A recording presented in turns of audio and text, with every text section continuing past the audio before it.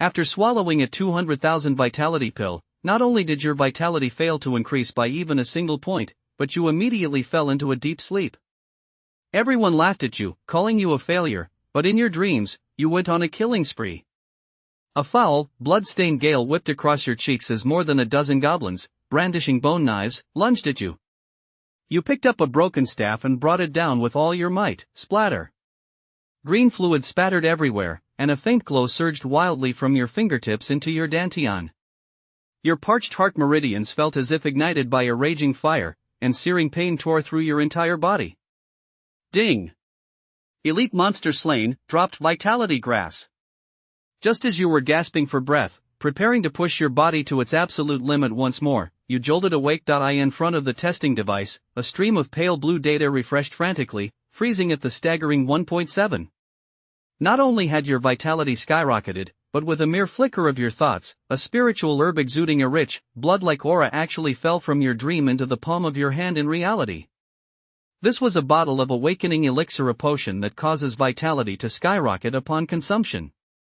As the good-for-nothing of the entire family, with a vitality of only 0.8, you didn't hesitate to down this 200,000 credit vitality potion in one gulp. But under the watchful eyes of your entire family, not only did your vitality fail to rise even slightly, but even the 0.9 vitality you had just possessed vanished completely, turning into black smoke. Now you've completely disappointed your family and become a total failure. Just as you're feeling disheartened and ready to sleep forever, you're suddenly pulled into a dream. The onslaught of goblins and minor monsters leaves you no time to think. You can only focus on slaughtering them. After slaying 100 goblins, you suddenly feel your entire body's vitality surge, as if it's gone mad, and burst forth from your heart meridians in an instant. You jolt awake from the dream, only to discover that your vitality has reached heights you never imagined. Chapter 1, High Martial World.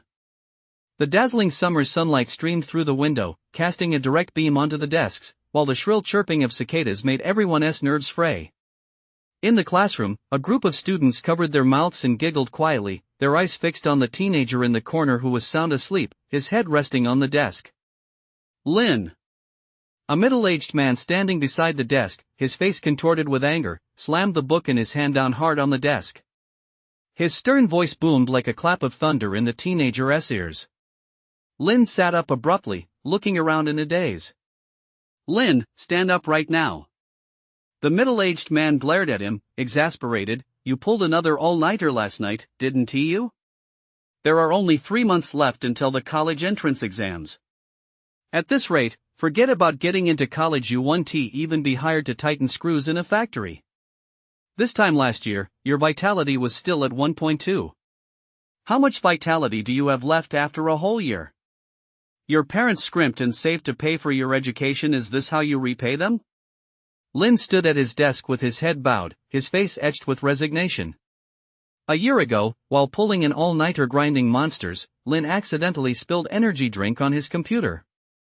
After a flash of sparks, he found himself transported to this parallel world, where he had taken the place of this world's Lynn. Do you remember when the martial path first originated?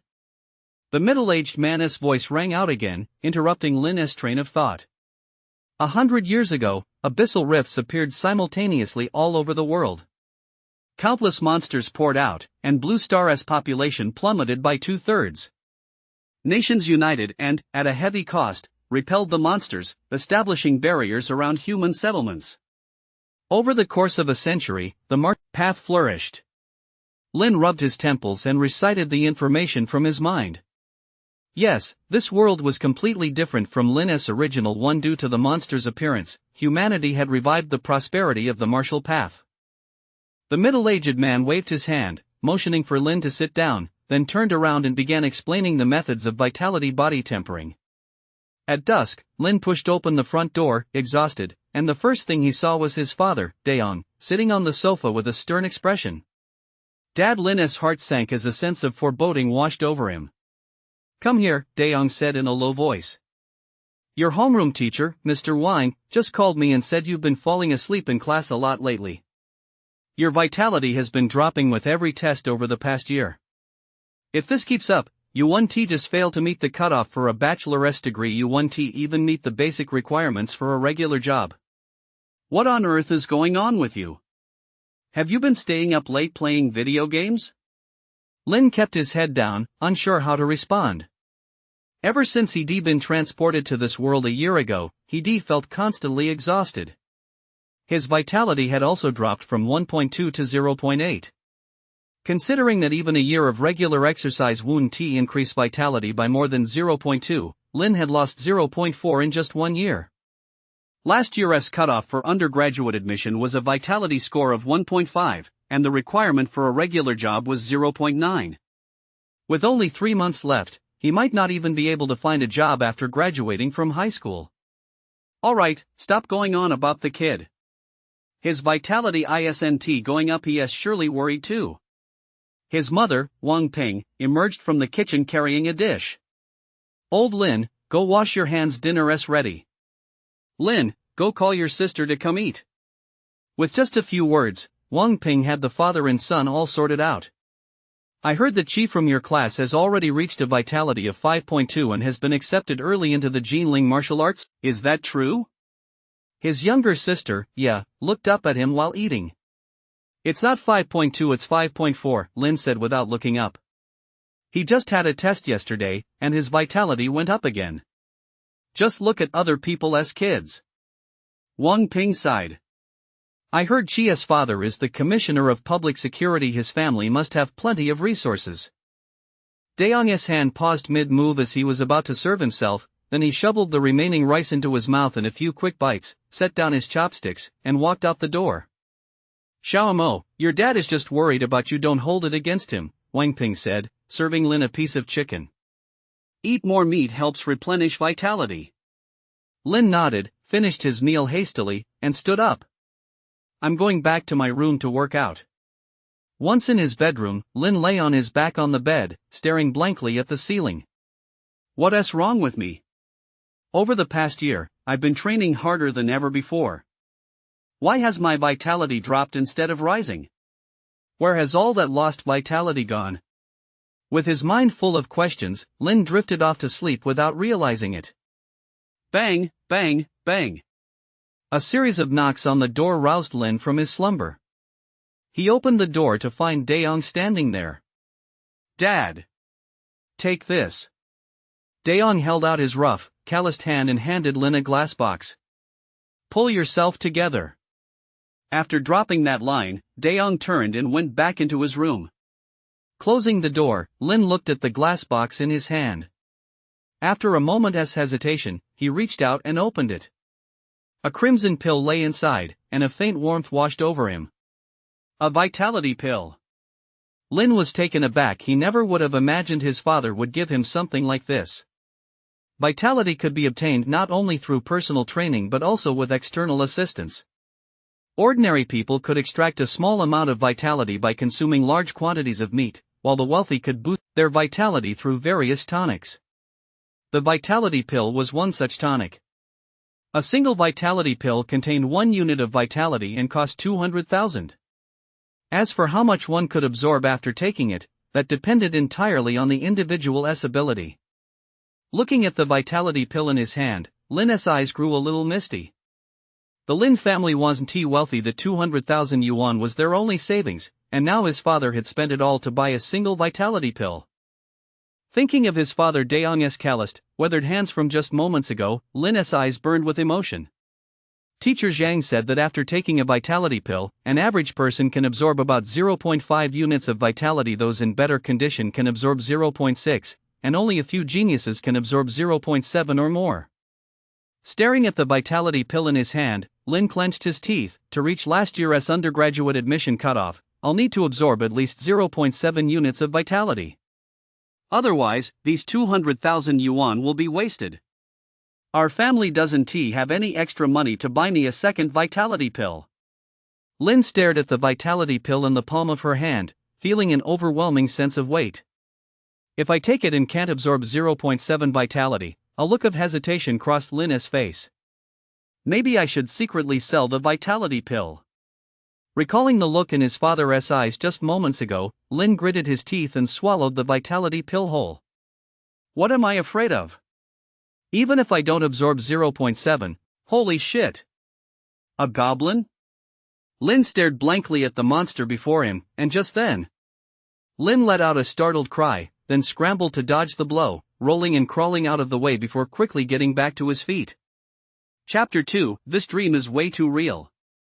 The goblin, wooden club raised, drooled as it squealed and babbled at Lin. Lin frowned as he eyed the goblin closing in on him, but then heard footsteps behind him. He spun around just in time to see another goblin swinging a club down toward his head. The intense pain made Lin let out a startled cry as he clutched his head and ducked to the side. Even though it was a dream, the pain felt way too real. Smiles spread across the two goblins' hideous faces as they raised their wooden clubs and pointed them at Lin, gloating. "Isn't this a damn dungeon? I actually ended up in a dungeon in my dream? And it feels so real." Lin clutched his head, finally coming to his senses. But by then, the two howling goblins had already charged at him. "Damn it, I got electrocuted to death while grinding dungeons in my last life. My power plummeted after I was reincarnated and I got mocked, and after finally getting my hands on a vitality pill, I fell asleep before I even had a chance to absorb it. My life is already a mess, and now I'm in a dream and still getting mocked by you little mobs." Having been hit with a club out of the blue and taunted by the goblins, the pent-up frustration in Lin's heart erupted all at once. "Die, you bastards." Lin picked up a rock from the ground and smashed it down on one of the goblins' heads. Instantly, the goblin's skull split open, oozing a bright green liquid. After taking down one goblin, Lin bent down to pick up the wooden stick that had fallen to the ground and charged at the remaining goblin. Uppercut. Imitating the skills I used to clear dungeons in my life, I brought the stick down hard on the goblin's jaw. The goblin let out a blood-curdling scream, cursing as it raised its own stick and swung it toward my head.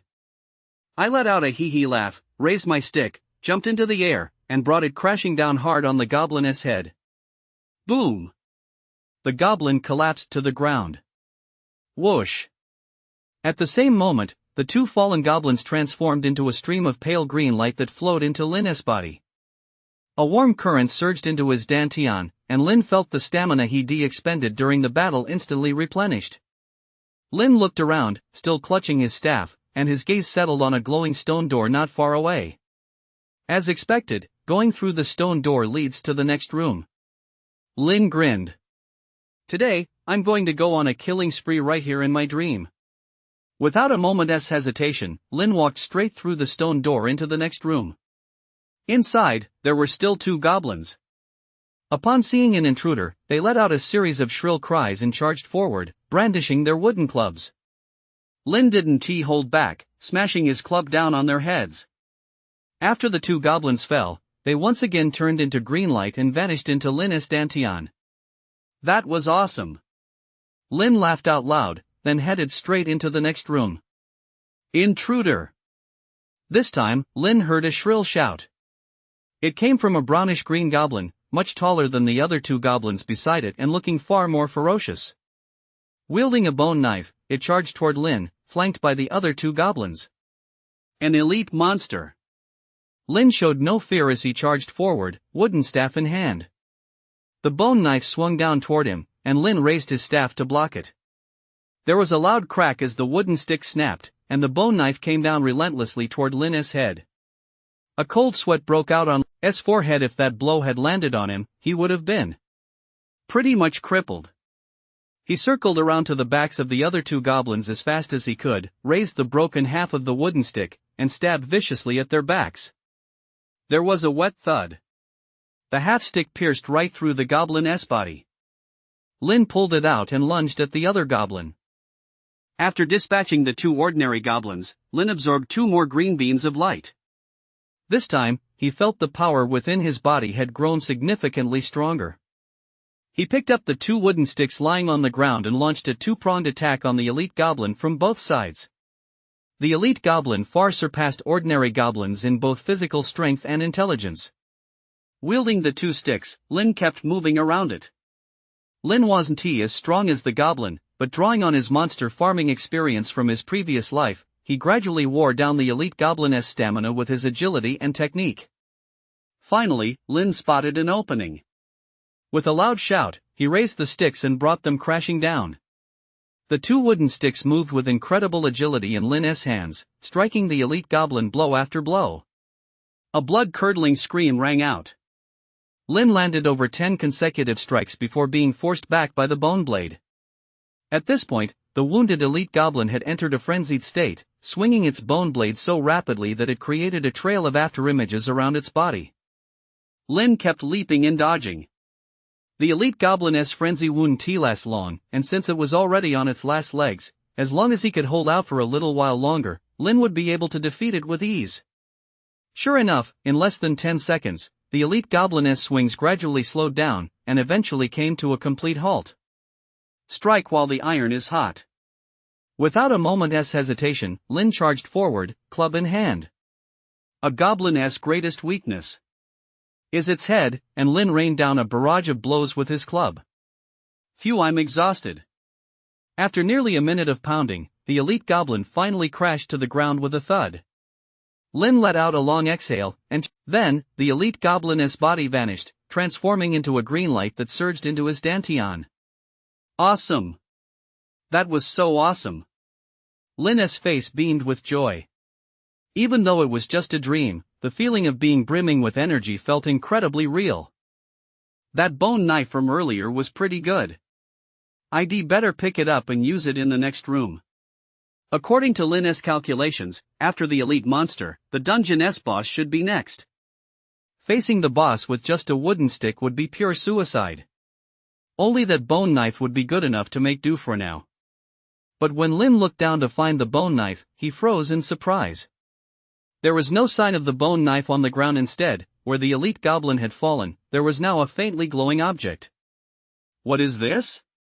Lin picked it up in confusion, and the item description immediately appeared in his mind. Vitality Grass. This dream is way too realistic. Defeating an elite monster even gives a drop reward. Lin chuckled softly. Vitality Grass was an essential ingredient for crafting vitality pills, and it was extremely expensive. If these 3 stalks of Vitality Grass were sold in the real world, they'd fetch at least 210,000. Too bad it's just a dream. Lin sighed regretfully, gazing at the stone door glowing red. Without the bone knife, looks like I'll just have to go at it head-on with a wooden stick. Lin let out a loud shout and charged toward the gate. Boom! Unlike before, this time Lin didn't manage to pass through the gate. Instead, it felt as if he crashed into a transparent glass wall. And his entire body was bounced right back. That hurts! Lin cried out in surprise and snapped his eyes open. The dungeon had vanished. Lin awoke from his dream to find himself lying on the ground. How long have I been asleep? Lin glanced at the time, and his heart sank instantly. It was already noon the next day. The effects of the vitality pill had worn off, and he hadn't even had time to refine and absorb it. He'd been asleep the entire time. 200,000 down the drain. Thinking of his father's gaze and calloused hands from earlier, Lin felt an indescribable sense of guilt. Lin's face turned ashen. He had no idea how he was going to face his parents. Bang! Bang! Bang! How much longer are you going to sleep? Just then, Yet's voice rang out from outside the door. Chapter 3, Vitality Skyrockets. As he opened the door, he saw Yet's face, cold and laced with disgust. Dad gave you the vitality pill so you could use it for cultivation, not so you could fall asleep after taking it. I really don't understand why Dad wastes so much money on you. With that, Yet turned away coldly and sat down at the dining table. Lin didn't say anything. He knew Yet had always resented the family for wasting too many resources on him. After all, Yet had just turned 16 this year, and her vitality had already reached 0.9. If that vitality pill from last night had been given to her, her vitality might have already surpassed 1.6 by now. But now it had been wasted on Lin for nothing. Where's Dad? Lin asked his mother, Wang Ping. Your dad found another part-time job for lunch. He'll earn 100 yuan for just 2 hours of work. Wang Ping smiled. That's an extra 3,000 yuan a month, enough to buy quite a bit of meat. You two are at the age when your vitality is growing. You need to eat well and build up your strength. Shoya, your dad gave your brother a vitality pill yesterday, but don't think we're playing favorites. When you're in your senior year of high school, we'll give you a vitality pill too. Even without a vitality pill, I'll still get into a top provincial university. Ya muttered under her breath, glancing briefly at Lin. Lin, however, kept his head down, mechanically shoveling rice into his mouth. A pang of bitterness up inside him. Daeong had been working 2 jobs just to support the 2 of them. He'd already worn his body out, and now he'd actually taken on yet another job, just to earn an extra 3,000 yuan. And yet last night, he'd squandered 200,000. 200,000, just think of how much backbreaking, exhausting labor his father would have to do to earn that. Xiaomo, why are you eating so much today? I don't usually see you eat this much. Wang Ping's voice was full of surprise and delight. Could it be that the vitality pill is working? Hurry up and finish your meal, then go test your vitality. Lin snapped back to reality and realized he'd already polished off the huge bowl of rice in front of him. Wang Ping had already taken the bowl from his hands and was preparing to serve him a 4th bowl. He didn't eat breakfast. Isn't it normal for him to eat a bit more at lunch? Ye spoke without looking up. Given his natural talent, if that vitality pill absorbs even 0.4, it'd be like the sun rising in the west. Lin said nothing. He didn't dare tell his mother that after swallowing the vitality pill last night, he'd slept straight through the night and hadn't had any time to absorb it. Forget 0.4, he probably hadn't even absorbed 0.1. Xiaomo, don't listen to your sister's nonsense. Whatever you can absorb is fine. Wang Ping said with a gentle smile. Before your practical training class this afternoon, go ahead and check your vitality. Lin nodded, finished his 4th bowl of rice, and got up to head outside. Aren't you going to rest a bit before heading out? Wang Ping's voice rang out behind him. I have combat training this afternoon and can't be late. I'm going to get ready early, then check my vitality on the way back, Lin explained before leaving the house. What's the point of preparing? You're just going to get wiped out by a genius like Chi anyway, Ye muttered. After leaving the residential complex, Lin didn't head straight to school. Instead, he took a detour and arrived at the Jinling Martial Arena. The Martial Arena was an official facility established by the Martial Alliance in various towns, offering services such as vitality measurements, martial path matches, and medicinal trade. Hello, student. Welcome to the Jinling Martial Arena.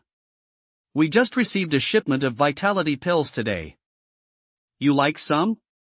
As soon as he walked in, the receptionist greeted him with a beaming smile.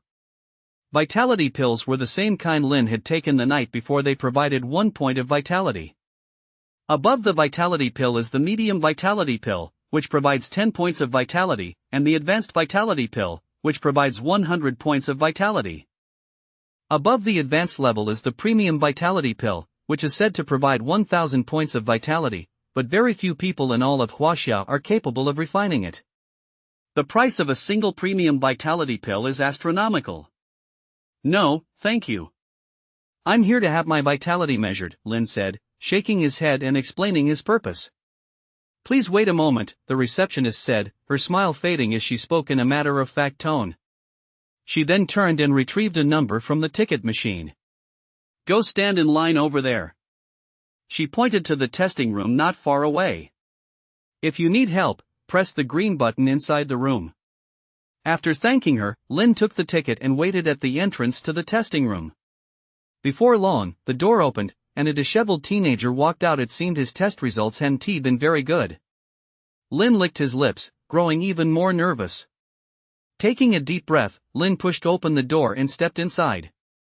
The vitality scanner was a machine resembling a computer. To take a reading, all you had to do was place your palm on the transparent sphere at the top of the device.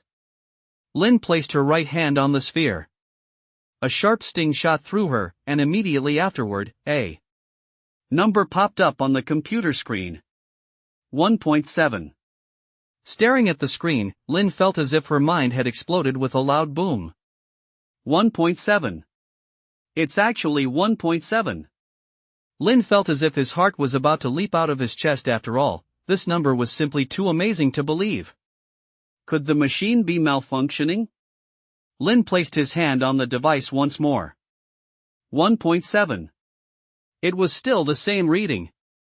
A full 0.9 increase in vitality. Based on experience, absorbing more than 0.7 from a single vitality pill is the mark of a genius. And I absorbed 0.9.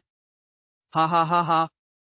Lin couldn't help but burst out laughing, his heart racing with excitement.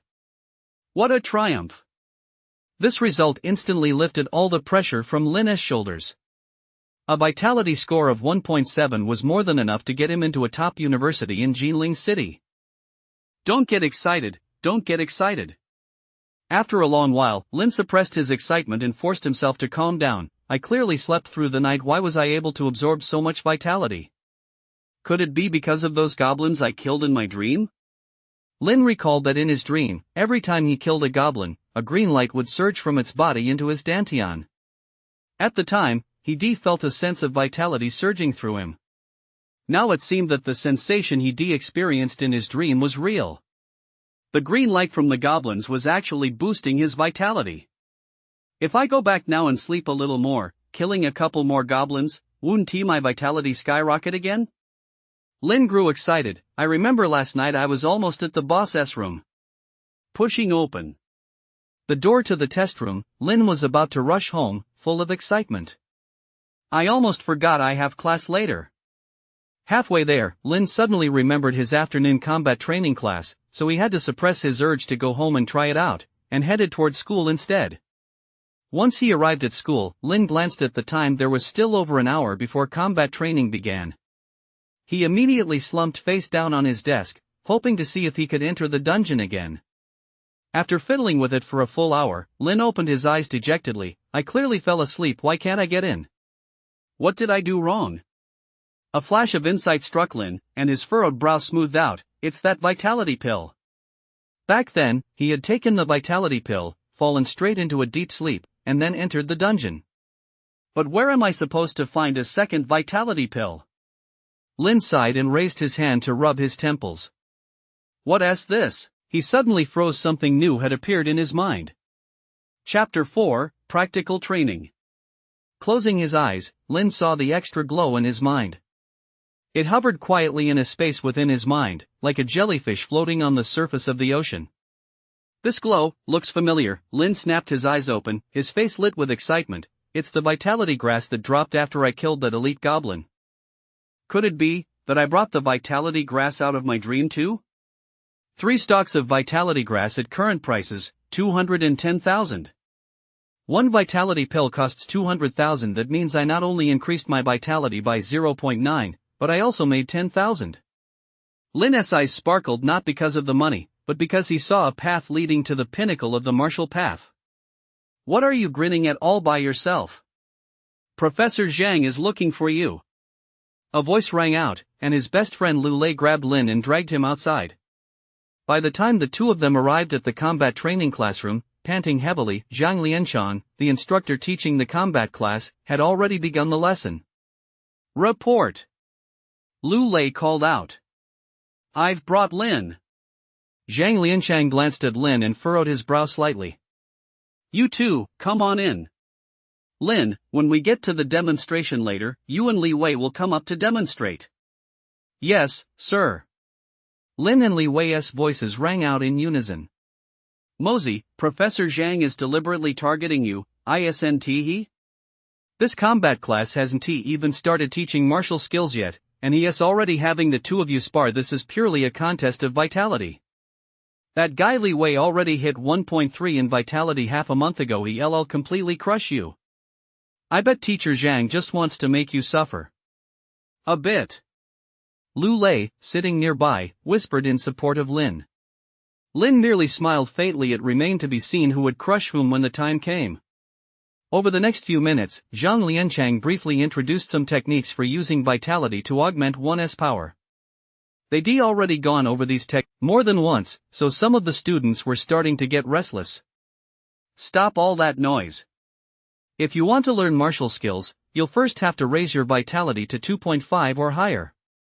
Once you're in the advanced combat class, there'll be plenty of martial skills for you to choose from. Just look at Chi over there. He has already started training in the adamantine finger. As for the rest of you, even 10 of you together won't stand a chance against him. Zhang Lianshan glared at the group and shouted. How can we compare to Qi? His family is rich, he gets to take one vitality pill every month. Lu Lei muttered under his breath, if I had a rich dad, my vitality would be skyrocketing right now. The vitality pill can only boost your vitality, but real combat experience comes from practice. Someone like you, even if you used vitality pills to stack up your vitality, would still just be a high vitality good for nothing. If a monster showed up, you'd be the first one it devoured. Zhang Lianshan pointed at Lu Lei, speaking with the frustration of someone who saw potential but no results. Lu Lei stuck out his tongue, lowered his head, and didn't dare to talk back. Zhang Lianshan snorted coldly, his gaze settling on Lin. Alright, let us begin the practical drill. The 2 students I mentioned earlier, come up now. From the crowd, Li Wei, standing nearly 1.8 meters tall, stood up and walked to the center of the arena. Why do I feel like Li Wei's vitality is even more intense than before? I wouldn't have noticed if UNT mentioned it. I can actually sense some pressure coming from him. Several students looked at Li Wei standing on the platform and couldn't help but gasp in surprise. Zhang Lianshan had clearly noticed the change in Li Wei as well, so he smiled and asked, what is your vitality level now? 1.5. Li Wei lifted his chin slightly, a hint of pride on his face. 1.5. Wasn't he at 1.3 half a month ago?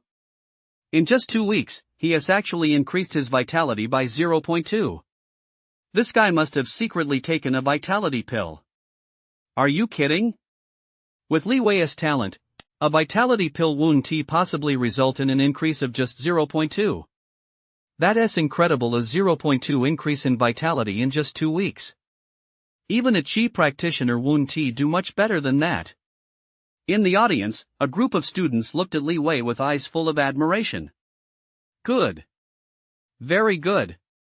Zhang Lianshan smiled, patted Li Wei on the shoulder, and said, work hard for the rest of the time and aim for a spot at a top provincial high school. If your family can afford it, go ahead and buy a vitality pill. Don't worry, Teacher Zhang. I won't let you down. Li Wei nodded, feigning composure, though the pride on his face was impossible to hide. Mosey, you'd better hope for the best. Lu Lei cast a pitying glance at Lin and murmured. Lin smiled, stepped forward, and stood in front of Li Wei. TSK, Lin's vitality score on the first semester test was 0.8, almost half of Li Wei's. He is probably going to get crushed. Lin used to be a genius, but who would have thought his vitality would drop to 0.8 in just 1 year? The battle hadn't even started yet, but the crowd below had already begun whispering among themselves, as if they could already picture Lin getting beaten to a pulp. Don't worry, Lin. I'll go easy on you, Li Wei said with a smile. No need. Go ahead and give it your all. Lin shook his head. I won't hold back. Go easy on me? Li Wei froze for a moment, almost doubting he heard correctly. But seeing the serious look in Lin's eyes, Li Wei couldn't help but scoff inwardly. In that case, I'm afraid I'll have to take the liberty. Li Wei sneered and charged toward Lin. Although he hadn't studied any martial skills, his strength boosted by vitality exceeded that of the average person. Lin, meanwhile, shifted his left foot slightly backward, assuming a fighting stance.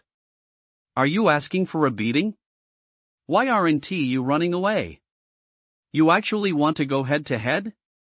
Lin, get out of the way. Lu Lei couldn't help but shout. Meanwhile, Zhang Lianshan silently made his way to the first aid kit nearby. Once the fight was over, he would rush over immediately to clean Lin's wounds and bandage him up. Whoosh! Just then, Li Wei had already charged right up to Lin and swung his fist straight at Lin's face. Boom! A dull thud echoed, followed immediately by a figure flying backward and crashing heavily to the ground. He took him out in one move? Lin is way too weak. No wait, that was Li Wei who got sent flying. It took several full seconds for everyone to realize that the person sent flying was actually Li Wei. At that moment, Lin was still in the middle of his kicking motion, his mind replaying the sheer power of that kick. 1.7 vitality, it actually more than doubled my strength.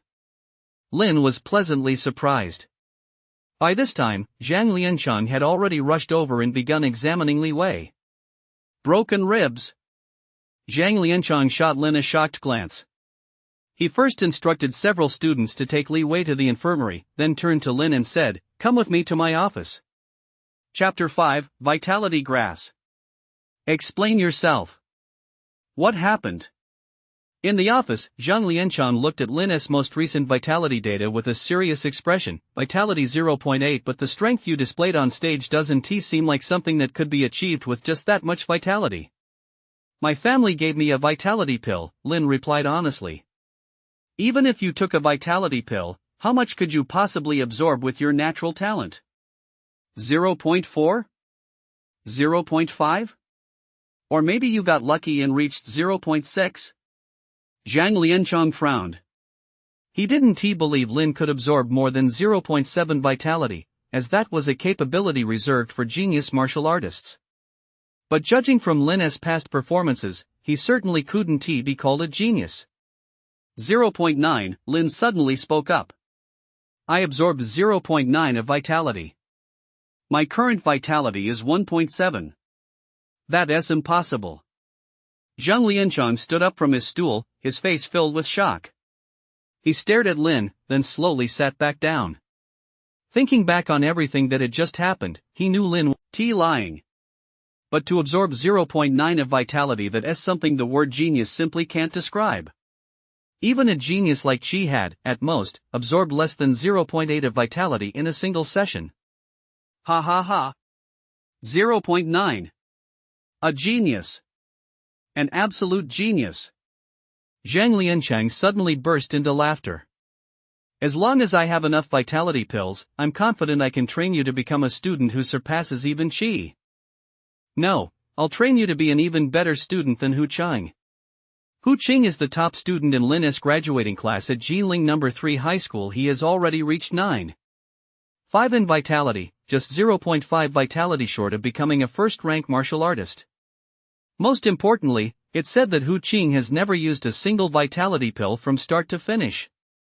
In other words, as soon as Hu Qing takes a vitality pill, he'll be able to take that final step and become a martial artist at any time.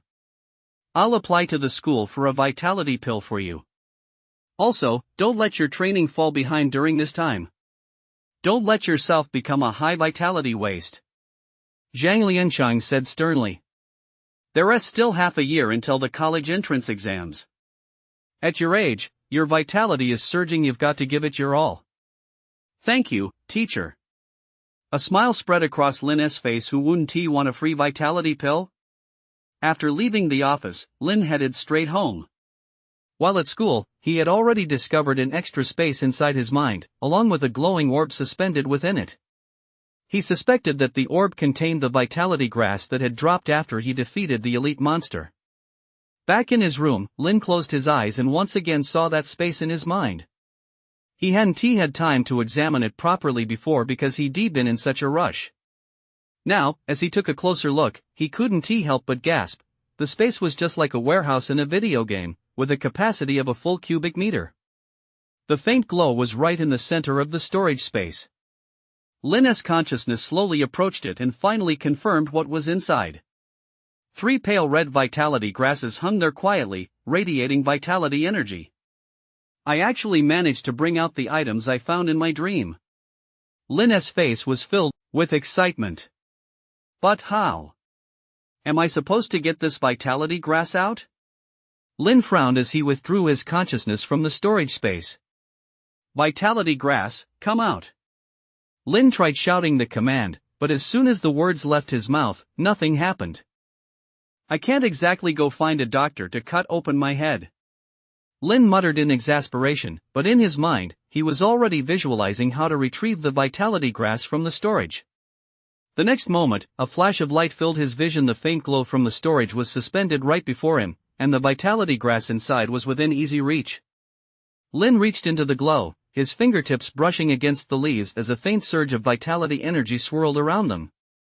He grabbed 3 stalks of vitality grass in one swift motion, and a smile finally spread across his face. Vitality grass can't be stored for long. It's still early, and the martial arena isn't closed yet. I'll sell these first, then buy a vitality pill. Lin headed out the door with his backpack slung over his shoulder. Hey, classmate, it's you again. The young woman at the front desk recognized the handsome young man standing before her at a glance. He'd just been there once at noon. Let me tell you, young man, your vitality 1T change in just half a day, she said with a smile. Of course, if you buy one of our vitality pills, that's a different story. I'm here to sell something, Lin said with a smile. Could you please give me a number? Selling something? The receptionist eyed Lin up and down, then pulled a number for him from the machine. There aren't many people over there, just head straight over. After thanking her, Lin took his number and entered the trading area. Hey, are you here to buy our vitality pill? The staff member at the trading counter asked with a beaming smile. I'm here to sell something. Lin pulled 3 stalks of grass out of his backpack. Where did you get these, student? The staff member eyed Lin and couldn't help but stand up from his seat. Do I need to provide proof of origin to trade here? Lin asked calmly. No need, the staff member laughed. I'm just curious. Please wait a moment while we test the residual potency. Residual potency indicates the freshness of medicinal herbs. The higher the percentage, the better the quality. A few minutes later, the staff member returned with a delighted expression. Student, the residual potency of these 3 vitality grass plants is all over 90%. They're top-grade herbs. Our purchase price here is 80,000 per plant. If you're okay with that, we can transfer the funds right now. With an extra 30,000 yuan coming out of nowhere, Lin was naturally delighted. However, this also made Lin realize something else. The warehouse that had appeared in his mind could preserve the medicinal properties of the herbs to the greatest extent possible. In other words, if Lin brought the light orb to the martial arena and then retrieved the vitality grass from it, the measured residual potency would certainly be even higher. Looking at the extra 240,000 on his phone, Lin didn't hesitate to buy a vitality pill. As he left the martial arena, Lin's pace quickened considerably. When he got home, dinner was already ready. I just heard from your mom that your appetite has increased quite a bit. Is it because the vitality pill Dad gave you is working? Dayon looked at Lin, his face full of anticipation, and asked, how much vitality did you absorb? About 0.9. Lin didn't hide anything and simply stated the actual figure. You only absorbed 0.1? His younger sister Ya, standing nearby, couldn't help but raise her voice. I had a feeling you were a good for nothing, but I didn't expect you to be this useless. You've completely wasted 200,000. Her face was flushed with anger. If she'd been given that vitality pill during her senior year of high school, she was confident she could have boosted her vitality to over 8. Xiao Ya. Dayon glared at Ya, then turned to Lin and said, it's okay. If she absorbed 0.1, then so be it. At least she'll have a decent job after graduation. She won't have any regrets in the future.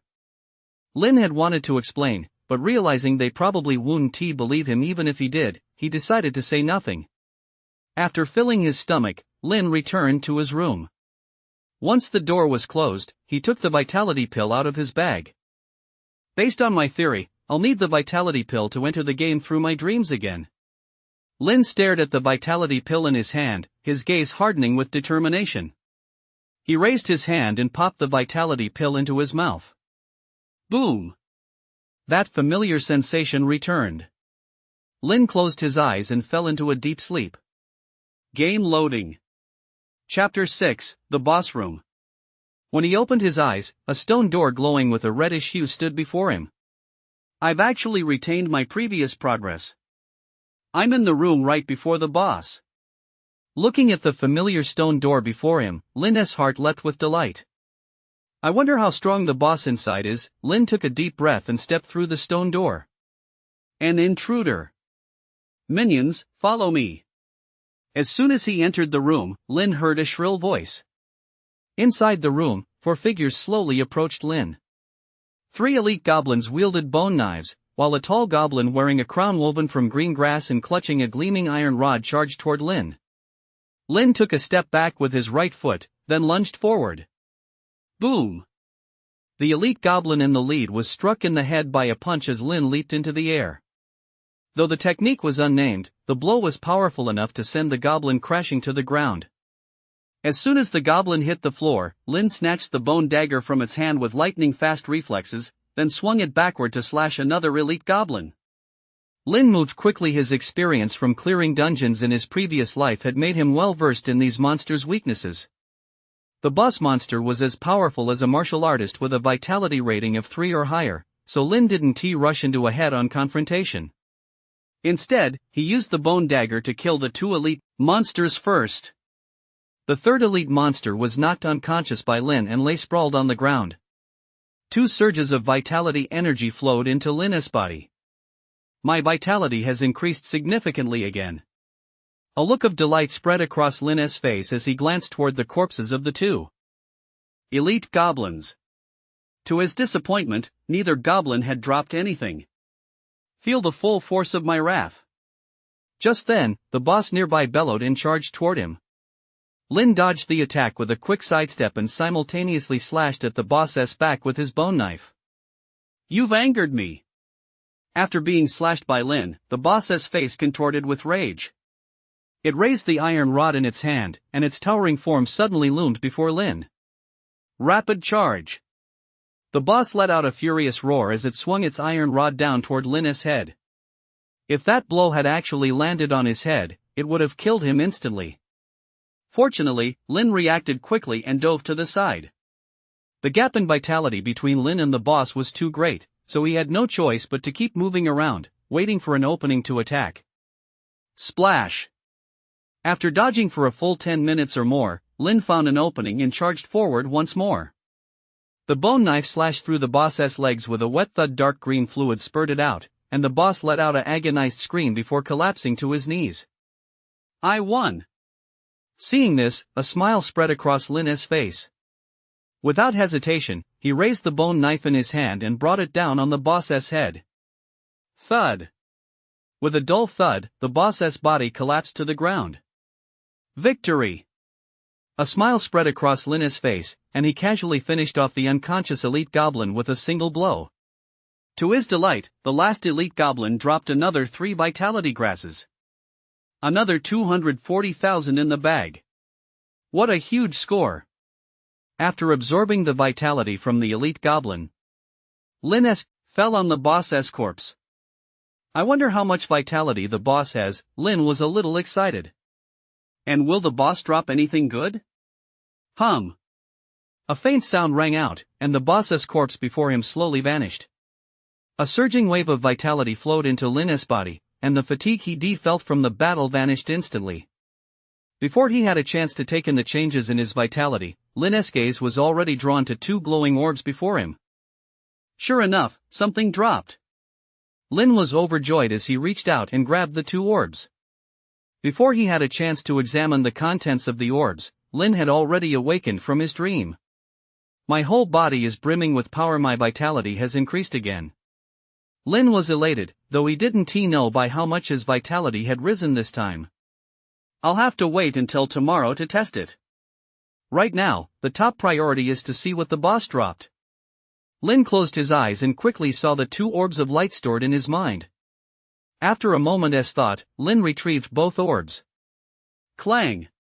With a soft clang, the item inside one of the orbs fell to the ground.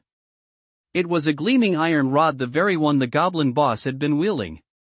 This is the goblin boss's weapon. Lin's eyes lit up. He picked up the iron rod and swung it casually a couple of times. Lin felt the vitality within him surge in response. A yellow rank, first-grade weapon.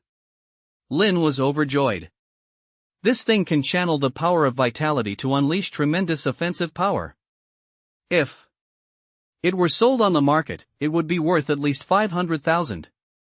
Lin thought for a moment, then put the iron rod away. This would be enough to last him until his vitality reached 10 points and he officially became a first-grade martial artist. Lin grabbed another glowing orb and took out its contents. It's a parchment scroll. Lin unrolled the scroll and skimmed through the text. Thunder breathing method? It teaches you how to breathe? Lynn looked at the text and fell deep in thought. I'll try practicing according to the instructions first. Thought for a moment, then immediately began practicing based on the instructions in the parchment. He crouched in the room, performing various hand movements while breathing at a specific rhythm. A minute later, Lynn's eyes lit up. The vitality inside me is surging, and there seems to be a force in my dantian that is constantly refining the energy within me, transforming it into vitality. Lynn quickly noticed the changes within himself and couldn't help but feel incredibly excited. Just 10 minutes later, Lynn's stomach began to growl. I'm so hungry. It hasn't even been that long since I ate. Lynn glanced at the time and couldn't help but laugh. It seems my hunch was right. Combined with this breathing technique, food is being converted into vitality much faster. This breathing technique is truly amazing. Lynn couldn't help but clench his fists. Gurgle. Just then, his stomach growled again. Lynn tiptoed into the kitchen, opened the fridge, and began rummaging through the food inside. Be gentle, that hurts. Just then, Lynn heard Daeong's voice coming from his parents' room. Lynn froze for a moment, then quietly took a few steps toward their room. You're just too honest. Your team leader is clearly picking on you, and you don't even know how to stand up for yourself. Such a heavy stone, why should you have to carry it all by yourself? Her mother, Wang Ping, called out in a voice filled with both complaint and concern. Keep your voice down, don't let the kids hear. Daeong said. I have no choice but to do it. He is looking for an excuse to fire me right now, and I can't give him any ammunition. Sai, you've been working so hard. His mother Wang Ping's voice came from behind him. Lynn's eyes grew moist. He took some food and returned to his room. Chapter 7, Under Surveillance. Awesome. Using the thunder breathing method, I didn't even realize a whole night had passed. My whole body feels great, and my dantian is brimming with vitality. Lynn stretched his body and stood up from his cross-legged position. After a night of cultivation, he could feel his vitality had increased significantly. After changing his clothes, Lynn opened the door and saw Ya standing there. Good morning. Lynn smiled and waved in greeting, then headed straight for the kitchen. After a night of cultivation, he felt like he was starving. Ya watched Lynn's back and couldn't help but furrow her brow. She sensed that Lynn's aura seemed to have changed. I must be imagining things. He wasted a vitality pill, how dare he even say hello to me? Ya gritted her teeth in frustration and followed him into the kitchen. Take your time eating. I'm heading out. Lynn had already polished off several bowls of lean meat congee in the kitchen. He wiped his mouth and opened the door to leave the house. No classes again today, he is definitely off to surf the web. Ya thought angrily as she watched Lynn's retreating figure. Once outside, Lynn headed straight for the Jinling Martial Arena. Young man, it's you again? The receptionist couldn't help but smile as she looked at the handsome young man standing before her. You aren't by any chance in love with me, are you? Coming to the martial arena every day just to see me? Too bad, I only like the strong. Once you become a first-rank martial artist, I might consider giving you a chance to pursue me. Thanks, sis. I'll definitely work hard. Could you please give me a ticket to measure my vitality? Lynn said with a smile. No need. Just go straight to testing room 8. It's still early, so no one's in there yet. I'm giving you special permission to skip the ticket. The receptionist said with a smile. After thanking her, Lynn walked straight into testing room number 8. Although he already had experience from last time, Lynn was still a little nervous once the test began. After the stinging sensation in his palm subsided, Lynn moved his finger away. The computer screen began to flicker, and then a number appeared. Lynn took a deep breath and fixed his gaze on the screen. 2.8. It's actually 2.8. Lynn was stunned.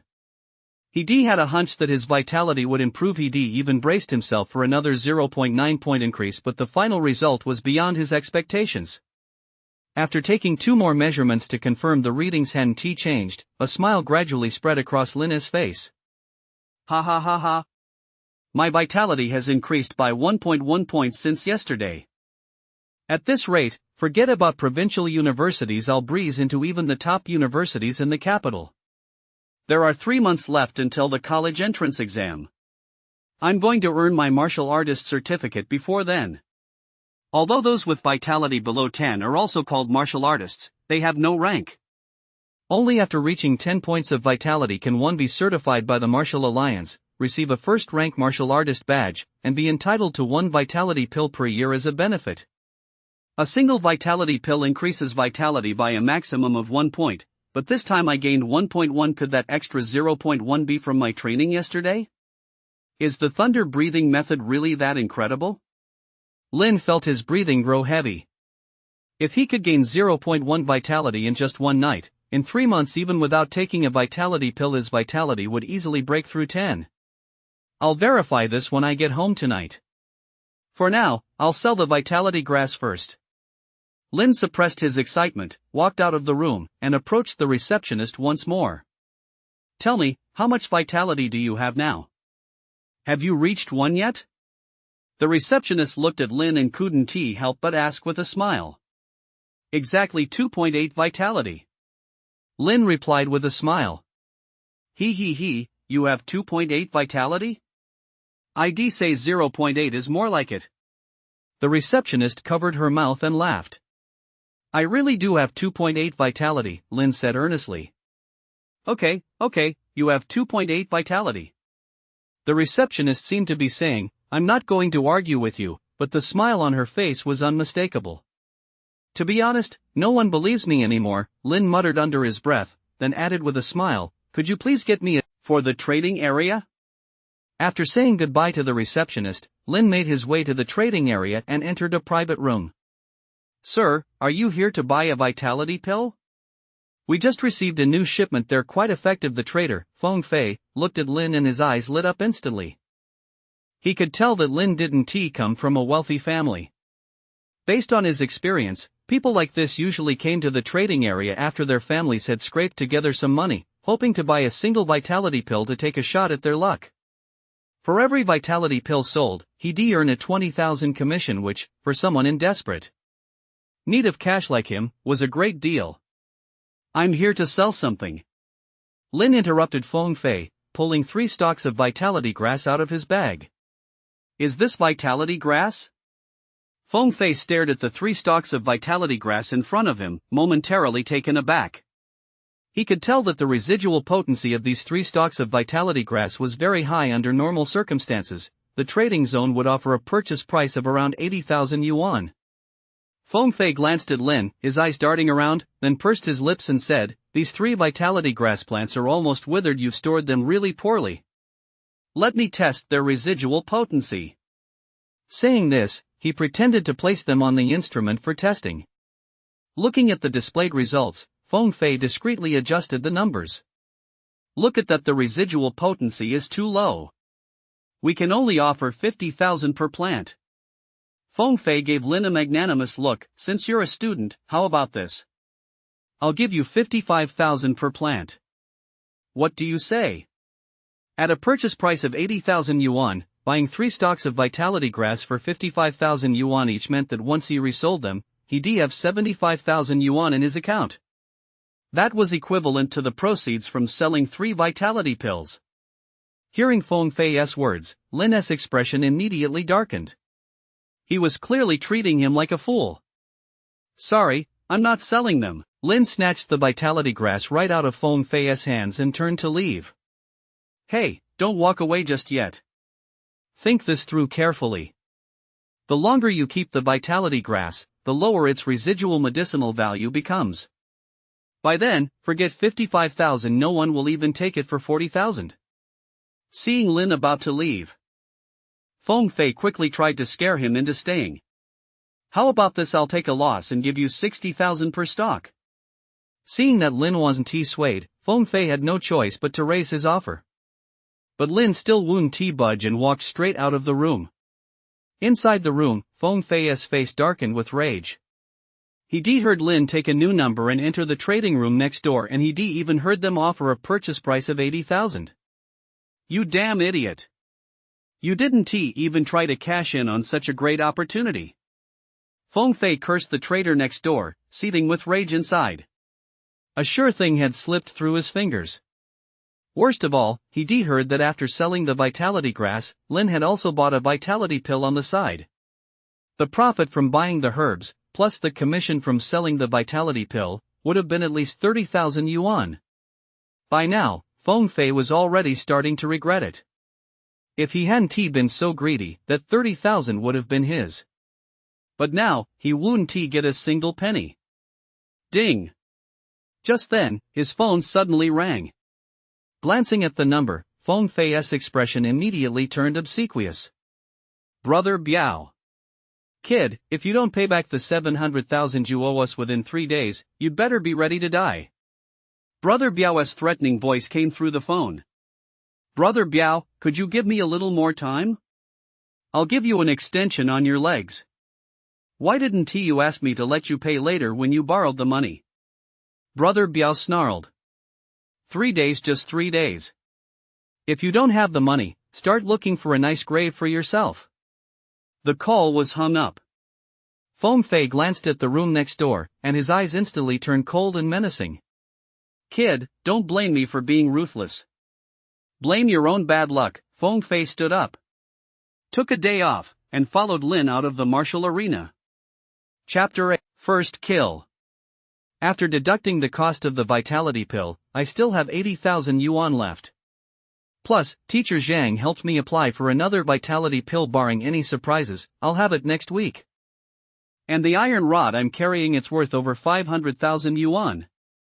All told, in just 2 short days, I've amassed assets worth over 1 million.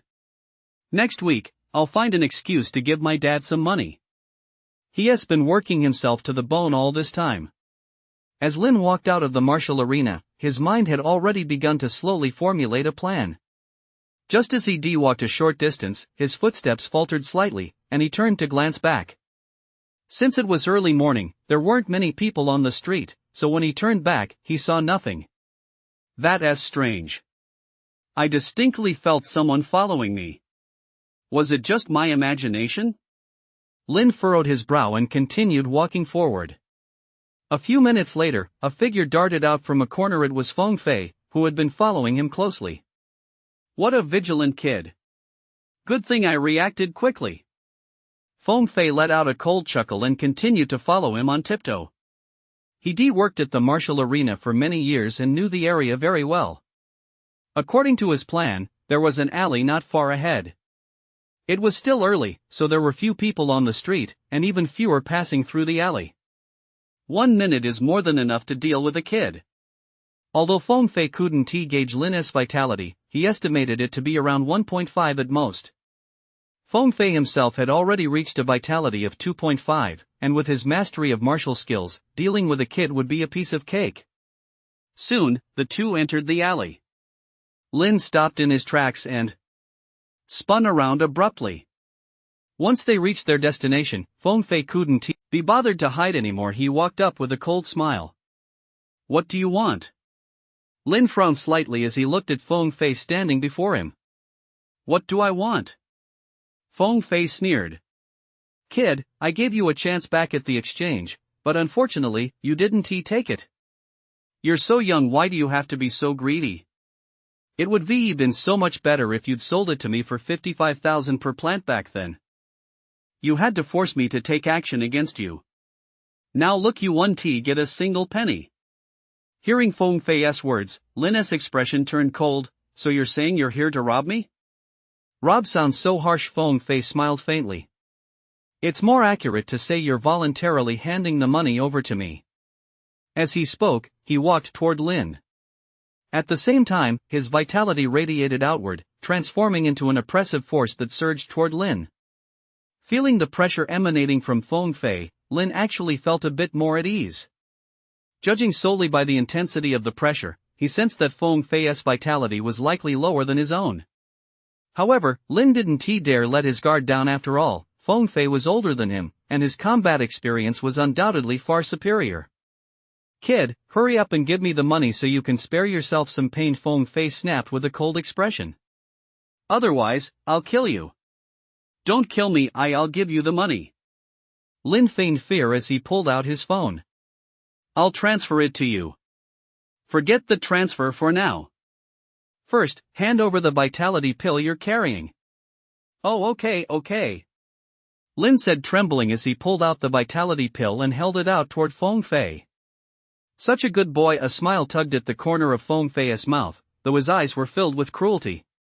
Lin had already seen his face. Even if he willingly handed over the vitality pill, Feng Fei wouldn't spare his life. Once he got the money and the vitality pill, he'd put Lin out of his misery. Good my ass. Just as Feng Fei reached out toward him, Lin suddenly snatched the vitality pill back and kicked Feng Fei squarely in the gut. Feng Fei's expression changed. He clearly hadn't expected Lin to dare strike him. You're asking for death. He sneered coldly and raised his hand to strike at Lin's feet. Boom! A dull thud echoed, and Feng Fei couldn't help but stumble back a few steps. His palm trembled slightly. The web between his thumb and index finger had actually split open, and bright red blood flowed steadily from the wound. How can your vitality be so high, you little brat? Feng Fei's face was etched with shock from that single collision. He could sense that Lin's vitality was definitely superior to his own. But just how old was Lin, anyway? At such a young age, he actually possessed a vitality rating of over 2.5. While possessing such high vitality at this age might not qualify him as a genius, it certainly showed remarkable talent. Lin felt a twinge of regret that his kick hadn't killed Feng Fei. Hearing Feng Fei's words, Lin deliberately put on a smug expression and said, I just took a vitality pill to boost it. You boosted it with a vitality pill? Feng Fei's heart leapt with joy the moment he heard this. A single vitality pill typically boosts vitality by about 0.5. In other words, even though this kid has high vitality, he probably hasn't had time to cultivate a martial skill yet.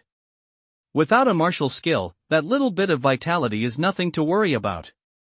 With that thought, Feng Fei immediately felt at ease. In that case, go die. Wind-splitting palm. Feng Fei barked coldly, swinging his arms to condense his vitality and channel it into his palms. His entire palm, accompanied by the howling wind, slammed toward Lin's chest. Lin's expression shifted slightly. Sensing the ferocious power emanating from Feng Fei's palm, he retreated 2 steps without hesitation. Crack! The strike missed, but the wind generated by his palm was powerful enough to crack a stone brick in the wall. It was clear that if that strike had landed on a person, they would have been left half crippled, if not dead. Kid, let us see how much longer you can keep dodging. Feng Fei barked coldly as he lunged at Lin once more. As Feng Fei charged toward him, Lin's mind flickered, and he immediately drew his iron rod. Seeing the iron rod suddenly appear in Lin's hand, Feng Fei paused for a moment, then sneered. A mere iron rod, he could snap it in two with a single palm strike. Lin raised the iron rod and brought it crashing down toward Feng Fei's head. Feng Fei recklessly raised his hand to block it. Boom! Crack! A dull thud was followed by the sound of shattering bones. Lin had poured all his strength into that single blow. The moment the iron rod made contact with Feng Fei's palm, it shattered his hand. At the same time, the rod's momentum didn't slow in the slightest. It continued hurtling straight toward Feng Fei's head. Thud! Feng Fei fell to the ground, eyes wide open, already lifeless. Lin stood there, holding the iron rod, panting heavily. This was the first time he'd killed someone. He felt fear, but he had not a shred of regret. He wasn't a fool. Since Feng Fei had chosen to rob him outright, he must have intended to kill him. If Lin hadn't killed Feng Fei, there was no guarantee Feng Fei wouldn't come after him later. Putting the iron bar away, Lin turned and walked straight out of the alley. There were no security cameras here. Even the Martial Arts Alliance would have a hard time tracing it back to him. Chapter 9, Getting Rich. After leaving the alley, Lin ran all the way home in one go. It was the weekend, and both his parents were out working. His younger sister, had also disappeared somewhere, so Lin was the only one at home. He rushed straight into the bathroom and frantically washed his hands with cold water. When Foam Fei's brain splattered, he clearly felt the warmth radiating from his hands. It was his first time killing someone. It was impossible not to feel nervous. Since I've already embarked on the path of a martial artist, killing and seeing blood is only a matter of time. Besides, he was the one who intended to kill me first. It only makes sense that I killed him. Lin looked up at his reflection in the mirror, took a deep breath, and his gaze slowly hardened. After composing himself, Lin returned to his room and resumed his training with the thunder breathing method. His vitality had now reached 2.8, so he could apply to study a martial skill when he went to school tomorrow. I wonder how much my vitality will increase after a day of practicing the thunder breathing method. Before he knew it, evening had fallen. Lin opened his eyes, sensed his vitality, and a look of delight spread across his face. My vitality has increased significantly again. Lin's eyes sparkled. The boost the breathing technique had given him was far greater than he had originally anticipated. After dinner, Lin returned to his bedroom. He pondered for a moment, then took out the vitality pill he'd bought that day. I was planning to rest for the night, but on the martial path, every moment counts. His encounter that day had instilled a sense of urgency in Lin. If he didn't become strong enough, he might be the one killed when facing even stronger opponents in the future. After swallowing the vitality pill, Lin fell into a deep sleep as usual. Game loading. 5 golden characters appeared in his mind, and immediately afterward, the screen shifted, revealing 3 options before him. Goblin Kingdom, Cat Demon Forest, Martial Arena.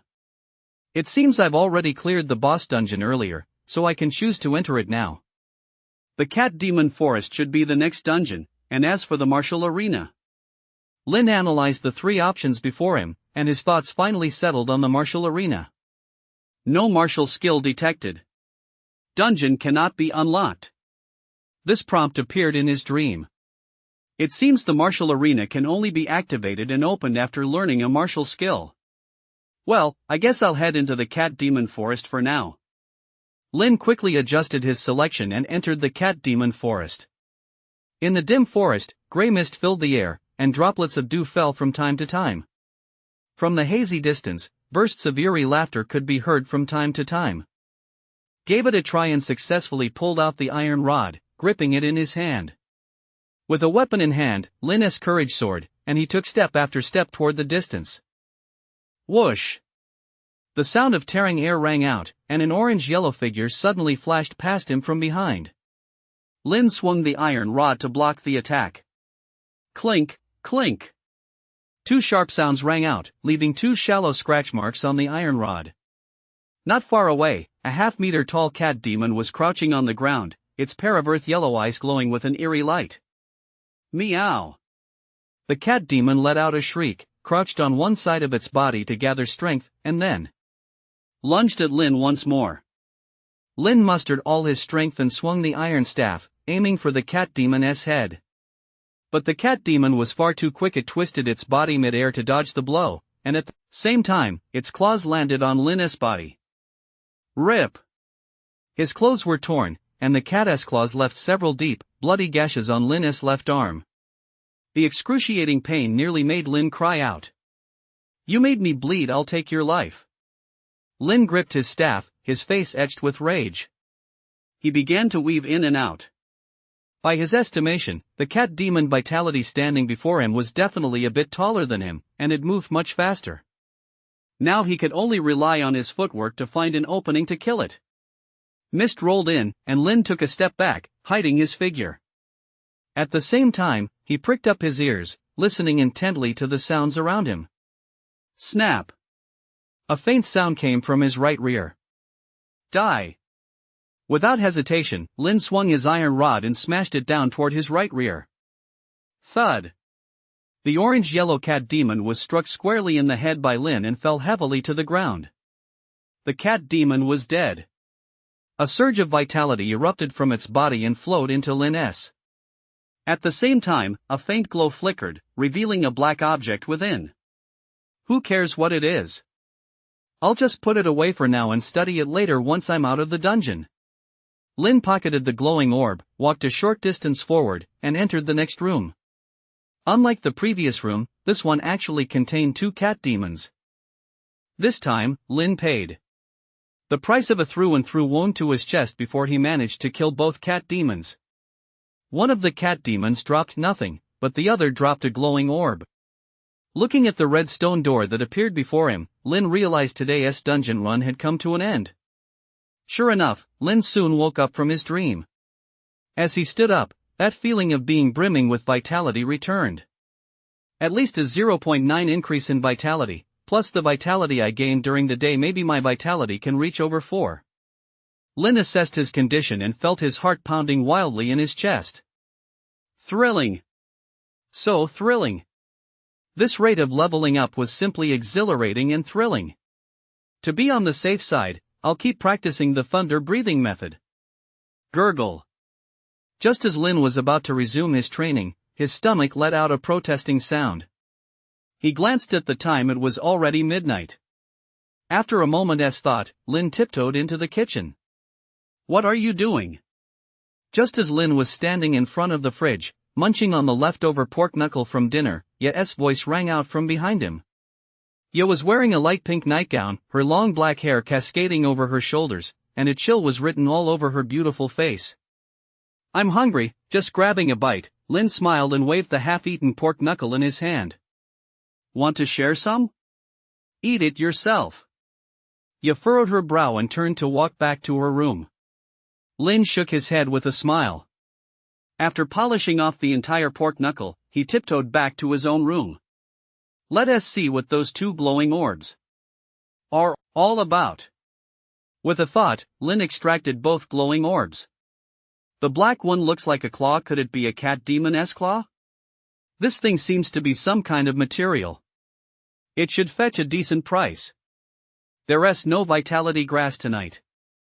I hope this claw is worth the price of a vitality pill. Lin put the cat demon's claw away again and turned his gaze to the other glowing object. It appeared to be another scroll. Could this be another valuable item, like a breathing technique? Lin felt his heart race. Although the thunder breathing method could accelerate cultivation, it probably didn't count as a martial skill. Otherwise, it wouldn't be impossible to even activate the martial arena. If only it were a martial skill. Lin thought hopefully some powerful martial skills could fetch astronomical prices. He grabbed the scroll, unrolled it, and his eyes widened. The recipe for the vitality pill. The scroll detailed the method for refining the vitality pill and recorded the optimal proportions for each ingredient. That doesn't quite add up. From what I know, 3 stalks of vitality grass usually yield only 2 vitality pills. Only a very few powerful alchemists can occasionally refine 3. But according to this scroll, 3 stalks of vitality grass can actually produce 4 vitality pills.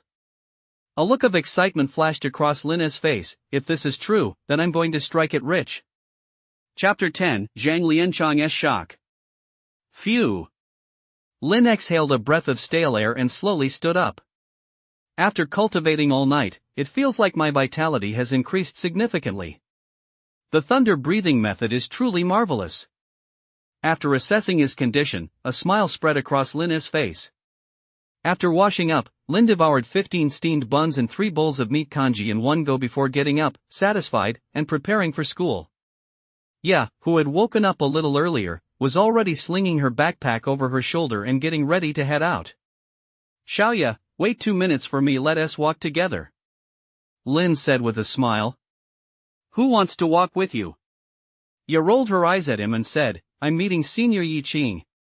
Do you think it's appropriate for you to tag along? Yi Qing? Lin was slightly taken aback. She was a prominent figure at school. Although her vitality was only 8.9 compared to Hu Qing's, when it came to actual combat ability, Yi Qing completely outclassed Hu Qing. Rumor had it that Yi Qing had already received offers from several martial path universities. Glancing at her silent older brother, Ya pursed her lips, opened the door, and left the house. Lin didn't care about Ya's attitude. He slowly packed his backpack and followed her out the door. As soon as they arrived at school, Lu Lei approached Lin with a mysterious look on his face and said, Let me tell you, something huge happened.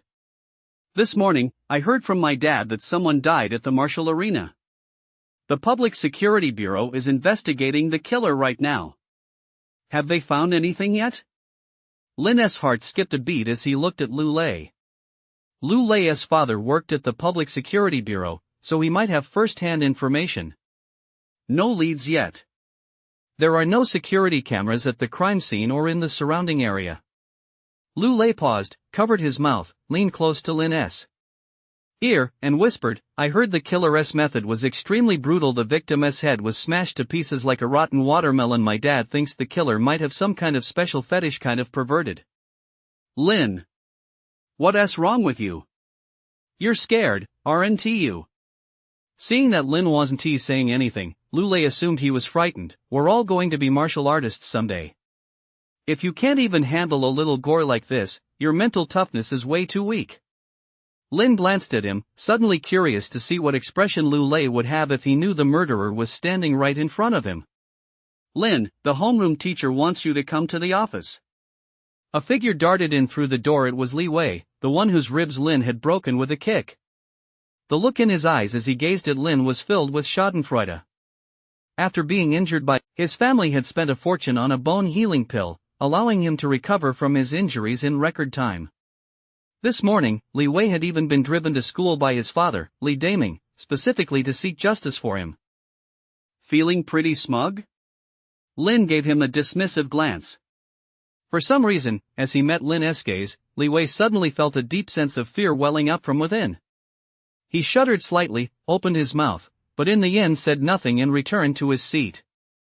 Upon arriving at the office, Lin knocked and entered, where he saw a middle-aged man sitting across from Zhang Lianchang. The middle-aged man bore a slight resemblance to Li Wei. Upon seeing Lin enter, a shadow of malice flashed across his eyes. "You're Lin?" Li Daming stood up and demanded harshly. Before Lin could answer, he strode over to Lin and raised his hand to slap him across the face. "Mr. Li, stop." Zhang Lianchang's expression changed. He hadn't expected Li Daming to suddenly strike.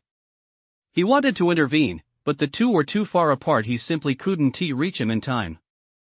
According to Zhang Lianchang's assessment, although Li Daming wasn't a martial artist and his vitality was only around 3, he held an absolute advantage over Lin. Not to mention, Li Daming had also trained in martial arts. Thud. Accompanied by a dull thud, Zhang Lianchang's heart sank instantly, and he instinctively charged toward Lin.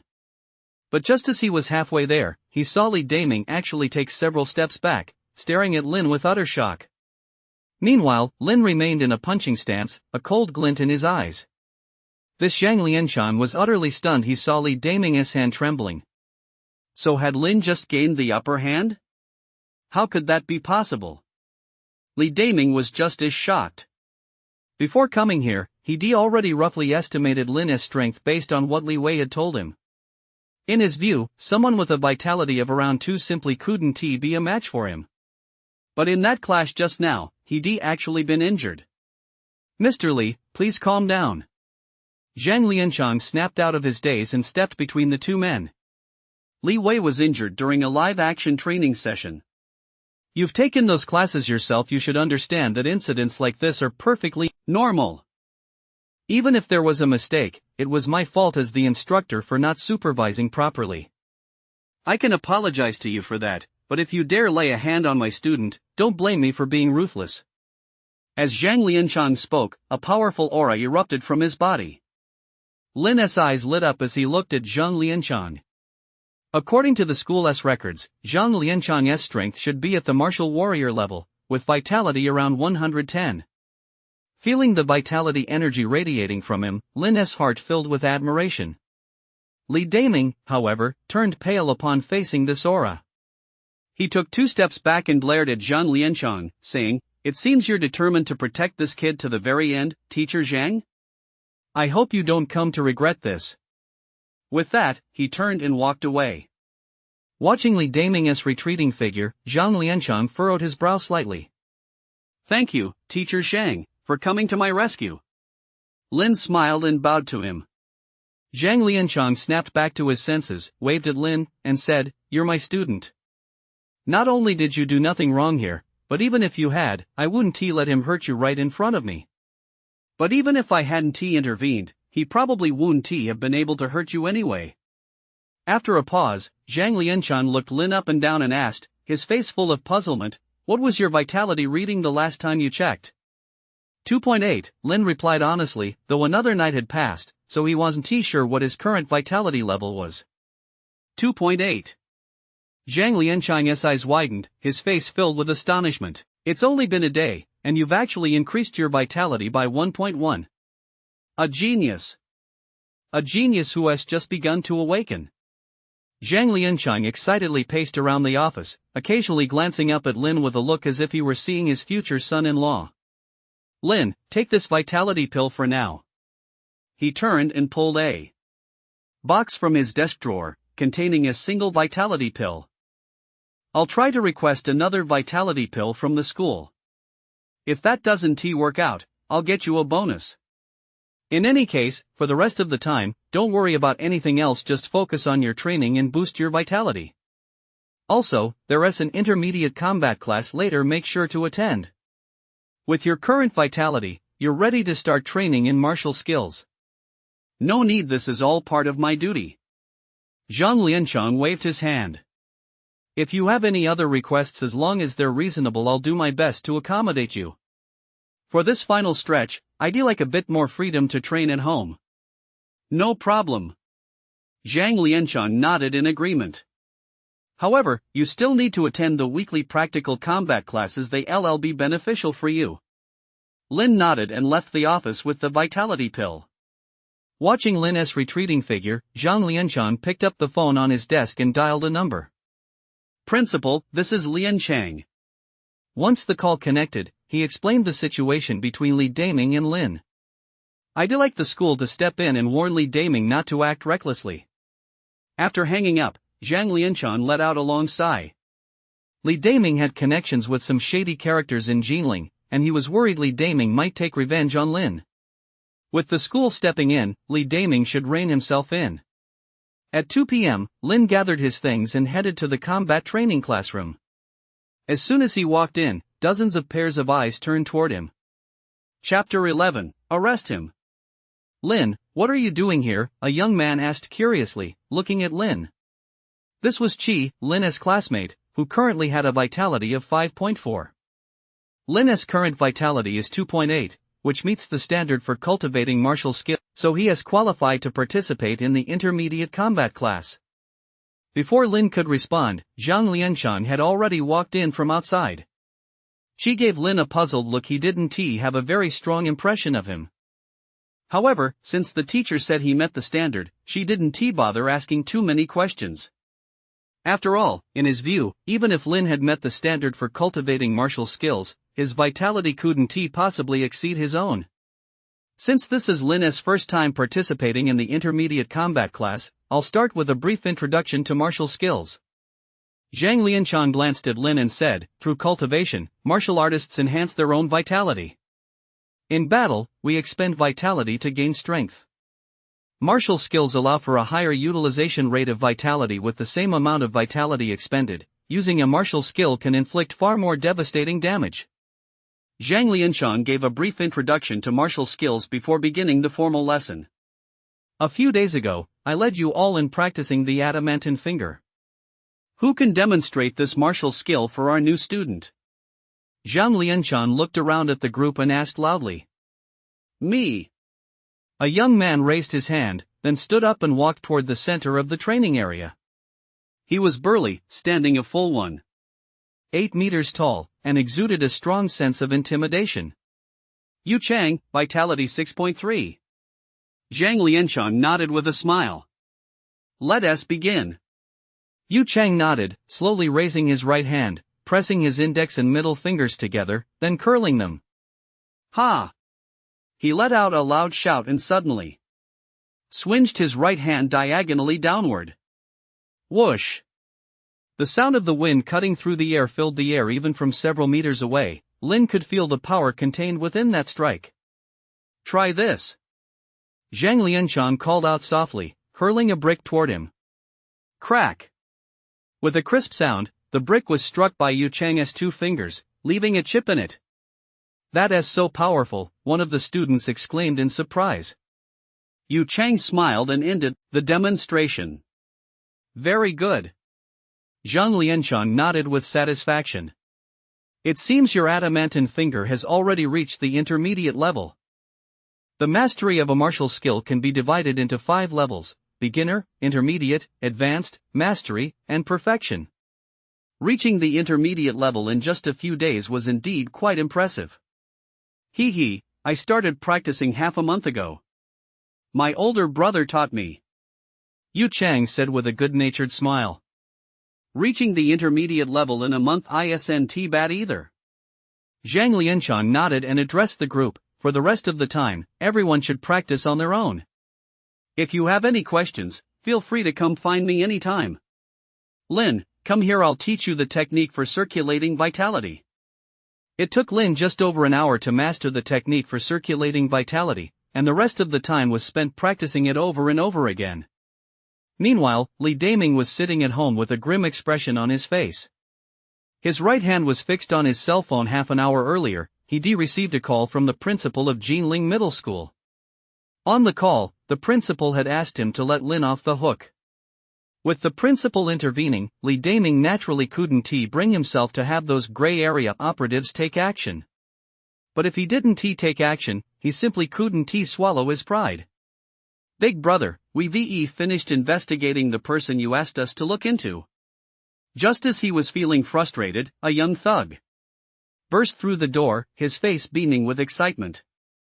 That guy named Lin comes from an ordinary family. His father lays bricks on construction sites and recently took on a manual labor job carrying packages. His mother works in a factory. She definitely has no connections whatsoever. After receiving the warning, Li Daming had his thugs to investigate Lin's personal background. In Li Daming's view, the fact that the principal had stepped in suggested Lin likely had some kind of background. But now it seemed he was just an ordinary person.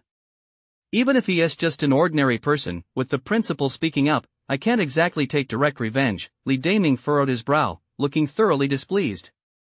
Oh, right, while we were investigating Lin, we also found an interesting video. The thug pulled out his phone with a mysterious look on his face and played a blurry video. The video was shot from a bird's eye view faintly visible in an alley. A young man could be seen smashing another person's skull with a stick. Is this how that martial arena staff member was killed? Li Daming asked, somewhat shocked. Where did you get this video? One of my guys and his girlfriend were looking for a thrill. They were having sex by the window while recording a video, and they ended up capturing this by accident, the thug said with a wicked grin. Boss, take another look. Doesn't this guy look just like that kid named Lin you asked me to investigate? At the thug's reminder, Li Daming's eyes lit up instantly. After watching the video a few more times, a look of excitement spread across his face. It's him. That's definitely him. Li Daming raised his hand and patted the thug on the shoulder. Excellent. You did a great job. Li Daming forwarded the video to his phone, his face twisted into a cold smile. With this footage, even if you've got the principal backing you, you're as good as dead. Martial Arena was a property of the Martial Alliance, and most of the staff there held affiliations with the Alliance. Anyone who dares to kill a Martial Alliance member will pay dearly. Even if they don't die, they'll suffer terribly. Let us go. Come with me to the Public Security Bureau. Li Daming stood up and led the thug toward the bureau. Alright, that's it for today's class. Everyone, make sure to practice diligently when you get back. After all, true geniuses are few and far between. There are no shortcuts to improving your martial skill proficiency, only constant practice. During the practical training session, Zhang Lianchang clapped his hands to bring everyone to a halt. Everyone, follow me to the measurement room to check your vitality. The school conducts vitality measurements every week. Those who qualify for the intermediate practical training class are considered the school's top students. Their vitality directly impacts the school's graduation rate, so it's of utmost importance the principal personally attends every measurement session. By the time the group arrived at the testing room, an elderly man in a suit was already waiting there. Principal. Zhang Lianchang stepped forward to greet him, pointing toward Lin as he spoke. That's Lin, the one I told you about. Very good. Principal Chen Xingji glanced at Lin and nodded slightly. I've already called Li Daming about him. Thank you, Principal. Zhang Lianchang breathed a sigh of relief. Let us get started. Chen Xingji nodded, signaling for everyone to begin the measurement. The first to step forward was Yu Chang. After his blood was drawn, a number quickly appeared on the computer screen. 6.4. Not bad. That SA 0.1 increase from last week. Keep it up. Zhang Lianchang nodded with satisfaction. Next. Lin was last in line, silently tallying everyone's vitality scores. Most people's vitality is above 5.2. I didn't expect Chi's vitality to have risen to 5.6 either. Lin thought to himself. Alright, last one, Lin. Zhang Lianchang glanced at Lin. Even though you were tested just this past weekend, let us do it again so the school can keep a record. Lin nodded and stepped forward to place his finger on the monitor. Boom! Just then, the door to the testing room was kicked open, and a group of security guards stormed in. The leader held up a photo, glanced at Lin, and shouted, "It's him. You guys, go grab him." Several security officers immediately charged toward Lin. Just then, a number slowly appeared on the computer screen. Chapter 12, You Can't Take Him Away. The sudden turn of events startled everyone.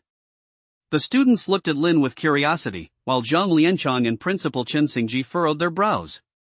As for Lin's test results on the computer, no one noticed them. Captain Wu, what is going on here? Chen Xingji turned to Wu Di, the captain of the security bureau. We have evidence proving that Lin is the murderer who killed the martial arena staff member. We need to take him in for questioning. In response to Chen Xingji's inquiry, Wu Di explained. Impossible. Zhang Lianchang exclaimed. Lin is still a student. How could he possibly have committed murder? Sir, we don't make arrests without evidence. Wu Di pulled out his phone and played the video provided by Li Daming. Even though the footage was blurry, everyone could still see that it was Lin who had killed Feng Fei. He really did kill someone. How terrifying! One swing of the staff. That guy from Martial Arena must have already cultivated a martial skill. It's unbelievable that Lin was able to kill him. The students present couldn't help but start discussing it, and some of them were already looking at Lin with a hint of fear in their eyes. Chi gave Lin a deep look. His vitality was higher than Lin's, but if he had been in Lin's situation at that moment, he knew he wouldn't have been able to remain as calm as Lin had. Lin, did you really kill him? Zhang Lianchang struggled to look at Lin. Do you have some reason for doing this? I killed him. Facing the video, Lin nodded decisively. He was the one who tried to kill me and steal my things. We'll discuss the details once we get to the Public Security Bureau. Wu Di raised his hand to interrupt Lin. Take him away. Several security officers immediately escorted Lin out. Zhang Lianchang instinctively wanted to follow, but Chen Xingji stopped him with a glance. Murdering a martial arena staff member, that's a very serious charge. Chen Xingji shook his head. Judging by the talent Lin had shown so far, he wasn't worth the school stepping in to save him. Zhang Lianchang's face darkened, but he eventually nodded. 4.1? Just then, Yu Chang, standing nearby, glanced at the number on the computer screen and couldn't help but exclaim, didn't teacher Zhang say his vitality was 2.8? Hearing Yu Chang's words, Zhang Lianchang shuddered and turned to look at the computer screen. 4.1. The red number stood silently on the screen, and Zhang Lianchang couldn't help but rub his eyes. He hadn't misread it, it was definitely 4.1. During the introductory combat class, his vitality was 1.5. The last time we measured it, it was 2.8, and now it's 4.1. Zhang Lianchang muttered to himself. It's only been a few days? 3 days. Principal, you can't let them take Lin away. Zhang Lianchang looked up at Chen Xingji. Lin is a genius. Nothing must happen to him. Chen Xingji was taken aback by Zhang Lianchang's expression. Furrowing his brow, he said, Teacher Zhang, I know you think highly of Lin, but the school isn't short on geniuses. There are over 100 students with a vitality of 4.1 or higher. But a week ago, his vitality was only 0.8. On Saturday, it was 1.5. Now, it's 4.1. Zhang Lianshan shouted as if he'd gone mad. In the entire school, how many students have this kind of talent? In all of Jinling, how many people have this kind of talent? What did you say? Chen Xingji couldn't help but widen his eyes, staring at Zhang Lianshan. A 2.6 increase in vitality in just 3 days? And his combat talent without having cultivated any martial skills, he was able to kill Feng Fei and hold his own against Li Daming's attacks. Zhang Lianshan said with a solemn expression. Keep him here. I believe Lin must have had a valid reason for killing that person. I understand. Chen Xingji's expression also turned serious. Follow me. The two rushed straight out the door, chasing after Wu Di. Whoosh! A 2.6 increase in vitality in just 3 days? Is that even possible? He must have taken some kind of pill. How many vitality pills did he take? Even if he did take vitality pills, he'd still need the ability to absorb them. If you take too many of the same kind, the absorption rate drops. As soon as Chen Xingji and Zhang Lianshan left, the entire combat training classroom erupted into a buzz of chatter, with a group of students discussing the matter in shock. You're only focusing on vitality, don't you care at all about his combat ability? Yu Chang said solemnly. When he killed Feng Fei, he must have just finished his vitality test. It was probably 2.8 at that time. I checked Feng Fei's records. His vitality was 2.5, and his martial skill proficiency had already reached the advanced level. Facing a Lin who hadn't cultivated any martial skills, Feng Fei should have been able to completely overwhelm him. But what was the final outcome? Those who had made it into the intermediate combat class were all top students at the school, and upon hearing Yu Chang's words, their expressions immediately changed. So strong. Some couldn't help but exclaim in admiration. He really is strong, but my vitality is higher than his, and I've been practicing martial skill for longer than he has. As I am now, I could absolutely crush him. Shi thought to himself. Combat prowess depends on the level of proficiency in a martial skill. And proficiency in a martial skill depends on natural talent, but even more so on the time spent cultivating it. Shi had been cultivating the adamantine finger longer than Lin, and his proficiency was now just a hair's breadth away from the intermediate level. He had absolute confidence that he could crush Lin. In fact, while the vast majority of students present were expressing their admiration, their inner thoughts were much the same as Chi's. Just as the students were reeling from Lin's strength, Chen Xingji and Zhang Lianshan had already caught up to Wu Di at top speed. Captain Wu, wait. Chen Xingji stepped forward and blocked Wu Di's path. You can't take him away. Wu Di looked at Chen Xingji and said with a smile, Principal Chen, aren't you putting me in a difficult position? You saw the video yourself. I have to take Lin with me. He killed someone from the martial arena. The martial arena belongs to the Martial Alliance. Even an ordinary staff member isn't someone you can just kill on a whim. So what if he is from the martial arena? I'd like to know why Lin killed him for no apparent reason. Zhang Lianshan, standing nearby, couldn't help but speak up. Captain Wu, until this matter is fully clarified, I won't let you take my student away. Chen Xingji said calmly. Wu Di's expression shifted slightly, and he said in a deep voice, Principal Chen, are you trying to make things difficult for me? As soon as the words left his mouth, several security guards standing beside Wu Di reached for the pistols at their waists. Chen Xingji glanced at their movements and smiled faintly. The people I intend to keep here won't be stopped by just a few pistols in your hands. However, I'm not an unreasonable person. Lin, please recount what happened at the time. Lin nodded and proceeded to recount the entire sequence of events.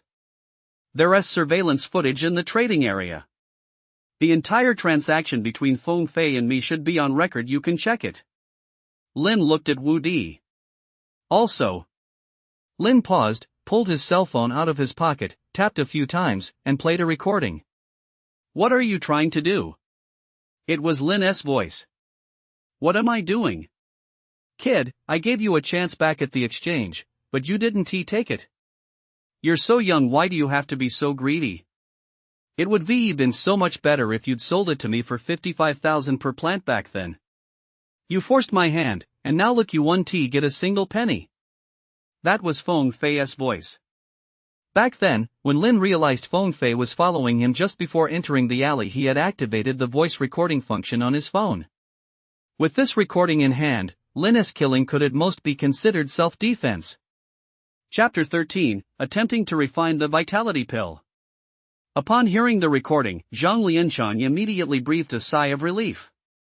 Captain Wu, did you hear that? Chen Xingji glanced at Wu Di and spoke in a calm tone. We need to analyze the audio track. If we confirm the speaker is Feng Fei, then it will indeed prove that Lin acted in self-defense. Wu Di waved his hand at his men. The group removed their hands from their waists, each letting out a silent sigh of relief. Chen Xingji had become the principal of Jinling High School because of his formidable abilities. If it came to a fight, they wouldn't necessarily have the upper hand even with their handguns. In that case, Lin, hand the recording over to Captain Wu. Now, come back with us to class. Chen Xingji instructed with a smile. Yes. Lin immediately forwarded the recording to Wu Di. Captain Wu, I'll take Lin back with me. Is that okay? Chen Xingji asked casually. Of course. Wu Di quickly nodded with a smile. Let us go. With that, he led the group of security officers out of the school. Hey, kid, why didn't you show us the recording sooner? Zhang Lianchang glared at Lin. The three of them didn't return to the combat training room but went straight to the principal's office instead. They didn't give me a chance. Lin said helplessly. I'm afraid it wasn't that you didn't have a chance, Chen Xingji said, giving him a penetrating look. You wanted to test our resolve. If we hadn't chased after them, would you have shown it to us? Even if I had, it wouldn't necessarily have helped, Lin said with a wry smile. Someone from the martial arena is dead. Even if I'm innocent, they need my blood to uphold the martial arena's prestige. Smart kid. Chen Xingji nodded with a smile. You're quite good, very good indeed. Teacher Zhang has requested another vitality pill for you. According to the rules, I shouldn't be able to give it to you. But I'm willing to make an exception for you this once. He picked up the phone on the desk, dialed a number, and said, send over a vitality pill. Before long, a middle-aged man walked in carrying a box and respectfully placed it in front of Chen Xingji. Here you go. It to good use in your cultivation. Chen Xingji handed the box to Lin with a smile. Thank you, Principal. Thank you, Teacher Zhang. Lin took the vitality pill, thanked them, and turned to head for the door. Just as he reached the doorway, he turned back to look at Zhang Lianchang. Teacher Zhang, I'd like to take the afternoon off, I got a bit of a scare just now. Zhang Lianchang nodded helplessly, all right, go home and rest. Remember to practice your martial skills diligently. After thanking him, Lin left the principal's office. That kid, he lies without batting an eye. He wasn't even afraid when he was killing people, why would he be scared of getting caught by security? After Lin left, Zhang Lianchang couldn't help but mutter under his breath. His talent and mental fortitude are far beyond what an ordinary student can match, Chen Xingji said calmly. That kid is no ordinary student. I hope he'll completely outshine the geniuses from other schools on this year's college entrance exam. After leaving school, Lin didn't head home. Instead, he walked straight to the martial arena. He wanted to test out the pill formula he'd obtained from the dungeon the day before. With the rise of the martial path, a wave of powerful warriors has emerged, along with a new generation of alchemists who make their living by refining various elixirs. Over the past century, several alchemist families have even taken root. A high-ranking alchemist might not possess overwhelming combat strength, but they have absolute influence, capable of commanding a large number of powerful fighters to serve them. The martial arena had a dedicated area for alchemy and provided all the materials needed for pill refinement. Upon entering the martial arena, Lin was greeted once again by the receptionist. It's you again. The receptionist broke into a smile the moment she saw Lin. Little brother, you skipped school just to see me. I'm so touched. I've decided to tell you my name. Remember, my name is Zhu Ting. Hello, Sister Ting. A smile spread across Lin's handsome face. Could you please get me a ticket for the alchemy area? Alchemy? You want to make elixirs? Zhu Ting's eyes widened. Do you know that use of the alchemy zone costs 10,000, and the cost of materials is extra? It's normal to spend 100,000 to 200,000 on a single alchemy run. Do you even have that much money? Thanks for the heads up, sister. Could you please get me a ticket for the trading zone instead? You just won tea. Listen to me, will you? Zhu Ting glared at Lin. Fine, do whatever you want. She turned around to get a ticket for Lin, then ignored her completely. After getting the ticket, Lin first went to the trading area to sell a vitality pill. According to the trading area's rules, the selling price for a vitality pill was 200,000, but the buyback price was only 190,000. With the money in hand, Lin now had a whopping 270,000. Leaving the trading area, Lin headed straight for the alchemy zone. The alchemy zone contained numerous alchemy chambers. Some belonged to the martial arena, while others belonged to alchemy clans. Lin chose an alchemy chamber provided by an alchemy clan and walked inside. The alchemy formula was now clearly in Lin's mind. Following the ingredients listed in the formula, Lin retrieved all the necessary materials from the alchemy chamber. After paying a fee of 240,000, Lin began refining the elixir according to the formula. The formula was extremely detailed, with every step described with pinpoint precision. Lin followed the formula step by step, and after exactly 3 hours, a medicinal fragrance began to waft from the alchemy furnace. The fragrance is rich, and I can faintly sense vitality energy emanating from it exactly as described in the formula. Lin sensed the changes within the alchemy furnace and a smile spread across his face. Another half hour passed, and Lin stopped all his actions, staring at the alchemy furnace and licking his lips. I wonder how it turned out. Lin reached out with some excitement and slowly lifted the lid of the alchemy furnace. An even more intense herbal fragrance wafted out, causing the vitality within Lin's body to surge. Inside the alchemy furnace, 4 vitality pills lay quietly. 4. It really worked. Lin looked at the 4 vitality pills in the furnace and couldn't help but jump for joy. Ignoring the heat of the vitality pills, Lin reached in and took them out, then bought 4 boxes from the alchemy room to pack them away. Vitality pills require special boxes for storage, otherwise, their potency will diminish.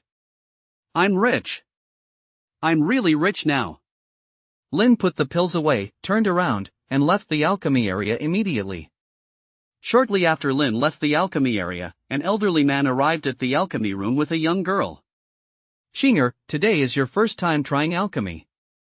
Grandpa will be right here watching over you. Don't worry.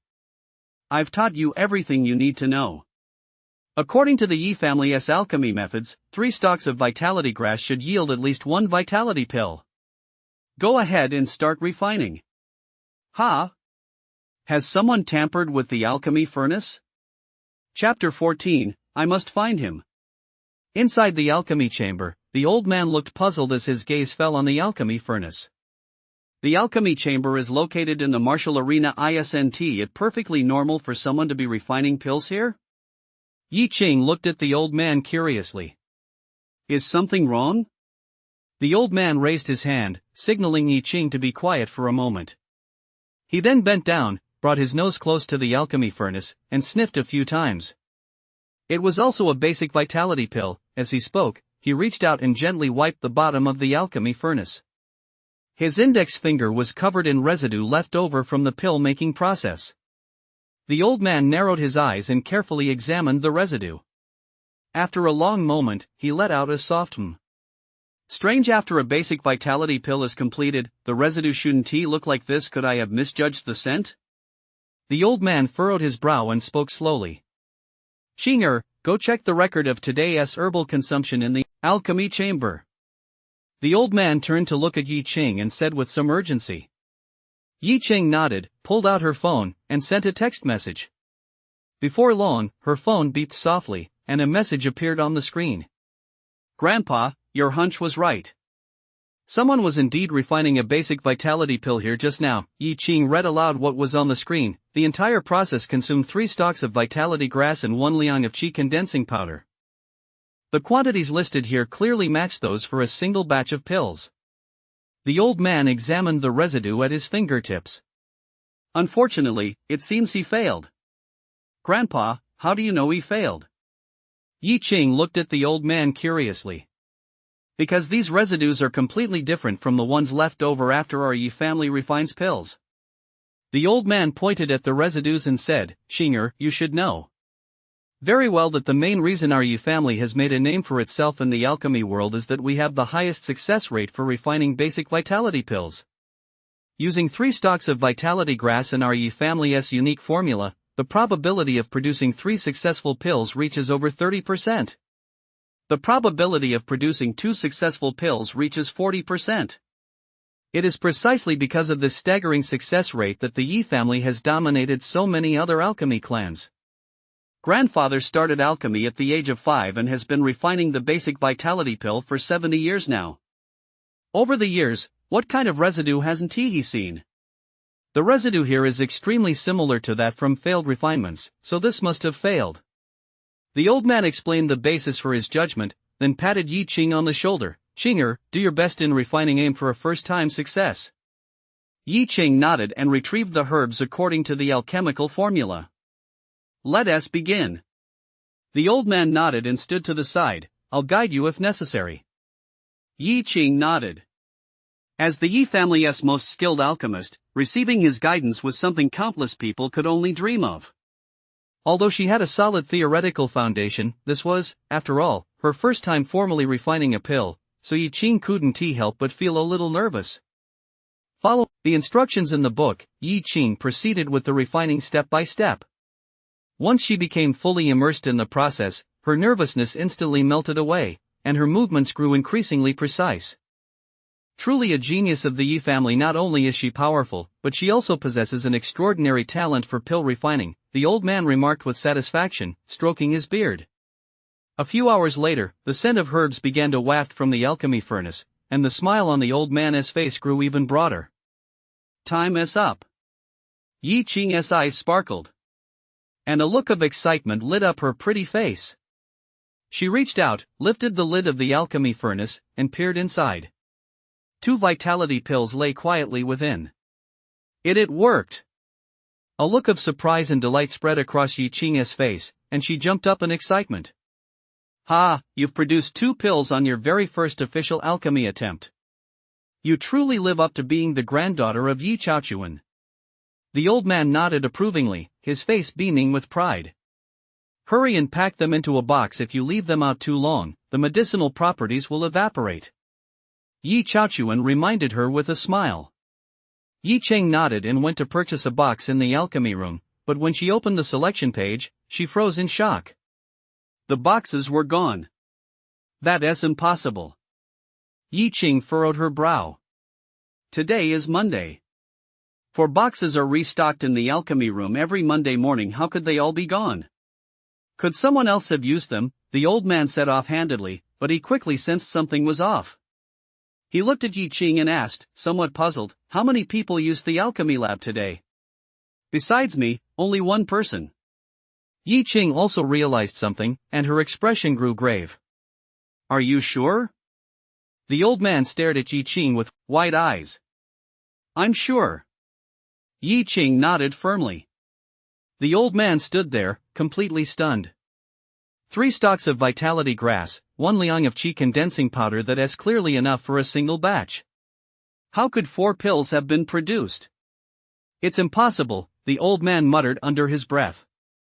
A few seconds later, he looked down at his index finger again. A layer of residue still clung to it. To the analysis lab, the old man said, then headed straight for the door. Yi Ching hurried to follow him. As for the 2 pills that had just been refined, they no longer mattered. Yi Chaochuan was the most skilled alchemist in the Yi family and indeed, in all of Jinling. The fact that even he had lost his composure like this showed that this matter was no ordinary affair. The two entered the analysis room, one ahead of the other. The old man carefully used a cotton swab to collect the residue from his finger and placed it in the instrument for analysis. A few minutes later, a string of data appeared on the screen. Yi Chaochuan stared at the data, his face etched with shock. The residual medicinal efficacy is practically zero. How is this possible? The old man took several steps back, as if he had witnessed something utterly unbelievable. Grandfather, what does this mean? Yi Qing looked at the data on the computer, her face full of confusion. The process of refining elixirs is essentially the process of extracting vitality from vitality grass. The lower the residual potency in the residue, the more successful the refinement. The residue brought by Old Master Yi has zero residual potency. One batch of herbs actually produced 4 vitality pills. Such a staggering success rate is unheard of. If we could recruit this alchemist into the Yi family, our reputation in the alchemy world would surely soar to new heights. His face beaming with excitement, he went straight to the front desk to find Zhu Ting. I'm sorry, but we're not authorized to disclose that information to you, Zhu Ting said coolly, looking at Yi Chaochuan and Yi Qing.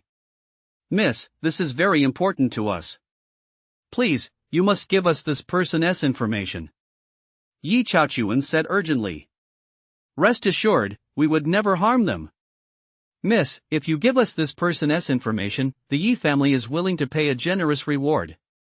Yi Qing pulled out her phone. 1 million for this person's information. 1 million. Zhu Ting's eyes widened.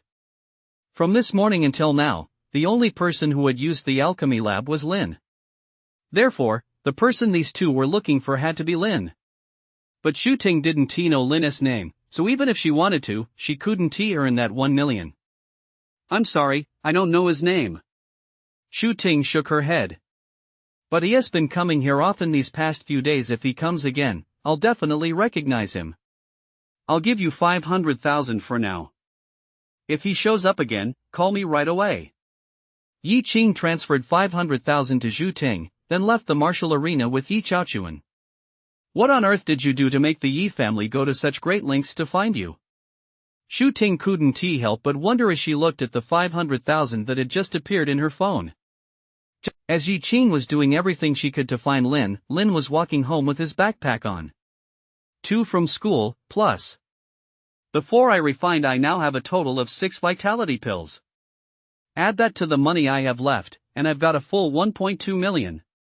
Lin silently calculated in his mind, a smile involuntarily spreading across his face. Pushing open the front door, Lin was surprised to find that his father, Daon, hadn't gone to work.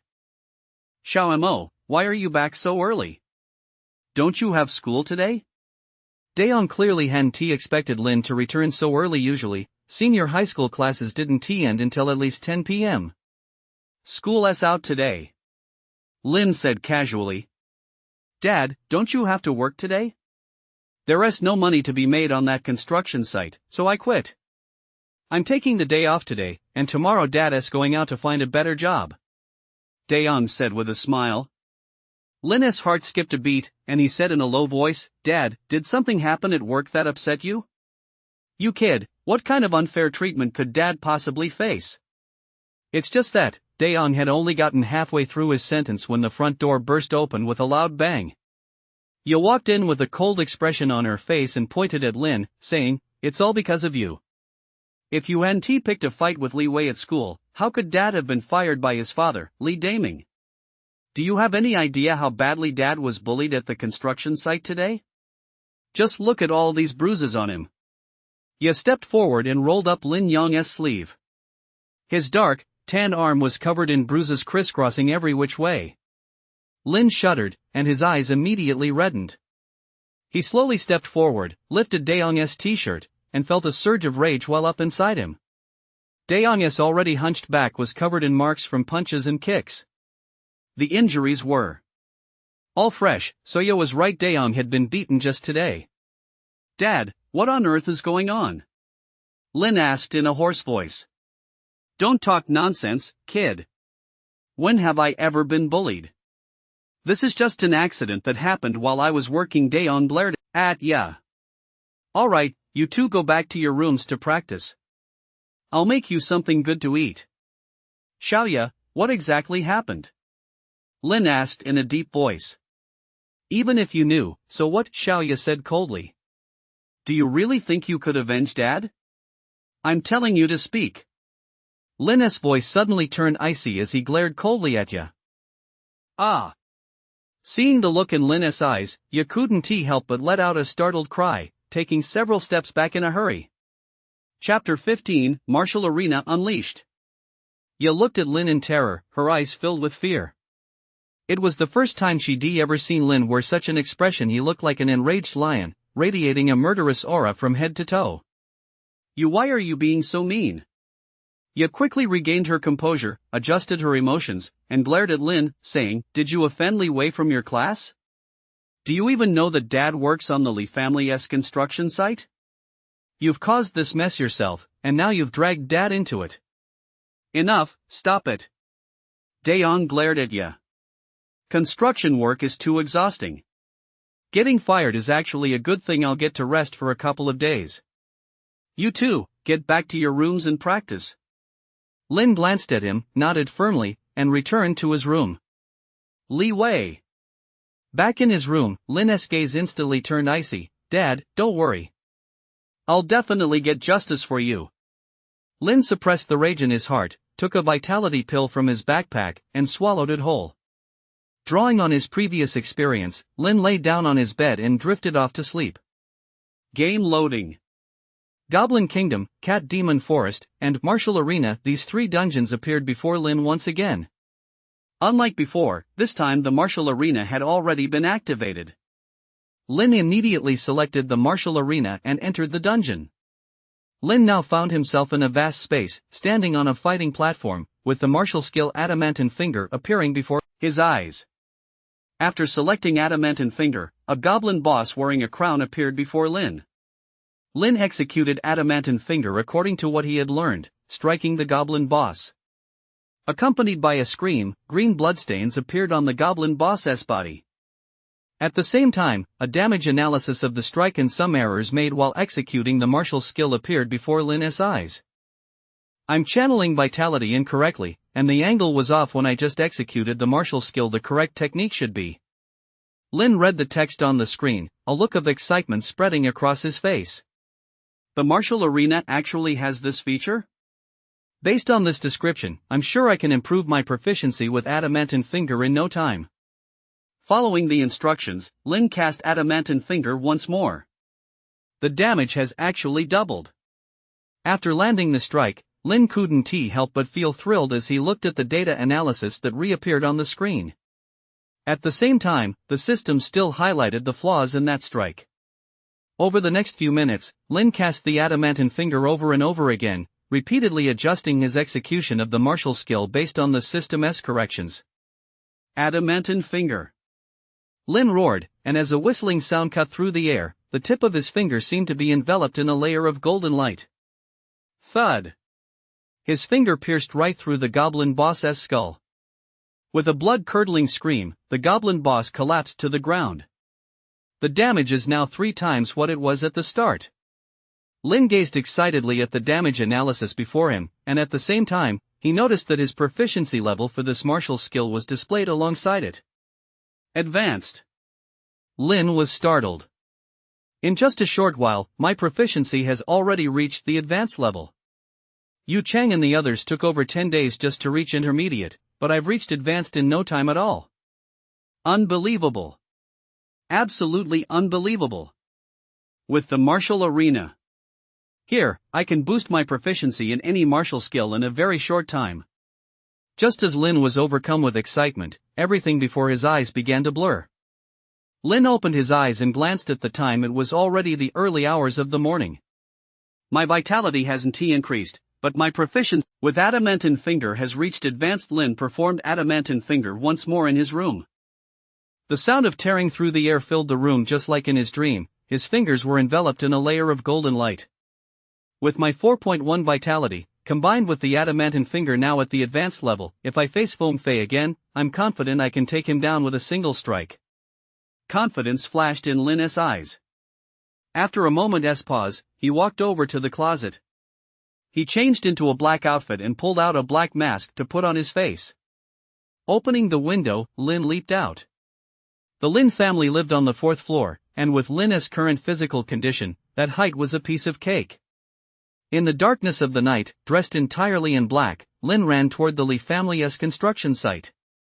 To speed up progress, work continued at the site even at night. Lin jogged all the way and entered the construction site. The entire site was a hive of activity, with the roar of various machines deafening. Come on, brother Lei, this one's on me. If it weren't for you, I never would have received young Master Li's commendation. Not far from the construction site, several figures were seated around a rickety wooden table. The speaker was a young man, who was raising his glass to another middle-aged man. You seized the opportunity yourself, Brother Lei said with a smile as he downed his drink in one gulp. If you guys all work hard under me, I guarantee you'll live the high life. Count on it, the group chimed in with laughter. Brother Lei, you know we beat Daeong to a pulp. What if he reports us to the Public Security Bureau? A young man couldn't help but ask. Smack. Are you stupid? Brother Lei raised his hand and slapped him hard on the head. With the Li family backing us, forget just beating him up even if we killed him, he'd deserve it. Lin stood a short distance away, listening quietly, his eyes already blazing with rage. There was no doubt about it, these were the very people standing before him who had laid hands on his father. Brother Lei exuded a considerable amount of vitality power, but he likely hadn't yet reached the first-rank martial artist realm. As for the young men surrounding Lei Gu, their vitality was at most around 1.5. After assessing their strength, Lin walked toward them step by step. Haha, Lei Gu, I heard Daeong has a daughter, she is quite a looker. What do you say if I get her into young Master Li's bed? One of the young men suddenly looked at Lei Gu with a lecherous grin. You're something else, kid. Lei Gu laughed. If you pull that off, I'll be hanging out with you from now on. Mid-sentence, Lei Gu suddenly noticed Lin approaching them. Who are you? Lei Gu's expression darkened, he could clearly sense that Lin meant business. Lin didn't respond. Instead, he suddenly accelerated and charged toward the young man who had just spoken. As Lin charged toward him, the young man's expression shifted slightly. He had barely gotten halfway through his sentence when he saw a fist coming straight at him. Boom! With a dull thud, the young man felt the whole world spinning, and he began to fall to the ground. But Lin didn't give him a chance to fall. Instead, he grabbed him by the collar with one hand and rained slap after slap across his face with the other. Who do you think you are? Laying a hand on my family? Lin was like an enraged lion, landing slap after slap on the young man's face. Before long, the young man's face had swollen up like a pig's head, and he had passed out. Lin casually let go and glared at Brother Lei with a dark look in his eyes. Brother, I don't know what I've done to offend you, Lei Gu said, taken aback by Lin's intensity. He clasped his fists in a traditional gesture and said, why don't we sit down, have a drink, and talk this out? Talk it out? Lin casually overturned the table.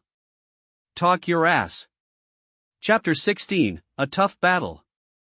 With a clatter, the table's contents spilled everywhere. Brother Lei took the brunt of it, getting splashed all over with soup and liquor. Kid, are you looking to die? Brother Lei's face darkened. Sure Lei, have been hanging around these parts for so many years and I didn't do it for nothing. Get him. Beat him to a pulp. If he dies, I'll take responsibility. Sure Lei waved his hands, and the young men surrounding him immediately charged at Lin. Lin casually grabbed a chair leg and smashed it down with a clang onto the legs of the young man on his left. The young man collapsed instantly and was kicked aside by Lin. At the same time, 3 other young men were already swinging wooden sticks at Lin. Lin ducked to avoid them, sweeping his right leg across the ground as he did so. With vitality levels of no more than 2.0 at most, these young men were no match for Lin at his current strength. Defeating them was a breeze. After a few dull thuds, Sure Lei was the only one left standing. Not bad for someone so young, your vitality isn't low. Shirley looked at Lin, his expression impassive. But you're still no match for me. As soon as the words left his mouth, the power of vitality within Shirley slowly surged, his aura completely overshadowing Lin's. At least 6 vitality. Sensing this power, Lin quickly made his assessment. Kid, I'll give you a chance, Shirley pointed at the vegetable soup on his foot. Lick it clean, and I'll spare your life. Whoosh! A whistling sound cut through the air as Lin hurled the chair leg he was holding in response. Crack! Shirley slammed his fist into the bench leg, snapping the arm-thick piece of wood in two. At the same time, he let out a cold snort and charged straight at Lin. Hey! Shirley's gaze was icy as he swung a punch toward Lin's face. Boom! Lin. Emo raised both hands to block as fist met palm, a dull thud echoed. Thud. Thud. Thud. Lin stumbled back 3 steps in a row, a sharp pain shooting through his arms. Heh, kid, with so little vitality I'm afraid you're no match for me. Shirley chuckled lightly, a mocking expression on his face. Lin, however, wore a serious expression. In that previous exchange, he'd been at a disadvantage. The gap in vitality between them was considerable. But I'm not necessarily going to lose. Lin's eyes flashed as he charged forward suddenly. Bring it on! Shirley sneered, his fist enveloped in a faint layer of vitality energy. Rock-shattering fist. Martial skill. Shirley unleashed his martial skill directly, doubling the speed of his punch as he slammed it toward Lin. The increased speed meant double the power. If that punch actually landed, it would mean certain death or severe injury. I've been waiting for you for a long time. Lin barked coldly, drawing the iron rod from behind his back and smashing it down against the fist. Clang! The iron rod rang out with a crisp clang, accompanied by Shirley's agonized scream. Shirley stumbled backward, staring in shock at the iron rod in Lin's hand. A yellow rank weapon. Realizing what Lin was holding, a look of greed flashed across his face. Kid, you're as good as dead. His right hand had been shattered by Lin, but Shirley no longer cared. As long as he took out Lin, he'd get a yellow rank weapon. It was worth it. With that thought, Shirley exhaled a breath of stale air and once again channeled his vitality. Kid, I was going to spare your life, but now I've changed my mind. Shirley licked his lips, then charged toward Lin once more.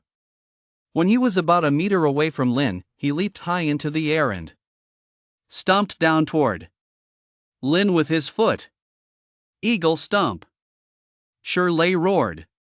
With his full body weight and the boost from his martial skill, an unprecedented sense of danger swept toward Lin. Clang! Lin swung his iron rod as usual, but the immense force of the kick pressed down on him, forcing him to almost drop to one knee. My shoes were specially made to complement the eagle stomp. Shirley chuckled lightly. At that moment, Lin noticed that the soles of Shirley's shoes were actually made of metal, though not quite yellow rank. They were incredibly hard. Die! Shirley barked coldly, lightly tapping his feet on the iron staff once more, sending his entire body soaring high into the air. He unleashed the eagle stomp again. Lin held the iron staff with both hands. The impact from just moments ago had already split the skin on his palms. If he took another hit like that, his hands might be ruined. But dodging this strike was no easy feat. I still have a chance.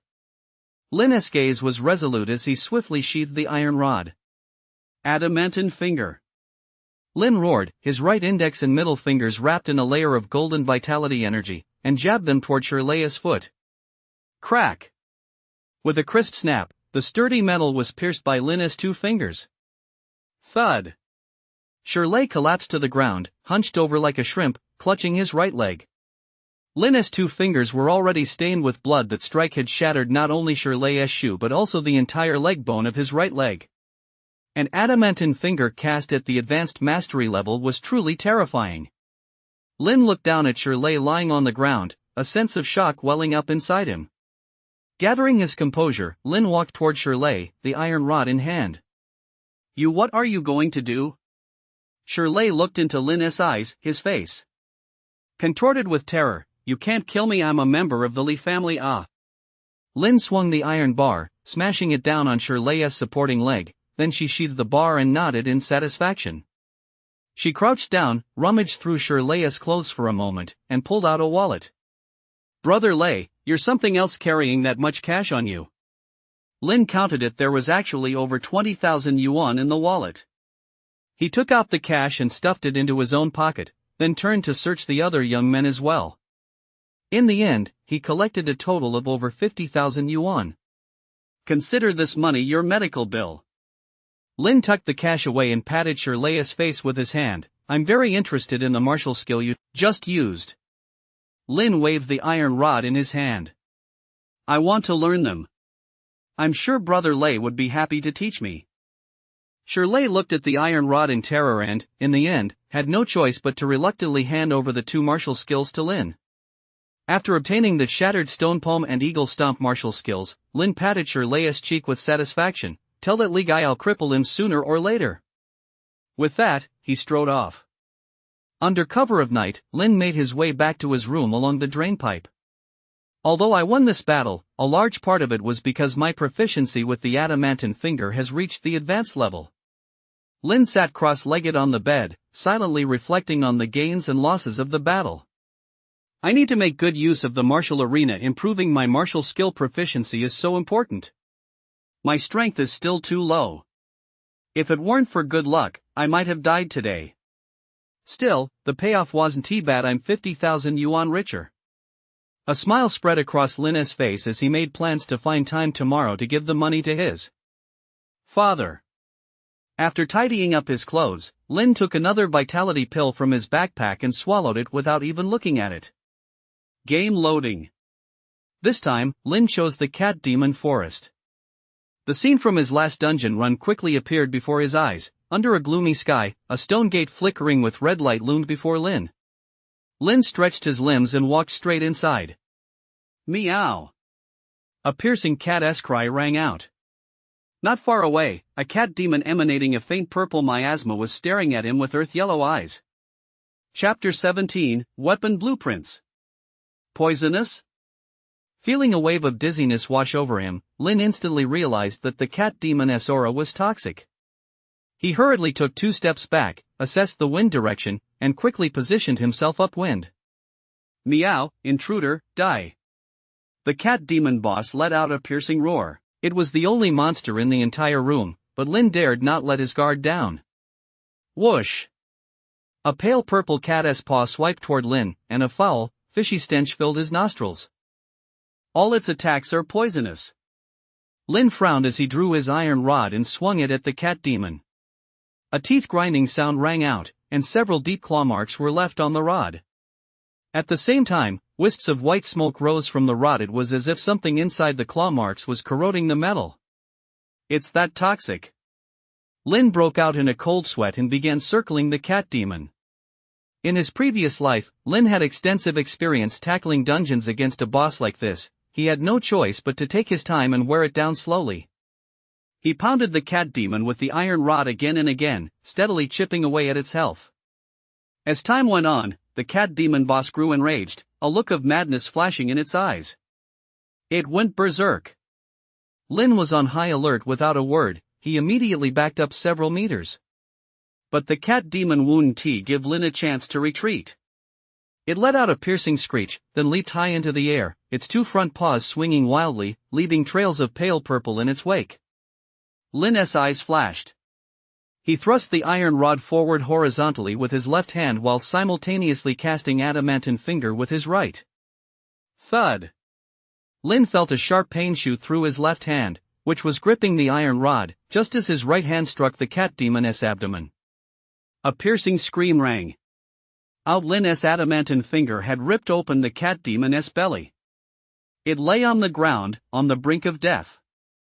Meanwhile, Lin's entire left hand had turned pitch black, a clear sign of poisoning. It's over. Am I going to die?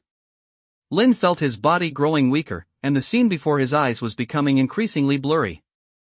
Thud! At the critical moment, Lin struck the cat demon with his staff, killing it, and felt a surge of vitality flood into his body. Just as Lin collapsed, he picked up the items the cat demon had dropped. Ah! Back in his room, Lin opened his eyes and glanced at his left hand. Although there were no visible signs of poisoning, Lin could clearly feel that the injury to his left hand had worsened.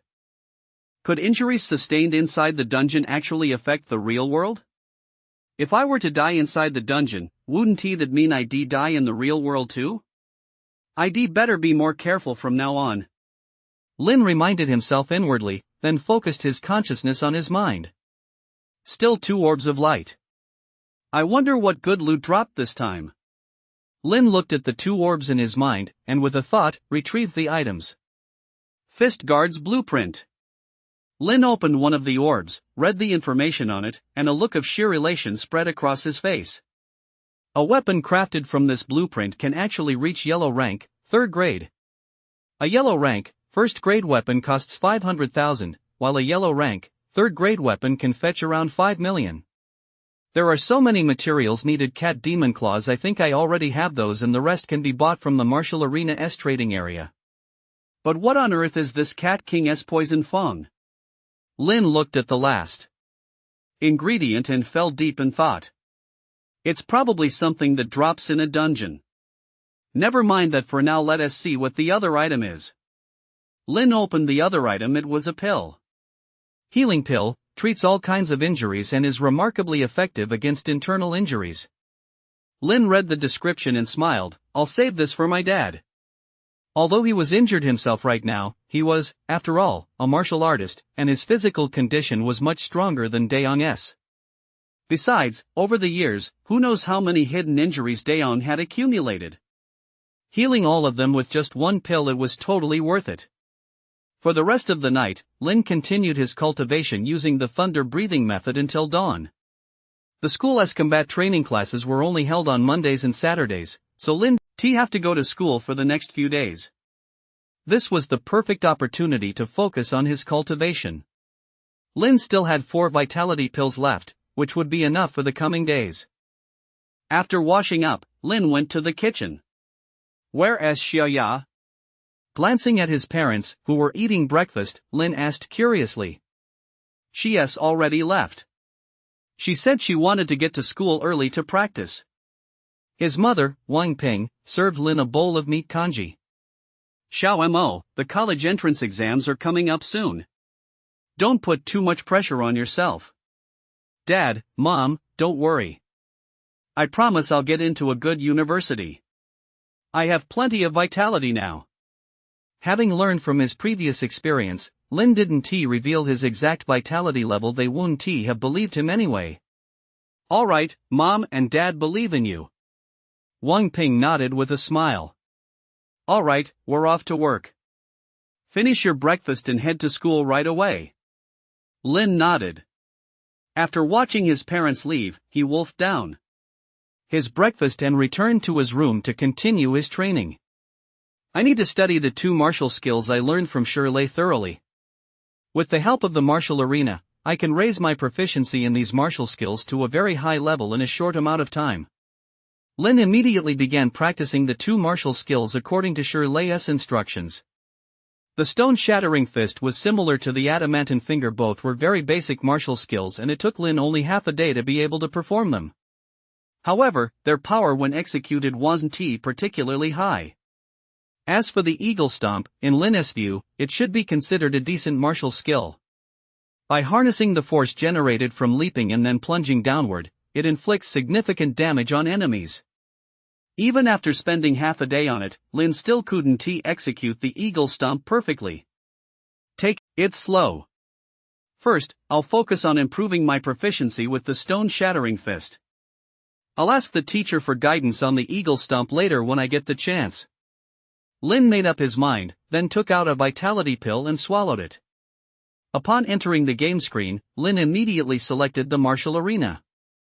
It was still the same arena, and the options before Lin were now adamantine finger and stone-shattering fist. Looks like I was right. You have to be able to perform eagle stomp for this option to appear in the martial arena. Lin chose rock-shattering fist as his martial skill for this practice session. When Lin opened his eyes again, a satisfied smile spread across his face. My rock-shattering fist proficiency has also reached the advanced level. And my vitality seems to have increased too. It should be over 5 now. Once I run out of vitality pills, I'll head back to the martial arena to craft some more. Just as he was thinking this, Lin suddenly heard the sound of the front door opening, followed immediately by the voices of his parents. Carried through the hallway. I only made a little over 100 yuan today, Dayoung said, sounding somewhat dejected. Why don't I go beg Shirley to see if he'll let me stay at the construction site? No way. Wang Ping snapped angrily. Look at the state they've beaten you into. It's only because the Li family has connections, otherwise, I would called the Public Security Bureau ages ago. We absolutely can't call them. Xiao Mo and Xiaoya are still so young. If we offend the Li family, it's one thing if something happens to us, but if it drags them both into this. Dayoung's face was etched with worry and resentment. Lin stood in the room listening to their conversation, his eyes slightly red. Taking a deep breath, Lin opened the door and stepped out. Mom and Dad, you're back. Lin pretended not to have heard their conversation and said with a beaming smile, I've been doing well at school lately. My teacher rewarded me with a medicinal pill. He said it can heal internal injuries. Dad, you should try it right away. As he spoke, Lin took out the pill and placed it in front of Dayoung. Since your teacher gave it to you, you should just keep it for yourself. Something this precious, it'd be a waste for me to take it. Dayoung instinctively tried to refuse. No way. Lin shook his head firmly. If you don't take it, I'll throw it away right now. With that, he grabbed the pill and headed straight for the window. You little rascal, what are you doing? Wang Ping quickly stopped Lin, then turned to Dayoung. If he tells you to take it, just take it. You're the backbone of this family. If your health fails, who's going to support us all? Hearing this, Dayoung nodded, took the pill from Lin's hand, and swallowed it. Chapter 18, Miss Yi, we found her. I feel so much better. After swallowing the pill, a look of pure bliss spread across Dayoung's face. Every fiber of his body felt warm. The pain in his back had vanished, and the wounds on his face and body had disappeared as well. This pill is truly miraculous. Dayoung stood up and stretched his arms. I feel like I've gotten younger. Wang Ping, watching from the side, smiled as well. You really need to thank your teachers properly. I'll buy some gifts tomorrow, and you can take them to your teachers when you go back to school the day after tomorrow. No need. Lin waved her hand. Getting into a good university is the best gift I can give them. Oh, right, and the rest this too. Lin rummaged through his backpack for a moment, pulled out the 50,000 yuan he deconfiscated from Shirley and the others, and placed it on the table. Where did you get all this money? Dayoung and Wang Ping stared at Lin with wide eyes. Xiao Mo, you can't have done anything illegal. Mom and Dad, you're overthinking it, Lin said with a smile. Shirley and the others are paying for our medical bills. Medical bills? Dayoung looked at Lin in confusion. Is Shirley really that kind-hearted? It's true, Lin said earnestly. Ran into Shirley on my way to school today. He dropped to his knees with a thud and apologized profusely. To show how sincere he was, he even broke both his legs. If I didn't take these 50,000 yuan, he wouldn't even get up. That's impossible, Shirley isn't that kind of person. Dayoung scratched his head, his face full of disbelief. Oh come on, Dad, would I lie to you? Lin shoved the money into her parents' hands. Besides, if he hadn't offered it to me, do you think I'd have snatched it from him? I couldn't beat him anyway. You're right. Although Shirley hasn't reached the first-rank martial artist realm, he is still quite strong. You'd never stand a chance against him. Dayoung nodded in agreement. It seems even Shirley has moments of conscience. Yeah. Lin nodded repeatedly. As night fell, Lin took out another vitality pill and swallowed it. Returning to the game screen, Lin saw that in addition to the three options Goblin Kingdom, Cat Demon Forest, and Martial Arena, a new gate had appeared before him. This gate must be the entrance to the next dungeon. Lin took a step toward the gate, only to be stopped in his tracks. A line of text appeared above the gate, requires 5 vitality pills. 5? Lin stared at the text, startled. 1 vitality pill costs 200,000. Unlocking the third dungeon would cost 1 million. Forget it, forget it. I'll just keep grinding for experience in the Cat Demon Forest and the Goblin Kingdom. Lin shook his head and entered the Cat Demon Forest. Over the next few days, Lin used up all 3 of his remaining vitality pills in the Cat Demon Forest. It feels like my vitality is much more abundant now than before. Lin sensed the vitality energy within his body and wore a satisfied expression. It should be over 9 by now. I've used up all my pills. It's the perfect time to head to the martial arena to refine some more. In addition to boosting Lin's vitality, the 3 vitality pills had also earned him 3 vitality grasses and 3 cat demon claws. I wonder where I can get the Cat King's fangs. Lin gathered his things, slung his backpack over his shoulder, and left home. It was Saturday, and the martial arena was fairly crowded. Shu Ting looked at the line forming before her and wore a disappointed expression. That kid hasn't shown up in nearly a week. Yi Qing had already paid half of the promised 1 million. The remaining $500,000 could only be paid out once she found Lin. But a week had already passed, and Lin seemed to have vanished into thin air. Ha! Just as Zhu Ting was feeling down, a figure appeared at the very back of the line. It's him! Zhu Ting's eyes lit up. After making sure she wasn't mistaken, a look of excitement spread across her face. If she hadn't been worried about complaints from others, she would have already rushed over to Lin. What's your name? Give me your contact info. When it was Lin's turn, before he could even speak, Zhu Ting pulled out her phone and looked at him expectantly.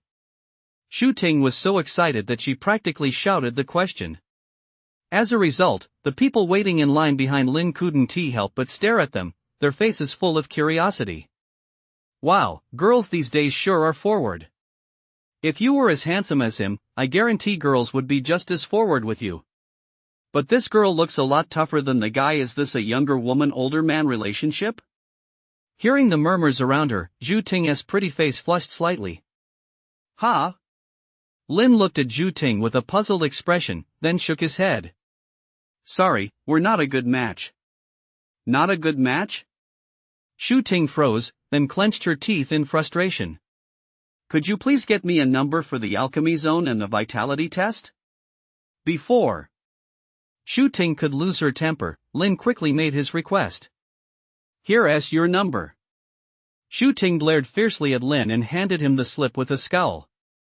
Lin didn't take it too seriously. After taking the slip, he headed to the testing area to get in line. He was now desperate to find out exactly how high his vitality had reached. Half an hour later, Lin entered the testing room. He placed both hands on the measuring device. After a brief stinging, a number appeared on the screen. 9.6. I've finally broken through the 9 vitality mark. Lin let out a long sigh of relief, a smile spreading across his face. Who would have thought that just 2 weeks ago, his vitality was still at 0.8, and now it had reached 9.6, just one step away from becoming a first-rank martial artist. Just as Lin was about to leave, his gaze fell on another machine in the testing room. Now that I've mastered martial skills, this is the perfect chance to check my attack index. Lin currently possessed 2 martial skills, Adamantine Finger and Rock-Shattering Fist, both of which he had mastered to an advanced level. Adamantine Finger. Standing in front of the measuring device, Lin unleashed his martial skill. A moment later, a string of numbers appeared on the screen. 121. It's actually that high.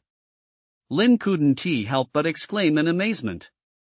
According to Lin's estimates, each use of Adamantine Finger consumed roughly 1 unit of vitality. Under normal circumstances, 1 unit of vitality could be converted into about 50 times the attack power. But now, Lin had actually converted it into 120 times the attack power. Rock-Shattering Fist.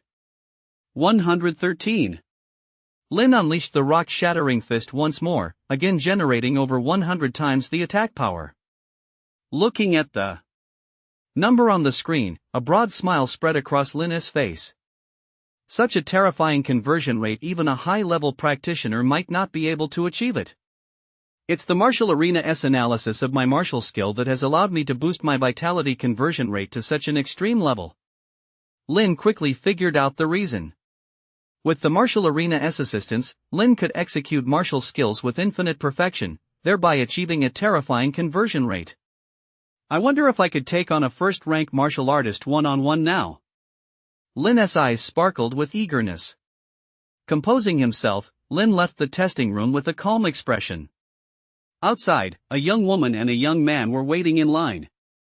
Sis, did you see that guy's expression just now? As the three passed each other, the young man glanced at Lin's impassive face. I didn't notice. What's up? The young woman shook her head. He looked so glum, his test results must be been terrible. The young man's face was full of schadenfreude. Sis, do you think my vitality will break through 8 this time? I think so. The young woman nodded. Reaching a vitality of 8 at 18, though I can't compare to a prodigy like Hu Qing, I'd still count as a genius, right? The young man stood in front of the testing machine and placed his palm on it. A moment later, a number appeared on the screen. 8.1.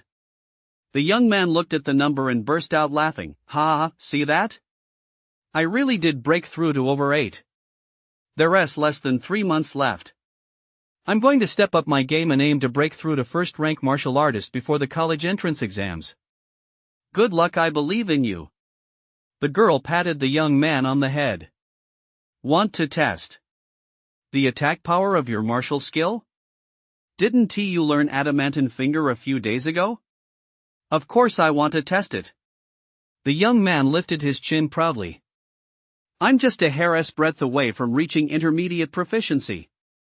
The young man stood in front of the measuring device and unleashed the adamantine finger.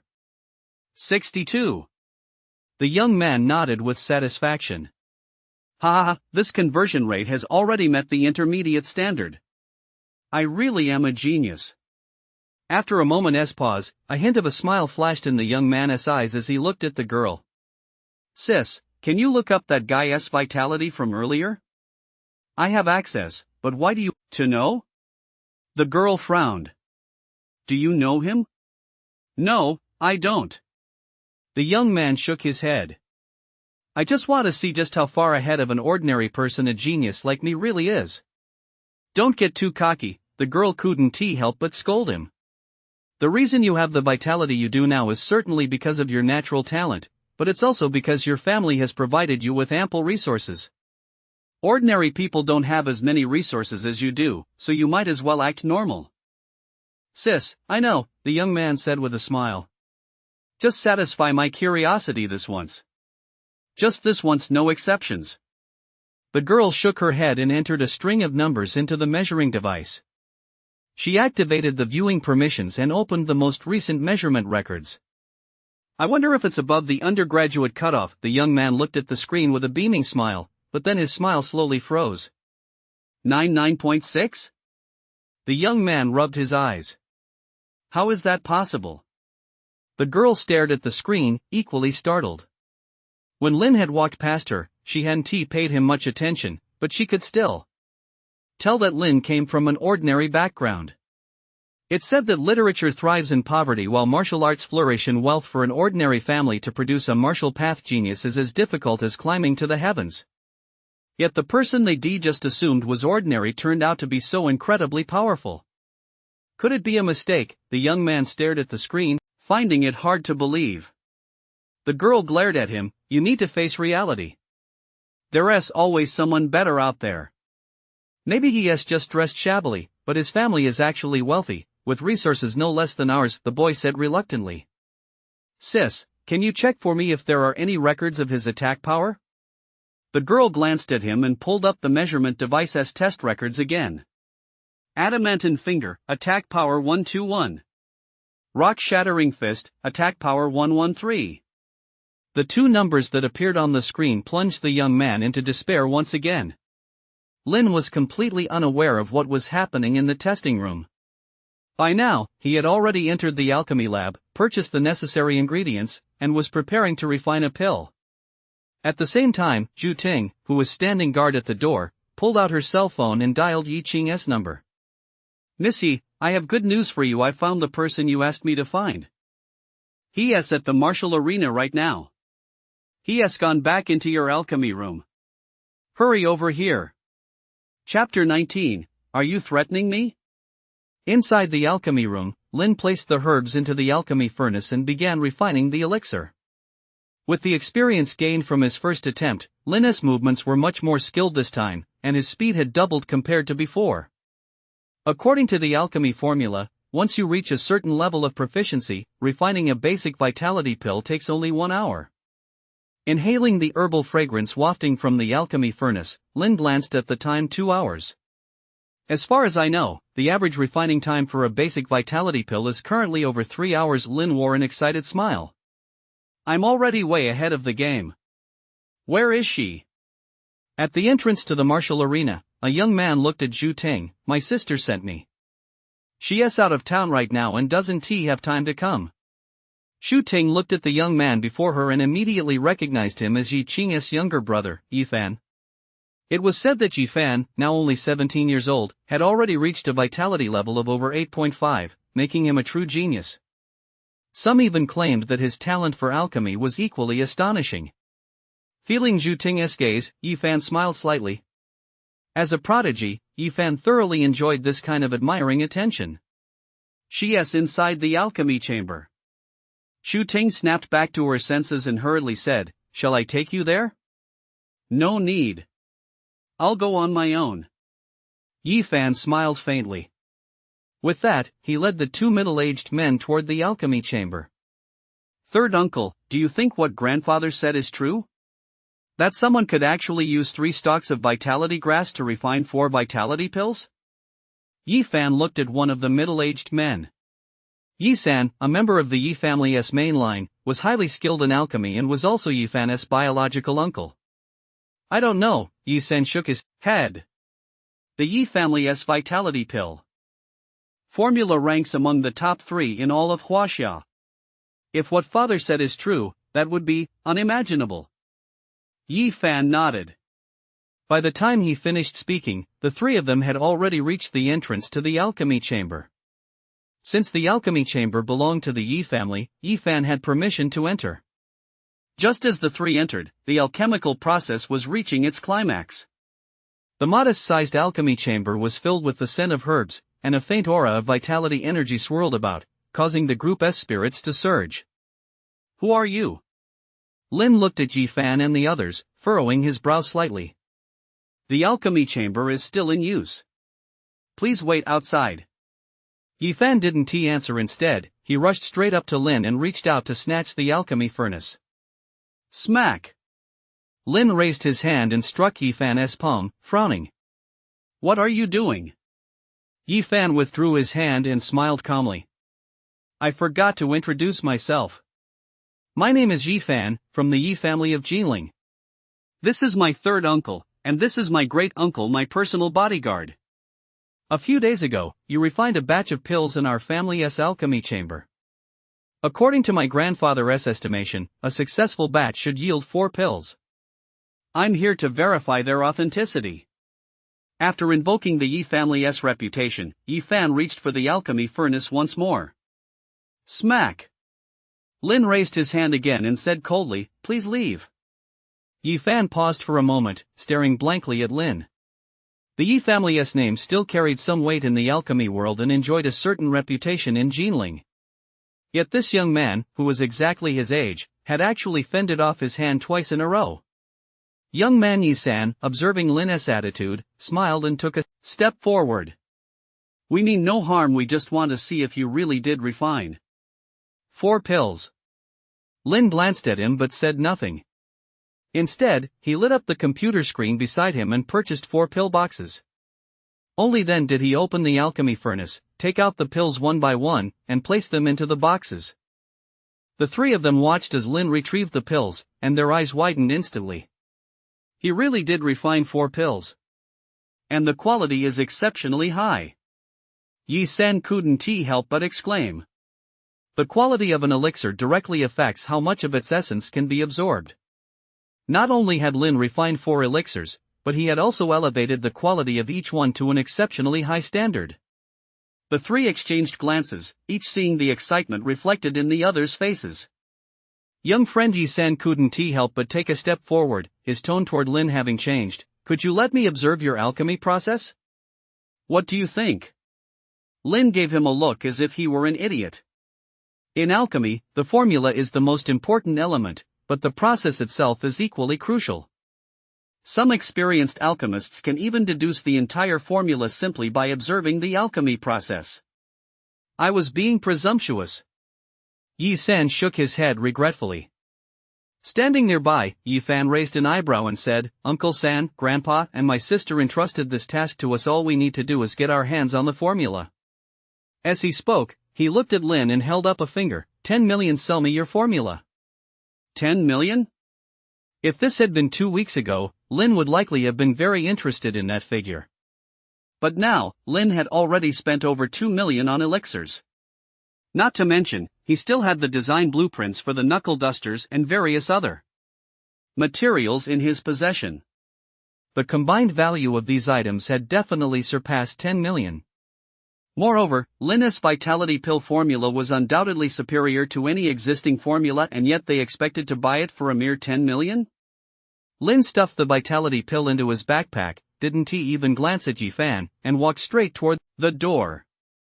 "Stop right there." Seeing that he'd been ignored, Yi Fan's face twisted with anger. "Uncle Tai, stop him." The man known as Uncle Tai nodded and stepped forward to block Lin's path.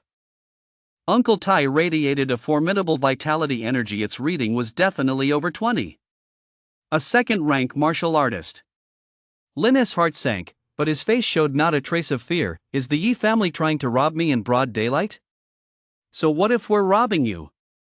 Yi Fan was enraged by Lin's attitude. As the young master of the Yi family, he was accustomed to being treated with the utmost respect. When had he ever been spoken to like this before? "Yi Fan, shut up." Yi San barked coldly, then turned to Lin. "Young friend, don't be in such a hurry to leave. We can still negotiate the price. If 10 million won do, what if we offer 100 million? 100 million was an astronomical sum for anyone. Mr. Yi, do you think 100 million is a fair price for this pill formula?" Lin asked with a smile, looking at Yi San. Seeing Lin's expression, Yi San's heart sank instantly. He had assumed Lin was just a student, not very old, and that an offer of 100 million would be enough to seal the deal. He never expected Lin to treat 100 million as if it were nothing.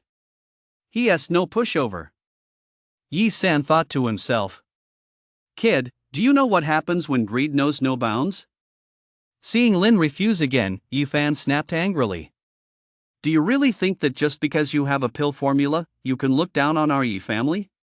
Do you believe that with a single word from the Yi family, no one in all of Jinling would dare supply you with alchemy ingredients? Even if you manage to refine the pills, as long as the Yi family is around, you won't be able to sell a single one, believe it or not?" Given the Yi family's influence in Jinling, Yi Fan's threats were entirely within his power to carry out. Seeing that Lin remained silent, Yi Fan assumed he'd been intimidated and smiled once more. "Idiot." A moment later, Lin shot him a withering glance, spat out those 2 words, then flung open the door and stormed out. Yi Fan stared at Lin's retreating figure, instantly frozen in shock. Bam! A few seconds later, he slammed his fist down on the desk beside him, instantly splitting the expensive computer desk in 2. "He actually dared to call me an idiot?" Yi Fan roared. "Third uncle, issue an order to investigate his identity and blacklist him." "Enough, shut up." Yi San glared at him and said softly, "He is not entirely wrong, you really are an idiot." "Uncle San, you." Yi Fan glared at Yi San, his face contorted with rage. The Yi family's status in Jinling is indeed considerable, and we even hold a certain standing within the alchemy world of all Huaxia. But that doesn't mean our Yi family is invincible. We're not the only family in the alchemy world. Right here in Jinling, there are 2 families, the Gao and the Wang, that can stand toe-to-toe with us. The reason your grandfather and sister left Jinling this time is precisely because the Gao family recently obtained a formula from outside that can increase the success rate of the basic vitality pill by 30%. As a result, the Gao family will have a 35% chance of producing 3 successful pills per batch. If that happens, our Yi family's advantage in the basic vitality pill will be completely wiped out.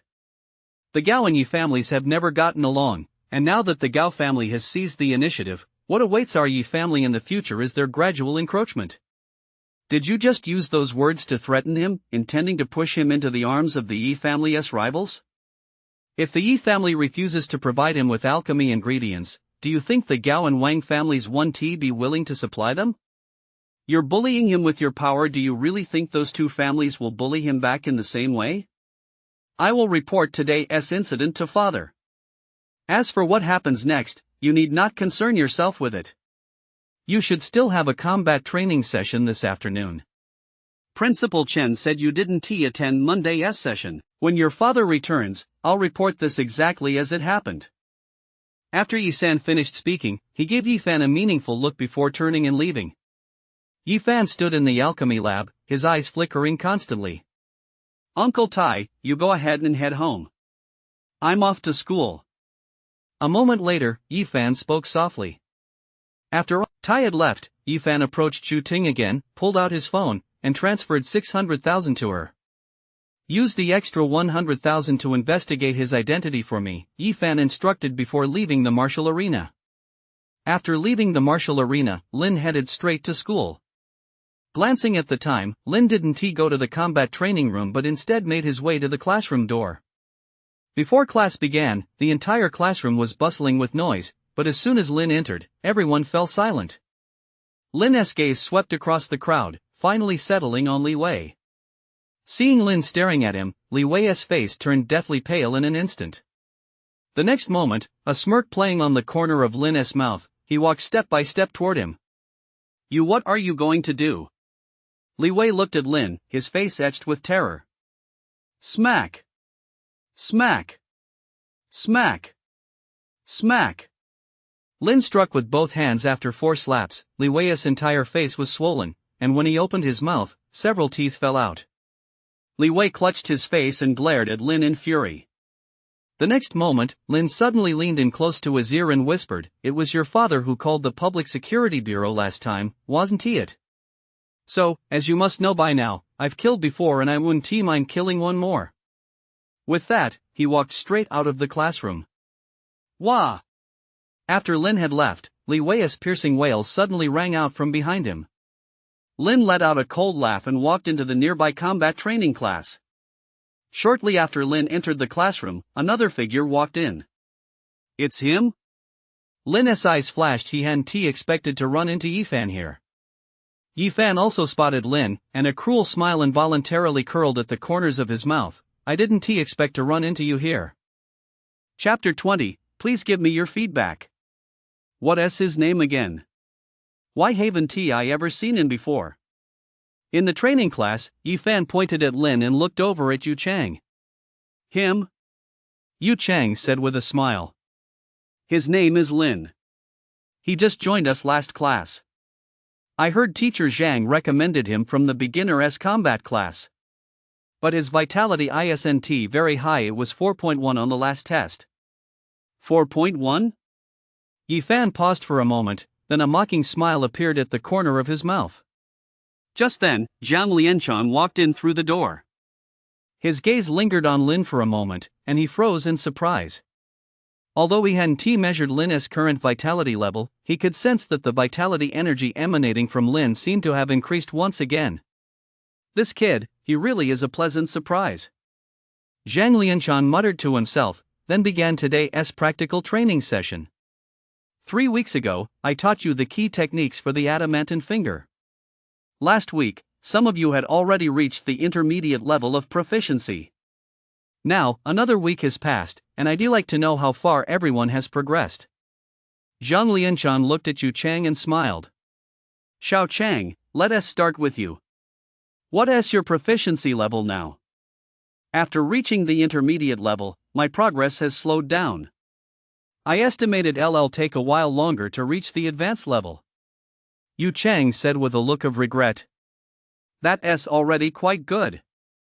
Zhang Lianchan nodded. Improving a martial skill requires practice, but it also requires talent. Many people spend their entire lives only managing to bring certain martial skills up to the intermediate level. Next. Yi-fan, what about you? I recall you weren't here last week. I hope you can give me a reasonable explanation.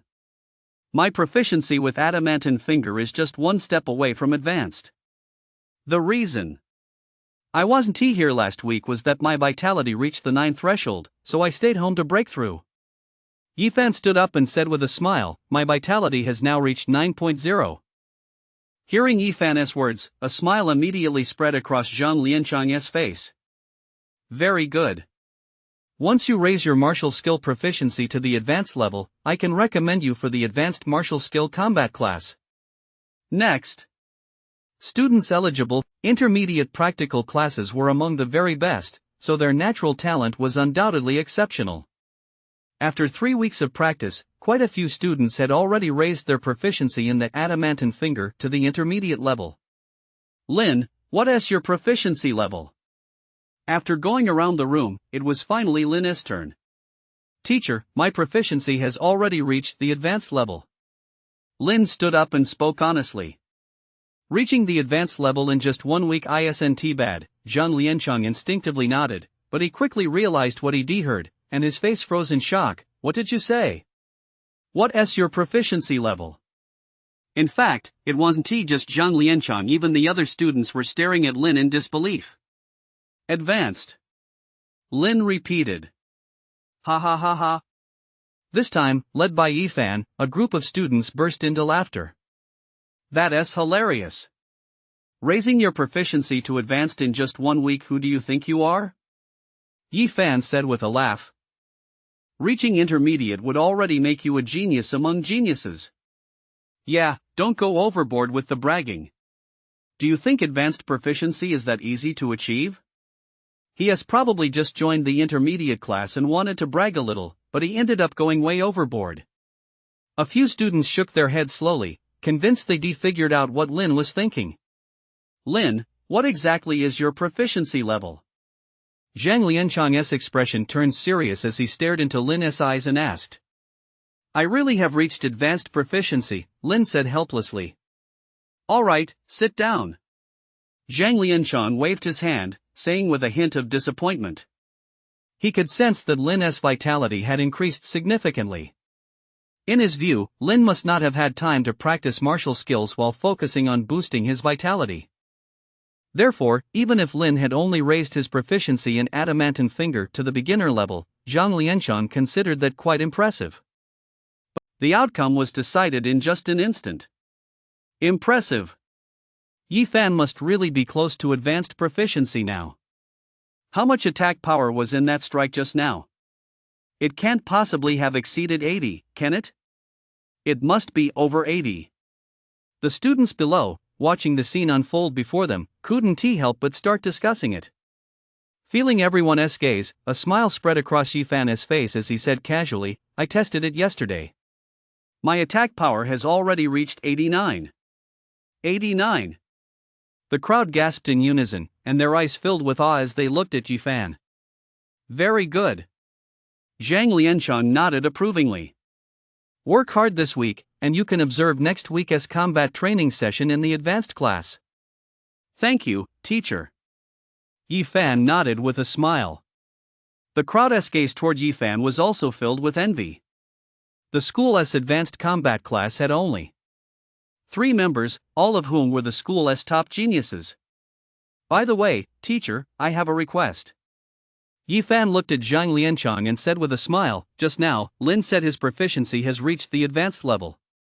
So I'd like to ask him to give me some guidance. Everyone's gaze instantly fell on Lin. Let him brag now he's in a tight spot. Let us see if he dares to accept the challenge. If he does, I'll respect him as a real man. But if he doesn't The students' gazes toward Lin were already brimming with schadenfreude. Lin, do you want to come up and have a go? Zhang Lianchang asked, looking at Lin. Lin, just forget it, you're no match for him. That strike Yifan just landed was powerful. With your vitality below 5, it'll be hard for you to block even a single hit. Chi, sitting next to Lin, said earnestly, you'll get hurt.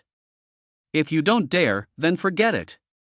Yifan stood on the stage, looking down at Lin with a faint smile. Trying to rile me up, work on me. Lin smiled as he stood up. Since you want me to give you a lesson, I'll grant your wish. He walked step by step to stand opposite Yifan, folded his arms behind his back, and said calmly, "Let us begin." Yifan's gaze darkened, and a cold smile played at the corners of his mouth. "Hee, I look forward to your guidance." No sooner had the last word left his lips than Yifan had already charged toward Lin. The light emanating from his fingertips seemed even brighter than before. Whoa! That strike is definitely over 90 attack power. Lin's in danger. Lin, get out of the way. Watching Yifan charge toward Lin, the students in the audience couldn't help but shout. Zhang Lianshan, standing nearby, stared at the two of them, his expression tense. Boom! A dull thud echoed, followed immediately by a figure flying backward. On the stage, Lin stood there motionless, still frozen in the midst of his attack. To everyone's eyes, Lin's fingers were enveloped in golden light, as if cast from solid gold. Lin won. Yifan lost. That terrifying attack power, has he really mastered the adamantine finger to an advanced level? Chapter 21, Principal, Great News. Inside the combat training room, there was silence at first, followed by an outburst of gasps. The students stared at Lin with utter shock. Zhang Lianshan, standing nearby, stood frozen for a long moment before snapping out of it. He hurried forward and helped Yifan to his feet. "Are you okay?" Zhang Lianshan looked at Yifan's hand and couldn't help but gasp. At that moment, Yifan's right hand was already drenched in blood. "I held back," Lin said with a smile. "He shouldn't be crippled." As soon as he finished speaking, Yifan's expression grew even more grim. "Yu Chang, you and Wang Hong take Yifan to the infirmary." Zhang Lianshan handed Yifan over to Yu Chang, then turned to Lin, his face still etched with disbelief. "You've really reached advanced proficiency?" "It's true." Lin gave a wry smile. "Didn't you just see it yourself? How is this possible?" Zhang Lianshan felt as if something inside him had collapsed. "In just 1 week, you've raised your adamantine finger to the advanced proficiency level. I've never heard of such a thing, at least not in Jinling. Are you some kind of monster?" "Teacher, I just used the time others spend sleeping to practice." Lin paused for a moment before fixing his gaze on Zhang Lianshan and saying earnestly. Hearing this, Zhang Lianshan was instantly moved. To him, Lin's words implied that he had been practicing day and night. But what Lin actually meant was that he had raised his proficiency to the advanced level just by sleeping. Did you all hear that? Gathering his composure, Zhang Lianshan looked at the crowd of students. A month ago, Lin's vitality wasn't even at 1, but through his own hard work, he has raised his strength to a level you can only look up to. I've always told you, on the martial path, every moment counts. Who among you has achieved that? Look at Lin, then look at yourselves. I think all of you need to do some serious soul searching. Lin's face flushed slightly. He was too embarrassed to tell everyone that he was actually a cheater. It's just a shame your vitality is too low. Otherwise, with your current martial skill proficiency, you'd be more than qualified for the advanced combat class. Zhang Lianshan looked at Lin with a hint of regret. According to the rules, there are 2 requirements for entering the advanced combat class. First, vitality must exceed 9.0. Second, proficiency in one martial skill must reach the advanced level. And Lin's vitality was still a bit lacking. Although Zhang Lianshan sensed that Lin's vitality had increased, he didn't believe Lin could raise it from 4.1 to over 9.0 in just 1 week. Teacher, as far as vitality goes, I think I've met the requirement. Lin smiled, walked over to the measuring device nearby, and placed both hands on it. The advanced combat class requires a vitality of 9.0 or higher. You'll need a little more time. Here's what we'll do. Starting next week, you'll sit in on classes just like Yifan. Zhang Lianshan stopped mid-sentence, his whole body frozen in shock. He stared at the measuring device, his expression one of utter shock, as if he'd seen 2 kunkans dancing to "You're So Beautiful" on the screen. 9.6? How is that possible? Is the measuring device broken? Someone slapped me. I must be dreaming. A 5.5 increase in vitality in just 1 week? A group of students couldn't help but speak up, voicing the very thoughts running through Zhang Lianchang's mind. You all keep practicing. Lin. Mo, come see me in my office after class. Zhang Lianchang instructed before hurrying away. Lin, how did your vitality increase so fast? Lin, boss, show me the ropes. After Zhang Lianchang left, a group of students instantly surrounded Lin. In their eyes, a vitality of 9.6 had already made him a figure on par with Hu Qing. Meanwhile, Zhang Lianchang, having left the classroom, headed straight for the principal's office. Bang! Zhang Lianchang flung open the door to the principal's office and burst inside, his face beaming with excitement. Principal, I've got great news. Our third high school is going to make a name for itself this year. Inside the principal's office, Chen Xingji was frowning at this year's student status report when he was startled by Zhang Lianchang's sudden intrusion. Fame? What kind of fame? Chen Xingji glared at Zhang Lianchang and snapped, "I've just received word that several first-rank martial artists have emerged among the students at first and second high schools. Suja, the prodigy from first high, has even reached the level of a second-rank martial artist. We at third high are indeed going to be famous this year after all. We don't have a single first-rank martial artist this year. It's a massive embarrassment."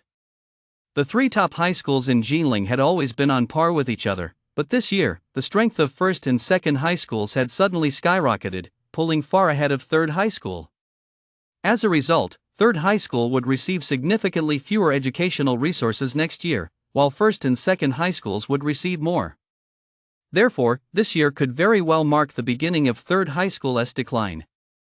If third high school fell into decline, he, as principal, would follow suit. No, principal, please hear me out. Zhang Lianchang hurriedly interjected. Our school has produced a genius. An absolute genius. A genius? Hu Qing, is it? Chen Xingji shook his head in exasperation. That kid is just stubborn. I've been telling him to take a vitality pill to break through to martial artist, but he has refused every time, insisting on breaking through his own cultivation. It really drives me crazy. No, not Hu Chang. It's Lin. Zhang Lianchang quickly interjected. Lin? Chen Xingji paused for a moment, then smiled helplessly. That kid is the complete opposite of Hu Qing. He relied entirely on pills to push himself up. What good is having high vitality if you can't afford to sustain it? One vitality pill costs 200,000. The vitality threshold for a first-rank martial artist is 10, so to go from 0 to a first-rank martial artist relying entirely on vitality pills would require at least 15 pills, that's 3 million. Furthermore, at the martial artist level, advancing by even one rank costs at least 300. Not to mention that once you break through the covering stage to become a martial warrior, the vitality requirement for each rank jump will reach 100. The cost at that point will exceed 30 million.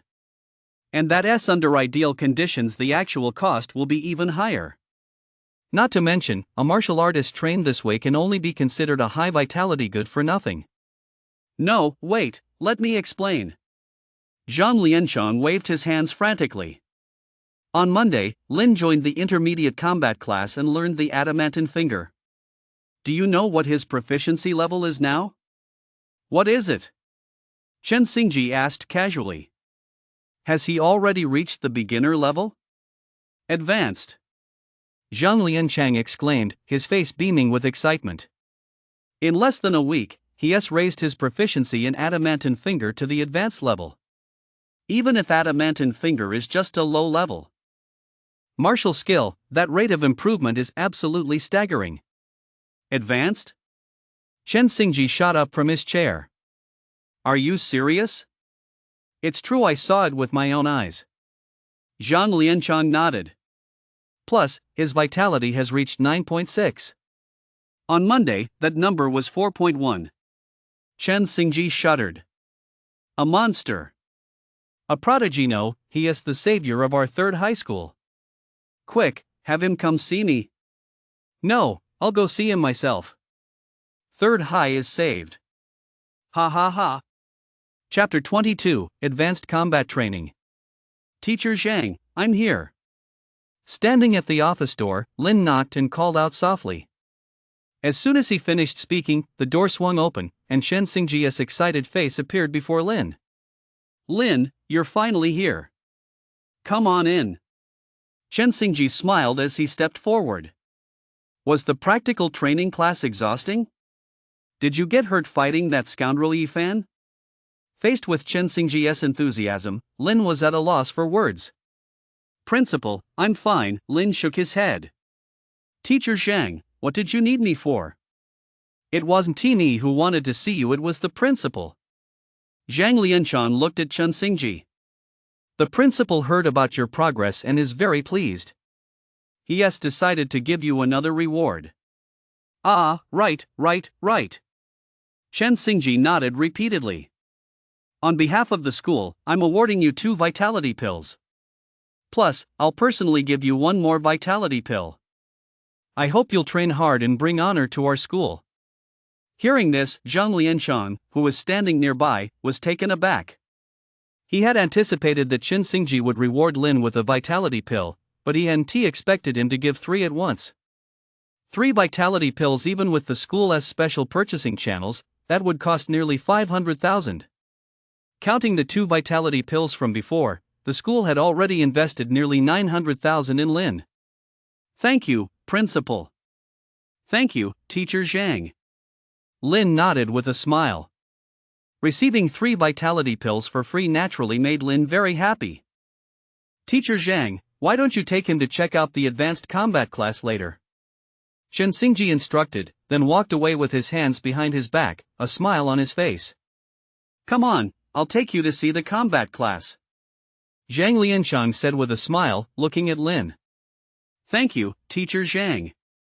Lin said sincerely, looking at Zhang Lianshan. I'm your teacher, why are you thanking me? Zhang Lianshan waved his hand dismissively. There are only 3 students in the advanced combat class. You already know one of them, Hu Qing, and the other 2 are Yi Qing and Rinjie. Hu Qing's vitality was measured at 9.53 weeks ago. With so much time having passed, I suspect his vitality has already reached the critical threshold, and he is on the verge of becoming a first-rank martial artist. Although Yi Qing's vitality was only 8.9 during her last measurement, this young lady is highly skilled in alchemy. It said she can already refine vitality pills and has mastered several martial skills, at least 2 of which she has reached advanced proficiency in. As for the last one, Renjie, his vitality stands at 9.3. His proficiency in the adamantine finger has reached the advanced level and is on the verge of achieving the perfect realm. During the last measurement, when Renjie performed the adamantine finger, his attack power reached 157. Zhang Lianshan walked alongside Lin, briefing him on the situation of these individuals. Compared to the intermediate and beginner practical combat classes, the advanced practical combat class, though it had only 3 students, was held in a venue that was worlds apart. The advanced practical combat class took place in a brand new training hall, equipped with a sufficiently large fighting ring and a rest area. There was even a cafeteria dedicated to providing students with nutritious meals. Upon pushing open the door, Lin found only 2 people silently practicing in the vast classroom. Hu Qing was a prominent figure at the school, so Lin recognized him at a glance.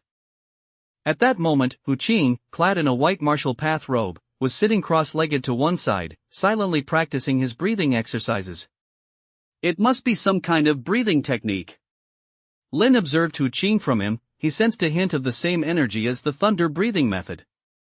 However, the breathing technique Hu Qing was using was vastly different in effect from the thunder breathing method. It seems Hu Qing's current achievements are inseparable from his mastery of this breathing technique. Lin mused silently to himself, then turned his gaze to the other young man. Unlike Hu Qing, Renjie was wearing a black t-shirt and black shorts, with short, spiky hair that gave him a very energetic appearance. He was standing on the ring practicing a fist technique. As he swung his fists, a faint whistling sound could be heard. Jia is practicing the inch fist. This style emphasizes speed as fast as lightning and power as strong as 1,000 June. Zhang Lianshan offered this explanation, then clapped his hands and said, "Everyone, pause for a moment. Let me introduce you to. His name is Lin. His vitality is 9.6, and his proficiency in adamantine finger has reached the advanced level. Hi, Lin. My name is Hu Chung. I'm Rin Jia. Your adamantine finger has reached the advanced proficiency level? My inch fist has just reached the intermediate level. Why don't we have a little sparring match? Hu Ching and Rin Jia immediately stepped forward and greeted each other with smiles. Lin just got here, don't scare him off. Hu Ching glanced at Rin Jia and said with a sigh. If I'm scared off, why bother cultivating the martial path at all? I might as well go home and work a day job. Ren Jie shrugged nonchalantly and returned to his original spot to continue punching. Hu Ching, you continue your training too. Lin, come with me. Zhang Lianshan led Lin toward a room nearby. This is the martial skill repository. You can go in and choose a martial skill. Zhang Lianshan explained. Every student taking an advanced combat class for the first time gets one chance to select a martial skill. If you want to enter the martial skill repository again later, you'll need to pay or bring a certain amount of honor to the school to qualify for re-entry. After giving this brief introduction, Zhang Lianchang said, "Come on, I'll take you inside to have a look." The martial skill repository wasn't very large, only about 10 square meters, and contained just a few bookshelves lined with dozens of martial skills. Martial skills are ranked in the same way as weapons, from highest to lowest: heaven, earth, mystic, and yellow. Each rank is further divided into 9 grades. The school's martial skill repository contains 35 yellow rank, first grade martial skills, 5 Huang tier, second grade martial skills, 3 Huang tier, third grade martial skills. The highest ranked one here is the Huang tier, 9th grade Tiger Fist. It's said that once this martial skill is cultivated to intermediate proficiency, one can easily kill a full-grown tiger. If cultivated to advanced proficiency, the of a single punch would be difficult even for a martial artist to withstand. However, I advise you not to choose this martial skill. Although it's easy to get started, reaching intermediate proficiency is as difficult as climbing a mountain. Teacher, I'm choosing this one. Before Zhang Lianshan could even finish speaking, Lin had already made his choice. Zhang Lianchang. Why don't you think it over a bit more? Zhang Lianshan said helplessly. I think the inch fist is pretty good too. It's a yellow rank, 3rd grade skill, and once you reach advanced proficiency, it's incredibly powerful. I'm choosing Tiger Fist. Lin stepped forward, picked up the martial skill manual detailing Tiger Fist, glanced at it, memorized the contents, and then put it back. Sigh, you're going to regret this. Zhang Lianshan looked somewhat resigned. Over the years, he'd seen plenty of prodigies choose Tiger Fist, only to end up stuck at the entry-level stage.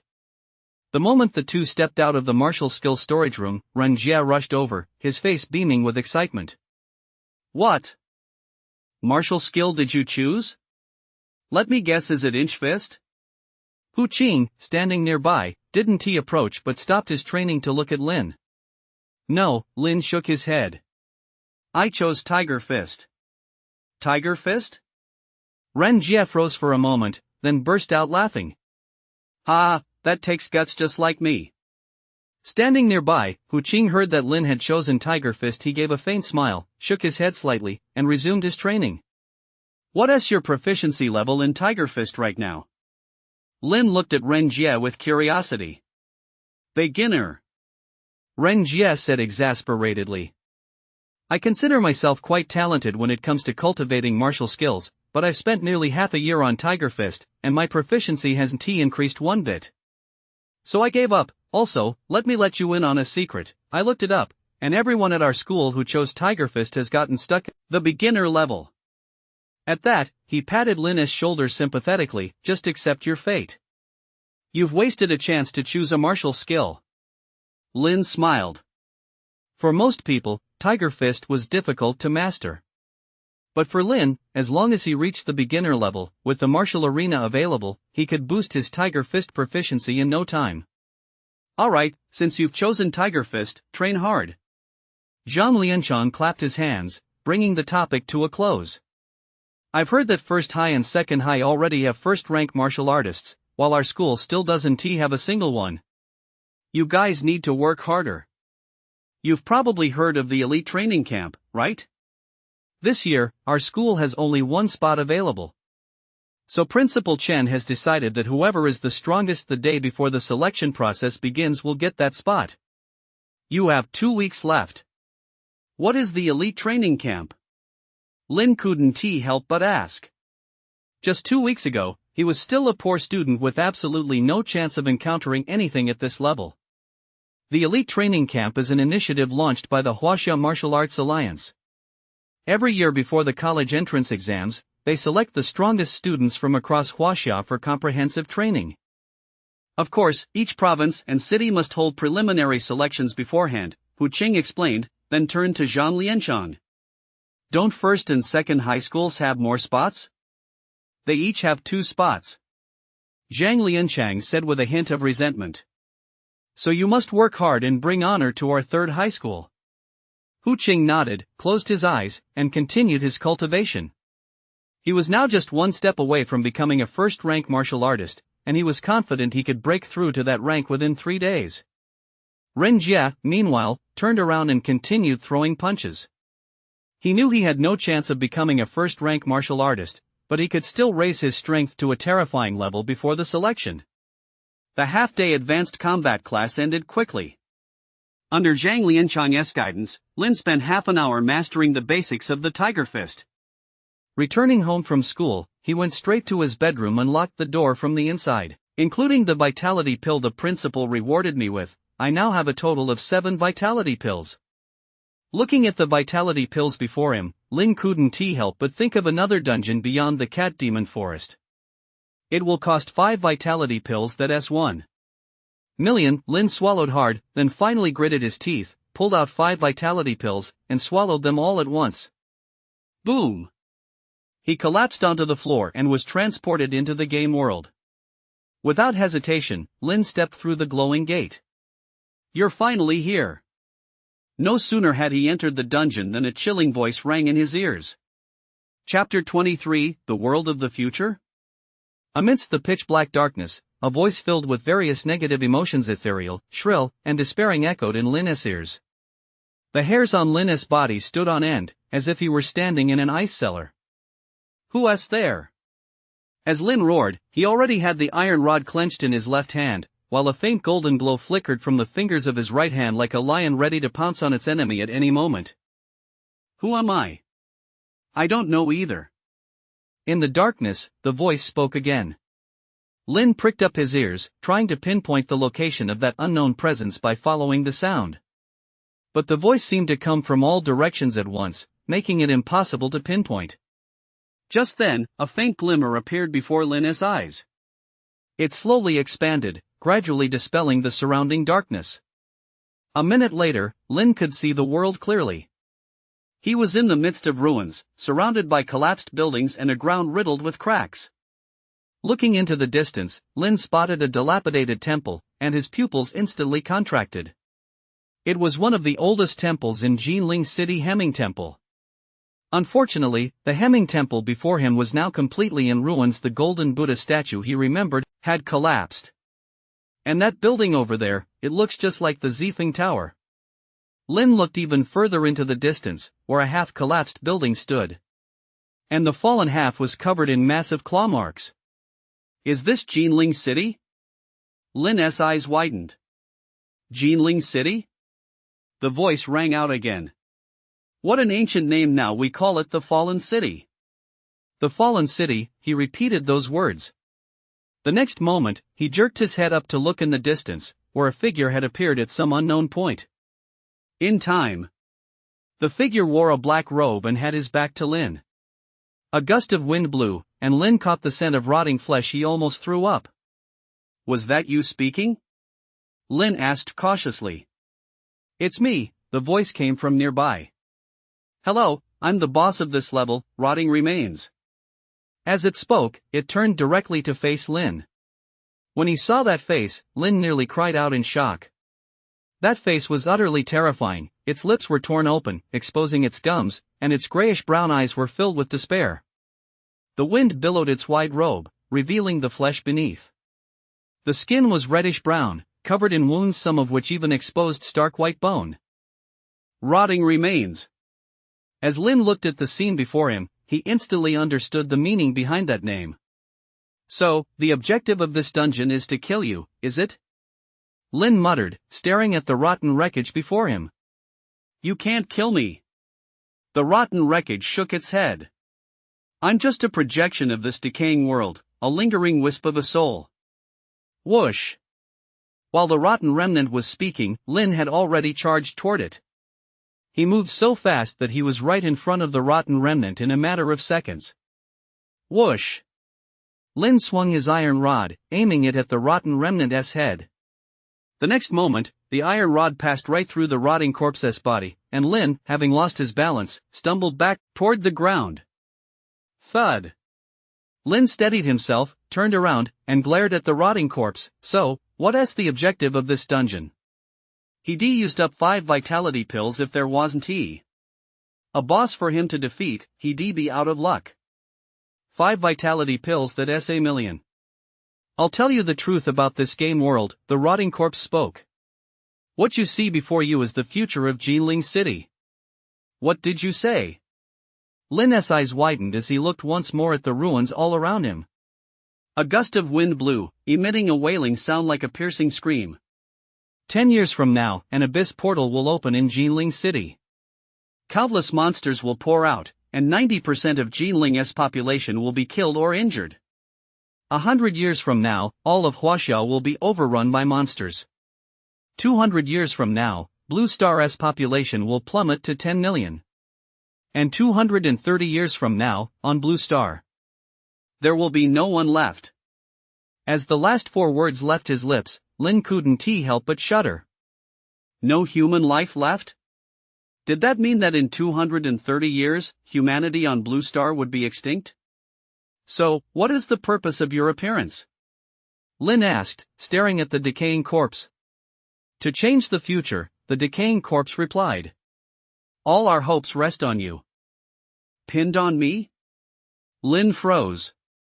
Do you want me to tell those in power that humanity is doomed in the future? So they can come up with a plan in advance? It's useless. We've tried that before, and it ultimately failed. The future didn't change. You're our last chance, the decaying corpse said. You're the only person in the next 200 years who doesn't belong to this world. Lin was taken aback for a moment, then realized what that meant. He had traveled to the high martial world, so he didn't belong to this world. I still don't believe it, Lin shook his head. Just because of the words of a monster in a dungeon, you expect me to believe that humanity will go extinct in the future? That's ridiculous.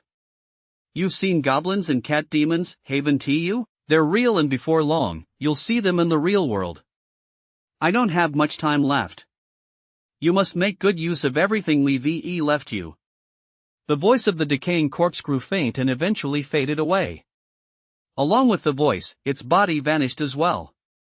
At the same time, Lin felt a massive surge of vitality rush into his body. Lin couldn't help but cry out inside the dungeon. The overwhelming vitality felt as if it were about to burst his meridians. He didn't know how much time had passed when Lin slowly opened his eyes. He was still in the room, but his clothes were soaked through with blood and sweat. He sat up and stretched his body, feeling the increase in his vitality. I didn't kill the boss, but my vitality has increased. Lin frowned. 5 vitality pills. The boost they gave me seems to be more than just 5 points of vitality. Lin clenched his fist and swung it. Shattered Stone Fist. Under Lin's command, this high-level martial skill actually cut through the air with a whistling sound. Its attack power was definitely stronger than before. If I'm not mistaken, I should now be a first-rank martial artist, and my vitality has reached over 15 points. Lin quickly assessed his situation and broke into a satisfied smile. A few minutes later, the smile faded from his face. In the dungeon, the rotten corpse said that in 10 years, Jinling will be overrun by monsters? Will humanity eventually become extinct on Blue Star? Is that true or false? Lin recalled the events in the dungeon and fell deep in thought. After a sleepless night, Lin, his eyes ringed with dark circles, made his way to the kitchen. A note from his mother, Wang Ping, was stuck to the refrigerator. Your dad and I are out working. Your sister stayed over at a classmate's house last night to practice, so you should be home alone today. The money for today's meals is on the table. Buy yourself some good food. Lin glanced at the dining table, where 500 yuan lay. Given Lin's current appetite, that money was enough to buy dozens of jin of meat. Putting the money away, Lin didn't rush to the martial arena to measure his vitality. He still had 2 vitality pills left. It wouldn't be too late to go once he'd used them up. Besides, Lin had already raised his Tiger Fist to the entry level today. He wanted to try and see if he could boost its proficiency to the advanced level. After finishing breakfast, Lin slipped back into his room. He took out a vitality pill, swallowed it, and quickly entered the game interface. Martial Arena, Goblin Kingdom, Cat Demon Forest. Lin looked at the interface that appeared before him, but didn't see the dungeon where the rotten corpse was located. That gate was still right in front of Lin. He thought for a moment, then walked toward it. Entering the next dungeon requires 2 vitality pills. A message popped up before Lin's eyes. I'll just head to the martial arena for now. Lin entered the martial arena, and sure enough, 3 martial skill options appeared before him. Tiger Fist. Lin chose Tiger Fist as the skill to practice this time. Consumes 1 vitality pill. Lin stared at the line of text that appeared before him and was instantly baffled. He'd already used 1 vitality pill to enter the game. Why did choosing to practice Tiger Fist require another one? Could it be because Tiger Fist is a higher level skill? Tiger Fist was a yellow rank, 9th grade skill, significantly higher in rank than Adamantine Finger and Rock Shattering Fist. It made sense that it would consume more vitality pills. Lin offered himself this reassurance, then focused his mind and performed Tiger Fist. After completing the sequence, Lin glanced at the attack power, 35. That's so low. Lin said helplessly, then looked at the analysis provided by the martial arena.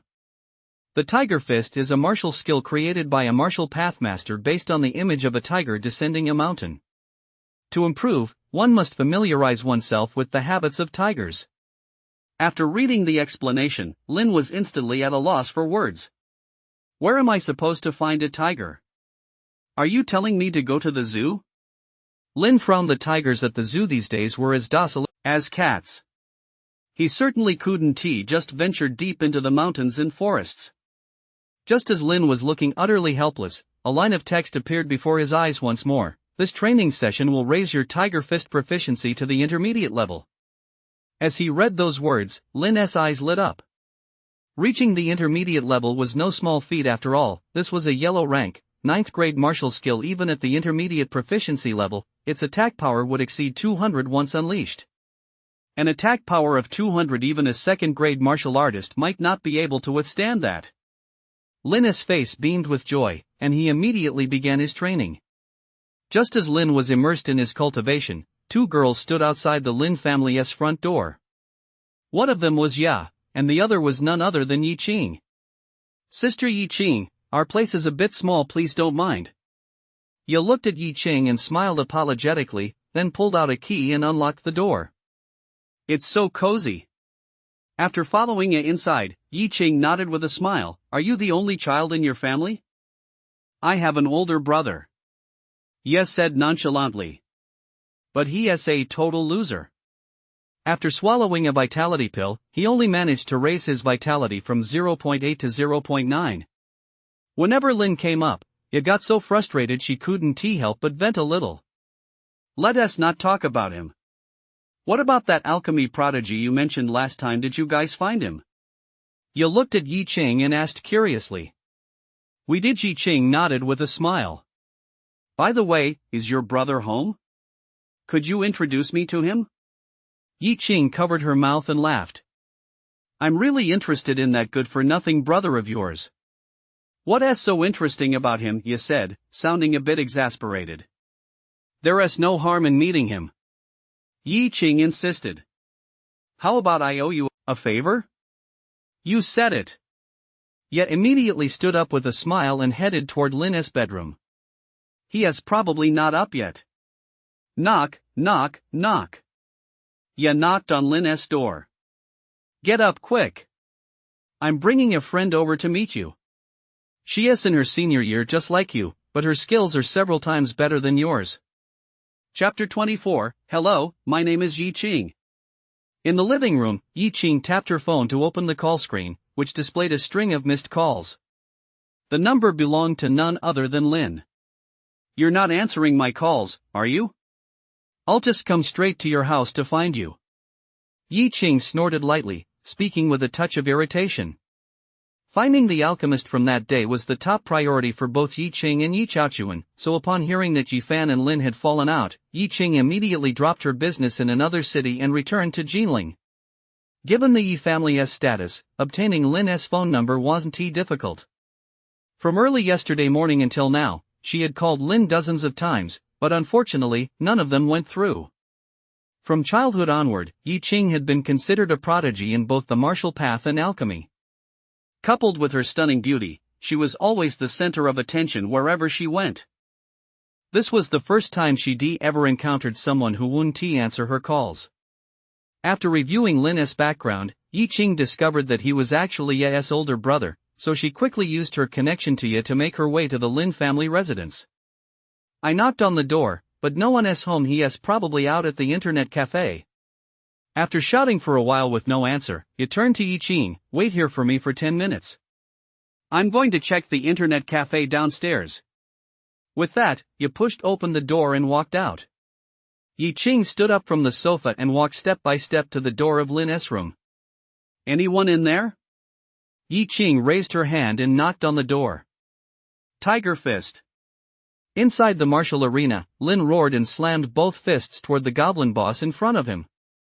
The wind from his punches roared, like the roar of a fierce tiger. Boom! The goblin boss let out a muffled thud and exploded on the spot. So powerful. Even stronger than adamantine finger and rock-shattering fist. A look of surprise and delight spread across Lin's face. By consuming 2 vitality pills, he had successfully raised his tiger fist to intermediate proficiency. What a powerful surge of vitality! Outside the door, Yi Qing shuddered. In that split second, she had sensed a surging wave of vitality. This caused her to instinctively assume a combat stance, and vitality surged through her body. At the same time, Lin stepped out of the martial arena and awoke in the real world. Just as he was about to stand up, he suddenly sensed the vitality outside the door. Someone's here? Lin furrowed his brow. Vitality on par with a first-rank martial artist. Are they people sent by the Li family? Sensing this vitality, Lin assumed she was someone seeking revenge. Click. Lin twisted the door lock with lightning speed and flung the door open. Rock-shattering fist. Mountain-splitting palm. The 2 cries rang out simultaneously. As fist and palm collided, a thunderous boom echoed through the air. Lin stood there without moving an inch, while Yi Qing's expression shifted slightly, and she took 2 quick steps back. Who are you? Lin looked at Yi Qing, his face filled with wariness. You're Lin? Yi Qing looked at Lin and said meaningfully, Xia told me you were a good-for-nothing. If someone like you is a good-for-nothing, then what does that make us? She smoothed out her clothes and smiled as she held out her hand to Lin. Hello, my name is Yi Qing. Yi Qing? Lin furrowed his brow. Is Yi Fan your younger brother? Are you here to seek revenge? First, I'd like to apologize to you on behalf of my idiot younger brother. Yi Qing said apologetically. He has been spoiled rotten by our family. Second, I'd like to talk to you about the pill formula you have. Are you here to buy the formula too? Lin asked with a smile. Sorry, the formula.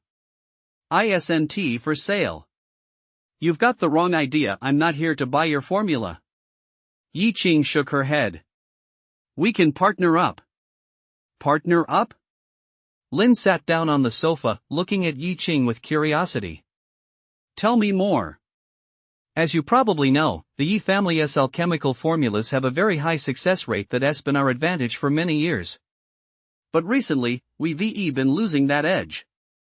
The Gao family has obtained a new formula that can boost the probability of producing 3 pills to over 35%. When that happens, we'll lose the market for basic vitality pills. You're our only chance. Partnering with you is our best option. You've revealed the Yi family's weakness to me. Aren't you worried I'll ask for the moon? Lin said with a smile, looking at Yi Qing. This is a sign of my sincerity. Tell me your plan. You hand the formula over to the Yi family, and from then on, you'll get a 50% cut of the sales revenue from the basic vitality pill. I want 60%. Plus, you have to supply me with 10 vitality pills every week. Lin interrupted Yi Qing and laid out his terms. No way. You're robbing us. Yi Qing glared at Lin, her face flushed with anger. Do you have any idea how much it costs to refine vitality pills? If we give you 10 a week, the Yi family will be left with nothing. No, absolutely not. So, does that mean you've agreed to give me 60% of the profits? Lin asked with a smile. I've agreed. Yi Qing paused for a moment, then said helplessly, does the Yi family have a better option? All right, then. We'll settle up once a week. Lin smiled and held out his hand to Yi Qing. Let us have a pleasant partnership. Yi Qing looked deeply at Lin and said, I feel like the Yi family has become your hired hands. That's called a win-win. Lin smiled as he took Yi Qing's hand. Creak. The door opened, and Yi walked in with a look of frustration on her face. That good-for-nothing Lin who knows where he's run off to again. He never practices properly, all he does is loaf around. As Yi walked into the living room, she saw Lin and Yi Qing standing there, their hands tightly clasped. Lin, what are you doing? Let go of Sister Yi Qing's hand. Yi snapped out of her daze, hurried over to Lin, and raised her hand to slap his. Lin reluctantly released Yi Qing's soft, boneless hand. Sister Yi Qing, my brother didn't he do anything to you, did he? No. Yi Qing shook her head helplessly. Didn't you say it yourself? Your brother's a good-for-nothing, he's no match for me at all. What could he possibly do to me? You're right. Yi nodded, glancing at Lin. All right, Sister Yi Qing and I need to talk. You go back to your room. Lin smiled helplessly and turned to go into his room. Ding. No sooner had she closed the door than Lin heard her phone beep. She tapped the screen to check it. It was a text from Yi Qing. Here's my phone number. Save it so we can stay in touch. Lin thought for a moment, tapped a few times on her phone, then hit send. Just then, Yi Qing, who was sitting on the couch with Yi, felt her phone vibrate and quickly tapped it to check. The message was from Lin. Here's my bank account number. Remember to transfer money to me every week. Followed by a string of numbers. This is infuriating. Staring at the message on her phone, Yi Qing couldn't help but jump up from the couch, wishing she could smash the phone right in Lin's face. Sister Yi Qing, what's wrong? Did someone upset you? Yi asked with a smile. No one. Clenching her teeth as she closed her phone, Yi Qing replied irritably, all right, I've got some things to take care of at home. I'm heading back now. Her collaboration with Lin had already borne fruit, and she needed to report the news to Yi Chaochuan. Although Lin's demands had exceeded her mental limit, she had still agreed. She had a hunch that this collaboration with Lin would be the Yi family's chance to rise to prominence. Chapter 25, Applying for the Martial Artist Examination. Plans don't always go as expected. I never thought 7 vitality pills would be gone in an instant. Lin lay on his bed with a hint of resignation, sighing to himself. I'll just have to make do with the thunder breathing method for the night.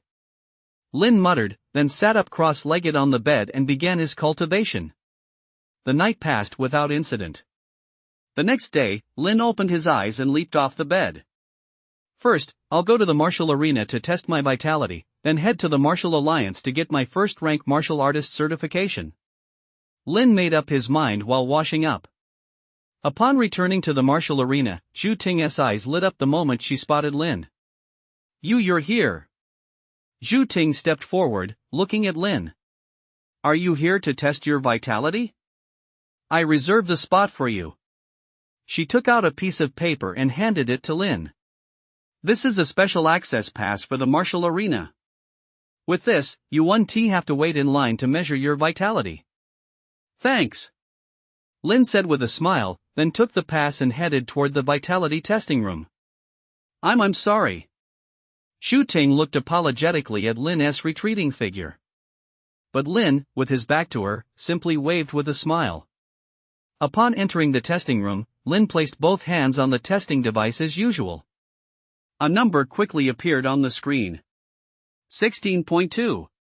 Looking at the final result, Lin couldn't help but gasp in surprise. This number was even higher than he estimated. The extra vitality comes from the bonus provided by the thunder breathing method. As my vitality increases, the thunder breathing method's benefits to my cultivation have also grown stronger. Lin grew excited. With the thunder breathing method, even without a vitality pill, his cultivation progress won't be too slow. Let us test. The attack power of the tiger fist again. After calming his excitement, Lin stood before the martial skill measuring device. Tiger fist. Lin activated the martial skill, and the faint roar of a mighty tiger echoed through the testing room. On the screen, the attack power of this punch was displayed. 286. Lin nodded in satisfaction. That's pretty much what I expected.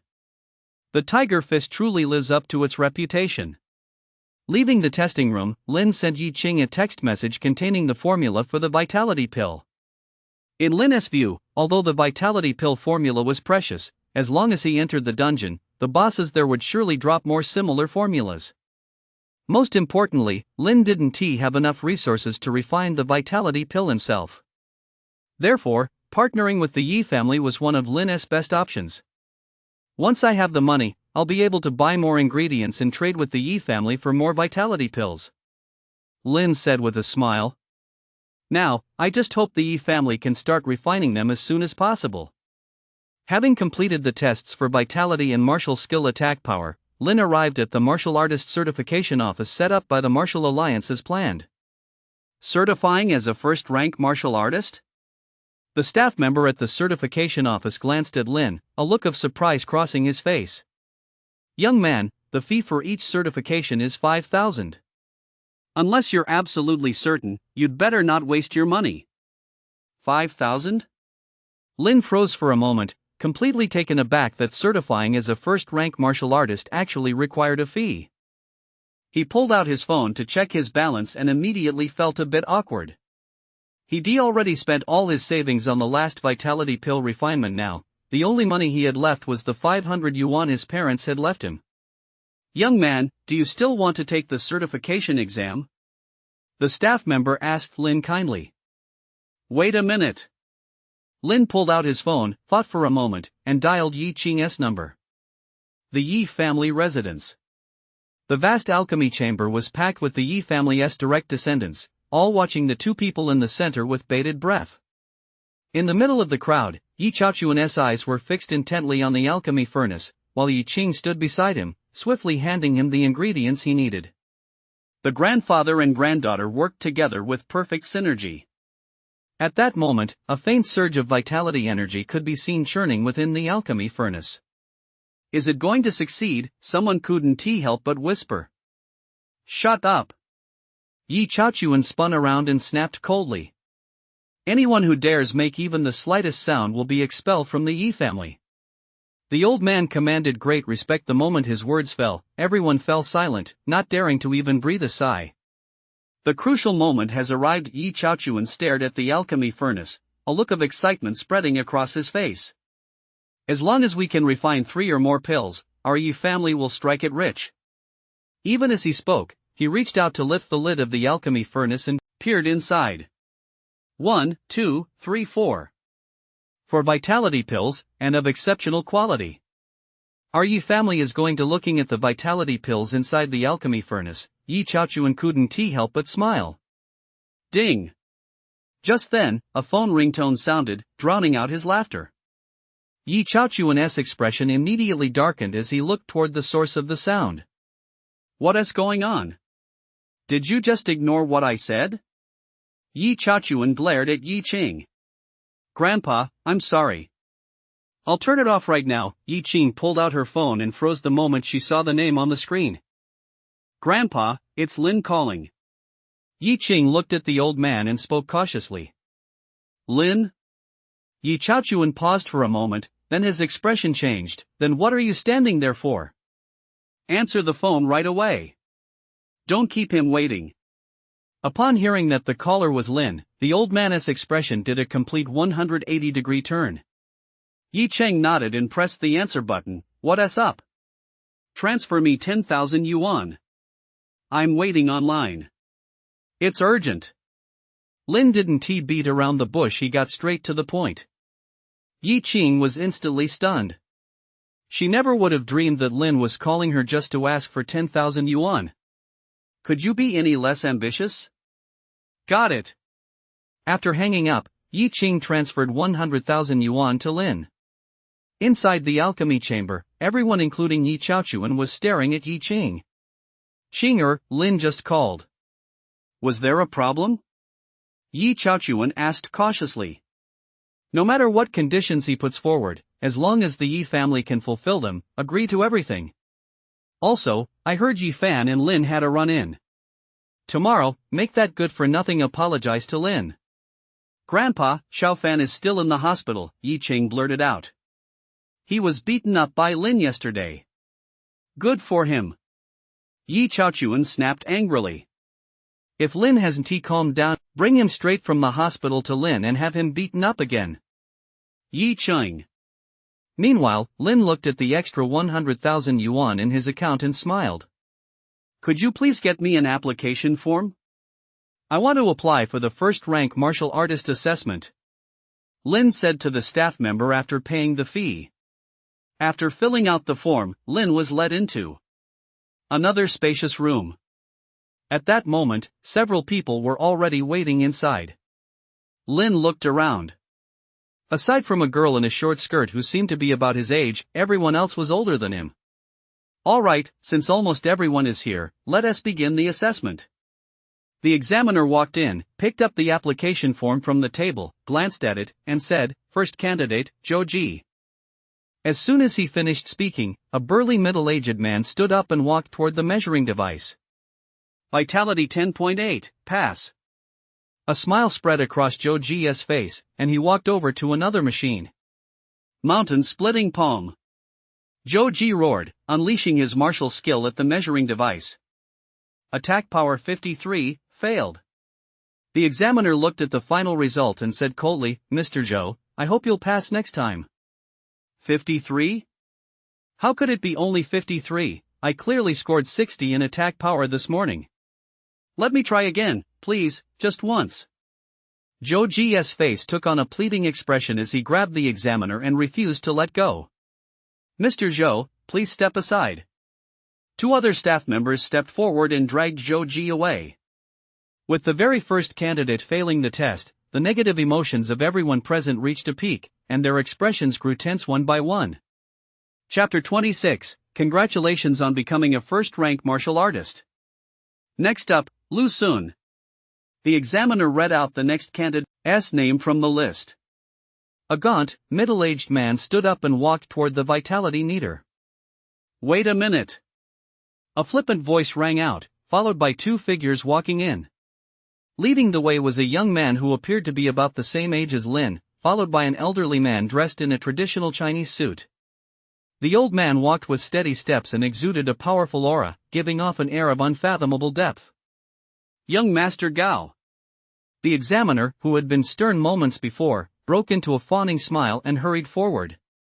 "Are you here for your martial artist certification today?" The young man nodded.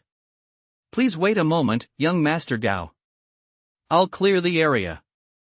The examiner immediately turned to usher everyone participating in today's assessment out. "No need," the young man said indifferently. "I'd like to give them a chance to see what true genius looks like." After speaking, the young man walked toward the vitality meter, casting a glance at the middle-aged man named Lu Sun. Lu Sun's expression shifted slightly, and he eventually turned and walked back, step by step, to the waiting line. "Who is that guy? He is so full of himself. That examiner is really sucking up to him." Have you heard of the Gao family? He is a direct descendant of the Gao family Gao Ziliang. He is currently attending first high school, and I hear he is incredibly talented. The Gao family, one of the 3 great alchemy clans? We're no match for him. Lu Sun sighed, his face betraying his reluctance. Gao Ziliang placed his palm on the vitality meter with an air of arrogance, and the test results appeared almost immediately. 14.7. Congratulations, young Master Gao, your vitality has passed the assessment. Gao Ziliang walked over to the martial skill meter, performed the adamantine finger technique, and achieved an attack power of 81. That's incredibly strong, the examiner exclaimed in admiration, immediately stamping the assessment form with the passed seal. Congratulations, young Master Gao, on successfully passing the assessment. The examiner respectfully handed Gao Ziliang an embossed badge. All right, you lot can continue. Let us see just how far behind me you clowns really are. Gao Ziliang plopped down in the examiner's chair and surveyed the crowd. The examiner nodded repeatedly and continued the assessments according to the list. Lu Sun stepped forward and passed the assessment without issue, though both his vitality and attack power were significantly lower than Gao Ziliang's. After waiting a good half hour, Linus was finally called. Hey, this one looks about my age. Gao Ziliang's eyes lit up when he saw Lin. Just here to try his luck, huh? Judging by his clothes and appearance, he must be from an ordinary family. Whether in terms of resources or natural talent, he certainly can't compare to young Master Gao. The elderly man beside Gao Ziliang remarked with a faint smile. Beep. Just then, Lin's vitality measurement result came in. 16.2. No sooner had the old man finished speaking than he saw the number on the screen, and his voice caught in his throat. The smile on Gao Ziliang's face also faded slightly as he narrowed his eyes and looked at Lin. High vitality doesn't mean high attack power, the old man hurriedly muttered under his breath. Adamantine finger. At the same moment, Lin unleashed the adamantine finger. Accompanied by a crackling sound in the air, the measuring instrument displayed a new value. 164. With my vitality boosted, the adamantine finger's attack power has increased significantly too. Lin nodded slightly, showing no surprise at the number. The old man's face turned grim, as if he'd been slapped in the face. With the same martial skill, Lin's attack power was a full 2 times that of Gao Ziliang. Gao Ziliang stood up with an icy expression, shot Lin a piercing glance, and turned to leave the testing area. The examiner stared at Lin's test results, completely dumbfounded. He had been working at the testing center for many years, but never anyone at Lin's age managed to reach such terrifying levels of vitality and attack power. Excuse me, did I pass? Lin looked at the examiner and asked softly. You passed. The examiner hesitated for a moment, then quickly stamped Lin's application form and, with both hands, presented him with the silver badge symbolizing the status of a first-rank martial artist. Mr. Lin, congratulations on becoming a martial artist. The examiner's attitude toward Lin was even more respectful than the one he'd shown toward Gao Ziliang. In the world of the martial path, strength reigns supreme, and Lin had earned the examiner's respect through his own prowess. Mr. Lin, my name is Lu Sun. It's a pleasure to meet you. Lu Sun, who had just received his first-rank martial artist badge, quickly stepped forward and extended his hand to Lin. Mr. Lin, my name is. Once someone took the lead, a crowd immediately rushed up to Lin to introduce themselves. Having achieved such strength at Lin's age meant he had a very high chance of becoming a martial path powerhouse in the future. Building a good relationship with a future powerhouse could only be beneficial. After dealing with the crowd, Lin left the testing area. Receiving the martial artist seal entitled him to a vitality pill right away, something Lin could certainly use. Inside the martial arena, Zhu Ting watched Lin return and smiled. Get me a number to claim a vitality pill. You want to claim a vitality pill? Zhu Ting paused for a moment, then looked at Lin in shock. You passed the first-rank martial artist assessment? How is that possible? She covered her mouth with her hand, her pretty face filled with disbelief. Want to see my badge? Lin chuckled softly, pulling out the badge he'd just received. It contained his personal information, which could be read by the computer. No, thanks. Shu Ting composed herself, got a number for Lin, and handed it to him. Turn left up ahead and you'll be there. Watching Lin's retreating figure, Shu Ting felt a moment of daze.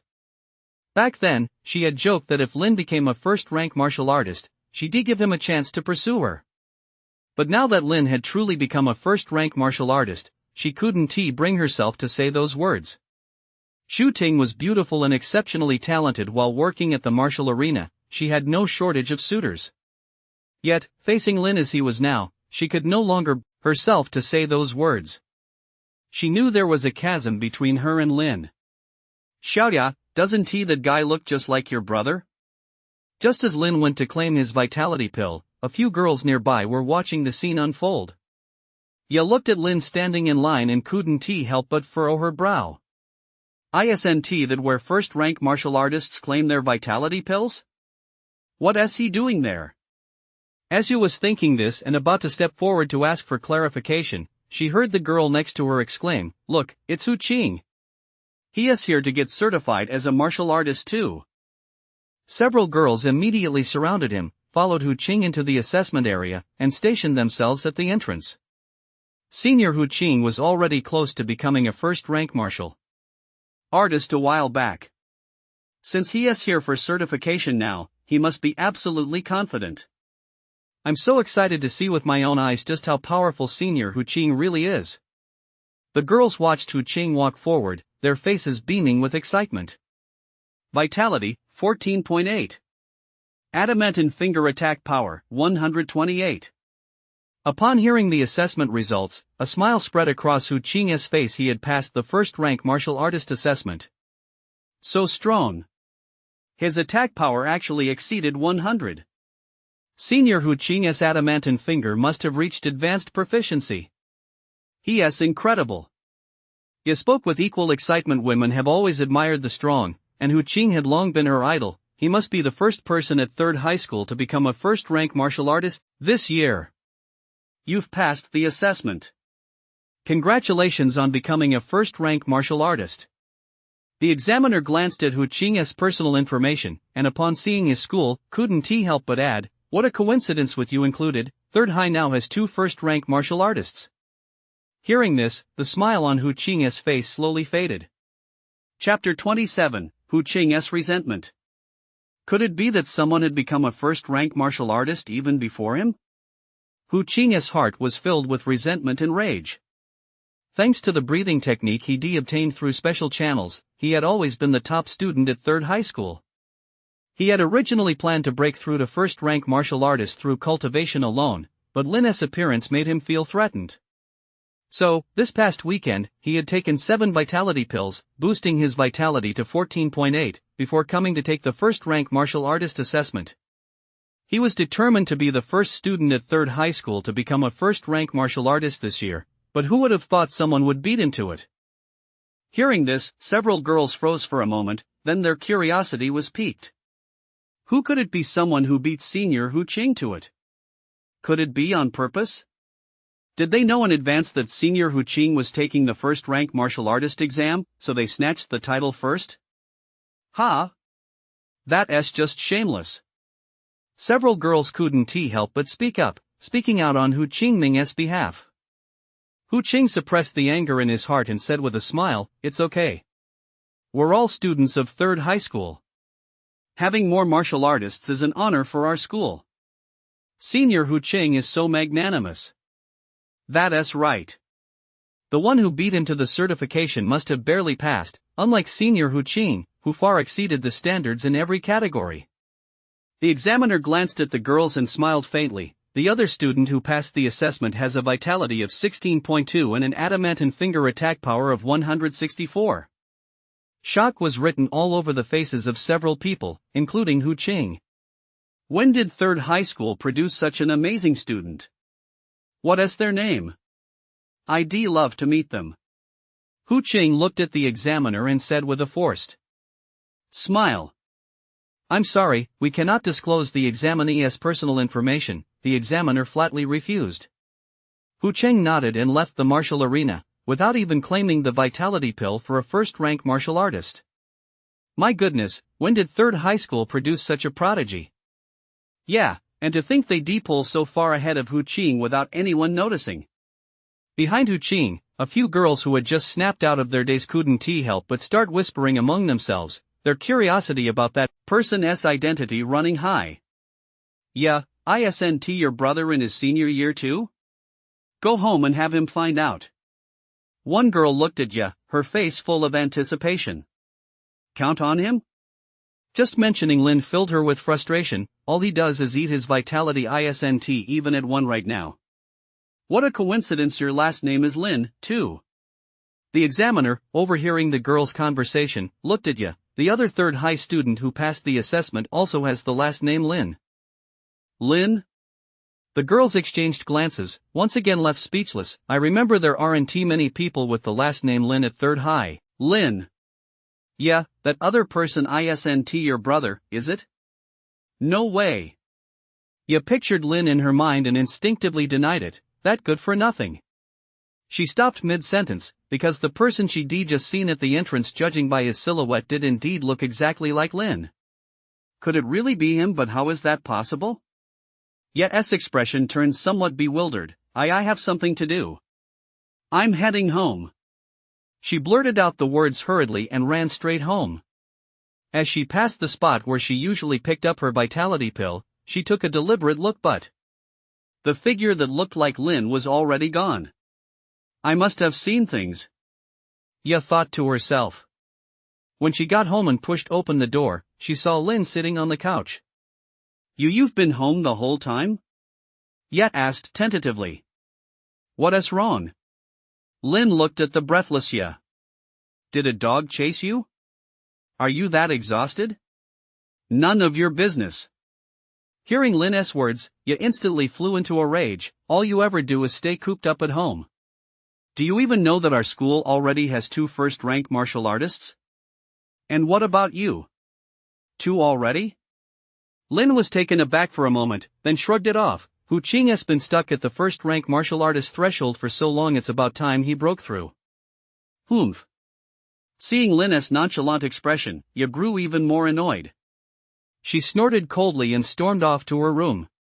What's gotten into that girl? Is she going through a rebellious phase? Lin shook his head. I'll have Mom and Dad check in on her when they get back. You really have to keep a close eye on teenage girls. Rising from the sofa, Lin also returned to his room. Taking out a vitality pill he'd just received that day, Lin swallowed it in one go. According to rotting remains, the entire human civilization will be destroyed in the future. Whether what he says is true or not, I must strengthen my power as quickly as possible. On the martial path, every moment counts. Game loading. With just 1 vitality pill, Lin's only options were the Cat Demon Forest and the Goblin Kingdom. Since Lin had obtained all her vitality grass from the Cat Demon Forest, she chose it right away this time. Unlike before, after clearing the dungeon, she could fight her way straight from the regular rooms all the way to the boss room upon re-entering. After becoming a first-rank martial artist, Lin's speed in clearing the dungeon had improved significantly. In the boss room, Lin instantly defeated the boss with an adamantine finger strike. Watching a glowing orb drop from the boss's body, Lin picked it up and awoke from his dream. 3 stalks of vitality grass. Lin glanced at the time. The martial arena must have already closed by now, so he had no choice but to put the vitality grass away. He would go to the martial arena to refine the elixir tomorrow after his combat training class. Without the aid of the vitality pill, Lin spent the entire night cultivating using the thunder breathing method. The next morning, Lin arrived at school with his backpack, just as planned. Have you heard? Our school's senior class actually has 2 first-rank martial artists. Wow, really? I know one of them is definitely Hu Qing. Who is the other one? Ren Jie? It could be Ren Jie. His vitality had already reached 9.3 before. It's been a while now, so it's possible he has become a first-rank martial artist. If that is the case, Yi Qing could be a possibility too. The Yi family is a renowned alchemy clan. They have an endless supply of vitality pills. Becoming a first-rank martial artist would be a piece of cake for her. I heard there is one more student in the advanced combat class, but we don't know exactly who it is yet. So, the other first-rank martial artist could be that person. As soon as he entered the school, Lin overheard this buzz of conversation. Do rumors spread that fast? Lin mused to himself. Yet even now, no one had guessed that the other first-rank martial artist was actually him. As he walked into the classroom, the previously noisy student instantly fell silent, and all eyes turned to Lin. For some reason, facing this student who had once been one of the weakest in the class, they now felt as if they couldn't catch their breath. Mo Lin, you're here. His desk mate and best friend, Lu Lei, instinctively wanted to call him Moz, but the moment the words reached his lips, he couldn't help but change his greeting. He couldn't shake the feeling that, lately, Lin had been radiating an aura that made him dare not act the slightest bit playful. Let us get to the combat training. Lin nodded with a smile, feeling a touch of helplessness at Lu Lei's sudden formality. But he quickly let it go. The martial path was, after all, a cruel one on the road to the pinnacle. Some were bound to fall behind. If it weren't for the golden finger he'd acquired by a stroke of luck, he himself would surely have been among those eliminated from the martial path by now. Lin, Teacher Zhang is calling you to class. He has an important announcement for you all. Just then, a voice rang out from outside the door. Lin stood up, bid farewell to Lu Lei, and headed to the advanced combat class. Chapter 28, You Want to Kill Me? The elite training camp program I mentioned earlier has been moved up, so the selection trials will begin today. In the advanced combat class, Zhang Lianshan looked at the three students in front of him. Yi Qing is currently in seclusion, working to break through to first-rank martial artist. Additionally, the school has issued a notice to all students. For this selection, anyone with a vitality score of 10 or higher is eligible to participate. Finally, our third middle school has only one spot for this training camp. I hope you'll cherish it. Oh, and I broke through yesterday too. Ring Jia chimed in with a smile from the side. I just tested it. My vitality has reached 10.8. Very impressive. Zhang Lianchang nodded, then turned to Hu Qing and Lin. News came from the martial arena yesterday that 2 students from 3rd High have reached the first-rank martial artist level. Is that you too? Yes. Lin and Hu Qing replied in unison. That person from yesterday was him. A thought crossed Hu Qing's mind, and he couldn't help but glance at Lin. His vitality was only 9.6 during the last practical training session, and now, just 2 days later, it's reached 16.2? I won't accept this. Hu Qing seethed inwardly, his eyes brimming with hatred. What? You two are both certified first-rank martial artists? Then what is the point of competing? Ren Jia looked utterly speechless. I'm out. Sorry, coach, I'm late. Just then, Yi Qing walked in through the door. Lin glanced at Yi Qing and furrowed his brow slightly. Yi Qing's vitality had indeed increased, but she had likely only just entered the first-rank martial artist tier. I'm also withdrawing from the competition. After all, my goal isn't the martial path, it's alchemy. As the most talented alchemist in the Yi family, Yi Qing's aspiration was to become the very best alchemist. The martial was merely for self-defense. All right, then. I'll inform the principal of both of your decisions. Now, let us head to the combat arena. Zhang Lianshan led the 4 of them out of the classroom. By the time they reached the combat arena, it was already packed with students. Not only were there seniors present, but also students from lower grades. Yeah, isn't that your brother? Why is he walking with Yi Qing and Hu Qing? A girl standing next to Ya asked in a low voice. It really is him. Ya looked at Lin, her face betraying a look of disbelief. Ever since she'd seen Lin at the martial arena yesterday, she'd had this hunch, and now it had been confirmed. How is that possible? Ya watched as Lin stepped onto the martial arena one step at a time. Standing on the martial arena alongside Lin and Hu Qing were 2 other students. Lin recognized them. He'd seen them during the intermediate combat training class. Presumably, they'd also taken the vitality pill in the past few days and broken through to the martial artist realm.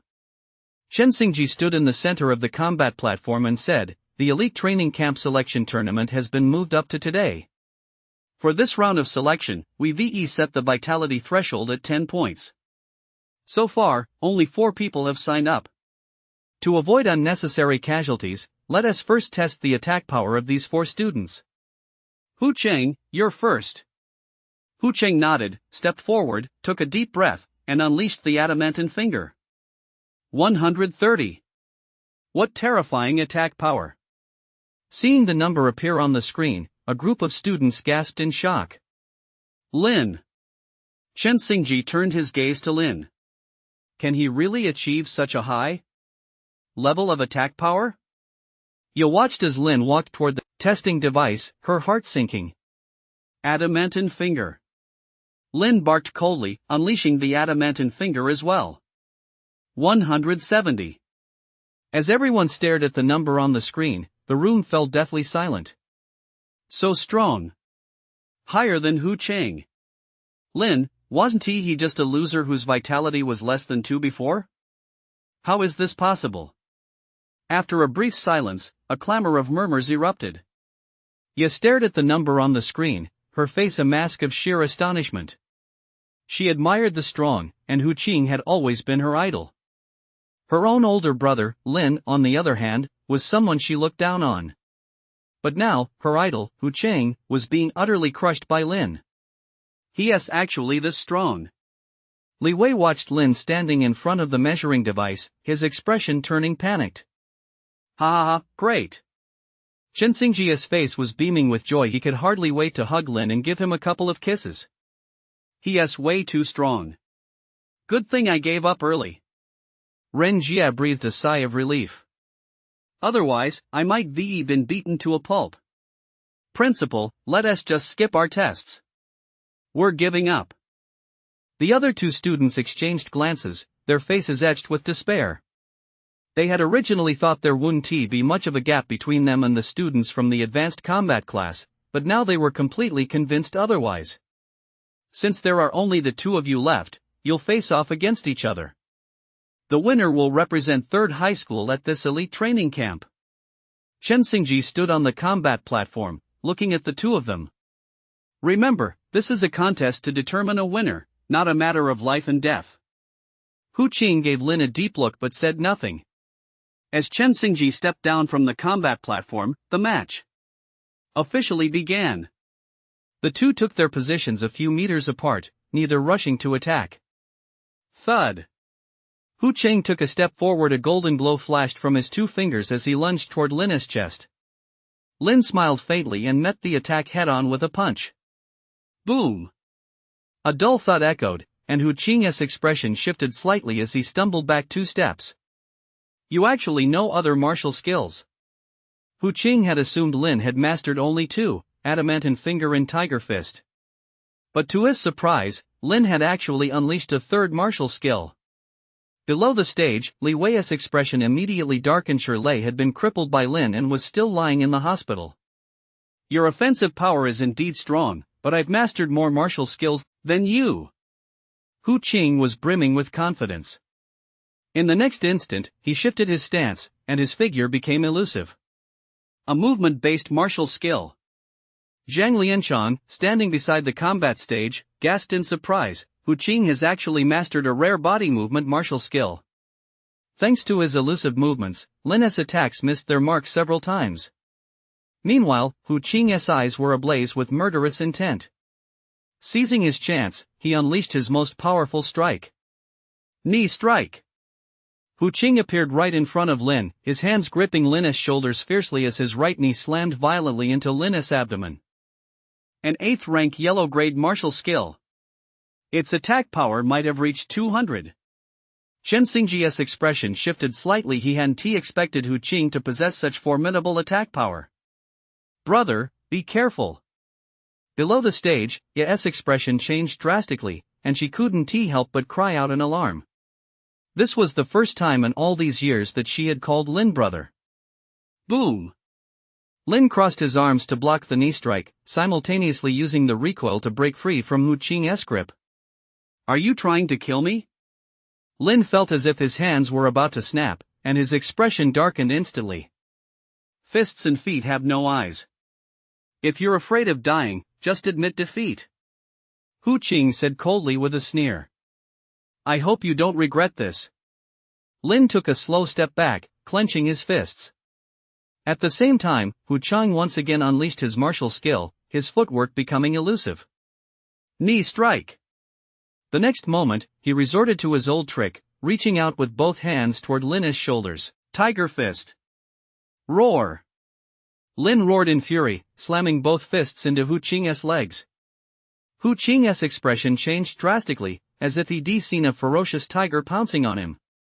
He tried to step back, but it was too late. Boom! A dull thud echoed, accompanied by the sound of snapping bones. Hu Qing crashed onto the combat platform, his right leg twisted out of shape. The pain was so intense he passed out. Lin wins. Tiger fist? He just used the tiger fist. Chen Xingji and Zhang Lianchang exchanged glances, their faces etched with shock. As the strongest martial skill at third high school, the tiger fist had, for all these years, never been mastered by anyone to a proficiency level higher than district level. But the power behind Lin's punch just now definitely exceeded 250. It might even have reached 300. How did he do that? I guess I won, right? Lin looked at Chen Xingji and said with a smile. I hereby announce that Lin will represent third high school at the elite training camp. Chen Xingji announced the final result of the match. Meanwhile, someone stepped forward to take the injured Hu Qing to the hospital. With his right leg broken, even if he recovers, it'll be very difficult for him to use any leg-based martial skills. What a shame. Lin's final strike was so powerful Hu Qing was no match for him at all. In the hospital room, Hu Qing listened to the two doctors discussing the situation outside the door. Endless hatred welled up in his eyes, and his face contorted with rage. How dare you? Who do you think you are, daring to be stronger than me? Daring to take everything that rightfully belongs to me? I want you dead. And not just you, I want everyone cheering for you to die too. I'll make you all know that I'm the strongest. Hu Qing screamed inwardly. The next moment, he pulled out his phone and dialed a number from memory. I accept your terms. But I have one request: after you lure the monster to the school, help me kill Lin. Kill those who cheered for him. Ha ha ha, Hu Qing, don't worry. With our help, you'll become the brightest star at number 3 high. A chilling voice rang out over the phone, followed by a sinister as the caller hung up. Soon, the hospital room door swung open, and a figure clad in a black robe and wearing a demon mask appeared at Hu Qing's bedside. This pill will heal your injuries, and this one will grant you the power of a second-rank martial artist. As for this jade stone, once you crush it, it will summon a monster with power approaching that of a third-rank martial artist. Tomorrow, we'll lure all the teachers from number 3 high school away, then the task of killing them will be yours. After leaving those words, the man in black turned and walked away. Beside Hu Qing's bed lay 2 wooden boxes and a blood-red jade stone. Hu Qing's eyes grew cold as he grabbed the pill that could heal his injuries and swallowed it. A wave of heat coursed through his body, and his broken leg bones mended rapidly. A moment later, Hu Qing stood up from the hospital bed, casually picked up the jade stone and another pill from beside him, and walked out of the ward step by step. Lin, tomorrow, when everyone is cheering for you, that's when you'll die. Chapter 29, The Mad Hu Qing. The Lin residence, Lin's bedroom. I've struck it rich. Lin smiled as he looked at the 10 boxes lined up in a row before him, each containing a vitality pill. After securing a spot in the elite training camp, Chen Xingji generously rewarded Lin with 5 vitality pills, while Zhang Lianchang personally gifted him 1. Add to that the 4 vitality pills Lin had refined at the martial arena on his way back from school, and he suddenly had a full 10. The biggest reward is actually this. Lin took a scroll from his person and slowly unrolled it. Yellow rank, 3rd grade, iron backing. In addition to the vitality pill reward, Lin was also allowed to enter the martial skill repository to select 1 martial skill. In the end, Lin chose the yellow rank, 3rd grade iron backing. This was a powerful martial skill that combined agility and attack. Once Lin had mastered its essentials, he began practicing it in his bedroom. Meanwhile, outside the bedroom, Ye, who had just finished her morning routine, crept up to Lin's door wearing a loose t-shirt. "I wonder what this guy is up to. I can't hear a single sound," Ye muttered under her breath. Having witnessed Lin defeat Hu Qing with her own eyes, Ye's image of her older brother had once again become one of mystery and grandeur. "What kind of example are you setting, standing at your brother's door dressed like that? Go back to your own room." Wang Ping glared at her daughter disapprovingly. "Mom, do you know you was about to tell her about Lin's heroic feat that day, but after a moment's thought, she quickly changed the subject. Our school has already selected the participants for this year's elite training camp and invited all parents to attend the ceremony. You and Dad have to remember to go tomorrow." "So what if someone else got selected? What does that have to do with us?" Wang Ping said nonchalantly. "When you get selected someday, then your dad and I will go. We have to work tomorrow, otherwise, how are we going to make ends meet for the two of you?" With that, Wang Ping stormed off to her dorm room. Watching her mother's retreating figure, Ye wrinkled her nose. "If you two don't go, you'll definitely regret it." Iron back. Inside her dorm room, Lin let out a soft shout and mimicked Mao Kuan's signature move, quickly leaning her right shoulder forward. It didn't feel that impressive. Lin reflected on the move he just performed. Besides, iron backing isn't a very fitting name. It'd be better to call it You're So Beautiful. Lin muttered to himself, then casually picked up a vitality pill and swallowed it. Inside the martial arena, Lin looked at the options before him and selected iron backing as his cultivation option. Consumes 1 vitality pill. Lin couldn't help but twitch the corner of his mouth. The number of vitality pills consumed by this yellow rank 3rd grade skill actually matched that of Tiger Fist. When he opened his eyes again, a satisfied smile spread across his face.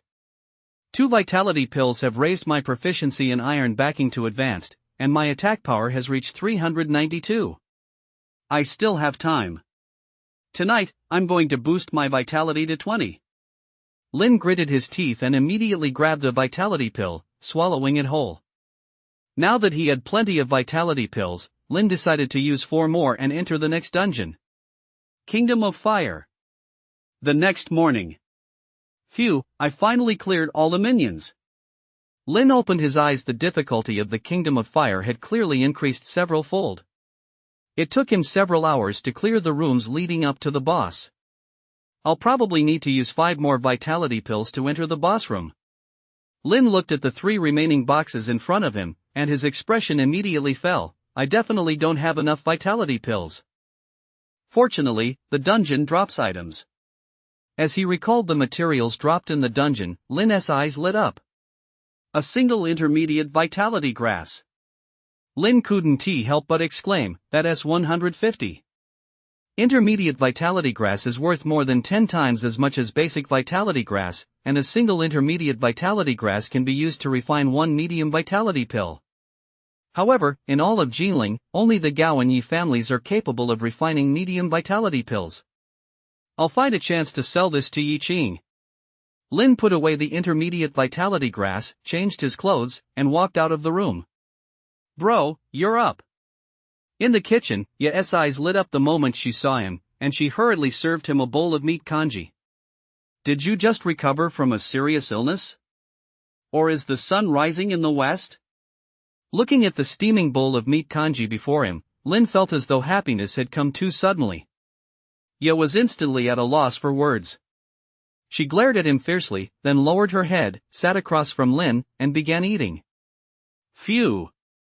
That much more normal. After being glared at, Lin let out a satisfied sigh. Only after polishing off 3 bowls of meat congee did he look toward his parents' bedroom. "Where are Mom and Dad?" "They went to work." Ye looked up. "I told them to come to the school ceremony today, but they thought making money was a little more important." "Oh, come on." Lin was a bit speechless. He knew Ye definitely hadn't told them the whole truth. After finishing his meal, as Lin was about to leave with his backpack on, Ye hurried after him. wait for me, let us go to school together. As the siblings walked down the street, Lin glanced at his sister beside him and couldn't help but smile. He didn't know when exactly the rift between them had begun, but this was the first time in years they'd gone to school together. By the time they arrived at school, the ceremony was about to begin. The provincial tryouts for the elite training camp have concluded. Jiling will send 10 students to join others from across the province for a 2-month training program. Based on past experience, those who achieve the highest rankings during the training will have priority admission to Marshall Path University in the capital.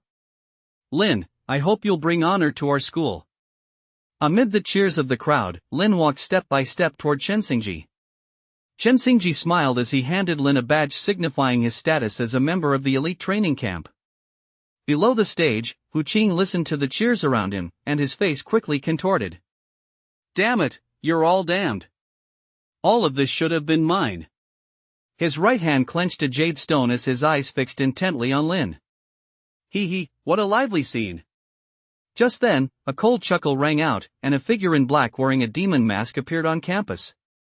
Within mere seconds, 8 more figures in black emerged from all directions. Martial warrior level powerhouses.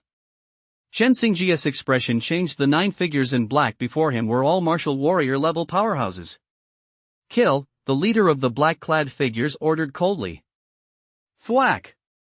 The next moment, a blade flashed. A student let out a horrifying scream as he was sliced in half, his eyes wide open, in death.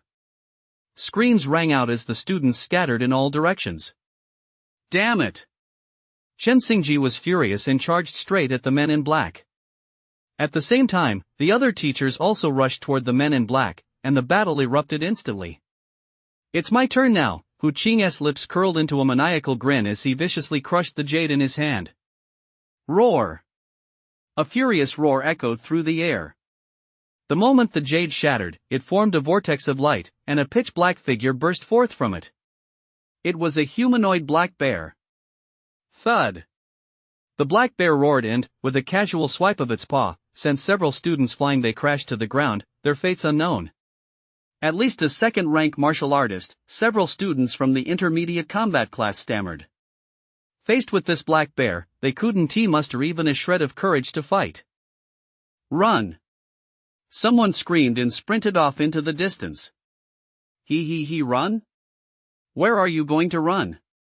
Hu Qing, sitting in his wheelchair, laughed maniacally. The next moment, he stepped down from the wheelchair. He pulled out the pill that boosted his strength and swallowed it. Instantly, his vitality began to surge. So strong. I'm so strong. A look of surprise and madness flashed across Hu Qing's face as he glared at Lin with bloodshot eyes. You get over here and die. Chapter 30, Slaughter. Boom! Hu Qing kicked a student blocking his path across the room, then strode toward Lin on the stage with bloodshot eyes. Hu Qing, what are you doing? Have you gone crazy? Renjie couldn't help but shout, stepping in front of him to block his path. Get out of the way. Hu Qing said coldly. Or else, die. Feeling the power surging within him, Hu Qing's heart was filled with savage rage, and endless murderous intent flooded his mind. Attack him together. Yi Qing, standing nearby, frowned. It seems he has swallowed some kind of pill and lost his mind. With just the 2 of you? Hu Qing sneered, clenching his fists and slamming them toward Yi Qing and Renjie.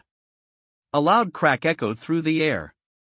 Yi Qing and Renjie's faces paled as they simultaneously raised their hands to block the attack. But with 2 muffled thuds, their bodies were sent flying backward, crashing heavily to the ground. They're no match for me. Hu Qing sneered. Lin, how long do you plan to hide over there? Hu Qing leapt to his feet, climbed onto the high platform, and then charged toward Lin. Lin, watch out. His strength has already reached the second-rank martial artist level. Yi Qing couldn't help but shout a warning. Iron Mountain Charge. Lin snorted coldly and actually charged straight at him. Boom! Lin slammed his right shoulder into Hu Qing, unleashing a massive surge of power from his shoulder. Hu Qing's expression shifted from madness to shock, and finally to agony. Boom! He flew off the platform like a kite whose string had snapped, crashing to the ground. Lin's eyes lit up as he leaped high into the air from the platform. Eagle stomp. In that split second, Lin executed the eagle stomp. Crack. With the sound of shattering bones, Lin stomped down, crushing both of Hu Qing's legs. Ah!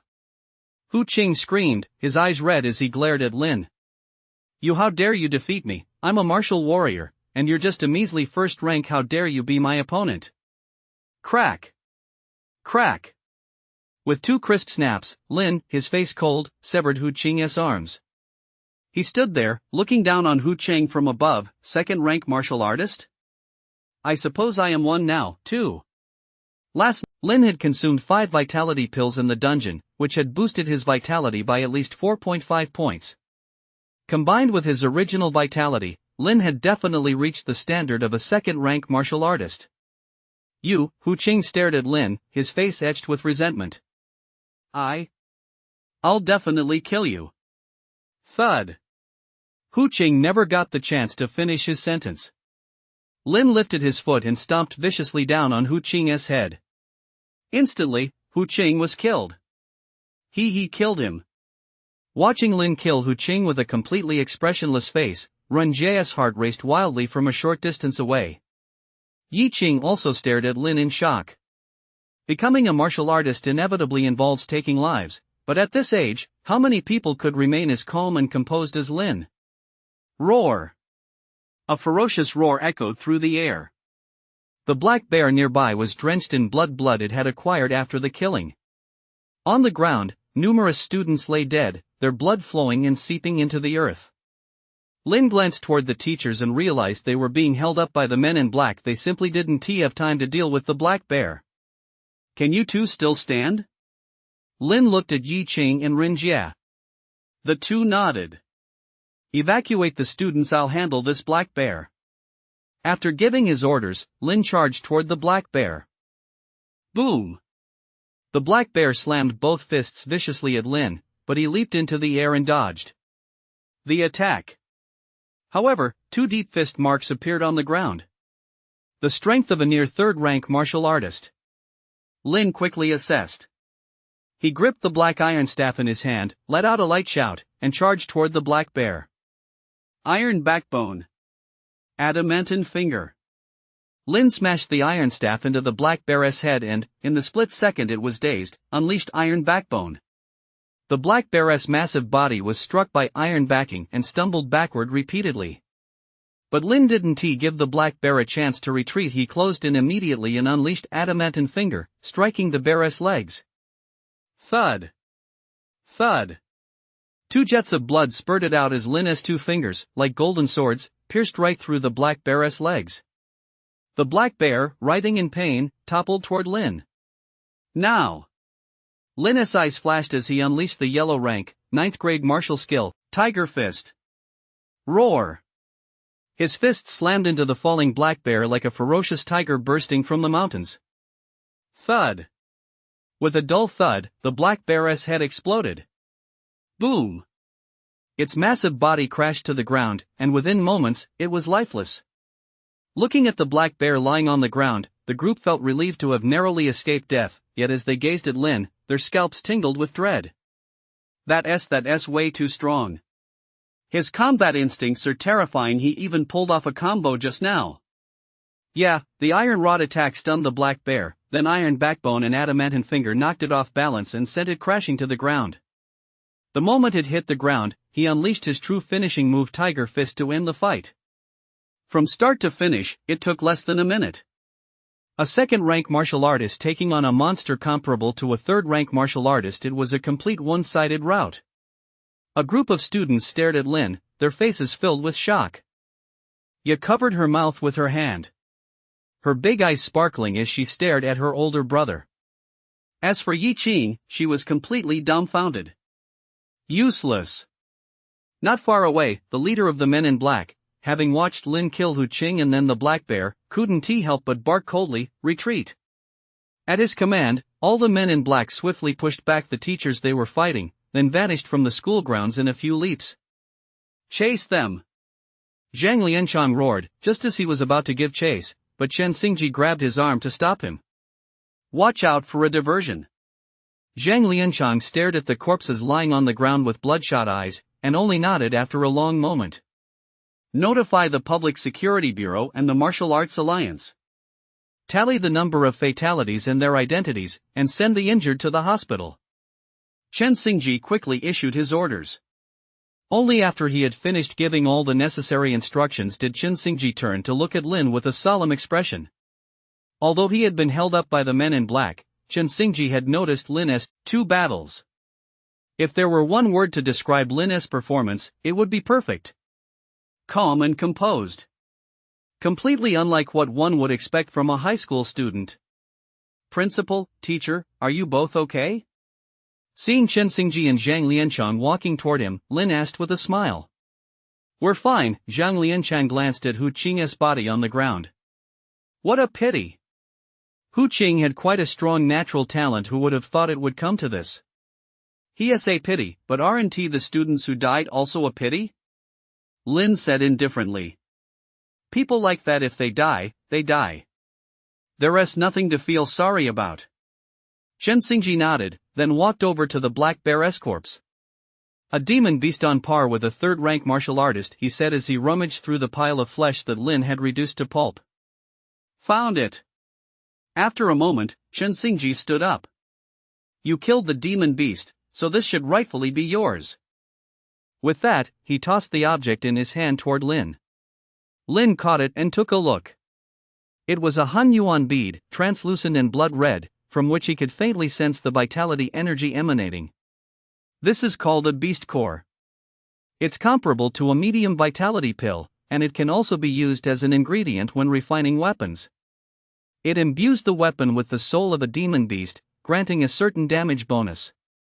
That's great. Lin's eyes lit up. He had recently been collecting materials for brass knuckles, and he could add this beast core when he refined them. Chen Xingji patted Lin on the shoulder. Just as he was about to say something else, he suddenly looked up toward the school entrance. Several figures were rapidly approaching them. Lu Yi, deputy leader of the Jinling Martial Arts Alliance, and Wu Yang, director of the Public Security Bureau. Chen Xingji's eyes flashed as he stepped forward to meet them. Chapter 31, Thank goodness Lin was there. Leader Lu, Director Wu. Chen Xingji immediately approached them. Principal Chen, what's the casualty count at 3rd High School? Louis glanced at the black bear's corpse on the ground, and his heart sank instantly. If a demon beast of that size had rampaged through the student body, it would have caused horrific casualties. 5 students were killed and roughly 30 plus were injured. Chen Xingji said, his face grim. 5? Wu Yang's expression turned grave. Chen Xingji, you should know the consequences of concealing casualty figures. This time, the Dark Blood Society mobilized over 100 members, targeting the 7 top high schools in Jinling City. Because their plan was so meticulously executed, the other 6 schools each had more than 30 student fatalities, not to mention countless injuries. 3rd High School is slightly weaker, and with such a ferocious demon beast here, how could the casualties be so low? The Dark Blood Society? Lin stood to the side, hearing the name for the first time. He was utterly shocked. He hadn't expected the same thing to have happened at the other 6 schools as well. Is the Dark Blood Society behind this? Chen Xingji's gaze turned icy. Those bastards, one day, I'll crush them with my own hands. Suppressing the rage in his heart, Chen Xingji turned to Lu Yi and Wu Yang and said solemnly, casualty figures weigh heavier than Mount Tai. How could I, Chen Xingji, possibly falsify them? The reason we were able to keep the casualties at this level this time is all thanks to Lin. Chen Xingji turned to Lin. In the shortest possible time, he single-handedly killed Hu Qing and that demon beast, reducing the casualties. Single-handedly? Lu Yi and Yang exchanged glances, their faces etched with utter shock. The demon beasts released by the Dark Blood Society all possessed the combat strength of a 3rd rank martial artist. That black bear was massive and possessed immense strength. Wu Yang stared at Lin, saying in disbelief, how could you possibly be a match for it? That's right, Lin. I remember your strength was supposed to be that of a 1st-grade martial artist. Could it be that in just one day, your strength has improved again? Zhang Lianchang also suddenly realized what had happened and looked at Lin with a stunned expression. I should be a second-grade martial artist now. Lin nodded. I just broke through last night. Zhang Lianchang and Chen Xingji exchanged glances, completely blown away. Lin's vitality was 16.2 yesterday. To break through to a second-rank martial artist, he would need to increase his vitality by at least 4 points. In other words, in just one night, Lin's vitality had increased by more than 4 points. A freak. A monster. Chen Xingji and Zhang Lianchang couldn't help but exclaim. A 4-point increase in vitality overnight? Lui and Wu Yang's expressions toward Lin also changed. Principal Chen, Teacher Zhang, you two come with us. Lin, you go to the school infirmary first to check if you've sustained any injuries. After dropping that line, Lui grabbed Chen Xingji and Zhang Lianchang and led them into the office next door. Watching the four of them walk away, Lin opened his mouth. He actually wanted to say that, based on his calculations, the vitality he'd gained overnight should have been far more than 4 points. What on earth is going on with that student? Wu Yang closed the office door and, together with Lui, stared intently at Chen Xingji. Chen Xingji immediately recounted everything that had happened over the past few days. Whoa! He went from 0.8 vitality to a second-rank martial artist in just a few weeks? He has reached advanced proficiency, and he has even raised his tiger fist to intermediate proficiency? The two exclaimed in astonishment. Even they, who held high positions and were accustomed to seeing geniuses, couldn't help but feel their hearts racing. Great! Absolutely great! Lui clapped his hands and laughed heartily. Having a student like Lin in Jinling is a blessing for our city. I look forward to the day I see him fully come into his own. That's what I want to see, too. Chen Xingji nodded. Also, the academy has already selected him to participate in the elite training camp and awarded him 3 vitality pills as a reward. Lin has truly distinguished himself this time. It's just a pity the academy has nothing else left to reward him with. Having said that, he and Zhang Lianchang both looked expectantly at Lui and Wu Yang. Way to go, Chen Xingji, you've got your sights set on the two of us, haven't you? Lui muttered in exasperation, then added, but Lin really did a great job this time. We definitely won skimp on his rewards. How about this? The Martial Alliance will award 5 vitality pills. Director Wu, what does the Public Security Bureau plan to offer? The Public Bureau isn't as flush with cash as you guys are. 3 vitality pills. Wu Yang chimed in with a laugh. Shortly after, Lin walked out, smiling at the four of them. Lin, come here. Chen Xingji beckoned to Lin. Director Wu and Alliance Master Lu would like to visit your home. Would that be convenient? Chen Xingji asked Lin with a smile. Sure, but I'm not sure if my parents are home yet. A thought crossed Lin's mind. Perhaps he could use this opportunity to find his parents a stable job. If they could join the Martial Arts Alliance, they'd have good guarantees in terms of both compensation and safety. He pulled out his phone, dialed Ya's number, and asked for the addresses of his parents' current workplaces. After confirming the address, Lin turned to the 4 people in front of him. They're all at work. Why don't I take you to see where they work? None of them objected, so, guided by Lin, they drove to the construction site. At that moment, at a construction site somewhere in Jinling, a foreman who had been scrolling through his phone suddenly cried out in alarm. It's a major incident. A monster is attacking 7 high schools. There are heavy casualties. That outburst made all the workers stop what they were doing and look at him. Oh no, my son is still at school. My daughter is at first high school. Foreman, what is happening there now? And my son, he is at 3rd high school. A crowd of workers gathered around him, looking at the foreman anxiously. We haven't heard anything from headquarters yet, but the situation might not be good. Look at these videos, it's so horrific. They're all teenagers, their bodies torn to pieces. The foreman's face betrayed his distress. Ah! That is my son. My son! Suddenly, a piercing scream rang out from the crowd, and a worker wearing a hard hat collapsed to the ground. Grief spread rapidly through the crowd. Several parents were already gathering their things, preparing to rush to the school. Xiaoya and Xiaomo are both at number 3 high school. Wang Ping looked at Daong, suddenly panicking. Daong, if anything happens to them, I want to go on living. Don't worry, they'll be fine. Daong looked grim. Let us go check on them. With that, he took Wang Ping and ran toward the main gate. Just then, the sound of an engine roared to life, and moments later, they saw the construction site supervisor rushing over with a group of people. Everyone, line up. The higher-ups are here for an inspection, the supervisor shouted. Wang Ping and Daong, who had time to leave, were stopped and brought back to stand in several rows, guarding the area. The car carrying Lin and the others slowly came to a stop, and the site manager rushed forward with a fawning expression. Welcome, welcome, the manager said with a smile. It's an honor to have you leaders here. The foreman opened the car door, and a young man stepped out. Right behind him were Chen Xingji and the other 3. Seeing Lin appear out of nowhere, the foreman froze for a moment, then mistakenly assumed Lin was the offspring of some high-ranking official, and his ingratiating expression grew even more pronounced. Meanwhile, Daong and Wang Ping, standing in the crowd, stared blankly at Lin as he got out of the car, already beginning to wonder if their eyes were playing tricks on them. Xiao-mo. Son. The two snapped out of their daze and called out to Lin in unison. Chapter 32, The Group Pays a Visit. The two looked at Lin and couldn't help but speak up loudly. Son. Hearing the two men address Lin that way, the construction site foreman froze for a moment, then turned to glare at Daong and Wang Ping and barked, "What nonsense are you two spouting?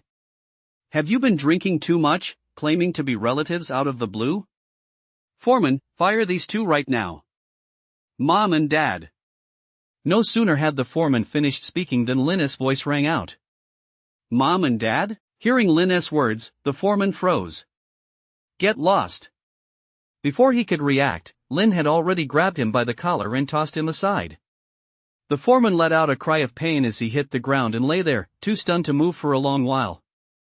After pushing their way through the crowd, the couple circled around Lin, examining him from every angle.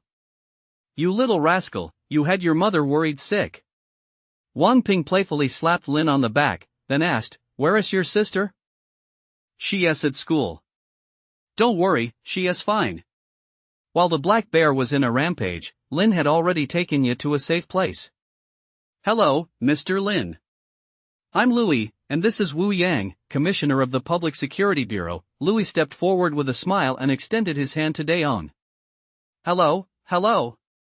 Daong glanced at Wu Yang, feeling a surge of nervousness. The director of the Public Security Bureau, that must be a very high-ranking official. Among the crowd, some who regularly watched the news immediately felt that Louis looked somewhat familiar. Wow, he is the deputy leader of the Jinling Martial Arts Alliance. Finally, someone remembered Louis' identity and couldn't help but exclaim in surprise. Deputy leader.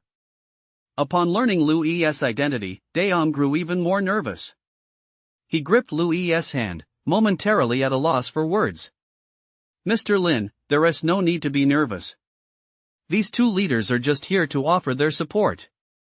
Chen Xingji stepped forward with a smile. Lin performed a great service for the school today. He single-handedly slew a demon beast at the 3rd-rank martial artist level. He also personally killed a 2nd-rank martial artist, minimizing casualties at the school.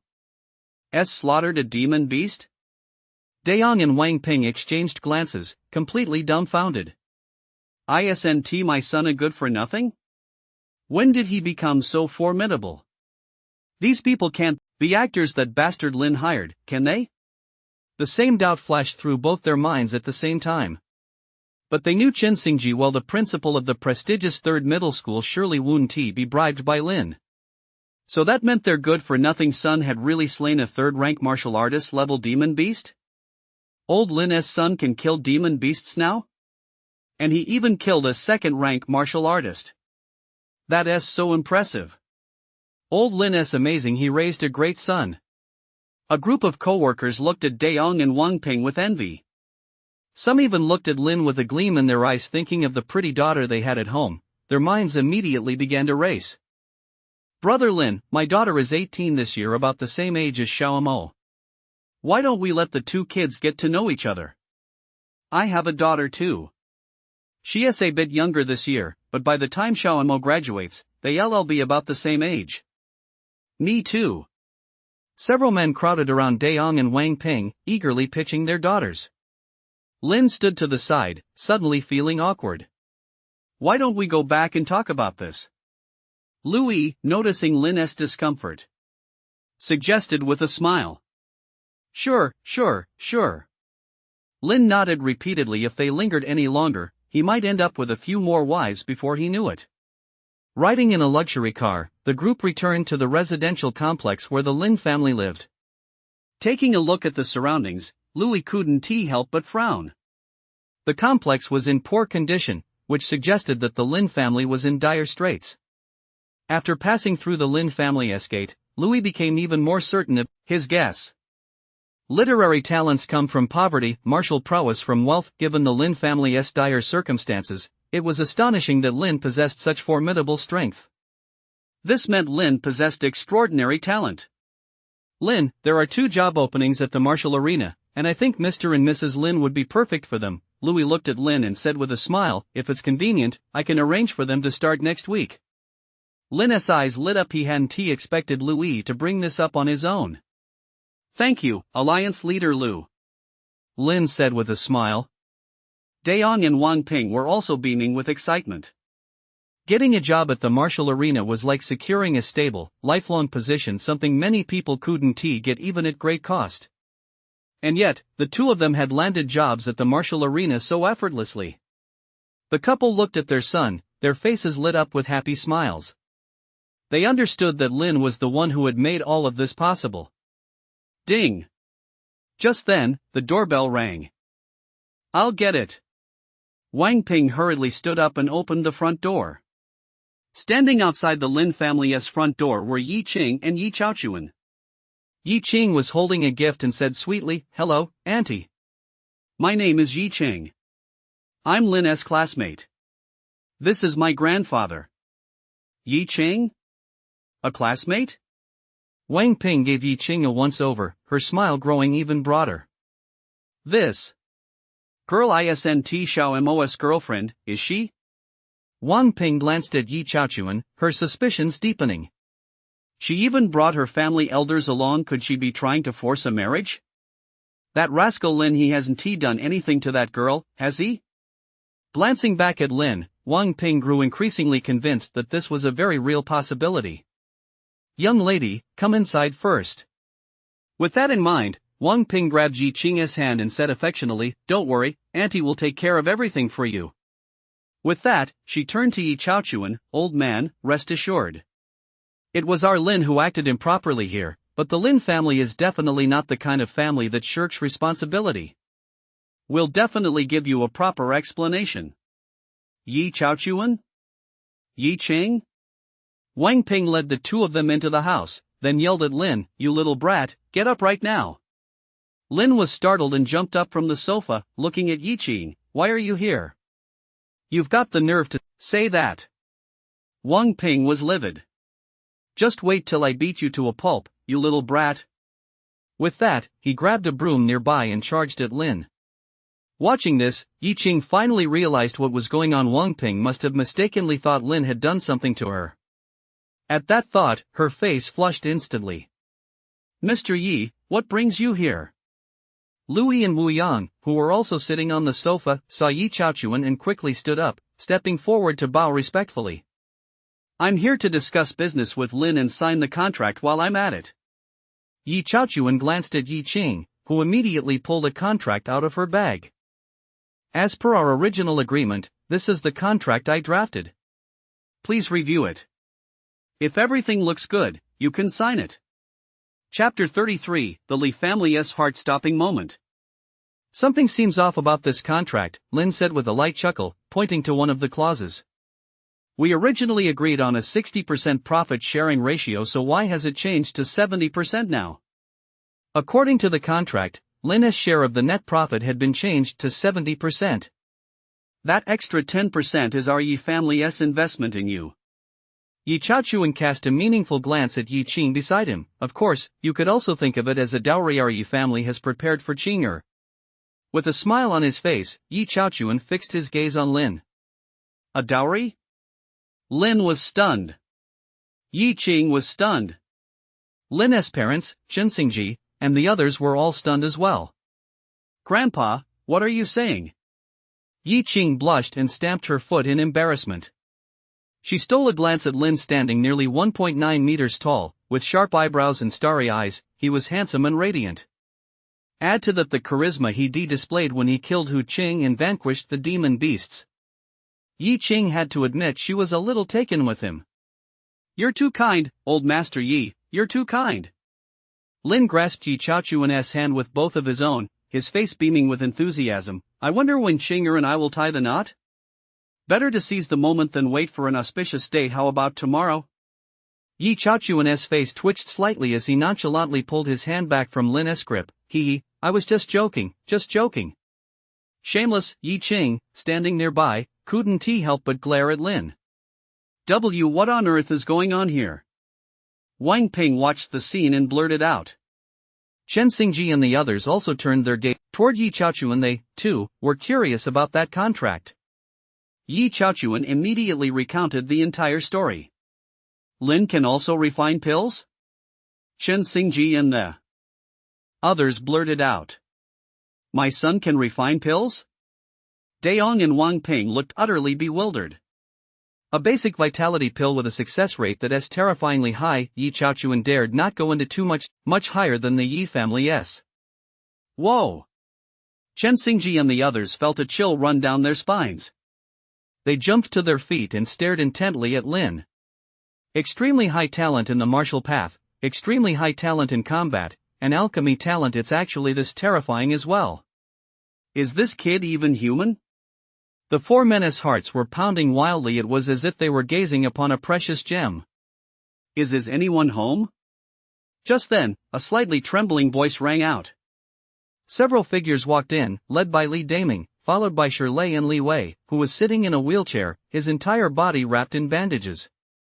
As soon as he stepped through the door, Li Daming spotted Chen Xingji and the others staring wide-eyed in the hall. These were all martial warrior-level powerhouses, with vitality more than 100 times his own.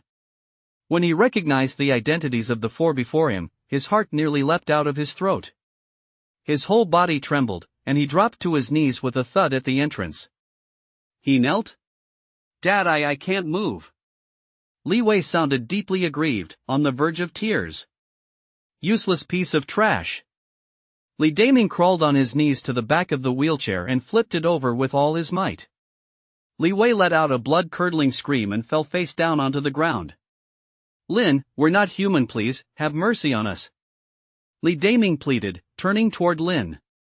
The Li family is willing to make amends.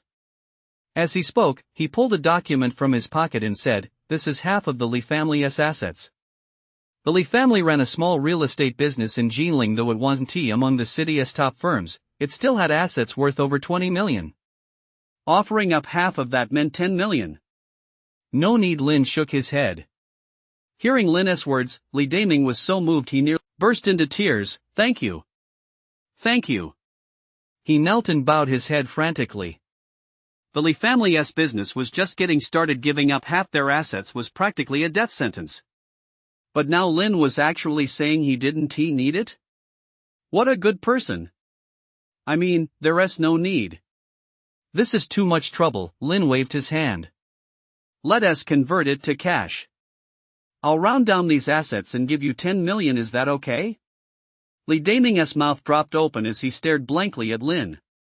The elite training camp starts in a few days. Just give it to me before it begins, Lin said with a smile. Could you give me a few more days? Li Daming asked hesitantly. Raising that much money on such short notice would force him to sell his assets at a deep discount, resulting in even greater losses. What do you think? Lin looked at him and grinned. Li Daming shuddered and nodded repeatedly. Got it. We'll get the money over as soon as possible. Li Daming stood up and left with the two disabled men. After this little incident, Chen Xingji and the others also stood up to take their leave. The vitality pill will be delivered this afternoon. Use the next few days to prepare thoroughly. I've heard there are some pretty terrifying guys at this training camp. Before leaving, Louis gave a brief instruction, then led the group out. Once everyone had left, only Lin and his parents remained in the house. Xiao Mo, what on earth is going on here? Daong couldn't help but ask. It all started with that vitality pill you gave me, Lin began slowly, recounting the entire sequence of events. After taking a vitality pill, you suddenly had an epiphany? You opened the Ren and Du meridians? And ever since then, your vitality has been skyrocketing? After hearing Lin's account, his parents looked completely bewildered. Whether you believe it or not, I believe it. Lin left his bewildered parents who had clearly been taken in by his story and went up to his room. Over the next few days, Lin used only the 3 remaining vitality pills he had from before. As for the 8 vitality pills awarded by the Martial Alliance and the Public Security Bureau, he put them away. The elite training camp lasted nearly 2 months, and Lin needed to ensure he had enough vitality pills to replenish his reserves during the training period. Li Daming handed Lin 10 million the day before he left. After receiving the money, Lin divided it into 2 parts. He gave 5 million to his parents to keep, and took the remaining 5 million directly to the martial arena. After testing, Lin's vitality had now reached 24.8, and the attack power of several of his martial skills had all surpassed 200. The attack power of Tiger Fist had even reached 312.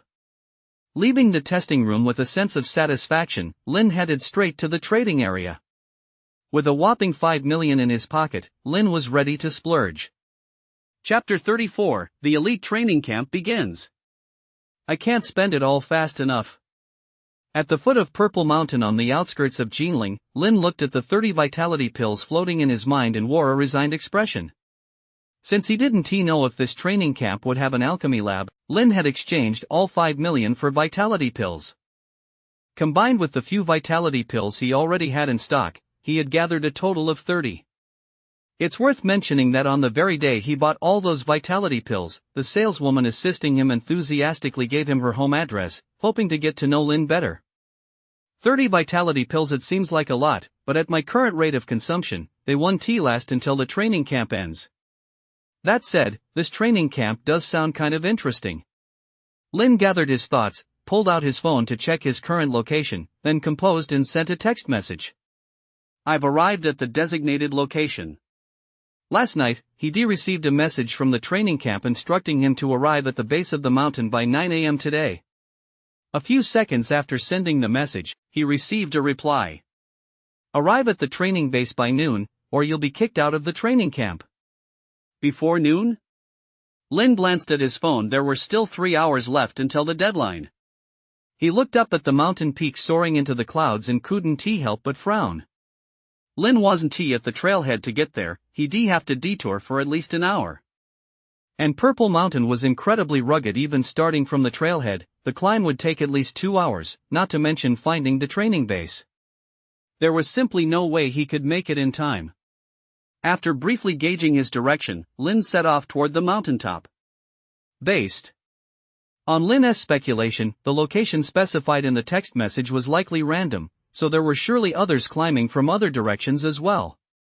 Rumor has it there's a military base deep within the Purple Gold Mountain range. The entrance to the training base must be there. Lin confirmed his thoughts as he climbed. The mountain path was rugged, with many sections nearly vertical, so every step took a tremendous toll on his stamina. Vitality swirled around Lin, constantly replenishing his stamina. However, after half an hour, Lin couldn't help but furrow his brow. Something's not quite right. My vitality is depleting rapidly, and as time goes on, my climbing speed is slowing down.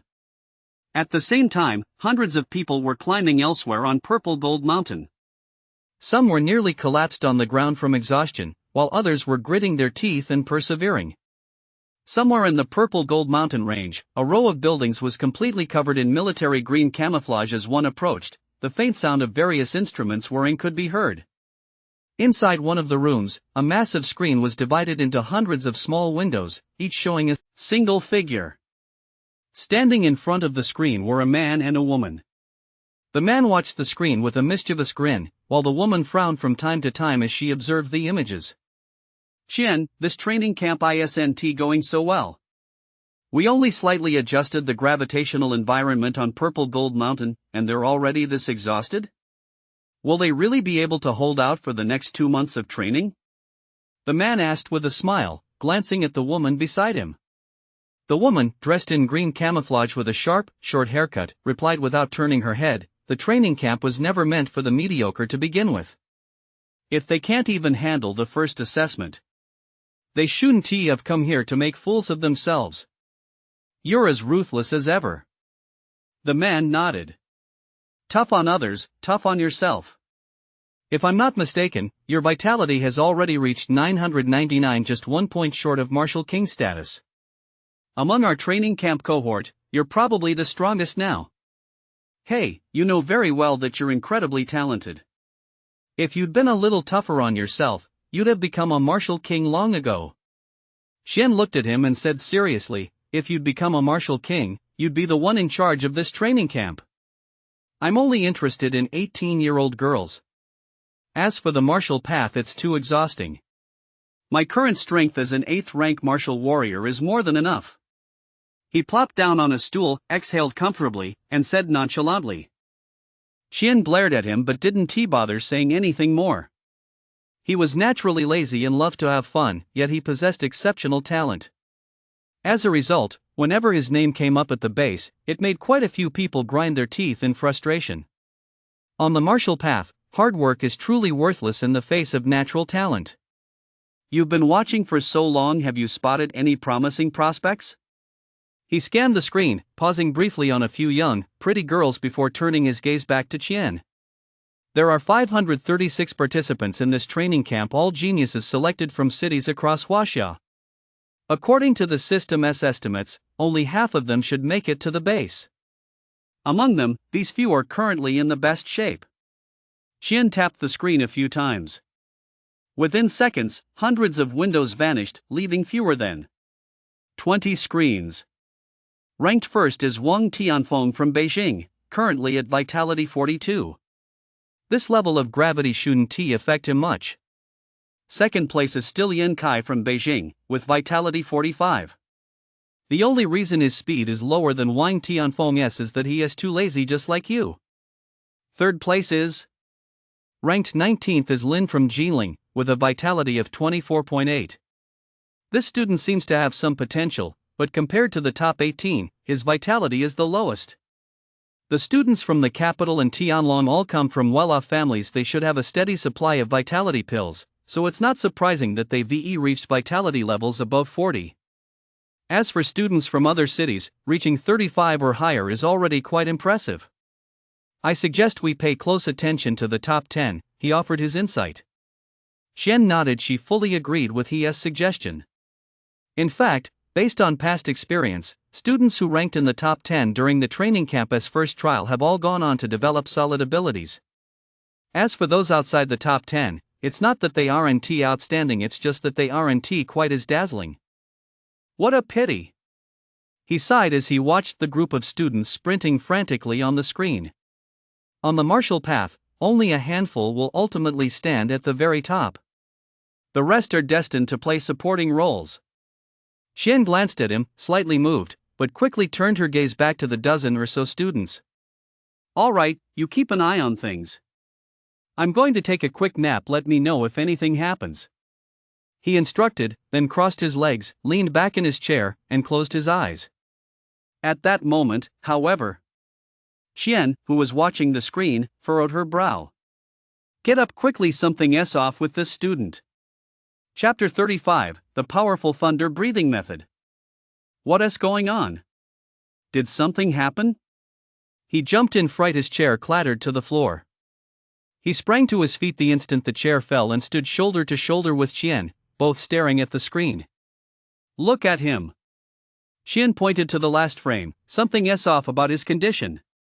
It does seem a bit off. He glanced at the screen, then frowned a moment later. I think this kid's name is Lin? At that moment, halfway up Purple Gold Mountain, Lin looked up and scanned his surroundings, furrowing his brow slightly. I keep getting the feeling someone's watching me. Gathering his composure, Lin focused his attention on his dantian. His consciousness could sense that the vitality within his dantian was steadily dwindling. Moreover, in just the last few minutes, he had consumed as much vitality as he normally would in half an hour. There is something wrong with this mountain.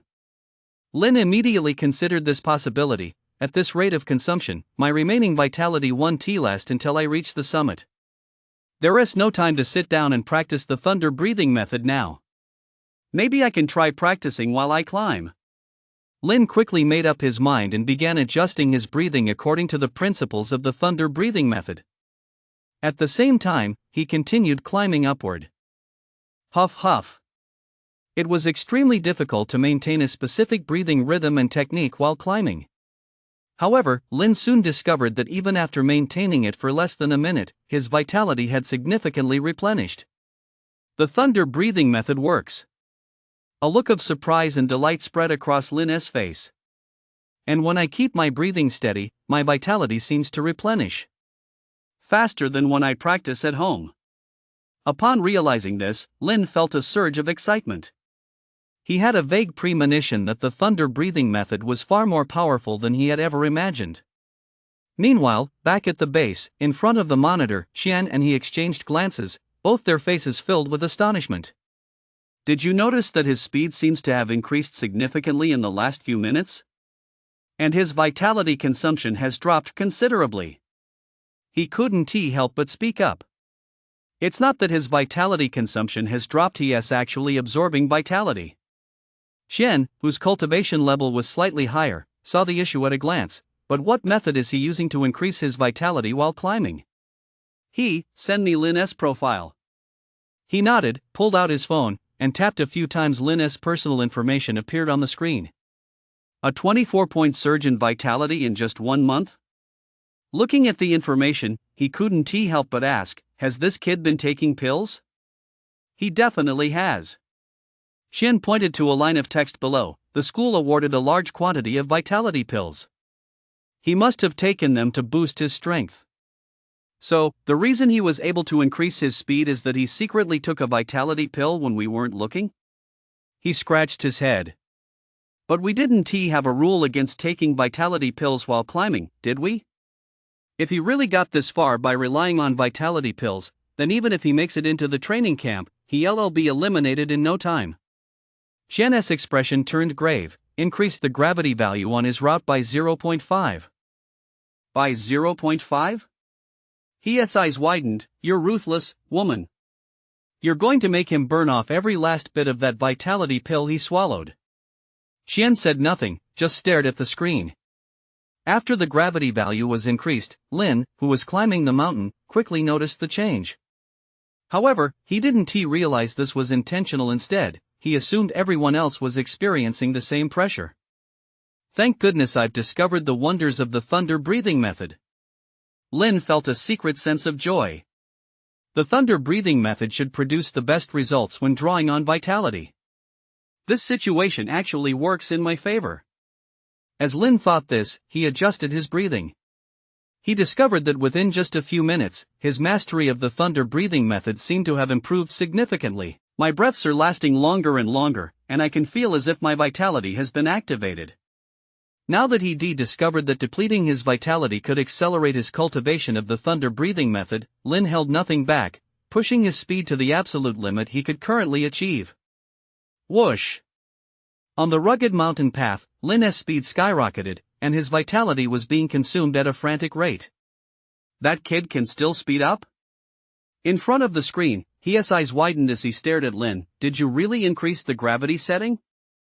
Xian didn't answer, but instead pointed at the screen and said, he has already surpassed the person ahead of him and moved up to 18th place, and he is not far from 17th either. That is assuming he can maintain his current speed. He said lazily. This kid is probably running on fumes. With his meager vitality, he'll be on the ground in another 10 minutes. 10 minutes later, Lin, who had been climbing rapidly through the mountains, gradually slowed down. I can still maintain the rhythm of the thunder breathing method, but my vitality isn't increasing as fast as before. Lin frowned. It seems the thunder breathing method has hit a wall and I'm almost out of vitality. If I want to keep up this pace, I'll have to use a vitality pill. Lin was hesitating. He had set aside the vitality pill for his cultivation practice. Using it just to climb a mountain would be a waste. See? That kid's giving up, isn't he? He looked at Lin's hesitant expression on the screen and grinned smugly. Going steady and steady is the right way to go. Now look, if he can't make it to the summit, he'll be eliminated. Xian, want to make a bet? I'd say there's an 80% chance this kid's about to give up. Xian glanced at him and said indifferently, what's the stakes? How about dinner tonight? He chuckled. If you lose, you treat me to dinner tonight. If you win, I'll give you that yellow rank, 3rd grade dagger. Deal. Xian nodded. You're bound to lose, he grinned. But no sooner had the words left his mouth than Lin began to move on the screen. Lin, whose speed had previously slowed, picked up the pace once more, and his current speed seemed to have even surpassed what it was before. The vitality within Lin's body was steadily depleting, while the vitality in every fiber of his being was being frantically squeezed out. The thunder breathing method controlled his breathing as his vitality was consumed. Lin even felt every fiber of his being vibrating at the same frequency. It was as if he were breathing. Almost there. I feel it. It's as if I've touched something. A look of anticipation flashed across Lin's face as he raised his head and let out a mighty roar. In the distance, startled birds flapped their wings and flew away swiftly. A little further away, several figures stopped in their tracks simultaneously and looked toward the source of the sound. That sound, could it be a wild beast? At this thought, the expressions on their faces grew grim. I need to speed up even more, I'm not going fast enough. Lin kept running, his face drenched in sweat, every muscle in his body trembling in unison. Vaguely, the sound of these muscles trembling seemed to emanate from deep within Lin's body, like the roar of thunder. Rumble. Finally, the sound of thunder within Lin's body grew clearer, and at that very moment, he felt every pore on his body suddenly open wide. In an instant, Lin felt a massive surge of vitality welling up inside him. The vitality that had been completely depleted was now being replenished at a frenzied pace. My speed can still go up. Lin glanced ahead. He could already make out the direction of the mountaintop. At that moment, Lin was just one spot away from the top 10. Whoosh! Lin's speed surged once more. In less than a minute, he overtook the runner ahead of him and claimed 10th place. In front of the screen, his face betrayed a look of shock as he stared blankly at the footage. He's south in 10th place? He muttered. That's not right. This isn't a speed that can be achieved with just 24 points of vitality. He is still accelerating. Xian's face also betrayed shock as he pointed at Lin. At this rate, if he can maintain his current speed, he should be able to overtake Yan Kai, who's south in 2nd place. But to take 1st place? That's very difficult, almost impossible. Chapter 36, Surpassing 1st place. Wang Tianfeng is way too fast. That guy is a freak of nature. No ordinary genius can compare to him. He nodded in agreement, then turned his gaze back to Lin, but then again, with a vitality of 24.8, this kid managed to take 2nd place. He is a freak of nature too. Gravity is just the first obstacle we've set up. Only if he can maintain his current performance in the second obstacle will he truly be a prodigy. Xian said dismissively. Speaking of the second obstacle, his face betrayed a look of reluctance. Are you sure you want to train them that way? Someone could die if they're not careful. In the martial path, there's no such thing as no deaths. Xian said calmly. Since I've been put in charge of this training camp, I should have the authority to make these decisions. I hope those old geezers don't throw a fit when the time comes. He smiled with a hint of anticipation. Come to think of it, I'm actually looking forward to it.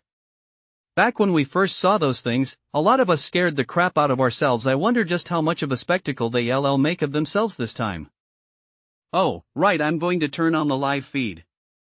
I want to record every embarrassing moment these kids make so I can rub it in their faces later. He jumped up excitedly and pressed the recording button on the screen. But Qian, standing nearby, suddenly lunged toward the screen, staring in shock at the footage of Lin. How is this possible? Qian's voice trembled slightly from the shock. Stop making such a big deal out of it. What's the matter now? He asked, exasperated. He's getting even faster. Qian pointed at Lin. Right now, he is moving faster than Wang Tianfeng. On Purple Mountain, Lin looked up and could already faintly make out the summit. Moreover, as he drew closer to the summit, Lin could faintly make out several figures appearing around him. The fastest among them was several dozen meters ahead of him, climbing upward at an incredible speed. Beside him was another person who seemed to have noticed Lin's presence and even raised a hand to give a lazy wave. His vitality is incredibly high, and he has mastered a breathing technique too. Lin looked at the person closest to him, unable to hide his astonishment. They were about the same age, but this person's vitality was likely more than double his own. Bro, go ahead and pass that freak up ahead. Yan Kai looked at Lin, a smile spreading across his handsome face. If you can pass him, when we get to the capital, I'll treat you to 10 days at a top-tier cultivation facility. A top-tier cultivation facility? Lin froze for a moment before realizing what it was, a place that used technology to simulate the optimal training environment, thereby accelerating cultivation progress. However, such facilities were exorbitantly expensive. Some top-tier ones cost tens of millions a day. 10 days of cultivation would cost over 100 million. Lin smiled but didn't respond, instead silently sensing the state of his body. The thunder breathing method must have broken through some kind of limit and reached a new realm. Lin could feel his current cultivation speed. Even without taking a vitality pill, he could gain at least 0.5 vitality every day. That's incredible.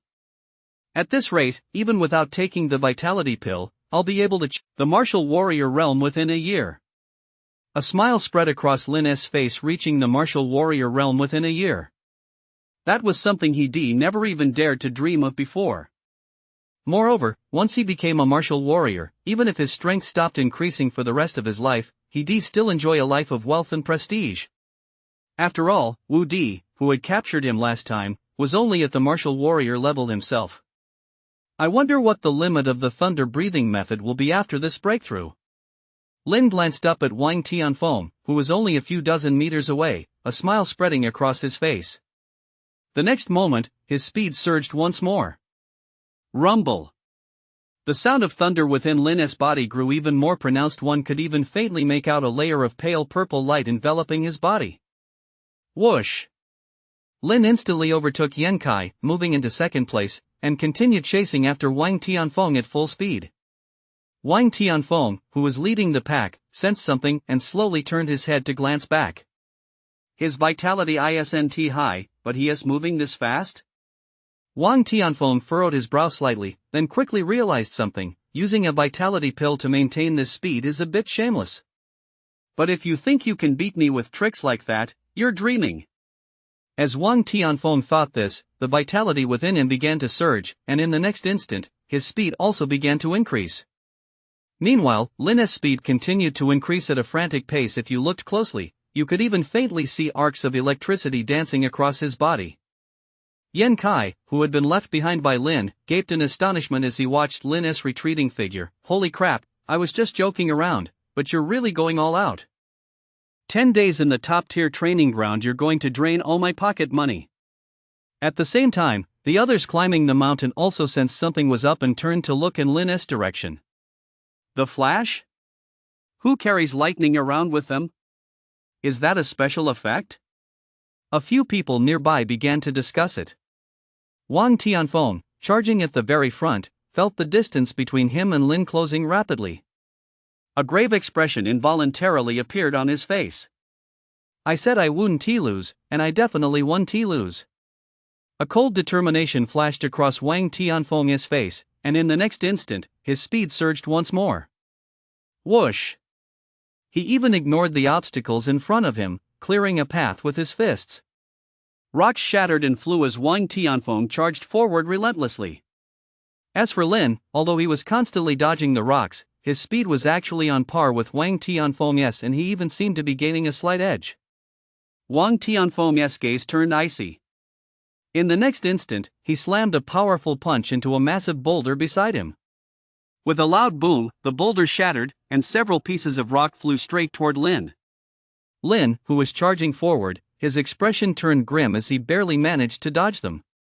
Lifting his head to look at Wang Tianfeng, a cold glint flashed across Lin's face. "Targeting me?" Lin said coldly. In the next instant, his speed surged once again. In front of the screen, he and Xian were at a loss for words. Having watched the video for so long, they had lost count of how many times Lin's speed had surged.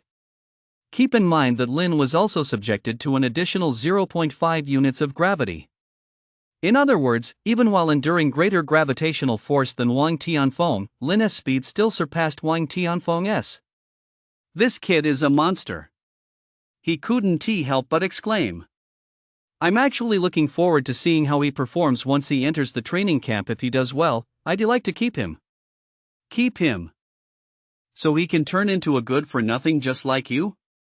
Xian glanced at him and said calmly, "If he maintains his current ranking by the end of the training camp, I'll personally plead with those old geezers to let him enroll at the capital military academy." "Just as I thought," he said with a smile. "If he really gets into the military academy, I think we can hand this kid over to that person for training. He has got a knack for dealing with these prodigies. He is good at dealing with prodigies, but he is also good at driving people crazy," Xian said indifferently. "Let us wait and see when it's over. If he really manages to become that person's disciple, it wouldn't be a bad choice. That kid is about to overtake Wang Tianfeng." He didn't pursue the topic further but pointed at the screen instead. On the screen, Lin was only a few meters away from Wang Tianfeng. "That Wang Tianfeng is a bit underhanded attacking Lin like that." He glanced at Qian. "Should we increase his gravity by 0.5 as well?" "No need. I'm actually curious to see how Lin will react." Qian looked at Lin. By now, the two were standing shoulder to shoulder. Wang Tianfeng shot Lin a glance, a cold smile on his face. "Do you really think winning here will let you show off?" "I'll tell you this, once I'm in the camp, I'll make you understand what a true powerhouse is." "You won't get the chance." Lin stared at Wang Tianfeng, a cruel smile spreading across his face. Whoosh!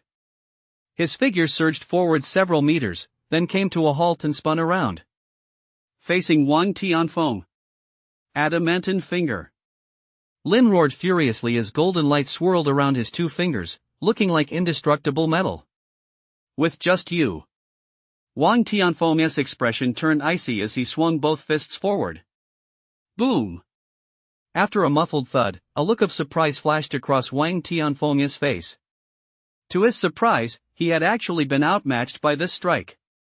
Wang Tianfeng has expended a great deal of vitality along the way, while that kid Lin has replenished his vitality to full capacity with a vitality pill. That is why, in this battle, Lin isn't at a disadvantage. He has actually gained the upper hand. Xian saw the reason at a glance. Seeing Wang Tianfeng at a disadvantage, the cold smile on Lin's face grew even broader. Standing atop the platform, he leaped high into the air, aiming straight for Wang Tianfeng. Eagle Stomp. Lin unleashed the Eagle Stomp, aiming to stomp right on Wang Tianfeng's face. Wang Tianfeng raised both hands to block, his hands colliding with Lin's feet. Thud! Overwhelming pressure surged through him, and Wang Tianfeng fell to his knees. Rock-shattering fist. Lin leaped down, unleashing a double punch. Thud! Wang Tianfeng was struck by a punch, spat out a mouthful of blood, and collapsed to the ground.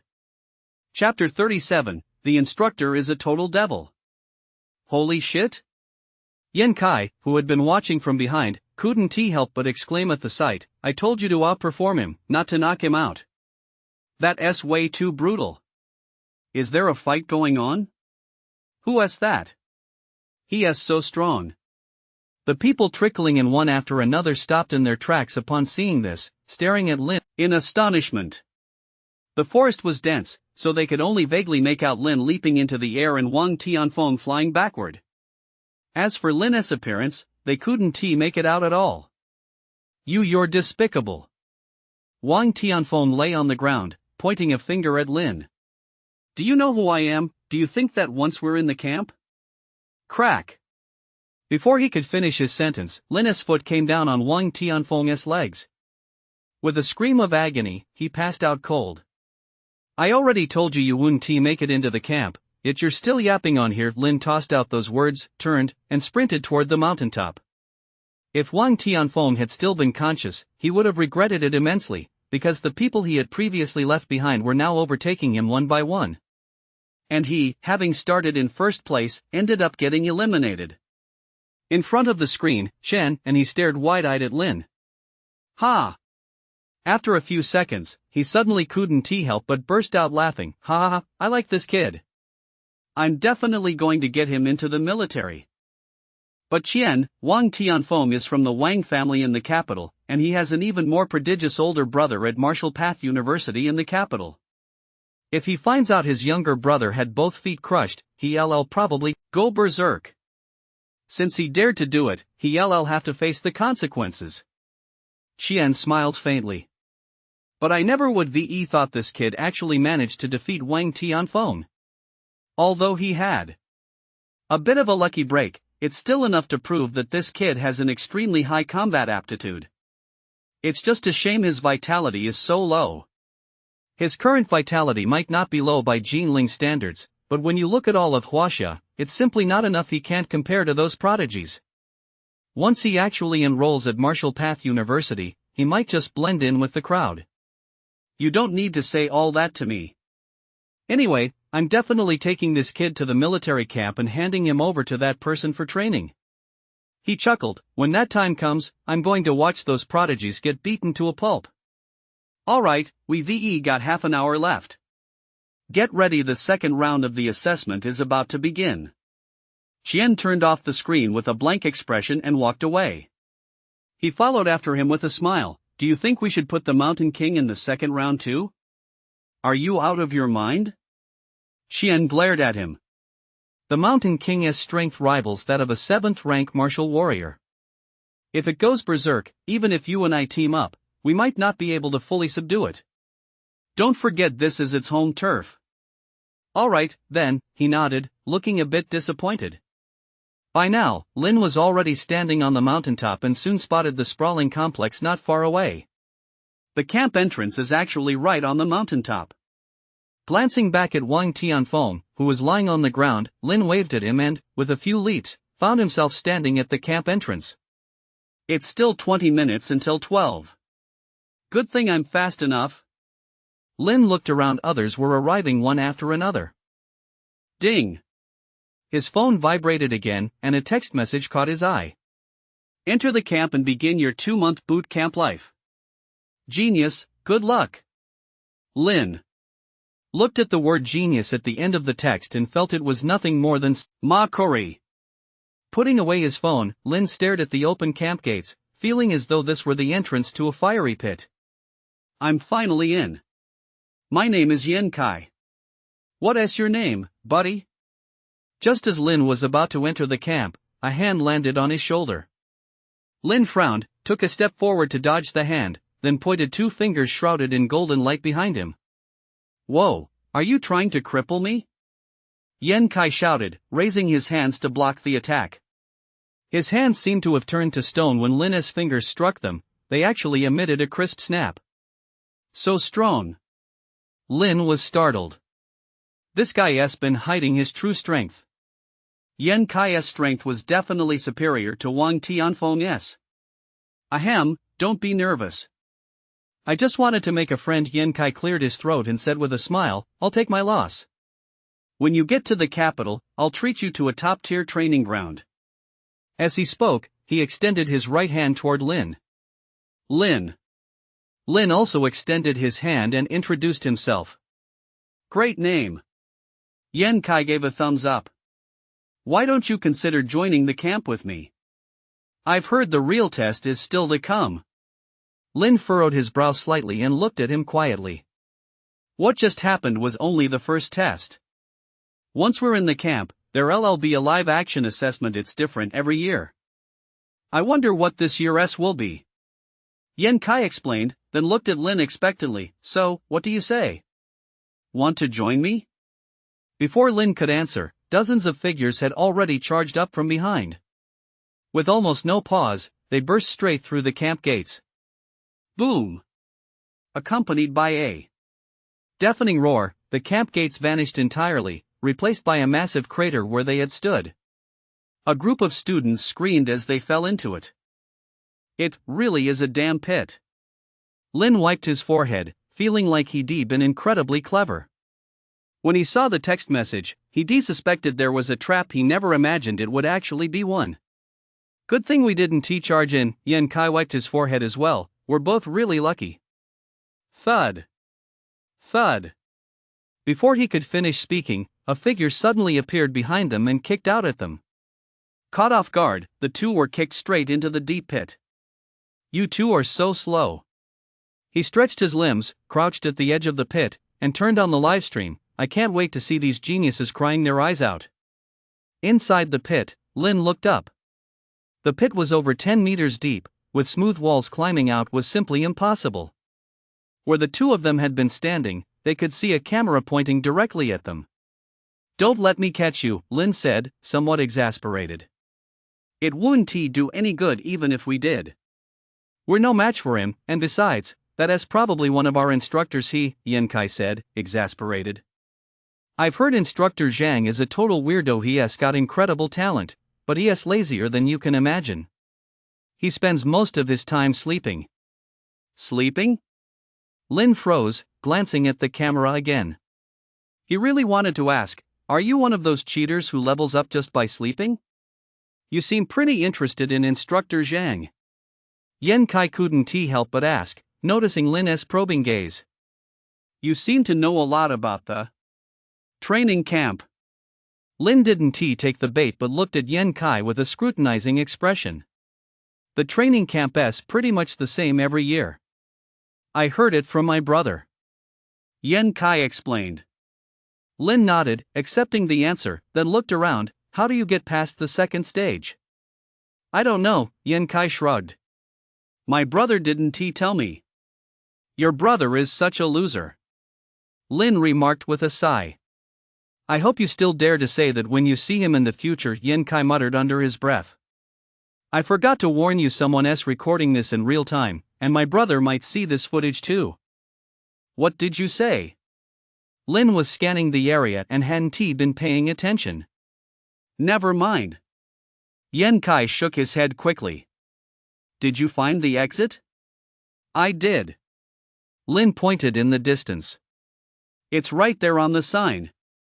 Following the direction of Lin's finger, Yen Kai took one look and was instantly speechless. About 100 meters from where they landed stood a sign that read exit. Having learned their lesson from falling into the pit earlier, the group of students stared at the sign, too afraid to move. Ding! Everyone's cell phones rang simultaneously as new text messages arrived. The messages all read the same: leave through the exit. While the group looked toward the exit, their faces filled with hesitation. A moment later, several of them glanced in the direction of Lin and Yen Kai and began walking toward them. My name is Lung Feng. We can work together on the upcoming assessment. Lung Feng stepped forward and said with a smile. Sure. Yen Kai nodded. How do you plan to work together? You two are very strong. I think you can lead the way up front, while we bring up the rear, ready to provide backup at any moment. Lung Feng laid out his plan. Yen Kai paused for a moment, while Lin sneered, then why should we even team up with a bunch of useless losers like you? With that, he charged straight toward the exit. Yen Kai paused for a moment, then waved his hand at Lung Feng. You saw that? What my teammate says goes. With that, he followed suit and charged after them. Lung Feng watched the two figures disappear into the distance, his face instantly turning ashen. He was from Tianlong City. With a vitality rating of 42, he could be considered one of Tianlong City's top contenders this year. As a result, he was surrounded by over a dozen students from Tianlong, and his every command was obeyed without question. Yet he hit a wall with Lin and Yen Kai. They're too arrogant, they get what's coming to them. Lang Feng spat out those words before leading his group in pursuit. The two sprinted dozens of meters in one go, but nothing happened. Is this stage supposed to be a 100-meter dash? Lin frowned as he watched the exit draw closer. Do you know what the drill sergeant is called at the training camp? Yan Kai glanced at Lin. The devil. You can't expect the devil to be that kind. With a creak, just as they were speaking, the two saw a large gate slowly swing open in the direction of the exit, not far away. They both stopped in their tracks and looked at each other in bewilderment. The gate's open? Has the devil changed his ways this year? Yan Kai muttered, then a smile spread across his face. My brother said this year's head instructor is a woman. Ha, women really are kind-hearted. Hats off to the female drill sergeant. You're getting ahead of yourself. Lin, however, kept a wary eye on the gate and assumed a combat stance. You idiots, the gate's open, what are you waiting for? Lang Feng had already caught up with his men. Seeing Lin and Yan Kai standing rooted to the spot, he couldn't help but sneer, come on, let us charge. With his shout, the group charged straight toward the exit. Woof! Just as they had sprinted a dozen or so meters, a pack of wolves began to howl. Immediately afterward, dust billowed from the exit, and they could vaguely make out figures charging out from the entrance. What are those? Wolves? Lang Feng stared at the entrance, unable to help but frown.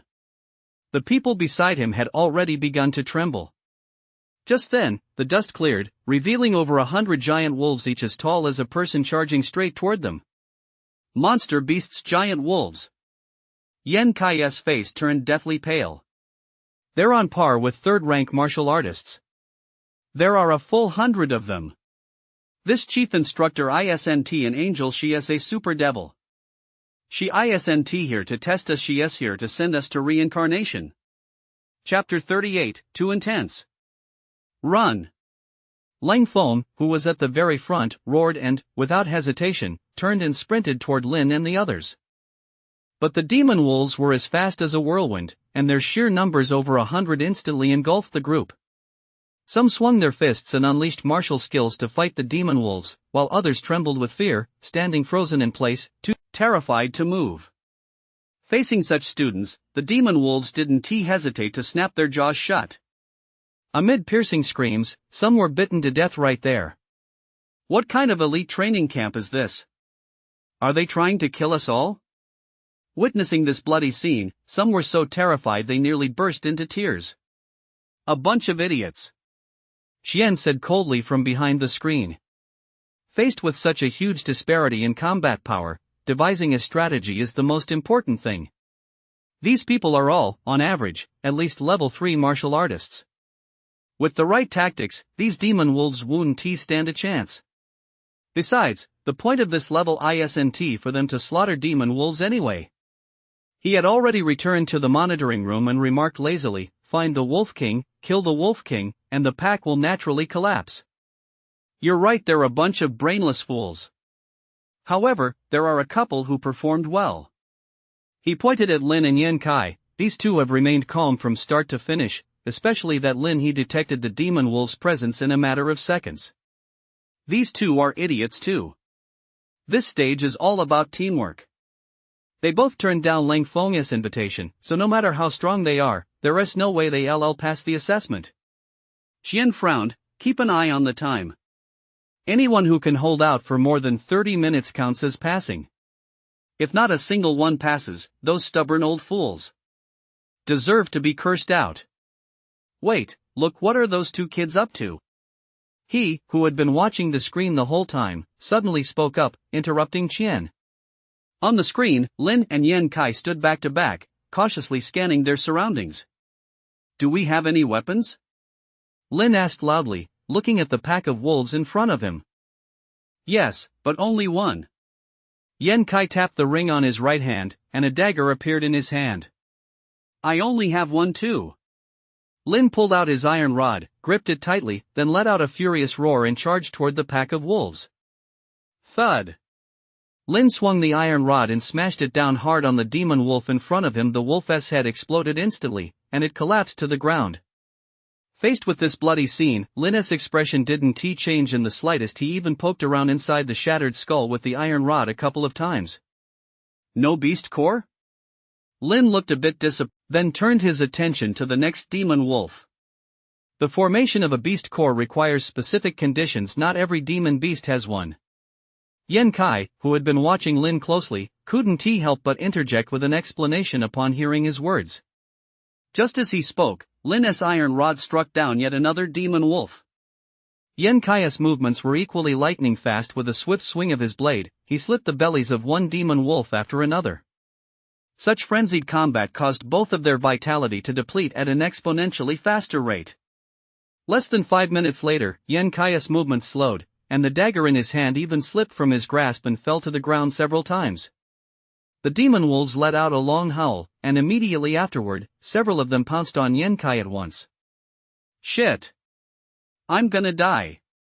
Yan Kai screamed, then charged toward Lang Feng and the others. Guys, save me! Watching this scene, Lang Feng and the others felt their scalps prickle with fear. Don't come over here! Someone yelled at Yan Kai. Lang Feng was so furious he nearly spat blood, but faced with this situation, he had no choice but to intervene. Yan Kai's vitality is depleting so quickly, but Lin, on the other hand, Shen stared at the screen, a grave expression on his face. He has been charging into battle the whole time, yet his vitality seems inexhaustible. It must be some kind of breathing technique, he said, his expression somber. This kid has quite a few secrets. Did you notice how he pulled that weapon out? It must be some kind of storage space, but he doesn't seem to be wearing any accessories like that. Xian took a close look at Lin's hands. There was nothing resembling a storage space on them. I'm curious to see just how long this kid can hold out. He glanced at a specific screen on the display. It showed a massive cage, its sides shrouded in black cloth. Occasionally, the sound of breathing could be heard from inside. Deep in the pit, the iron rod in Lin's hand was already covered in bloodstains, and the corpses of demon wolves were piling up around him.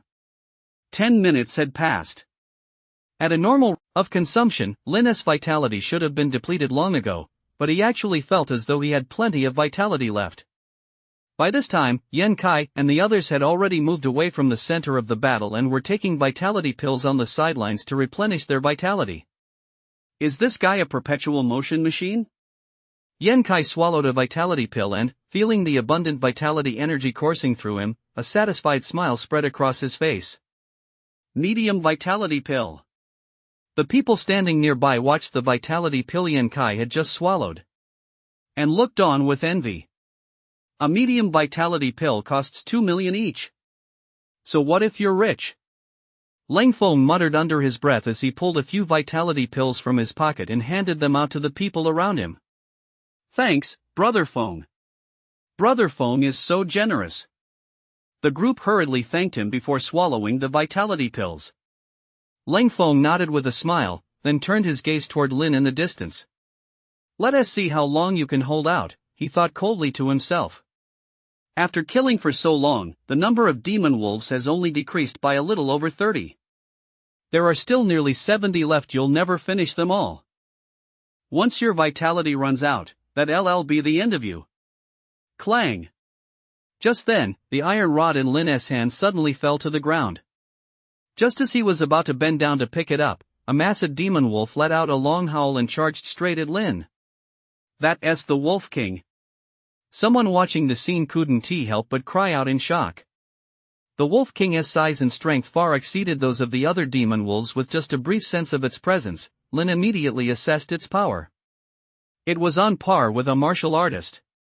Rock-shattering fist. Facing the charging Wolf King, Lin didn't have time to think. He simply swung his fist and slammed it into the beast.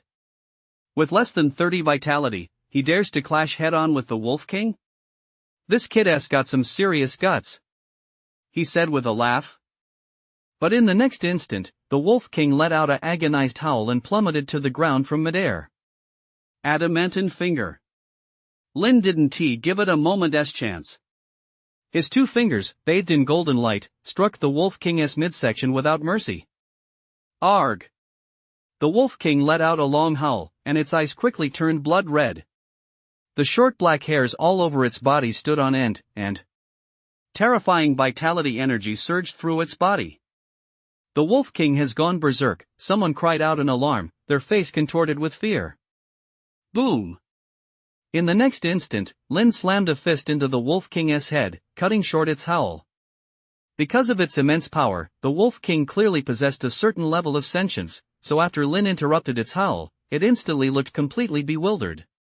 Just then, Lin swung his fist again, striking it on the head. Hit by a barrage of heavy punches, the Wolf King was dazed. As it watched Lin pick up the iron rod, a look of sheer terror finally spread across the Wolf King's face. The next moment, it actually tucked its tail between its legs and fled back into the wolf pack. With the Wolf King in retreat, the pack naturally scattered. But Lin, undeterred, chased after it, still clutching the iron rod. The Wolf King was powerful and had just begun to develop sentience. It was highly likely that it had already formed a beast core. And so, under everyone's watchful eyes, a dramatic scene unfolded in the deep pit. A pack of wolves frantically fled ahead, while a young man wielding an iron rod gave chase with all his might. That kid, he's way too fierce. He couldn't help but exclaim as he watched the scene. Xian nodded and said regretfully, "It's a shame his vitality is so low. That means his potential won't be very high. It is a bit of a shame." He stood up and stretched his limbs. "Alright, it's almost time.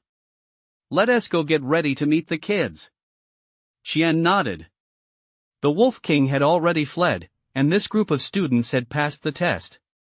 Meanwhile, Lin, wielding his iron rod, chased after them through the exit. In an instant, Lin felt as if a weight had been lifted. Before him lay a vast, flat expanse dotted with tents. The tents formed a huge open area, likely used for training. The pack of wolves from earlier was cowering, trembling in a corner nearby.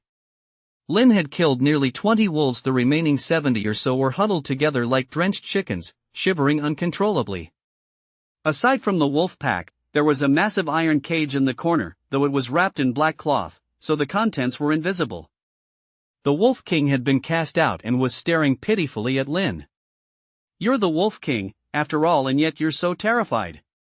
Seeing the Wolf King's state, Lin couldn't help but shake his head as he prepared to step forward and harvest the Wolf King's beast core. As Lin approached, a flash of determination crossed the Wolf King's eyes. The next moment, he suddenly leaped up and charged toward the cage in the corner. Woof! He let out a piercing howl and bit down fiercely on a demon wolf beside him. The poor demon wolf's neck was snapped clean off. The Wolf King flicked his head, flinging the demon wolf's corpse straight into the cage. Soon, a commotion came from inside the cage, followed immediately by the sound of chewing. The Wolf King's gaze was icy as he relentlessly killed the demon wolves one after another and tossed them into the cage. After tossing 7 or 8 of them, the sound of chewing inside the cage ceased. The Wolf King suddenly pounded the cage fiercely several times. Roar! A furious roar suddenly erupted from inside the cage, causing the Wolf King to cower on the ground in terror. As for the remaining demon wolves, they collapsed onto the ground, foul-smelling liquid oozing from beneath them. Damn it! What the hell is that? It scared the hell out of me. Yan Kai, Lang Feng, and the others who had rushed over were terrified by the roar, staring nervously at the cage. Roar! Perhaps sensing someone outside, the creature inside the cage roared again. This time, the roar was even louder and carried a terrifying surge of vitality, causing the entire group's faces to pale. It's the Mountain King! Yan Kai suddenly cried out in shock. Damn it, they actually put the Mountain King in here. Run! Run fast! We've already passed this stage anyway. There are only 2 stages in the trial, and we've already qualified to stay. The Mountain King? That martial warrior level demon beast?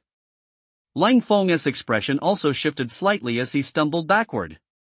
Lin, however, stared at the iron cage, a look of delight and surprise spreading across his face. The Mountain King? So there's a fierce tiger inside? Lin looked at Yan Kai and the others. Upon seeing them nod, a smile spread across his face. That is fantastic. As he spoke, he walked toward the iron cage. After taking a brief breath, he reached out and pulled back the black cloth. I've had some family matters to attend to recently, so updates have been sparse. I'll catch up once things are settled. Chapter 39, Watching the Tiger. Tiger Fist Level Up. Roar. The moment the black cloth was pulled back, a deafening tigress roar echoed out, and a powerful surge of vitality energy washed over them. Inside the 3-meter-tall iron cage stood a strikingly patterned white-browed tiger with piercing eyes. Its body measured about 8 meters in length, and it stood there, gazing coldly at the crowd like a king. A sense of oppression as vast as the mountains and seas descended upon everyone. This was the Mountain King. Lin bore the brunt of it. In an instant, he felt his blood boiling and his body on the verge of exploding. Thud. Thud. The muffled thuds echoed incessantly. Behind Lin, some people, unable to withstand the pressure, collapsed to their knees. Damn it, what is that bastard doing? Lang Feng stood in front of the cage, gritting his teeth as cold sweat dripped down his forehead. Yan Kai, meanwhile, avoided the Mountain King's gaze, found a rock, and leaned against it. As for the others, they all kept their heads down, trembling all over, not daring to make a sound. Over on the other side, Shen and he, who had just run out of the monitoring room, stopped in their tracks upon hearing the tigress roar, their expressions changing drastically. Has the Mountain King been woken up? Qian exclaimed in shock. What have these students done? If they provoked the Mountain King, a single shockwave from its roar could send them all straight to the hospital. It should be fine. From the sound of it, the Mountain King was just woken up and is a bit annoyed. As long as those students don't go looking for trouble, they shouldn't provoke it completely. He said, sounding somewhat uncertain. Let us go check it out right away. Shen didn't dare take any chances. She had a vague sense of foreboding, a feeling that something was about to go wrong. As the overall director of this elite training camp, she needed to keep casualties within reasonable limits and prevent any accidents from happening. Relax. That kid from the Yen family is very cautious and knows a thing or two about the Mountain King. He should be able to stop them from provoking it further. He offered Qian a word of reassurance, and the two continued at full speed, racing past the camp. Hearing his words, Qian's expression eased slightly. From their current position, it would take no more than a minute to reach the camp entrance in such a short time. The students shouldn't be able to cause much trouble. Brother Lin, no, big brother Lin, don't say anything, just back away slowly. Leaning against a rock, Yan Kai spoke in a low, anxious voice. The Mountain King's strength rivals that of a 7th-rank martial warrior, and his innate martial skill, Tiger Roar Impact, is on par with a 1st-rank Shin tier technique. If we provoke him, we'll all have to start from scratch. Tiger Roar Charge? Is it that strong? Lin didn't move a step, just staring at the Mountain King before him. That tiger roar from just now had made his entire body's vitality boil, and at the same time, a faint glimmer of insight had flashed through his mind, but he couldn't quite grasp it. Just let him roar one more time. Lin looked at the Mountain King, remained silent for a few seconds, then casually grabbed a demon wolf and tossed it into the cage.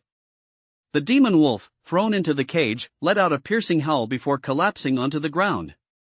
The Mountain King glanced at the demon wolf, raised his tiger paw, and brought it down. With a squelch, the howl ceased, and the demon wolf was crushed into a bloody pulp by the Mountain King's paw. Everyone shuddered. That was a demon beast comparable to a 3rd-rank martial artist, and it had been killed with a single swipe of the paw. If the Mountain King were to burst out of the cage, wouldn't they all be doomed? Lin, you better get back here. Lang Feng gritted his teeth, glaring coldly at Lin, terrified that he might do something even more reckless. Brother Lin, my own brother, come back right now. You can't be this reckless. Yan Kai was so nervous he was on the verge of tears. He thought he was brave enough, but he never imagined there was someone even more lawless than him. That was the legendary Mountain Bandit King, a powerhouse at the martial warrior level. Who in their right mind would dare provoke him, a mere martial artist? Yet Lin actually dared to throw something inside. Don't be so reckless, the group whispered in silent prayer. But the next moment, everyone froze in shock. Lin picked up the fallen iron bar from the side and walked toward the iron cage. "Stop him, hurry up and stop him." Lang Feng couldn't help but shout as he watched the scene unfold. Yan Kai, on the other hand, simply turned around and hid behind a boulder, obediently covering his ears. His face wore an expression of despair, like that of a helpless child. Lin stood in front of the iron cage and slowly raised the iron bar. The Mountain King's gaze also fell upon Lin. Even through the iron cage, Lin could sense the rage burning within the Mountain King. So close, Lin looked at the Mountain King. "Why don't you let out a roar for me to hear?" Lin looked up at the Mountain King and spoke slowly. "The Mountain King? I know you can understand me," Lin said slowly. "What about your Tiger Roar Blast? Let me see its power."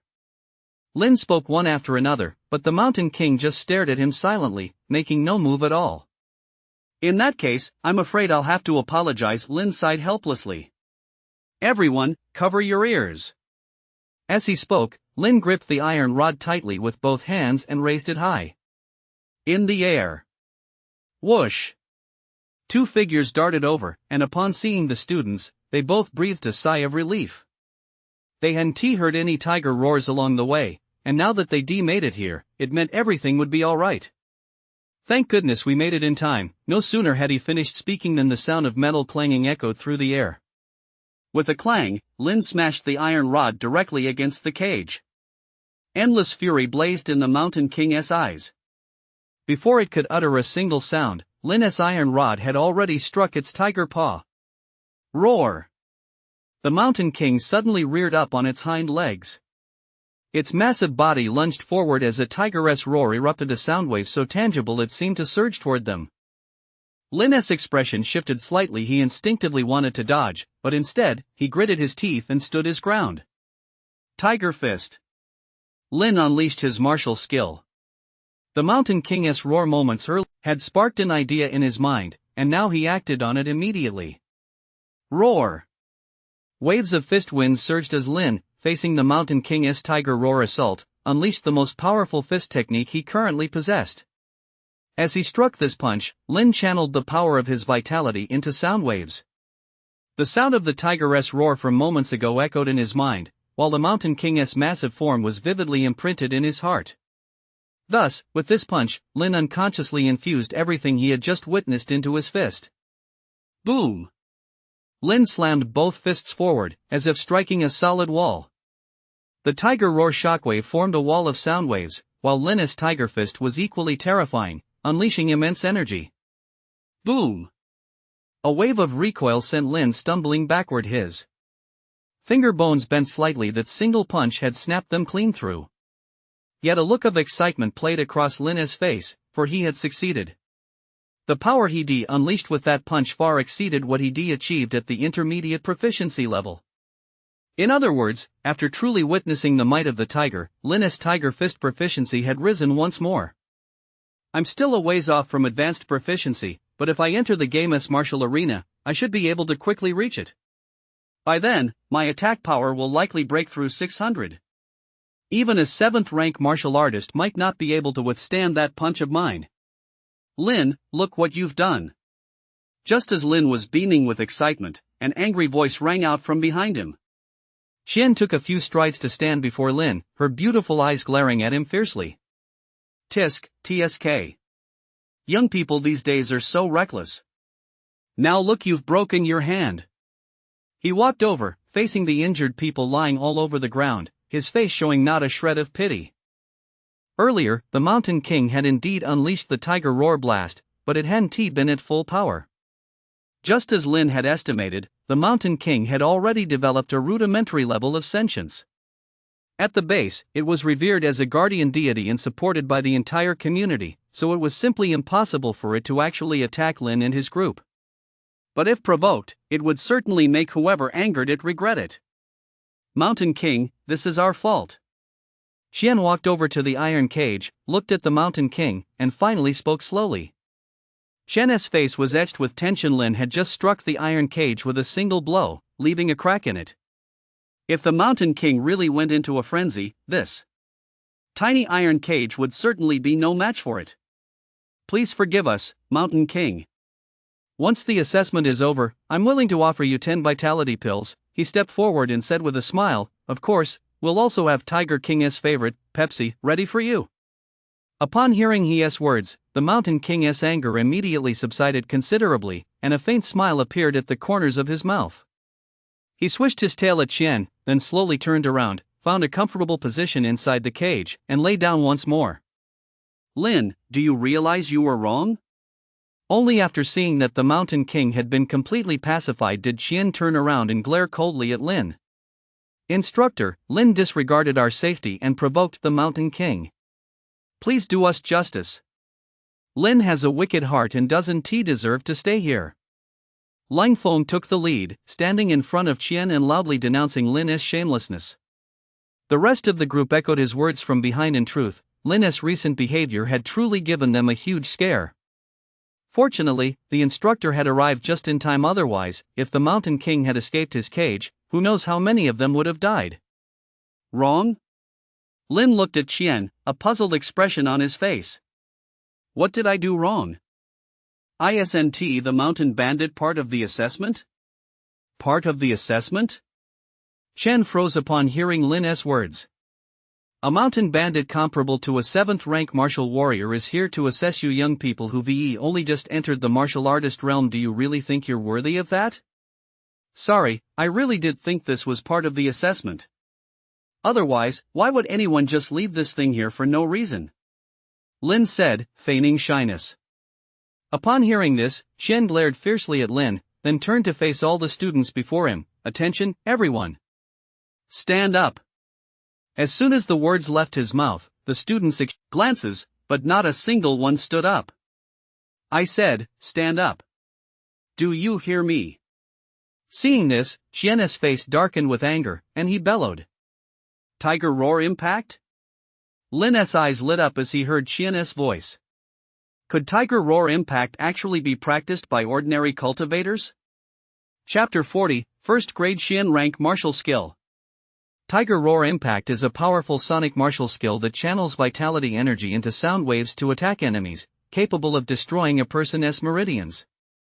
According to Lin's estimation, this martial skill is at least 9th grade Huang rank, and might even be a Qian rank martial skill. I am Qian, the head instructor of this training camp, currently at the peak of the martial warrior realm.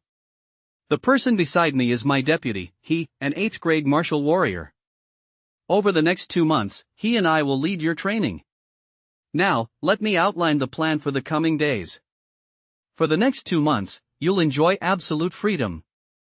Within the camp, you can do whatever you want. I won't force you to train, nor will I assign you any tasks. Here, you have access to all facilities, but each facility is limited to 10 users per day. Furthermore, we don't tolerate dead weight in this camp. So, if you sustain a serious injury here, or if we determine you become a deadweight, you'll be kicked out immediately. Also, every 3 days, he and I will grant one wish to the strongest person among you. Any wish. Hearing Qian's words, the crowd below immediately lit up.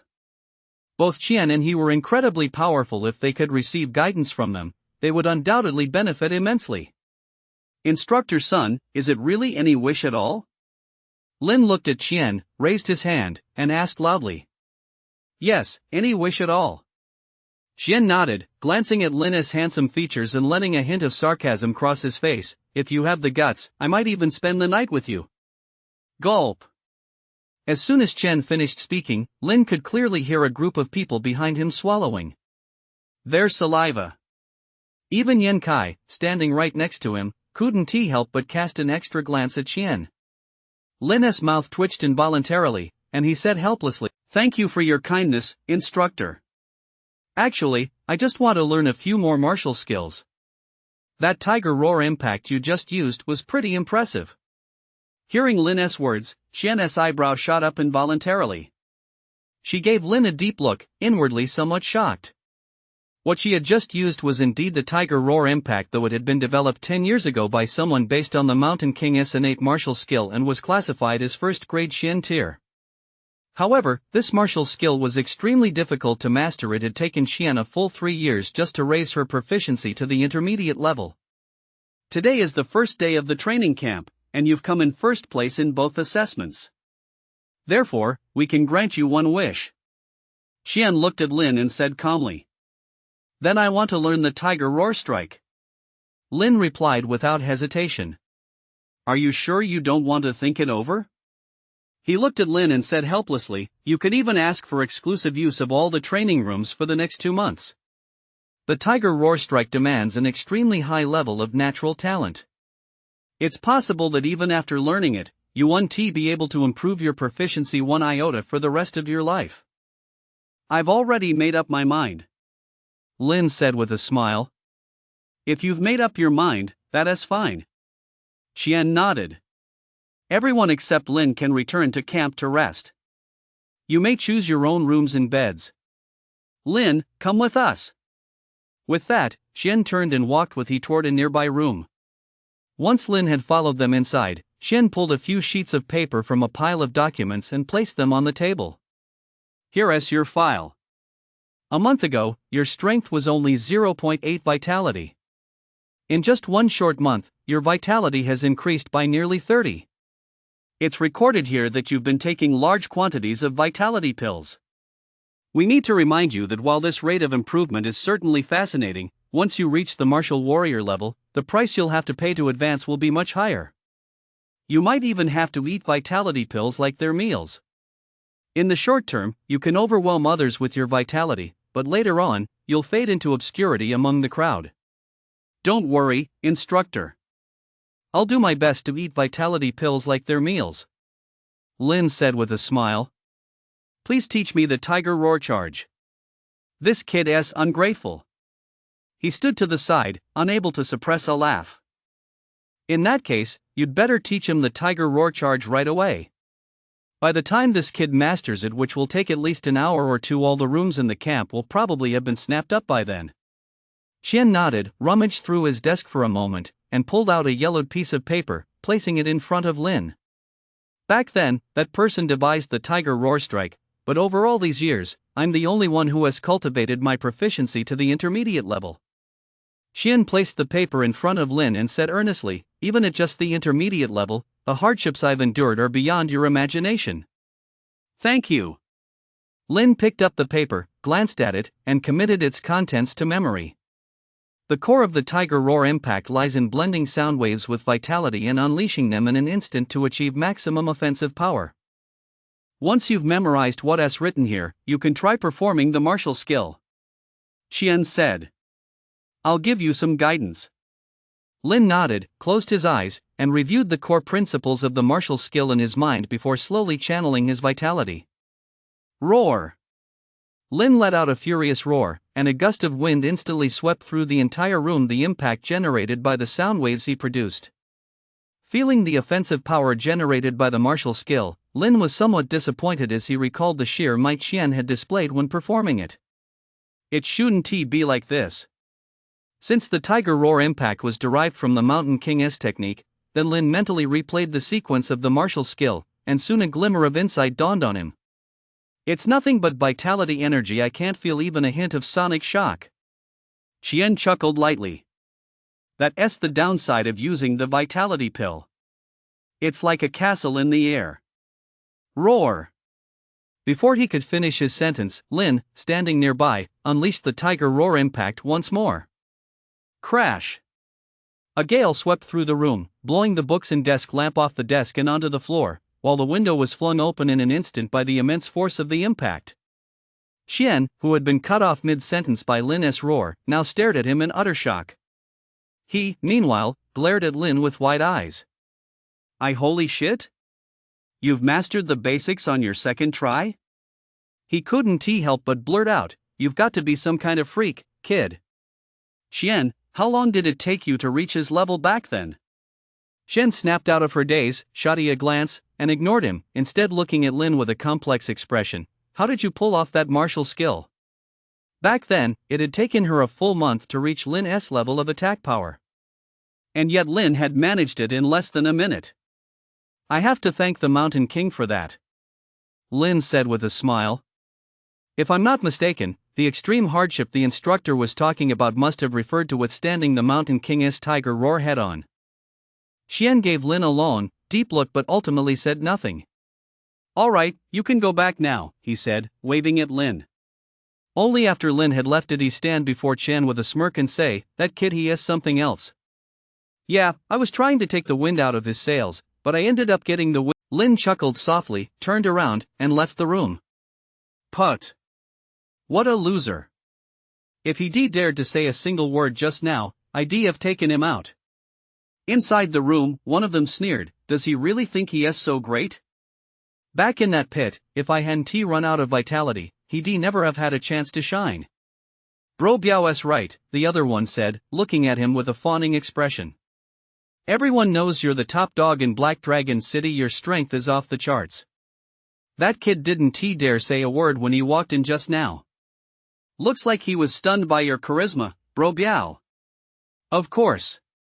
Fan Biao smiled smugly. We'll find time later to beat that kid to a pulp. Got it. Don't worry, Brother Biao, I'll always be your man. Bam. No sooner had he finished speaking than someone kicked the door open. Who the hell is that? Who dares kick down my door? Fan Biao cursed as he charged toward the doorway. Just as he pointed at the door and was about to unleash a tirade, a foot flew straight at him. Thud. Fan Biao was knocked to the ground by Lin's kick and began wailing in pain, clutching his butt. What were you going to do to me again? Lin stared calmly at Fan Biao and spoke slowly. Lin, this is our room. You can't come in. Otherwise, I'll go tell the drill sergeant right now. Fan Biao shouted, pointing at Lin from the floor. Your room? Lin sneered. It's mine now. Crack. In the next instant, Lin stomped on Fan Biao's legs, snapping both of them, then gave a sinister grin at the other person. Ah! The other man let out a terrified scream, clutched his head, and bolted out of the room. Shortly after, Fan Biao was also roughly thrown out by Lin, who then moved right in as if it were his own. I have to say, this place is really nice. I'm exhausted after a long day. I'll take a vitality pill and get some sleep. Lin lay on the bed for a while, then took 5 vitality pills from his storage space and shoved them all into his mouth at once. Game loading. After taking in his surroundings, Lin headed straight for the boss's room. Lin had already cleared all the regular rooms in this dungeon now. Having spent 5 vitality pills, he entered the boss's room. Just like the mangled corpse he'd seen earlier, the boss before him was also a nearly rotting humanoid corpse. Chapter 41, The Method of Carefree Contemplation. Subduing the Wolf King. The boss of this level is another rotting corpse? Lin approached slowly, stopping when he was still some distance away from the corpse. Unlike last time, the corpse before him showed no sign of sentience. As soon as it saw Lin approaching, it immediately turned and lunged at him. I thought I might be able to get some information out of it, but it seems I was overthinking things. Lin shook his head in disappointment, pulled out his iron staff, and swung it at the corpse. Although the corpse was rotting, its entire body was incredibly sturdy. The iron staff struck it as if hitting refined steel. Roar! Lin unleashed the tiger fist, the wind from his punch roaring like a tigeress roar. Boom! The corpse staggered backward, its pair of blood-red eyes suddenly locking onto Lin's. Hum! In an instant, Lin felt as if he'd been struck by a club. A mental power attack. Lin's heart skipped a beat. Martial artists can only begin to cultivate mental power when they break through the martial warrior realm and enter the martial king realm.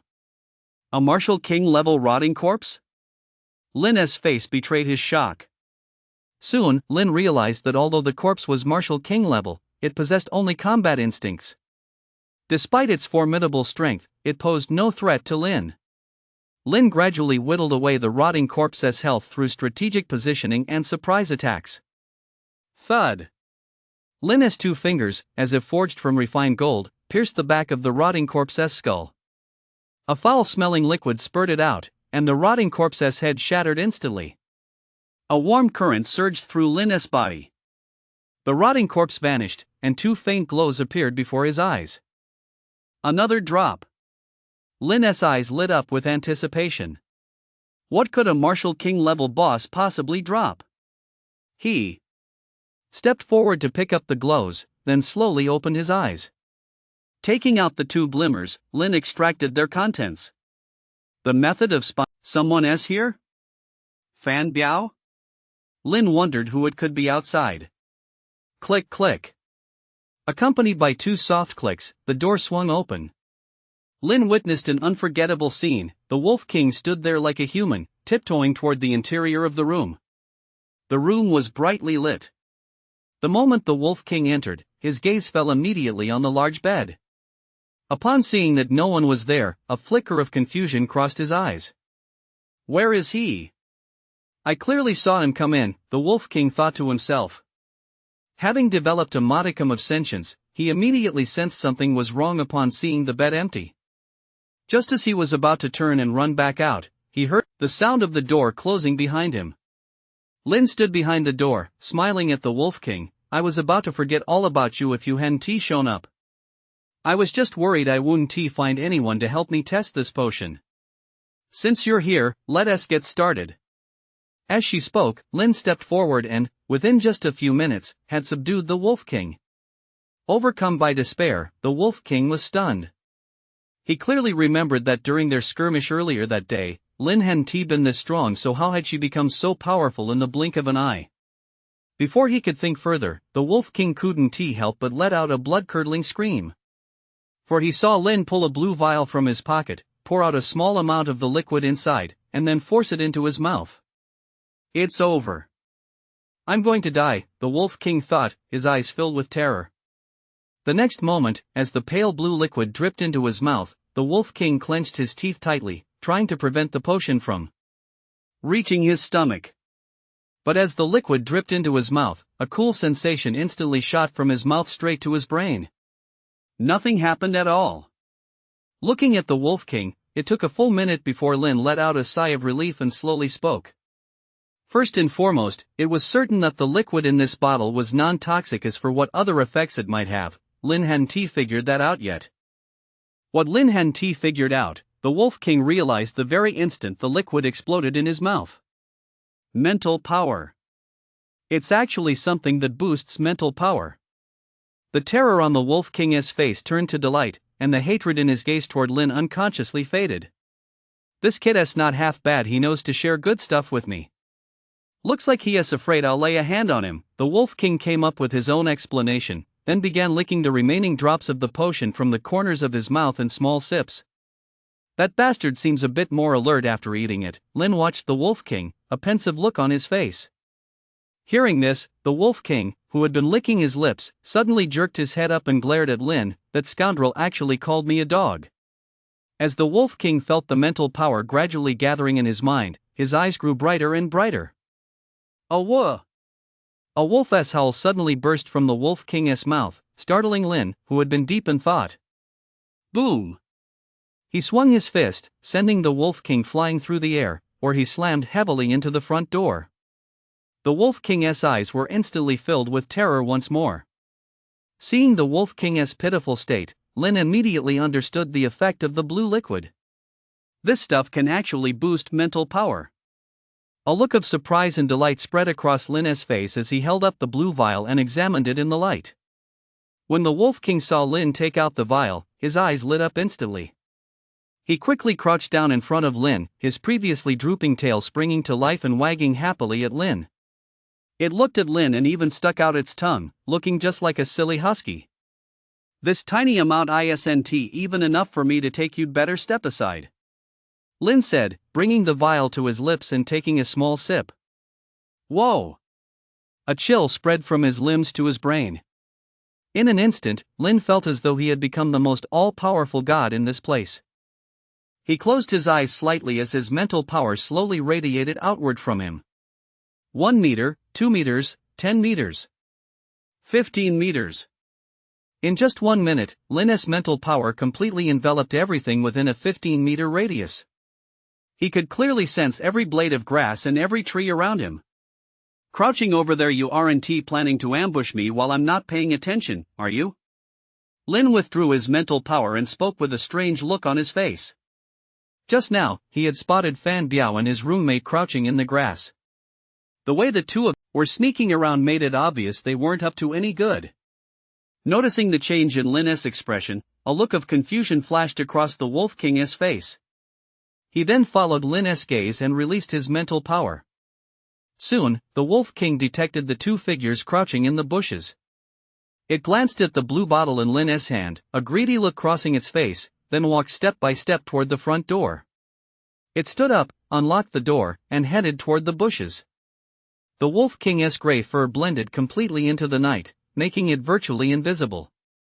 Fan Biao was currently crouching there with his roommate, muttering under his breath. "Bro Biao, what's the plan for today? We gotta find a way to take this Lin out." Fan Biao's face was twisted with hatred. "Damn it, if I hadn't brought those healing potions, I'd be dead by now. Is this kid named Lin asking for it? How dare he go after even me? Bro Biao's right. Let us set up a proper ambush. As soon as that Lin shows his face tomorrow, we'll cripple him."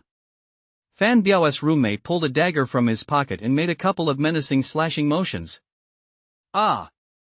The Wolf King, crouched in the grass, heard this and lunged forward, biting down hard on Fan Biao's roommate's wrist.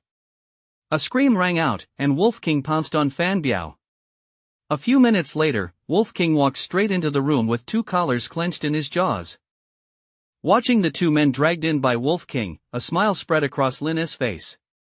He reached out his hand to Wolf King, who immediately narrowed his eyes, stuck out his tongue, and relished Lin's caress. After a moment's thought, he dipped his finger into the bottle, collected a bit of the blue liquid, and held it to the Wolf King's lips.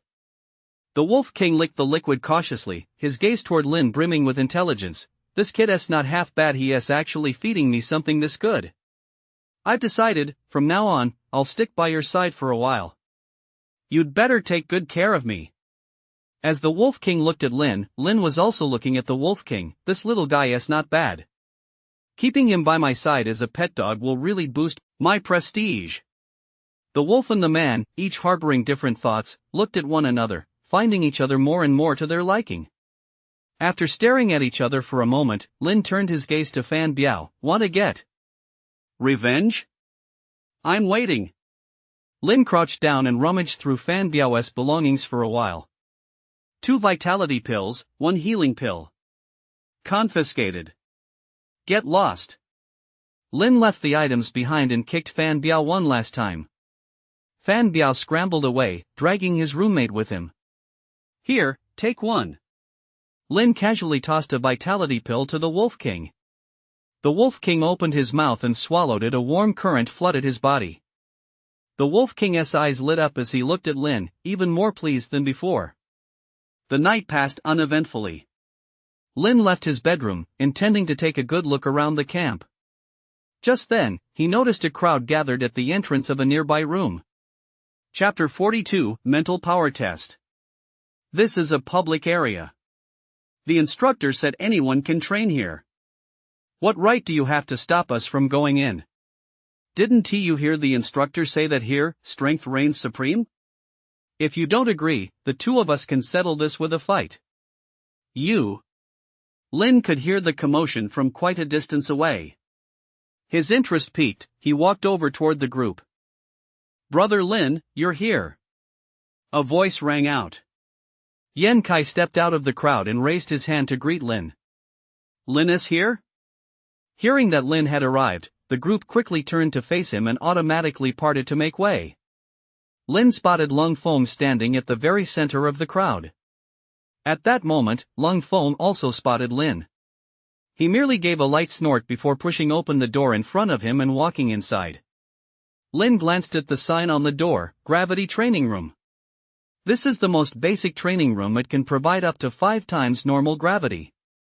Yan Kai stood beside Lin and explained with a smile, "For a martial artist, 5 times gravity is more than enough, but brother Lin, you're so strong that 5 times gravity probably won't be enough for you." 5 times gravity? Lin stepped forward, pulled open the door to the gravity chamber, and walked inside. "Lin, I'm not going to mess with you, so you'd better not mess with me either." Lang Feng was in the middle of training.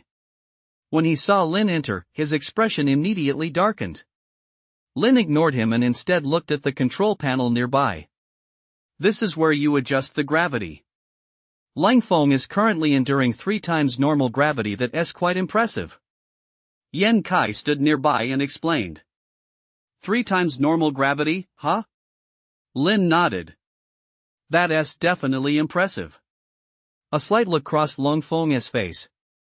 Feeling smug, he glanced at Lin and was about to resume his training. Just then, Lin reached for the control panel and flicked the switch twice. The gravity in the entire gravity chamber suddenly surged to 5 times normal gravity. Lang Feng, who had been beaming with pride and preparing to unleash his martial skill, suddenly felt as if a boulder were crushing him. With a thud, he collapsed face down on the ground. He struggled a couple of times, trying to get up, but found himself pinned to the ground by the gravity. No matter how hard he struggled, it was no use. Lin, damn it, turn it back down. Lang Feng roared at Lin. Just bear with it for a bit. Lin's tone was indifferent, just like a scumbag. Once the gravity stabilized, Lin walked straight into the gravity chamber and assessed the gravitational force around him. Tiger Fist. Lin unleashed his martial skill even under 5 times the normal gravity. The force of his punch remained incredibly fierce. That's too strong. The crowd around him let out a gasp of astonishment. Not bad, Lin nodded. Under 5 times the gravity, the power of Tiger Fist was somewhat diminished, but its attack power should still reach 200. After pondering for a moment, Lin stretched his legs and began sprinting wildly around the gravity chamber. He was incredibly fast. In just a few seconds, he had already circled the room once. My speed is barely affected, Lin analyzed as he ran. The onlookers were dumbfounded. If Lang Feng hadn't still been lying there, they would have suspected the gravity system was malfunctioning. A few minutes later, Lin slowed down, returned to the control panel, casually restored the gravity to 3 times normal, and walked out. Lang Feng, who had been lying on the floor, struggled to his feet and glared at Lin's retreating figure with a grim expression. You can try the intermediate gravity chamber. It can provide up to 10 times the normal gravity, Yan Kai said as he led the way. Lin followed behind, passing through rooms such as the simulation chamber and the combat training chamber along the way. Mental power testing chamber? Lin paused and looked at the room beside him. This is where mental power is tested. Generally, only martial warriors can use it, and martial kings use it the most, Yan Kai said with a smile. As for martial artists? Forget it. After all, the way mental power is tested is different. How is it different? Lin asked, looking at him with curiosity. Vitality testing relies on instrument readings, whereas mental power testing involves a clash of mental power, Yan Kai explained. You adjust it to a specific mental power value, then use your own mental power to counter it. The assessment is based on the amount of mental power you can withstand. How high can a typical martial warrior's mental power reach? Cultivating mental power usually begins at the martial king level, but some exceptionally gifted individuals start cultivating it as early as the martial warrior level. I heard from my brother that there's a prodigy at Capital Martial University who developed mental power while still a 5th-rank martial warrior, and now, at the martial warrior realm, his mental power stands at a full 9 points. That already meets the standard for a martial king. So 9 points of mental power is the standard for a martial king? Lin nodded, then opened the door and walked inside. At the same time, in the campus monitoring room, an alarm suddenly sounded. Xian and he, who had been meditating, opened their eyes simultaneously and looked at the monitor. Those kids are up to no good again, he grumbled as he stood up. Can't they just endure the torture in the gravity chamber properly on their first day? He switched the feed to the gravity chamber, only to find it completely empty. After switching between a few camera angles, Xian's expression darkened. Not a soul in any of the training rooms. Those kids haven't run away, have they? He blurted out. No way. These kids are all geniuses. Even if they're really suffering, they won't just walk out. Xian shook his head. Pull up the surveillance footage for the entire camp. Search them one by one. He tapped the keyboard a few times, and dozens of windows quickly popped up on the screen. Found them. He pointed to one of the windows. What are these kids doing? Damn it, they're not heading into the mental power testing room, are they? Are they out of their minds? His face darkened. The mental power testing room was different from the other training rooms. In other testing rooms, the worst that could happen was a few injuries, but in the mental power testing room, one false move could destroy your brain and turn you into an idiot. Idiots. Xian cursed under his breath and ran outside without another word. Meanwhile, Lin had already opened the door to the mental power testing room. After glancing at the interior, he stepped inside. Inside the room stood a machine. A person could stand inside it, facing a control panel. Yan Kai mentioned earlier that a mental power level of 9 already meets the Martial King standard. With that in mind, Lin increased the attack intensity by 2 points. At that moment, the mental attack had reached level 9. Back off. Chen's forehead was drenched in sweat as she watched Lin warily. Since she was quite a distance from the instrument, and the mental attack wasn't directed at them, she was able to withstand the current intensity. But if the intensity were to increase again, she wasn't sure she could handle it. She glanced at the screen nearby. It showed that the mental power had already reached 8 points. Yet Lin still stood there, not moving an inch. He really withstood an 8-point mental power attack? Chen stared at Lin, her pretty face etched with shock. Impossible. How could a third-rank martial artist possibly possess such terrifying mental power? Could the instrument be broken? He had already returned to the doorway, but upon seeing the number on the screen, he quickly ducked behind the wall. Glancing at the motionless Lin, he added, or did the mental power shockwave turn him into an idiot? Chen nodded. That was the most likely explanation. At the very moment of a mental power shock, if the intensity exceeded the brain's tolerance limit, the person would become an imbecile. Imbeciles are virtually immune to mental power. In other words, mental power can only destroy an imbecile's body, but it cannot destroy their mind. After all, an imbecile's mind is already a blank slate. Turned into an imbecile? A group of students hiding in the distance heard this, and their expressions varied. Some looked terrified, wondering what would happen if such an attack were to strike them. Others turned pale when they just experienced a 6-point mental attack. It had already felt like their heads were about to explode. They dared not imagine how terrifying an 8-point mental power attack would be. Then there were those like Lang Feng, who broke into smug grins upon hearing that Lin had turned into an idiot. Find a way to save him. Chen couldn't help but speak up as he watched the scene unfold. Although Lin had become an idiot, at least he was still alive, and being an idiot was far better than being a corpse. Save him? How? He spread his hands. With our current mental power, there's an 80 to 90% chance we'd end up as idiots too if we went in. We have to call for help. That's our only option. We can ask a few squad leaders from the Jinling military headquarters to come. I'll make the call right now. With that, he turned to leave. Just as he turned around, Lin actually raised his hand again. It doesn't feel like I've hit my limit yet. Lin murmured, then increased the intensity of his mental power by another point. 9 points. That was already the standard for a Martial King's mental power. This time, a distinct sound rang out. Even standing outside the main gate, the group felt as if someone had slammed a hammer hard against their heads. Crack! Crack! Inside the room, glass shattered and flew everywhere. He, unable to dodge in time, ended up with several cuts on his face. Damn it, the glass in the testing room is just ordinary glass. He cursed again. Who the hell would thought that a monster with Martial King level mental power would actually emerge from the elite training camp? Reaching Martial King level mental power while still at the martial artist level. Looking back over the past 100 years of the martial path's prosperity, there have been very few in all of Jinling who achieved this. Shen braced herself against the door with one hand while wiping the sweat from her face with the other. Lin, stop this. Lin turned to face them, smiled and nodded, then pressed the shutdown button. Shen instantly felt as if she'd been drained of all strength and collapsed to the ground. Lin stepped out one step at a time and stood before her. Sorry about that. I didn't realize it would affect you so much. Chen used his hand to help herself up and gave Lin a deep, penetrating look. Are you really just a martial artist? The real deal. Lin said with a smile, my vitality should have just broken 30.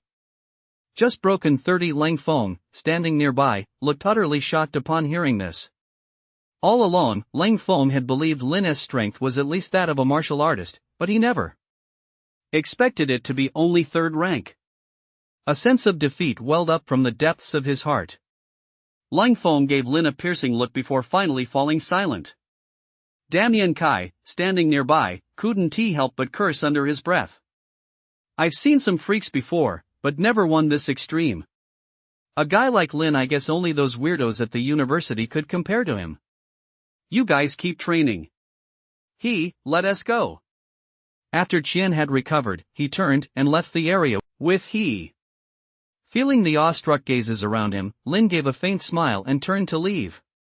Yan Kai watched Lin's retreating figure, opened his mouth, but in the end said nothing. At first, he thought that because of his privileged background and considerable strength, he could treat Lin as an equal and call him brother. But in just a single day, facing Lin had actually made him feel a deep sense of inferiority. Maybe we've never even been from the same world. Yan Kai chuckled. To each his own way of living. In the monitoring room, Qian looked at he and said solemnly, what do you think of Lin? What do I think? He sighed. That guy is a monster. Having him here is a massive blow to everyone. Qian nodded in agreement. At first, I wanted to use Lin as a whetstone to help these kids grow, but now he has become a mountain in everyone's minds. If he stays here any longer, I'm worried it'll take a toll on their mental and physical well-being. It seems you already have a plan. He leaned back in his chair, settling into a comfortable position. Tell me, what are you planning to do with this oddball? A few days ago, we received word from the military headquarters that they want to select a few people for secret training. The selection process is far more rigorous than the elite training camp. I think this kid should give it a shot. As Qian spoke, he picked up the red phone beside him and dialed a few numbers. Reporting in. I already have a candidate to recommend for the Divine Eagle special training. Chapter 44, Here's a little secret, Lin got kicked out. A day later, Lin opened his eyes and leaped out of bed. Crackle, crackle. He stretched his limbs, and his whole body immediately emitted a series of soft cracks. My head feels like it's about to explode. During the mental power test, even though I was on the receiving end of the mental power attack, it was essentially like engaging in a mental power battle with someone else. That's still way too hard for me. Martial King level experts far surpass martial artists in every aspect. With Lin's current strength, forcing himself to fight using mental power was simply unsustainable. Everyone, assemble. Just then, Qian's voice rang out. A roll call at a time like this?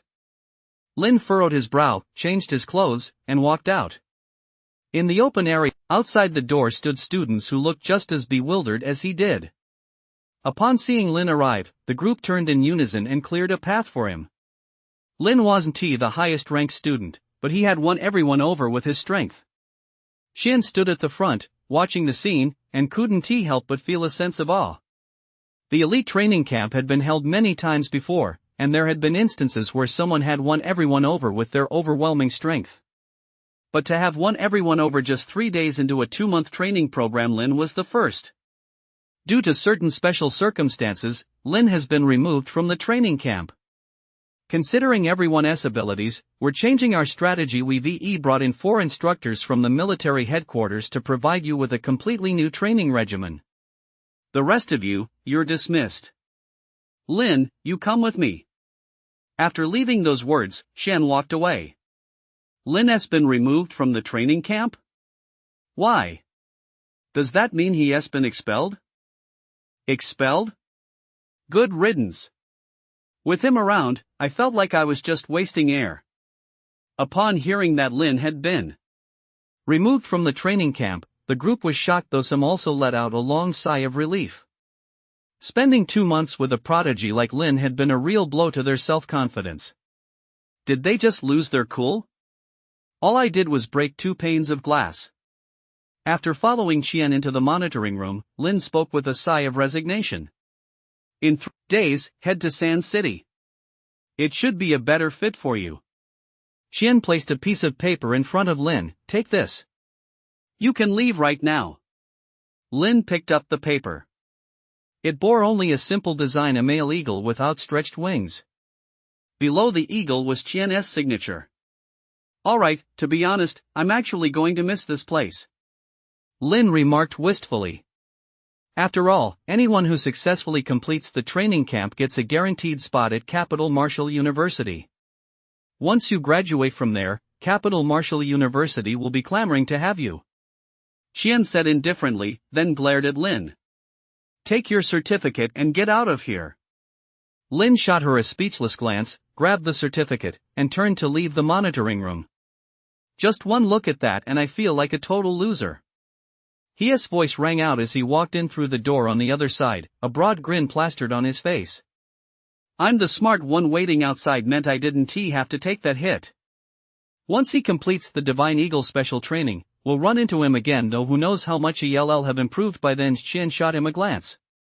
By then, the blow to you will be even harder. So, to avoid getting crushed too badly later on, I've decided to start training hard right now. He declared loudly, his face set with determination. You're finally showing some fighting spirit. Qian nodded with satisfaction. Want to come with me to the gravity chamber for a few days of training later? Forget it. It's only 9 o'clock. I'm going to catch a quick nap. We'll talk about it this afternoon. He yawned, turned around, and left the monitoring room. Lin slipped out without alerting anyone, walking out the training camp gates with his backpack. These people are crazy. Just to run a training camp, they've turned the entire mountain into a gravity training facility. After witnessing the gravity chamber in action, Lin immediately understood the source of that oppressive pressure he felt while climbing. Without that pressure, now, Lin was descending the mountain at a speed that felt like he was flying. Honey, I can barely walk anymore. Carry me on your back. On the mountain trail, a couple was making their way down. The girl's forehead was glistening with sweat as she looked up at her boyfriend with adoring eyes. Her boyfriend was strong and muscular, standing a full 1.9 meters tall, with a body built of pure muscle and radiating a powerful aura of vitality.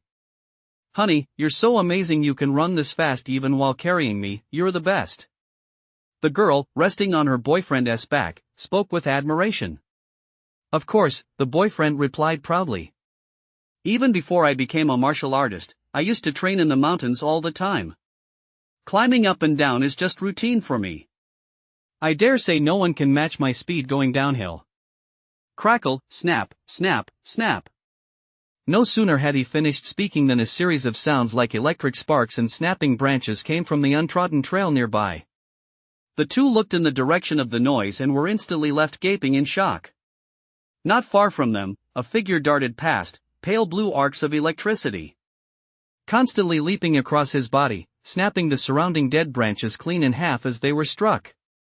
Under their stunned gazes, the figure quickly vanished from sight. Just now, the girl stammered, looking at her boyfriend.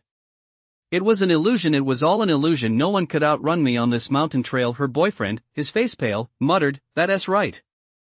It must have been an illusion." After running down the mountain in one go, Lin pulled out his phone to check the time and nodded with satisfaction. Not bad, a little faster than I expected. The thunder breathing method seems to unleash even greater power when vitality is pushed to its absolute limit. Lin pondered this with a frown as he left Purple Mountain.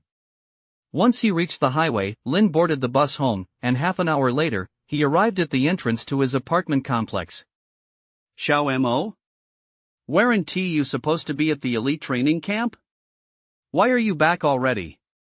At the entrance to the complex, a few middle-aged women who chatting idly were instantly taken aback when they saw Lin. "Oh, I'm back to rest for a few days. I'll be leaving again in a few days." Lin replied casually before walking through the building's entrance. Watching Lin's retreating figure, the women exchanged glances, their faces taking on meaningful expressions.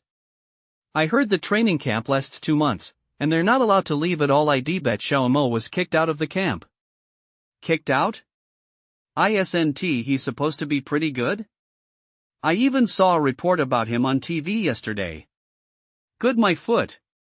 You guys don't know that kid from the Lin family was a total good for nothing just over a month ago. My grandson is in the same class as him, and he told me that kid has been taking quite a few vitality pills.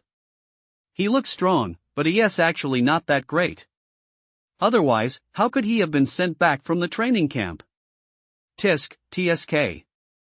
I always said there's no way the Lin family could produce such a prodigy.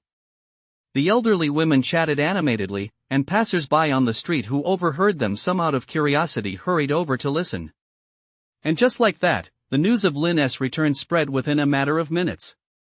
Some even claimed that Lin had been sent back because he'd been crippled at the training camp. Since the story was told in such vivid detail, many people took it as the truth. Chapter 45, Li Daming prepares for revenge. Are you sure? At the Li residence, Li Daming leaned back on the sofa, looking at Shirley in front of him. I've had it confirmed it's true. Lin has returned from the training camp. Everyone in his neighborhood is saying he was kicked out, and insiders claim he has been crippled. Shirley's face was twisted with hatred. Mr. Li, the time for revenge has come. He has been crippled. Li Daming paced back and forth across the room, a look of hesitation on his face. Dad, what are you still hesitating about? The Li family has become a laughingstock in Jinling. I'm still too scared to go to school. The way you knelt before Lin that day, you looked like a dog. Li Wei's face was twisted with hatred as he gritted his teeth. Shut up. If you weren't such a good for nothing who can't hold your own, would I have ended up in such a humiliating mess? Li Daming glared at Li Wei, his face flushed with rage. Shirley, have someone get to the bottom of this. If Lin really has been crippled. Hatred flashed in his eyes, yet he remained extremely cautious. Mr. Li, please wait a moment. I'll have someone bring that informant over. Shirley pulled out his phone and sent a text message. A dozen or so minutes later, the Li family's front gate swung open, and a henchman led a middle-aged man inside. The middle-aged man looked at Shirley, his face betraying a look of fear. Lei brother Lei, what do you need me for? The middle-aged man blurted out nervously. Having spent years loafing around, the middle-aged man was a notorious thug in the neighborhood and naturally knew Shirley's name. Answer my questions. If you dare tell even a single lie, you know what the consequences will be. Shirley stared at the man. Has Lin come back? You said he was crippled at the training camp? The middle-aged man paused. For a moment, then nodded repeatedly. He was definitely crippled. I heard a super genius showed up at the training camp. He has been crushing the other students left and right. Quite a few were crippled as early as the second stage of the entrance exam. The remaining students suffered brain damage while being trained by that super genius. Lin's return at this time means he must have suffered brain damage when that super genius was measuring his mental power. Super genius? Li Daming looked at the middle-aged man. What do you mean? I have a brother who serves in the military headquarters. Yesterday, the headquarters received a call from the training camp saying there was a problem with a student's test and they were seeking the military's assistance. At the time, the military dispatched several Marshal King-level squad leaders, but when they arrived, they learned that the student taking the mental test was not only unharmed but had actually passed the test. A martial artist-level student whose mental power actually reached the Marshal King level. Quite a few students who were at the scene at the time suffered mental shock and were sent home. Lin must have been one of them. The middle-aged man spoke with absolute certainty, as if he witnessed it firsthand. A martial artist-level student actually possesses such powerful mental power? Shirley's face betrayed his shock, and after a long moment, he said bitterly, compared to those geniuses, people like us really are just good-for-nothings. His expression was despondent. There was a time when he, too, had dreamed of reaching the pinnacle of the martial path, but in the end, he hadn't even attained the martial artist realm. All right, I get it. You can get out of here. Shirley waved his hand, signaling for someone to escort the middle-aged man out. Marshal King level. After the middle-aged man was led away, Li Daming's face also revealed an expression of reverence. Xiao Wei, the Li family will spare no effort to support you in the future. You must surpass the martial warrior level and strive to reach the martial king realm. Once the Li family possessed a martial king level powerhouse, they would have the capital to advance even further.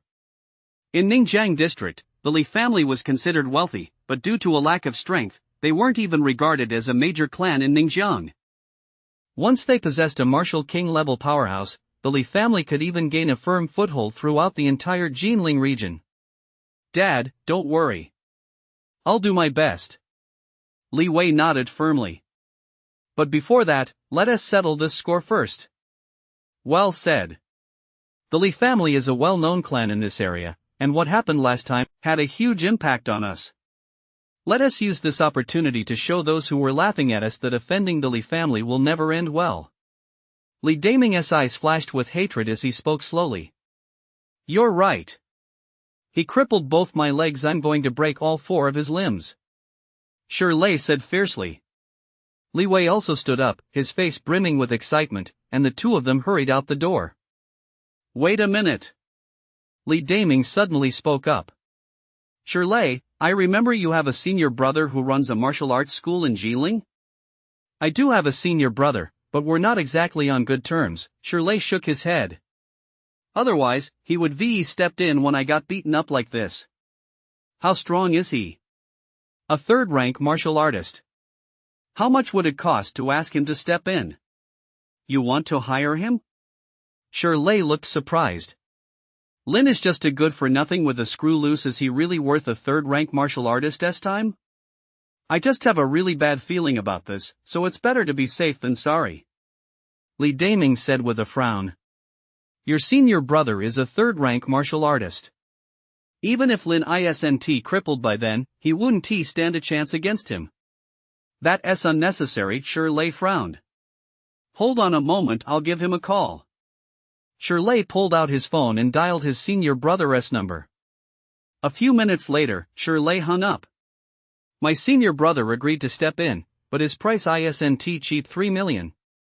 3 million to take down a cripple? He might as well go rob someone. Li Wei screamed. Dad, forget about him, let us handle this ourselves. I could totally crush Lin with just one hand. I trust my instincts. Li Daming looked at Shirley. Give me the phone, I'll talk to him. Shirley nodded, pulled out his phone, and handed it to Li Daming. Li Daming took the phone and dialed Shirley's senior brother's number again. A dozen or so minutes later, Li Daming hung up, a look of relief spreading across his face. All right, let us go. Mr. Li, did you work it out? Shirley looked at Li Daming. It's settled. Li Daming nodded. 3 million for each operation. If we don't go through with it, we'll only have to pay 500,000. That way, we've got a safety net. It's foolproof. Li Daming wore a confident smile. As the head of the Li family, he had to remain calm at all times and not let hatred cloud his judgment. He felt he'd handled this situation quite well.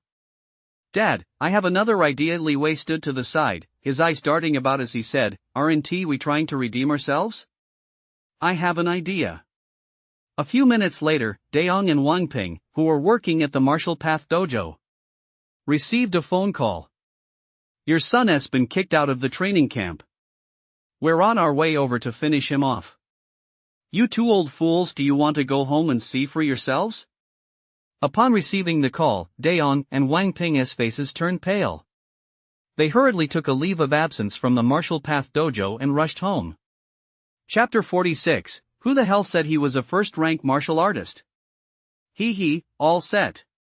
If I'm not mistaken, those two old fools should be on their way back. We'll be able to take them all out at once. Li Wei hung up the phone, an excited smile on his face. You're the smart one, young master. Shirley smiled as well. Did those two old fools really think they could escape the Li family's grasp?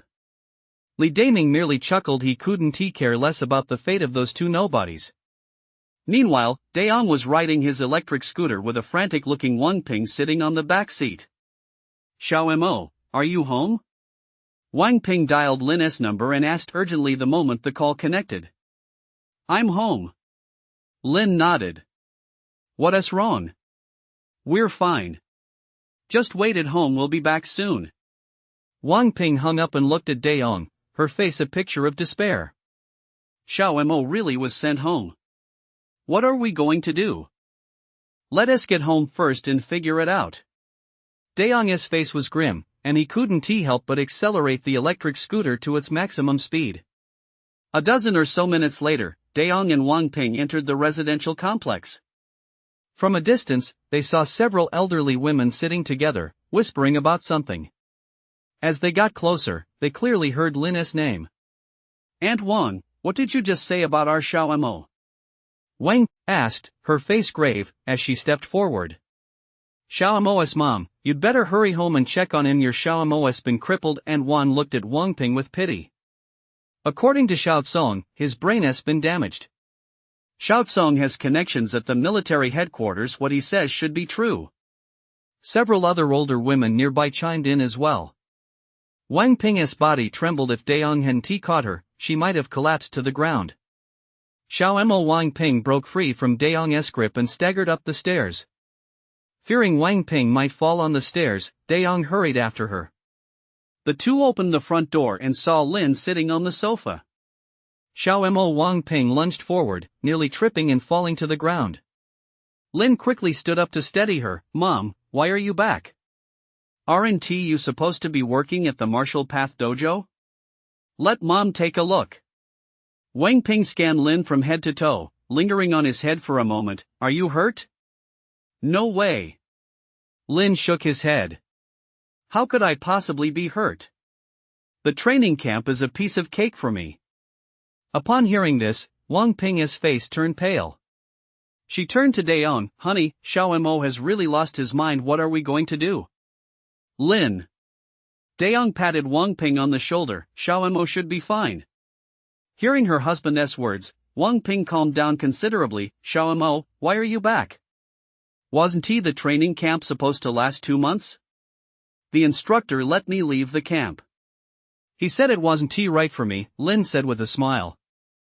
Just as he was about to tell his parents that he'd be participating in the Divine Eagle Special Training Program next, Wang Ping and Daong exchanged a smile and said, it's okay, as long as you're not hurt. If you got kicked out of the camp, so be it, it doesn't matter. Your mama's right. The elite training camp is impressive, but we can still get into college without it. Xiao Mo, don't take it too hard, and don't put too much pressure on yourself. Daong patted Lin on the shoulder. We're well off now. Tomorrow, Dad will get you a few more vitality pills so you can aim for a higher level. Dad, Lin was about to say something but stopped short, instead looking up toward the front door. What a heartwarming family gathering. Li Daming walked in with a few people, a mocking smile on his face. It's just a shame that such a heartwarming scene is about to turn bloody. Haha, Lin, why isn't your sister home? It's always better when the whole family is together, Li Wei chuckled wickedly. No problem. Once we've taken care of them, we'll just go find his sister. I hear she has quite a looker, we can give her a try then, Shirley chimed in with a sinister grin. Didn't you kneel enough last time? Are you back here looking to die again? Lin's eyes darkened as he spoke in an icy tone. Lin, stop pretending. We all know you were kicked out of the training camp and had your brain damaged by that so-called powerful genius, Li Wei sneered. If you kneel down and beg me nicely, I might spare you a proper burial. Smack. No sooner had the words left his mouth than Lin lunged forward and slapped him hard across the face. Li Wei spun around twice before crashing to the ground, spitting out more than a dozen teeth. Clutching his face, he stared at Lin in shock. Weren't you crippled? How can you still be this strong? Strong? Lin's gaze turned icy as he raised his foot and stomped viciously on Li Wei's arm. With a crack, Li Wei's arm bones shattered completely. Shirley's expression shifted slightly. Since Lin hadn't channeled his vitality during the attack, he couldn't gauge Lin's true strength, but judging by that speed, Lin clearly hadn't been crippled. Mr. Li, we miscalculated. Shirley turned to Li Daming and whispered. Miscalculated? When have I ever miscalculated? Li Daming sneered, glancing toward the door. Director Chi, it's your turn to step in. As soon as the words fell, a figure darted inside. Chi was clad in a martial path robe, his short hair standing on end like steel needles, and a scar across his face gave him a ferocious appearance. Director Liu? Daong's expression changed the moment he saw Chi. He had seen Chi's profile in advertisements around the school. This was a third-rank martial artist. Sorry, but I'm just doing my job.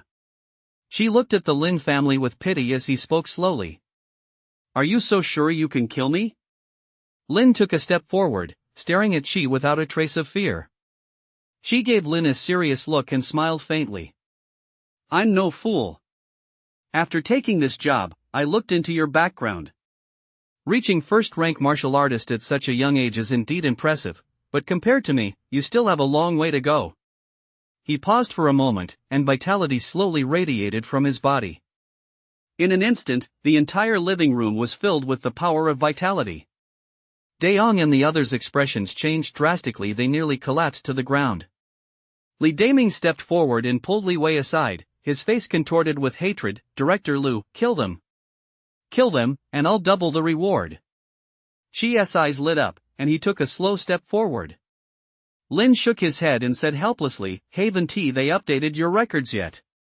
Back when Lin was making a name for himself on campus, he hadn't yet broken through to second-rank martial artist. After he did, he went straight to the training camp. As a result, aside from those who had access to his most recent records who knew he'd already been a second-rank martial artist when he entered the camp, everyone else still assumed Lin was only a first-rank martial artist. In fact, Lin really wanted to tell them times had changed. Even the most recent records were already outdated, and his current strength had likely reached third rank. Update? She paused for a moment, then sneered, Are you trying to buy time? Do you think someone is coming to save you? You don't stand a chance. As he spoke, Chi had already charged toward Lin. Adamantine finger. Chi unleashed his martial skill. Golden light swirled around his two fingers as he lunged toward Lin's chest. Roar! A tigeress roar erupted from Lin's mouth, and the terrifying sonic wave shattered every window in the house. Lin's parents, standing right beside him, suffered a relatively milder impact, but they still covered their ears, their faces contorted in pain. As for Li Daming and the others, they let out muffled groans and collapsed to the ground. Chi bore the brunt of it. The moment the sound wave hit, his forward momentum came to an abrupt halt. His face contorted in pain, yet he was completely immobilized. Tiger fist. Lin unleashed a double punch. With a dull thud, she was sent flying. Thud. She slammed into the wall and crashed to the ground. He stared at Lin with utter despair. Third rank martial artist. You're a third-rank martial artist. Chapter 47, You two should communicate more. Chi's voice was hoarse, his face etched with despair. Third rank? How is that possible? Impossible? Before he left Jinling, he was only a first-rank martial artist. It's only been a few days. How could he possibly have reached third rank? It must be a lie. Li Daming and the others stared wide-eyed at Lin, their faces etched with disbelief. What's so impossible about it? Lin took a step forward and, with a crack, snapped both of Chi's hands. Weren't you expelled from the elite training camp? Li Daming pointed at Lin and shouted, I've already looked into it. There was a super genius at the camp who injured quite a few people during the mental power test. You must have suffered mental damage back then. How could you possibly be fine now? Is there any possibility that the so-called super genius you're talking about is me? Lin spoke slowly, a smile playing on his face. It really is you? Li Daming and the others shuddered. They realized that this was the only way to explain everything before them. Thud. Li Daming knelt on the ground once more, banging his head frantically on the floor. Lin, please spare me this time. I promise there won't be a next time. I'm willing to pay compensation. I'm willing to hand over everything the Li family owns. Lin ignored him and turned his gaze to Chi standing nearby. She, whose hands had been crushed by Lin S' foot, shuddered violently upon sensing Lin S' gaze. Lin, I'm willing to pay compensation. I'll transfer the martial arts school to you, just let me off this time. Shi's face was etched with terror. As a fellow third-rank martial artist, he couldn't muster even the slightest desire to resist Lin. Third-rank martial artists have the right to one death exemption, don't they? Lin looked at him and suddenly spoke. Yes, Shi's heart sank. He vaguely guessed what was about to happen. I don't want to see them anymore. Lin pointed at Li Daming and said coldly. Shi's heart skipped a beat. It was exactly as he'd expected. After scrambling to his feet, she walked toward Lu Daming and the others with a blank expression. Dad, Mom, please step aside for a moment. Lin didn't want his parents to witness the bloody scene. Xiaomo, we're not leaving, we're staying to watch. Dayang's face was twisted with hatred as he glared intently at Li Daming and the others. If it weren't for your increased strength this time, I dare not even imagine what would have become of our family. We're going to watch them die. Your dad's right, we're staying to watch. Wang Ping stepped forward, took Dayang's hand, and said firmly. Lin nodded and looked at Qi. She took a deep breath, a flash of murderous intent crossing his eyes. I'm sorry, Mr. Li, but if you don't die, I will. Lin, you can't do this, you can't kill us. Li Daming's face was etched with fear. If we die, the security officers won't let you off the hook. You. Thud. She stomped down on Li Wei's chest, which immediately caved in. Li Wei's eyes bulged as blood and debris spurted from his mouth. He was dead in an instant. Li Daming, who had been speaking, fell silent instantly, his face turning deathly pale. Thud. Shirley slumped to the ground, as if accepting his fate, head bowed, waiting to die. Boom. She stepped forward and kicked Shirley squarely in the temple. Shirley was dead. Mr. Li, it's your turn. Go on your way. Qi gritted his teeth, glaring at Li Daming. You, Li Daming pointed at Qi, but before he could finish his sentence, Qi's foot had already landed on his throat. With a crisp snap, Li Daming's head lolled limply to the side. Li Daming was dead too. Phew, she let out a long breath and forced a smile as he looked at Lin. Mr. Lin, are you satisfied now? Of course I'm satisfied. Lin nodded, a smile, pulled out his cell phone, and dialed a number. A few minutes later, Wu Di, the captain of the public security squad, arrived at the Lin residence accompanied by 2 officers. Looking at the 3 bodies on the floor, Wu Di's expression turned solemn. Lin. Wu Di turned to Lin. Weren't you supposed to be at the training camp? I'm back, Lin said with a smile. Captain Wu, a serious incident has occurred at my home. The killer is Director Liu. You can ask him exactly what happened. Captain Wu, I'm the one who killed them. Before Wu Di could ask, she had already stepped forward to confess.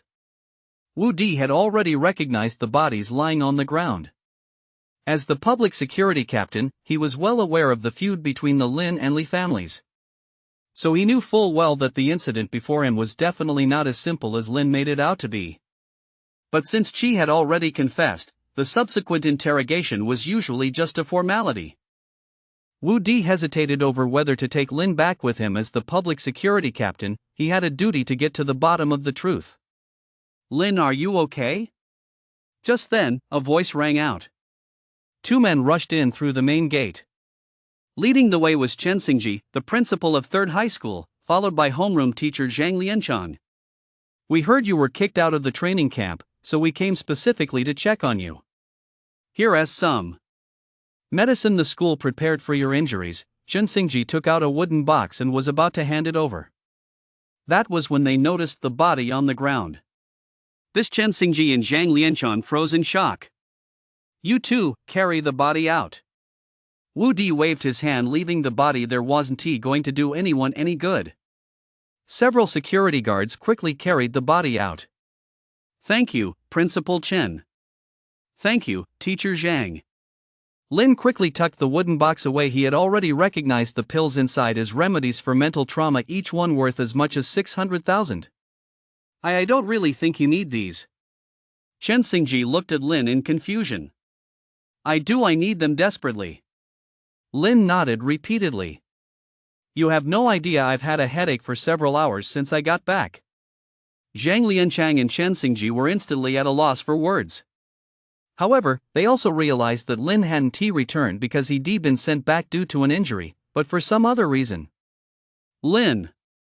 Just as the two were pondering the reason for Lin's return, another voice rang out. From outside the main gate, Yi Qing walked in with Old Master Yi.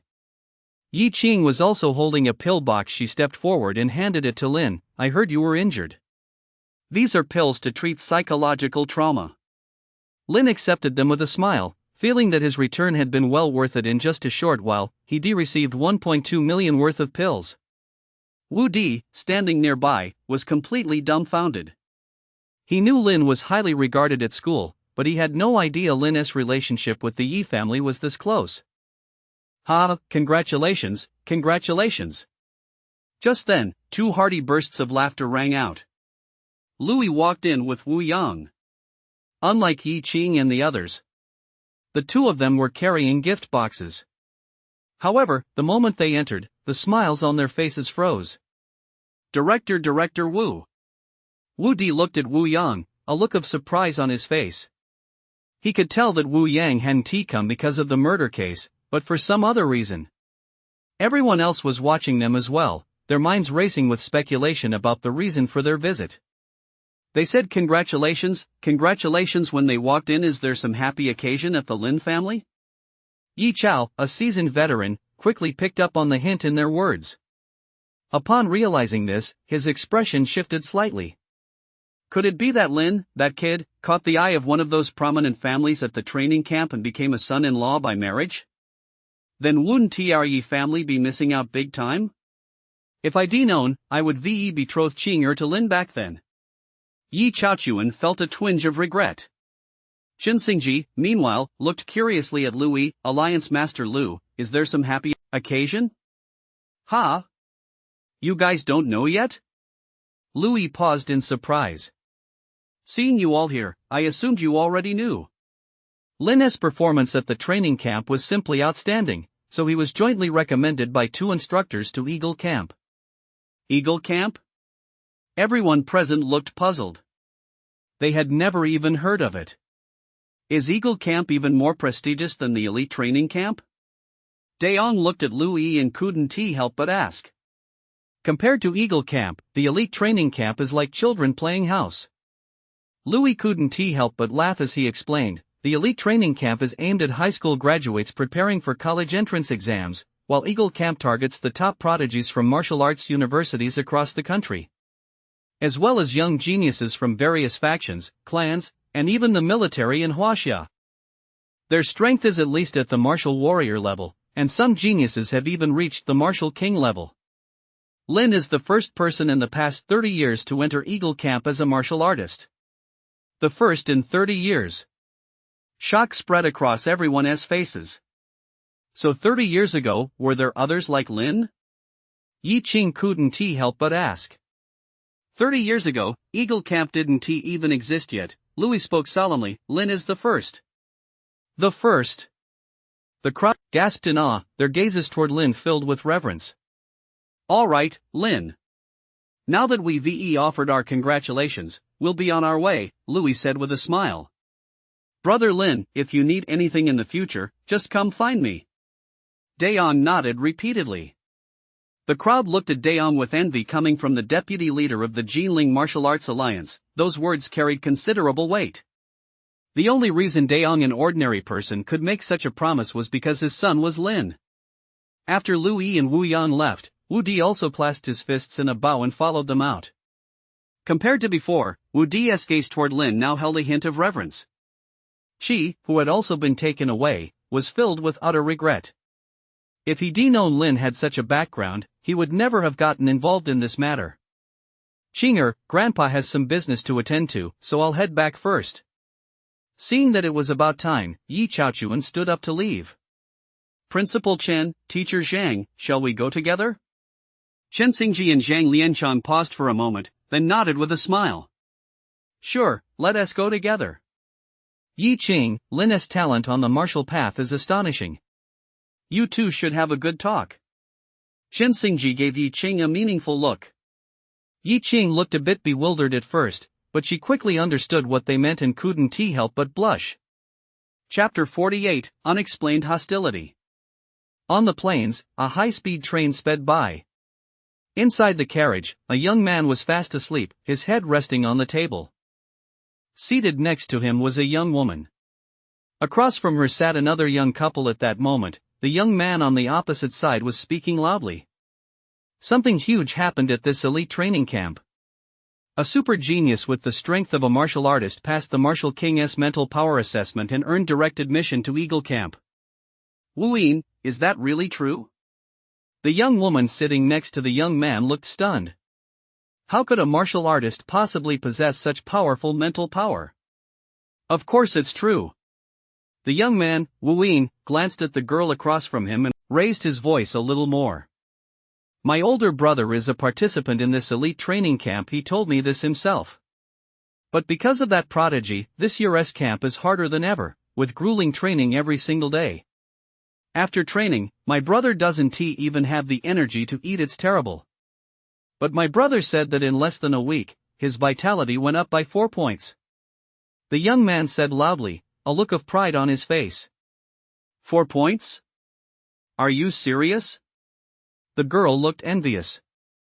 I've only gained 2 points of vitality in a whole year. I don't even know if I'll get into the provincial martial arts university. Hu Xing, don't worry. When my brother gets back, I'll have him teach me the training methods from the elite training camp. Then I'll train with you. I guarantee your vitality will skyrocket, Wu Yin said, casting a deliberate glance at the girl across from him. Li Duo, you can train with me too. Let us aim for the capital S. Martial Arts University. You're already close to 8 points in vitality with 2 months left. If you put in a little effort, you might just have a shot at reaching the martial artist realm. Thanks, but no thanks. Li Duo glanced at the young man sleeping beside her and couldn't help but say, Wu Yin, keep your voice down. Can't you see someone else resting? Pfft, look at him, he's about our age. He must be a student preparing for the college entrance exams too. If he can sleep in an environment like this, he definitely isn't the kind of student who works hard. Wu Yin gave a faint smile, feeling a bit annoyed that Li Duo was concerned about another man. Li Duo, however, frowned slightly. She really disliked Wu Yin's flamboyance. After a brief silence, her gaze fell on the young man. He was lying face down on the table with his face turned to the side. In the light, his features were sharply defined and incredibly handsome. He's really handsome, Li Duo murmured involuntarily. Duo, what did you say? Hu Xing asked from across the table. Nothing. Li Duo shook her head repeatedly, her cheeks flushing slightly. Wu Yin, sitting across from her, had heard every word clearly. He glanced at the young man, his expression turning grim. Meanwhile, in the dream, Lin had entered a brand new dungeon. Standing opposite him were several cat demons, their bodies emanating a purple toxic mist. Compared to the cat demons he'd faced before, these were all stronger than martial artists. Tiger Fist. Like a fierce tiger charging down a mountain, Lin rushed toward the cat demons. His fists whistled through the air, smashing the cat demons' bodies into a pulp. After the exhilarating battle, Lin exhaled contentedly. 5 vitality pills just to enter this dungeon. If it doesn't drop me something good, I'll be way out of pocket. Feeling the increase in vitality within him, Lin turned his gaze toward the glowing orb floating in the distance. After stowing the orb away, Lin awoke from the dungeon and opened his eyes. You're awake. Did our voices wake you up? Li Duo's heart skipped a beat as she looked at Lin, who had just raised his head. He is so handsome. Lin exuded an aura that captivated her, especially those star-like eyes. One glance was enough to make them unforgettable. Lin looked at the girl in front of him, momentarily taken aback. Oh, my name is Li Duo. Nice to meet you. Li Duo stuck out her tongue, held out her hand to Lin, and introduced the other 2 people to him. My name is Lin. Nice to meet you all, Lin nodded at them. Her gaze lingered on Wu Yin for a moment, and she furrowed her brow slightly. Lin sensed hostility coming from him. Do I know him? Lin thought for a moment but realized she didn't recognize him. You must be a senior too, right? With the college entrance exams approaching, everyone's trying to cram and boost their vitality. I saw you were still sleeping just now. Is your vitality so high that you don't even need to train anymore? Wu Yin looked at Lin and asked sarcastically. I guess so. Lin nodded. He had already assessed Wu Yin's strength, roughly 8 points of vitality, still a ways off from becoming a martial artist. That level of strength wasn't too bad, but compared to Lin, it really was like trash. Before leaving Jinling, Lin had measured his vitality once. At that time, it had already reached 38 points. He'd just cleared another dungeon in his sleep, so his vitality was now definitely over 40, reaching the martial artist realm. The Yi family. Isn't half bad this time. They managed to scrape together a full 50 vitality pills for me. During his 3 days in Jinling, Yi Qing stayed right at the Lin family's home. Old Master Lin euphemistically called it exchange among shareholders. Lin's parents even treated Yi Qing as if she were their daughter-in-law. If it weren't for the start of his special training, Lin felt his parents might have already arranged the marriage for him. I guess so? Wu Yin raised an eyebrow, a bit annoyed by Lin's attitude. If you can say that, you must already be a martial artist, right? Wu Yin, why are you always asking about other people's strength? Li Duo couldn't help but interject. Can't you see Lin doesn't really want to talk about it? I don't think he doesn't want to talk about it. I think he is just too embarrassed to say it. Wu Yin gave a faint smile, channeled his own vitality, and pressed down on Lin. 8.2 vitality. Can you feel the pressure? Impressive. Lin nodded, having no intention of responding to Wu Yin's provocation. Seeing that Lin wasn't responding to his provocation, Wu Yin assumed Lin was cowering, and his expression grew even more haughty. See? I just released a little vitality, and he doesn't dare say a word. Wu Yin turned to Li Duo. Duo, you've never traveled far, so you don't understand the complexity of human nature. Some people just love to act mysterious and deceive naive young girls like you. Li Duo didn't respond. Instead, she glanced at Lin. Just now, when Wu Yin's vitality had pressed down on him, she could clearly sense the disdain emanating from Lin. It felt as if a mighty eagle soaring in the heavens were looking down on an ant. Convinced she had the upper hand over Lin, a look of arrogance flashed in Wu Yin's eyes as she said with a smile, by the way, I bet none of you have heard of the Divine Eagle Elite Training Camp, have you? I've only heard of the Genius Elite Training Camp. Hu Xing shook her head. You just mentioned that a martial artist qualified for Eagle Camp. So, this camp must be similar to the Elite Training Camp, right? You couldn't be more wrong. Wu Yin shook her head and said with a look of reverence, Eagle Camp is designed for martial warrior level experts. That genius I told you about is a special case. I'll let you in on a secret. This year's Eagle Camp is being held right here in Sand City. Plus, my uncle is the dedicated driver for the Elite Training Camp. When we get off the bus later, I can ask him to take you guys to check out what the Elite Training Camp looks like. We won't be able to go inside the gates, but catching a glimpse from afar should be fine. Really? Hu Xing's eyes lit up. That's great. I admire those geniuses the most. Just getting a glimpse of them from afar would make me happy. Of course it's true. Wu Yin nodded with a smile, then turned to Li Duo. Duo, come with us later to check it out and get a feel for what true genius is all about. But I can only take 2 people. My uncle definitely won't agree to more. So Lin, you won't be able to come. Of course, given your current strength, being exposed to so many geniuses all at once would have a negative impact on your mindset, so let us just skip it. Okay. Lin nodded. Never mind, I won't go either. I'm not even a martial artist yet. Seeing so many martial warrior level powerhouses all at once would mess with my head too. Li Duo glanced at Lin and shook her head. Wu Yin opened his mouth, but in the end, he didn't say a word. However, he shot Lin a fierce glare. He believed it was all Lin's fault for ruining his plans. Otherwise, he would definitely been able to show off in front of Li Duo. Esteemed passengers, the next stop is Sha City Station. Just then, a voice echoed through the train car. "We're here," Wu Ying said with a smile. "Hu Xing, come with me." "Li Duo, are you sure you don't want to come with us?" "Yeah, Duo, let us go together. After we're done sightseeing, Wu Ying's uncle can give us a ride to the training center. Otherwise, I'm a little worried about you going alone as a girl." Hu Xing tugged at Li Duo's sleeve. "I heard there are a lot of unlicensed taxis around Shachang." "That's right. Not long ago, a girl was taken away by an unlicensed taxi. By the time she was found, both her kidneys had been removed," Wu Ying quickly added. Li Duo glanced at Lin, then finally nodded. After a moment's hesitation, she said, "Wu Ying, could you ask your uncle to take one more person? It's getting dark soon, and it's not safe for Lin to be alone. He's a grown man, what's there to be afraid of?" Wu Ying gave a faint smile. "Besides, didn't he say he's really strong? There's no need for us to worry. Alright, let us hurry up and go. The car's about to leave." Wu Ying glanced at her phone and urged them impatiently. Hu Xing nodded and started running after Wu Ying.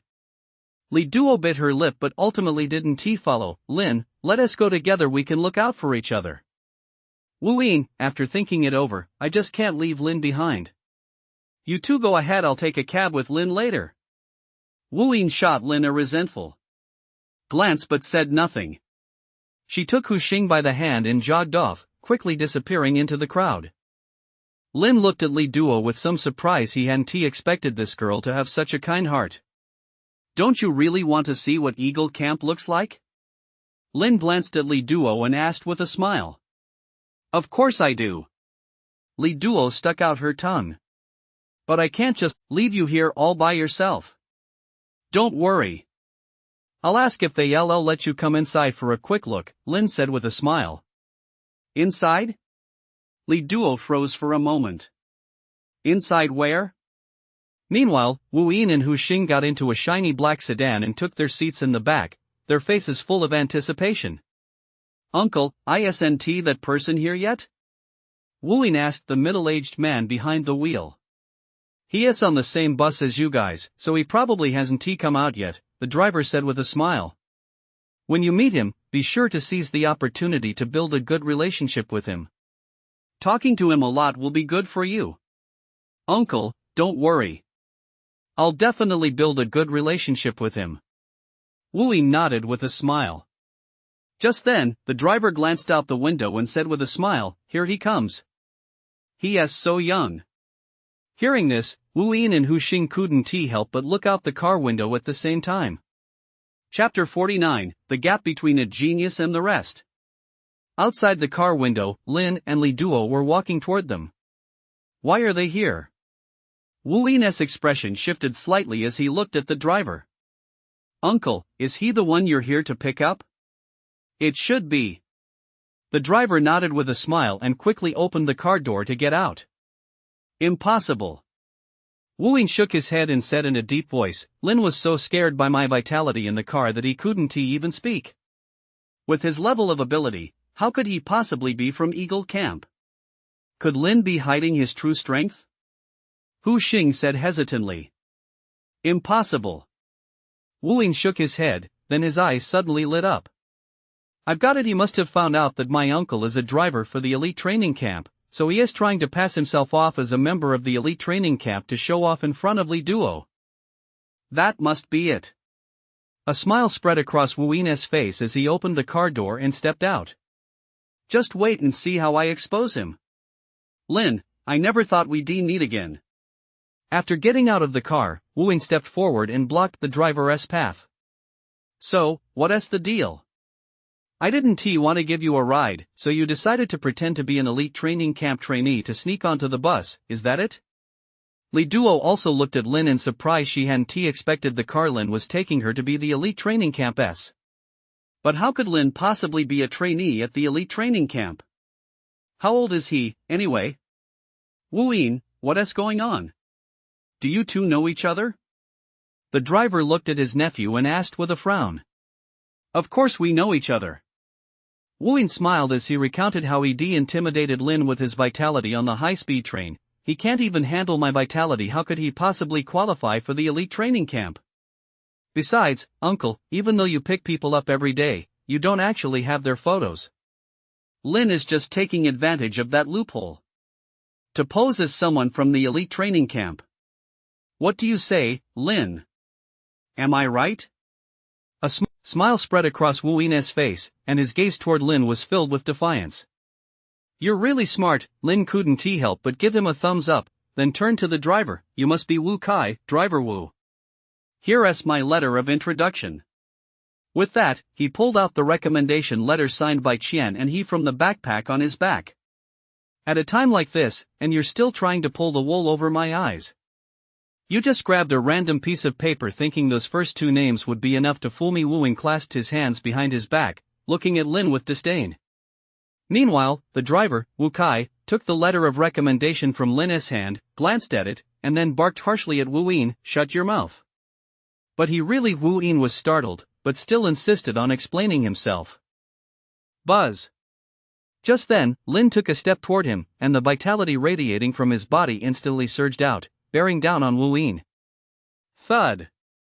Wu Yin's face turned deathly pale in an instant from Lin's vitality. He sensed a chilling intent to kill. So powerful. He is going to kill me. Two thoughts flashed through Wu Yin's mind, plunging him into utter despair. Mr. Lin, please get in the car. Watching this scene, Wu Kai deliberately raised his voice as he called out, simultaneously opening the car door for Lin with eager gestures. Thank you. The vitality surrounding Lin dissipated like an ebbing tide, and he turned to Li Duo. Where are you sitting? I'll sit in the back. Li Duo finally snapped out of her daze and hurriedly slipped into the back seat. Then I'll take the passenger seat. Lin nodded with a smile, then slipped into the front passenger seat. He actually is really a trainee from Eagle Camp. Li Duo, sitting in the back seat, stared blankly at Lin's profile. He is clearly about my age, yet he is this strong? What level is he at right now? What is wrong? Sensing Li Duo's gaze, Lin turned his head and asked with a smile. Lin, what is your combat level? Martial artist, Lin said with a smile. I'm the one you guys were talking about earlier, the one who came out of that elite training camp. What? Li Duo couldn't help but exclaim. You're that prodigy? Prodigy? Lin's face instantly fell, and he looked utterly speechless. Li Duo's exclamation also caught the attention of Wu Yin and Hu Xing, who looked at Lin with expressions of utter shock. Mr. Lin, you're truly a prodigy. Wu Kai said with a smile, then added hesitantly, Mr. Lin, my nephew is used to being arrogant. Could you please let him off this time, considering he is still so young? Let us go. Lin glanced at Wu Yin through the window and said with a smile. He is just a minor player, it's not like he did anything major. I can't exactly kill him with a single punch, can I? Thank you, Mr. Lin. Wu Kai nodded and started the car. As they watched the car drive farther and farther away, Wu Yin and Hu Xing's pale faces finally began to regain some color. Outside the elite training camp, Li Duo looked at Lin, a strange expression flickering in her eyes. Half an hour earlier, the two had arrived at the elite training camp by car. To save face for Lin, Wu Kai had taken Li Duo on a tour of the facility. Only after witnessing true masters in action did she realize just how vast the gap was between herself and Lin. Uncle Wu, could you please take me out of here? Li Duo gathered her composure, looked at Wu Kai, and said with a smile. Sure thing. Wu Kai nodded. Mr. Lin, please get out here. Someone will come to pick you up later. I'll take Miss Li to where she needs to go first. Goodbye. Lin nodded and waved at Li Duo. Goodbye. Li Duo watched Lin as he grew smaller in the distance, a wave of sadness welling up inside her. Goodbye. I probably won't see him again, will I? After seeing Li Duo off, Lin wandered around the camp with his backpack on his back. Before long, he arrived at an outdoor training ground. From a distance, he could see a group of people standing there, facing a massive stone stele. At the very front of the group stood a young man. He was clad in a purple leather jacket, his short, pale red hair standing on end like steel needles. A long sword was sheathed at his waist, and his entire appearance gave him the air of a knight-errant. Long rainbow sword chi. The young man suddenly let out a low growl, drew his long sword with a flick of his wrist, and slashed at the stone monument. A pale red sword aura surged forth, causing the 100-meter-tall monument to tremble slightly. So powerful. Hi, he is just too strong. With that kind of strength, he is certainly on par with those guys from Eagle Camp. A chorus of exclamations rang out from the crowd. The young man named Hai shook his head. I'm still a long way from their level. Otherwise, I wouldn't have failed to even qualify to join them. Hai, you're being too modest. Everyone knows you missed the first round of the selection process that day because you were in seclusion. Otherwise, you definitely would made it into their ranks. Hai smiled and was about to say something when he suddenly sensed someone staring at him. He glanced in Lin's direction. Ha! When did such a young kid show up at the camp? He doesn't look like a college student, high school senior at most.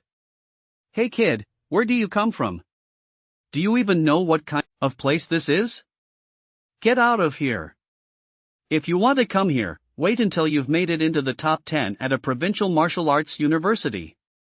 Someone in the crowd called out to Lin with a laugh. Hai smiled and walked over to Lin. Kid, you must be snuck in here, right? It's okay, it's good that you aspire to be strong. In a bit, I'll take you on a tour. I can't go anywhere outside the Eagle campgrounds, but I have free access to everywhere else in the camp. But you have to promise me that once you get back, you'll study hard, okay? Hai looked at Lin. Even though they were about the same age, he still spoke to Lin in the tone of an elder. No need, Lin said with a smile, shaking his head. Someone else coming to pick me up later. Someone else coming to pick you up? Hai paused for a moment, then smiled and turned back into the crowd. Looks like another rich kid from some big family spent money and pulled strings just to go through the motions here. Tisk, TSK. It sure is nice to have money and power. We had to work our butts off to make it into the top 10 in the whole school just to get this chance, but he gets it without even finishing high school. Listening to their blunt remarks, Lin sighed helplessly to himself. It seemed he'd been misunderstood. Chapter 50, The Psychic. Hey, kid, what is your name? We'll be training together from now on, so we might as well get to know each other. A young man stepped forward, looking down at Lin with a condescending gaze. Let me introduce myself first. My name is Zhao Feng. I'm 20 years old, a freshman at Shachang Martial Path University, and a martial artist. A martial artist? Lin glanced at Zhao Feng and nodded slightly. Shachang Martial Path University was a provincial-level institution. To have reached the martial artist realm as a freshman showed he had exceptional talent. My name is Lin. I'm a senior at Jinling No. 3 High School. Lin smiled and held out his hand. As for my strength, I'm also a martial artist. You're a martial artist? Upon hearing Lin's words, many people looked stunned. It's not unheard of for a genius to reach the 4th rank in their senior year of high school, but it's absolutely impossible in Jinling. You're right. Although Jinling produces many geniuses, these top-tier talents are usually concentrated in super first-class martial path cities like Tianlong, Jingcheng, Gangcheng, and Xinchang. After all, Jinling is still a rising star. It lags far behind in both resources and status. For such a young age, you tell lies without batting an eye. Your mental fortitude is quite impressive. Hardly anyone present believed Lin's words. Zhao Feng chuckled lightly and said, since we're both martial artists, why don't we spar? He planned to take Lin down instantly to dampen his arrogance. Sure. Lin nodded. He was also eager to see if his training over the past few days had paid off. The two took their positions about 10 meters apart. With a shout from Hai, the sparring began. Whoosh! Zhao Feng was determined to take Lin down instantly. So he immediately unleashed his most familiar evasion martial skill. At the same time, he channeled his vitality into his fists, preparing to deliver his most powerful strike. Roar! Just as he closed in on Lin, a piercing howl rang out. Tiger Roar Shockwave! Lin immediately unleashed his Soundwave martial skill. With the Martial Arena S enhancement, he had already raised his proficiency in this skill to the intermediate level. Its attack power had reached a terrifying 487. Buzz. Struck by the blast, Zhao Feng's body faltered, and he stood there as if he'd lost his soul. Tiger Fist. With his Tiger Fist at the advanced proficiency level, Lin unleashed an attack exceeding 500 points. Boom! Zhao Feng slammed heavily to the ground and immediately lost consciousness. This. The crowd stared at Lin, completely dumbfounded. Is he a fourth rank? Someone muttered, staring at Lin. Is he really a fourth rank? Lin stared at Zhao Feng lying on the ground. He was far too weak. Standing nearby, Hai's pupils contracted as a storm of emotions surged through him. To possess such terrifying combat prowess while still in high school, what would he be like in college? Hai attended Capital Martial University, currently a junior. His strength had already reached the third-rank martial warrior realm. If Lin were to enroll at Capital Martial University, would he outshine him? At this thought, Hai's gaze darkened instantly as he strode toward Lin. So young, yet so malicious. It was just a friendly sparring match, yet you actually went for the kill. Hai said, his vitality energy already surging toward Lin. Lin's expression shifted slightly, but he gritted his teeth and stood his ground. Hai sneered, kneel and apologize. Lin stared back at him, his expression icy. You're quite defiant. Hai said coldly. Too bad you're directing that defiance in the wrong place. Since you refuse to admit your mistake, I'll have to teach you a lesson. Blazing Sun Palm. He raised his right hand and struck toward Lin's chest. The pale red vitality transformed into flames even from a meter away. Lin could still feel the intense heat. He meant to kill me. With this strike, I'll either die or be gravely injured. Lin's heart sank as he watched the palm strike descend. A flash of resolve crossed his eyes. Buzz. Lin mimicked the countering technique he used during the mental power test, unleashing his mental power toward Hai. Hai, stop! A sharp command rang out. In the distance, a figure was rapidly closing in, but it was too late. Boom! The searing palm strike slammed into Lin's chest, sending him stumbling backward, a trickle of blood seeping from the corner of his mouth. Hai, you've lost your mind. The newcomer glared at Lin, his face dark with anger as he saw the blood on his lips. At that moment, Hai stood frozen in place, his hand still raised in the midst of the strike. The intruder grew even angrier, pointing at Hai and saying, I'll report today's incident to the higher-ups, and then. Thud. Before he could finish his sentence, Hai suddenly fell backward onto the ground. Everyone stared at Hai lying on the ground, completely stunned. What was going on? Lin had clearly coughed up blood. Why had Hai fainted too? Could he be faking it to escape punishment? The thought flashed through some people's minds, but then they were utterly awestruck by Hai. How clever! Thud! Just then, Lin, who was standing nearby, also collapsed to the ground. Another one passed out? The crowd froze for a moment. Both of them are putting on a show. Only the man who had just arrived sensed something was wrong and stepped forward to check on the two. Psychological trauma. The final diagnosis left everyone utterly stunned. The cause of both fainting spells was psychological trauma. Could it be? The man looked at Lin, his pupils dilating as if an earthquake had struck. He recalled a particular detail from Lin's background. You guys, take Hai to the hospital.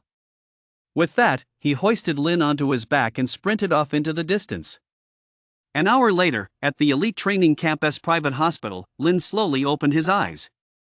The first thing he saw was a young girl in a pink nurse's uniform. She had a sweet face, fair skin, and a figure that was absolutely flawless. You're finally awake.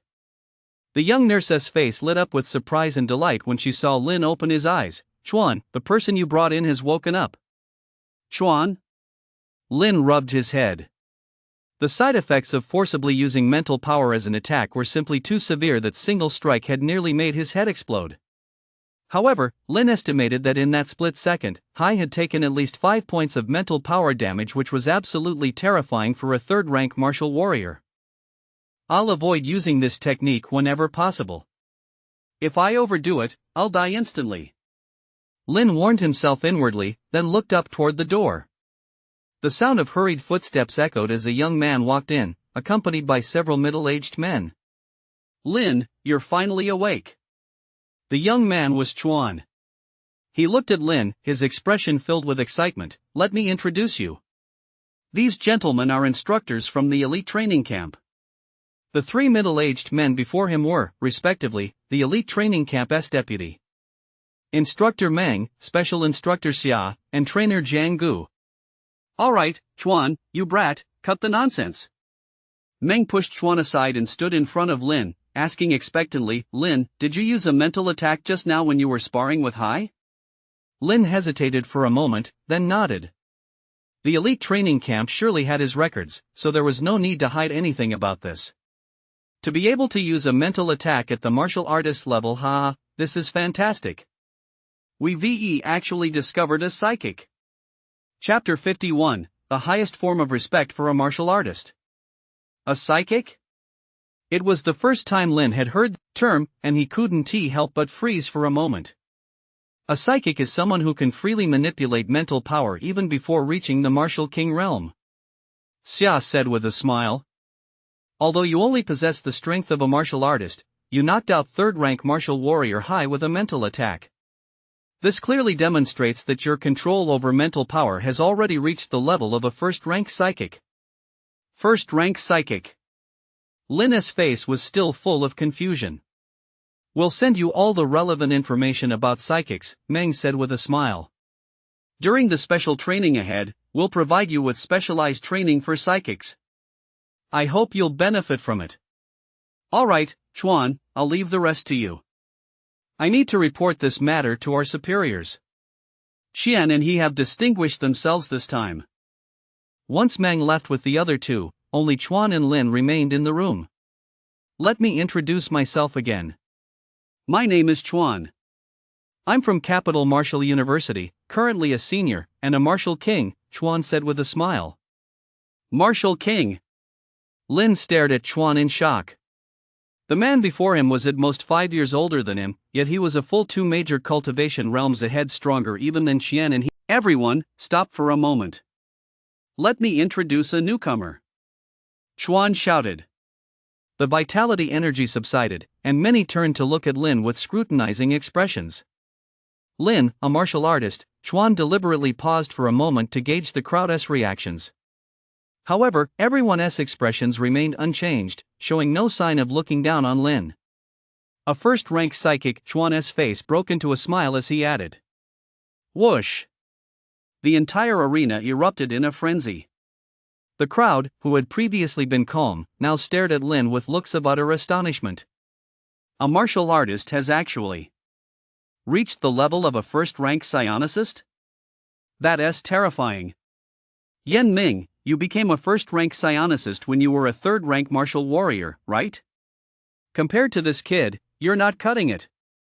I've heard my little brother talk about this kid. He only spent 3 days at the elite training camp and gave that bunch of geniuses a real beating. There's always someone better out there. The sky's the limit. What's there to be so impressed about? You're about to become a third-rank psychic master yourself. Why are you even comparing yourself to us? Whispers of discussion rose from all directions, and Lin listened intently with a smile on his face. There was no doubt, no contempt, only awe and praise. Welcome, Brother Lin. Chuan glanced around the crowd, suddenly raised his voice, and clasped his fists in a salute toward Lin. Welcome, Brother Lin. As Chuan's words faded, everyone present clasped their fists in a salute to Lin. This was the highest form of respect among martial path cultivators. It signified recognition and goodwill. Lin's expression turned solemn, and he quickly clasped his fists in return. A surge of excitement coursed through his heart, and he was filled with anticipation for the next 2 months of intensive training. Since Lin had just arrived, after making a brief appearance before the group, Chuan led him to the dormitory. The dorm costs 5 points per day, and meals cost another 5 points daily. So even if you don't take on any missions, you have enough points to last you 10 days. Chuan brought Lin some daily necessities and led him to the dormitory entrance. All right, you have the rest of the night to settle in. Tomorrow is when your intensive training officially begins. After saying this, Chuan turned to leave. Brother Lu. Lin quickly called out to him. When will I be able to see the materials on psychic masters? Lin was filled with curiosity about mental power masters. During his fight with Hai, he with only the strength of a martial artist had actually managed to knock out a third-rank martial warrior. It was practically a fairy tale, but thanks to mental power and the element of surprise, he pulled it off. If he could master the psychic S skills better, his combat effectiveness would reach new heights. Young people are always so impatient. Chuan pointed to the golden card. Among Lin's personal belongings, this card serves as your pass to the entire camp. You can look up information on psychics in the reference room. The reference room not only provides this information but also offers many of the psychic S basic skills. You can spend points to learn them, of course, they aren't cheap. Chuan waved his hand and turned to leave. After Chuan had gone, Lin tidied up his personal belongings, grabbed the card, and headed out. Lin had already memorized the location of the reference room while showing Li Duo around the camp. After swiping his card at the entrance to the reference room, Lin watched as the balance on his card dropped by 5 points in an instant, and he winced at the loss. Through a search, Lin quickly pinpointed the location of materials related to psychic masters. Spending another 5 points, Lin browsed through the relevant materials. Even first-rank psychic masters have a few practical skills, such as mental power perception, which allows you to manipulate mental power and sense your surroundings. This skill would give me the upper hand in combat. Lin found a skill that seemed suitable for him to learn, then quickly checked the number of points required. 100 points? You might as well just rob people. Lin couldn't help but curse under his breath as he hurried out of the reading room. Chapter 52, Artifact Forging: The Power of Finger Guards. Exchanging for mind perception requires a huge number of points. I'll have to figure out a way to earn more points over the next few days. Chuan had said there were only 2 ways to earn points: rewards for completing quests and bonuses from instructors and others. First, I'll check the loot from the dungeon, then tomorrow I'll see if there are any acceptable quests. Lin made up his mind and took out the items he obtained from the dungeon earlier. The Toxin Cat King's Tooth. Looking at the item information in the glowing orb, a smile spread across Lin's face. I've gathered the final material needed to craft the knuckle duster. Lin pulled out the knuckle duster blueprint, glanced at the description, and felt his heart race. A mortal grade 3 weapon. Once I successfully craft it, my combat power is bound to skyrocket. Lin laid out all the materials on the table in front of him, then took out the beast core he obtained after slaying the giant bear at school last time and set it aside. Following the blueprint's instructions, Lin assembled the materials step by step, continuously tempering them with his own vitality. A faint aura of blood energy enveloped the materials, and before long, a pale red weapon appeared before Lin. Venomous Knuckles. Because the materials included the fangs of a venomous cat king, the weapon injects venom into the opponent during an attack, causing them to temporarily lose their vision. Nice piece of gear. Lin smiled as he read the information displayed on the knuckle dusters. Picking up the beast core, Lin infused it with his vitality. Before long, the beast core began to melt, eventually turning into a drop of earth yellow liquid that fell onto the knuckle dusters. The drop trembled twice before disappearing into the knuckle dusters. Lin checked the information on the knuckle dusters again. And discovered a new effect: the wearer's strength is doubled. Double my strength. Lin's eyes lit up as he slipped the knuckle duster onto his hand. Adamantine finger. Lin activated the martial skill, and a golden glow enveloped the blood-red knuckle duster. A whistling sound cut through the air, and Lin felt as if he were tearing the very air apart. My attack power has increased by at least 80%. Lin was utterly stunned. The boost to his martial skill from a yellow rank, 3rd grade weapon was truly terrifying. Combined with the added poison effect, even if I were to face Hai again, I wouldn't necessarily lose so quickly. Suppressing his excitement, Lin stowed away the knuckle duster, sat cross-legged on the ground, and began his cultivation. The night passed uneventfully. Early the next morning, Lin headed straight to the quest hall to see if there were any quests suitable for him. Since it wasn't yet time for training, there were quite a few people in the quest hall. Upon seeing Lin arrive, many of them smiled and greeted him. Lin, the quests currently posted are mostly aimed at martial warrior level experts, so you might not find a suitable one to earn points. Chuan stepped out of the crowd and said with a smile, however, I recommend you choose challenge missions. For each challenge you complete, you'll earn between 50 and 100 points. Thanks for the tip. Lin thanked him and then went to the challenge mission board. These are all challenges that push the limits. Who is this? The attack power of an adamantine finger is actually over 3,000. And this one gaining 96 vitality points in a single day? That's like swallowing a high-grade vitality pill. Lin looked at the challenge mission details and couldn't help but show a look of surprise. You could try boosting your martial skill's attack power using the martial skill you're most proficient in, Chuan suggested with a smile. Can I use a weapon? Lin thought of his knuckle dusters with their bonus, he might be able to push for an even higher attack power. You have a weapon? Chuan looked surprised. Then I recommend you try a weapon-based combat challenge. If you defeat someone of a higher level while using a weapon, that counts as completing the mission. The last person to complete the mission defeated a martial warrior 3 ranks higher than him using just a yellow rank, 2nd grade dagger. We have training dummies that simulate real combat, and you can choose their rank yourself. Would you like to give it a try? Lin nodded and followed Chuan to the training grounds, spending 10. Is that Lin? Many people gathered around, watching Lin's relentless assault, their hearts pounding with shock. That attack speed and power, it feels just like a martial warrior. This kid is too strong.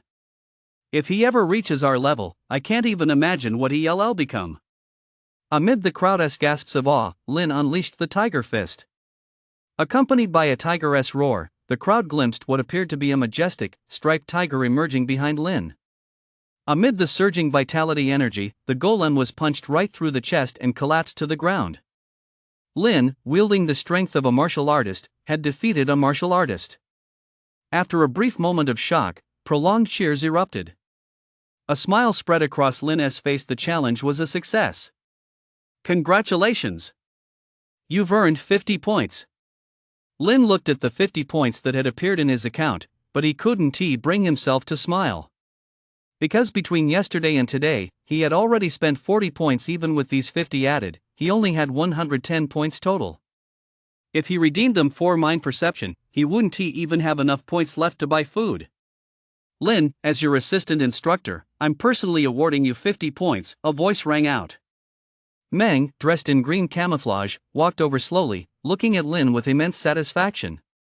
Seeing his account balance rise to 160 points, Lin finally managed to smile. Thank you, Instructor Lei. I have something else to attend to, so I'll be heading out. Lin couldn't wait to redeem mind perception. Back in the reference room, Lin immediately spent 100 points to redeem the mind perception skill. Just then, it was time for training at the elite training camp. Lin entered the training hall and joined the others in practicing martial skills and cultivating vitality. Meng, what do you think of that kid, Lin? Not far away, 2 figures stood there, watching Lin. He's pretty good. Once he gets to college, he should improve even faster. Meng looked at Lin with approval. Yesterday, he browsed through quite a bit of material in the Mind Master's database. So I personally rewarded him with 50 points to exchange for a mental power-related martial skill. I wonder if the kid has other plans. Meng stood alongside Zhang Guo, watching Lin as they whispered to each other. Let us hope he doesn't let us down. Meng nodded, then, with his hands behind his back, led Zhang Guo away. On the special training grounds, Xia gathered everyone around him and said with a smile, It's been about a week since you all arrived at the elite training camp. I'd like to ask if any of you know why our training isn't focused on boosting your vitality, but rather on mastering your weapons? After a brief silence in the crowd, everyone began voicing their opinions. Xia listened with a smile for a few minutes before fixing his gaze on Lin. Do you know? In battle between martial arts masters, it ultimately comes down to a clash of weapons. Only by mastering your weapon with exceptional skill will you avoid death in the battles to come. Having witnessed the scene of the previous campus murder, Lin knew all too well the cruelty of the path of cultivation. You're right. Just like when you used your knuckle dusters to directly defeat that martial artist, that display of strength was indeed impressive, but part of the reason was that you had the advantage of the weapon. Lin nodded in agreement, for he knew full well that without the brass knuckles, he could never have defeated that golem. Just like martial skills, all weapons have a proficiency level. When your proficiency with a particular weapon reaches the highest level, that weapon becomes an extension of your body. Swords, spears, sabers, halberds. Xia's expression turned serious as he explained the importance of weapons. There is a saying in the Huaxia martial arts world, if someone can fully master all weapons, that person will definitely have a chance to stand at the very pinnacle of the martial arts. Chuan's face lit up with reverence as he said slowly, the 10 perfection martial path refers to those who have mastered the use of all weapons and fully unleashed their own potential. Chuan is right, Xia nodded. So, I want you to master the fundamentals of all weapons within these 2 months. This will lay the foundation for you. The day's special training ended quickly, and Lin, dragging his weary body, returned straight to his bedroom. Mind perception. Lin activated the skill he exchanged for, his face lighting up with excitement. The fatigue in his body seemed to vanish entirely. Lin sat cross-legged on the bed and began his cultivation according to the instructions provided. He closed his eyes and tried to manipulate his mental power. Gradually, his mental power transformed into tentacles that extended in all directions. Chapter 53, After the young ones, here come the elders. What a strange sensation. Even though my eyes are closed, I can see everything within a 20-meter radius crystal clear.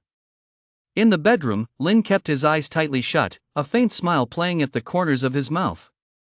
He had a similar experience back at the elite training camp, but compared to how he perceived things now after activating the skill, everything he'd seen with his mental power back then seemed as if it had been pixelated. Mental power perception is one of the most basic skills of a mind master, but with this skill, a mind master can anticipate an enemy's moves in battle. With Lin's current level of mental power, using the perception skill lasted only a few minutes before that excruciating headache returned. Opening his eyes, Lin took out the blue vial he'd obtained earlier. Since he'd already used it once, there wasn't much potion left inside. I hope this stuff can surprise me again. Lin tilted his head back and downed the entire contents of the vial in one gulp. In an instant, a wave of coolness surged through his mind. Lin savored the coolness, and at the same time, he could clearly feel his mental power increasing. A moment later, Lin opened his eyes and cast mind perception once more. This time, the range of mind perception expanded to about 25 meters. Lin could clearly see that all the campers in the surrounding dormitories were practicing their martial arts. He even spotted a female camper in her bedroom, dressed in light, summery clothing. I didn't mean to. Lin quickly withdrew his mind perception, trying to banish the image he'd just perceived from his mind. After calming himself down, Lin's thoughts began to race again. Could mind perception be enhanced through the martial arena? With that in mind, Lin Mo took out a vitality pill and swallowed it. Once he entered the dream realm, Lin selected the martial arena. Sure enough, seeing that mind perception was indeed among the floating options before him, a look of excitement spread across Lin's face. Without hesitation, Lin selected mind perception, and a line of text immediately appeared before his eyes. Consumes 10 vitality pills. Are you kidding me? A single use of mind perception actually consumes 10 vitality pills? That's outrageous. Lin couldn't help but grumble. But since the vitality pills had already been consumed, Lin had no choice but to accept it. Upon entering the martial arena, the goblin boss didn't appear. Instead, 2 massive millstones stood before Lin. How am I supposed to use these? Lin approached the millstones, his face full of confusion. The moment he reached out and touched one of the millstones, a searing pain shot through his head. The massive millstones turned slowly, and at the same time, Lin felt as if his spirit were being ripped away. This thing is grinding down my mental power. Lin quickly realized the purpose of the millstones. Enduring the excruciating pain, he gritted his teeth and persevered. Lin could feel his mental power becoming purer as the millstones ground it down. An hour later, Lin opened his eyes. Phew! He exhaled deeply, then struggled to stand up from the bed. Thud! The moment he tried to stand, Lin's knees buckled, and he fell straight to his knees on the floor. At the same time, every muscle in his body was trembling while the millstone was refining his mental power. It had also dealt a severe blow to his physical body. It's already past 2. I might as well skip the rest of the night's sleep. Lin changed into a fresh set of clothes and immediately began cultivating using the thunder breathing method. Lin, are you awake yet? A knock on the door snapped Lin out of his cultivation. He got up to open it and saw Chuan standing outside. Lin, come with me right now. Chuan grabbed Lin's hand and ran outside. Brother Lu, where are you taking me? You'll find out when we get there, Chuan said without looking back. Before long, the two arrived at the spot where Lin and Hai had fought earlier. From a distance, they could see a group of people standing there. Hearing footsteps, the group turned around, and their eyes lit up the moment they saw Lin. He's here. Uncle Lu, that's Lin. Given Lin's current strength, he could still hear their conversation clearly even from a great distance. Are they waiting for me? Lin looked at their gazes, a puzzled expression crossing his face. Chuan glanced at Lin and nodded silently. As the two approached, the crowd automatically parted, revealing 3 people standing in the center. The middle-aged man and woman were clearly a married couple, while the other was a young man about Lin's age. Besides the 3 of them, there was another person crouched on the ground, staring intently at the floor. Lin recognized this person. It was Hai, the one he fought before. Lin followed his gaze to the ground and was instantly at a loss for words. There was nothing on the ground but a group of ants. He can't have had his brain fried by that mental power blast, can he? Lin saw the problem at a glance. However, Lin didn't regret it in the slightest, because if he hadn't forced himself to use mental power back then, he might already be dead. Lin! You're finally here. The middle-aged man's eyes turned icy the moment he saw Lin, and a surge of vitality pressed down on him. Mr. Lu, please calm down, Chuan said calmly, as mental power surged from his body and enveloped the middle-aged man. The two opposing forces of vitality clashed and cancelled each other out. Eagle Camp truly produces a wealth of geniuses, such terrifying strength at such a young age. The middle-aged man gave Chuan a penetrating look, then turned to Lin and pointed at him, saying, "This man severely injured my son with mental power. I wonder how the training camp plans to resolve this. If the elite training camp intends to shield Lin, then I will naturally take this matter to higher authorities." Mr. Lu, there's been a misunderstanding. Chuan stepped forward. We've shown you the footage from that day. It was who attacked first, and he intended to kill Lin. If Lin hadn't fought back, he would very likely have died. So what if he died? He is just some kid who popped up out of nowhere. Let him die. The middle-aged woman's face was twisted with venom as she advanced step by step toward Lin. Do you have any idea how hard Xiao Hai worked? Do you have any idea how much our family sacrificed for Xiao Hai? It's all because of you that all our previous efforts have gone to waste. You deserve to die. You deserve to die. With that, she recklessly charged at Lin. A martial warrior level powerhouse. Lin raised an eyebrow. He had already slipped on his knuckle dusters and assumed a defensive stance. Mrs. Lu. This is the elite training camp, under the jurisdiction of the military. Even though your husband holds a high-ranking position, he wouldn't dare run amok here. If you dare take another step forward, don't blame me for being ruthless. Lu.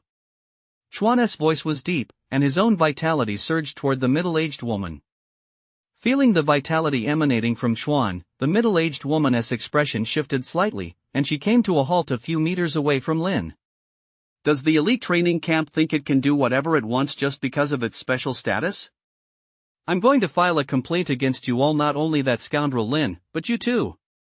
Seeing she couldn't defeat Chuan, the middle-aged woman simply plopped down on the ground and began wailing. I've heard the elite training camp has a rule that peers can spar with one another. The middle-aged man looked at the young man beside him and said calmly, Yang, you're about the same age as Lin. Go spar with him. Yes, father. Yang glanced at Lin, then nodded and walked toward him.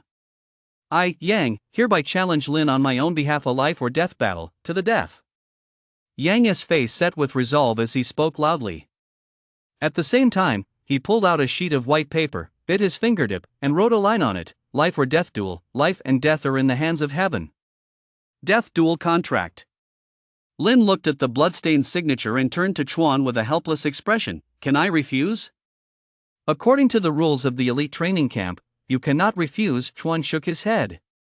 If you refuse, you'll have to give up your status in the elite training camp. Do you think you're sure to beat me? Lin looked at Yang. The two were about the same age, but the vitality energy radiating from Yang was much more intense than Lin's. Yang, martial artist, please.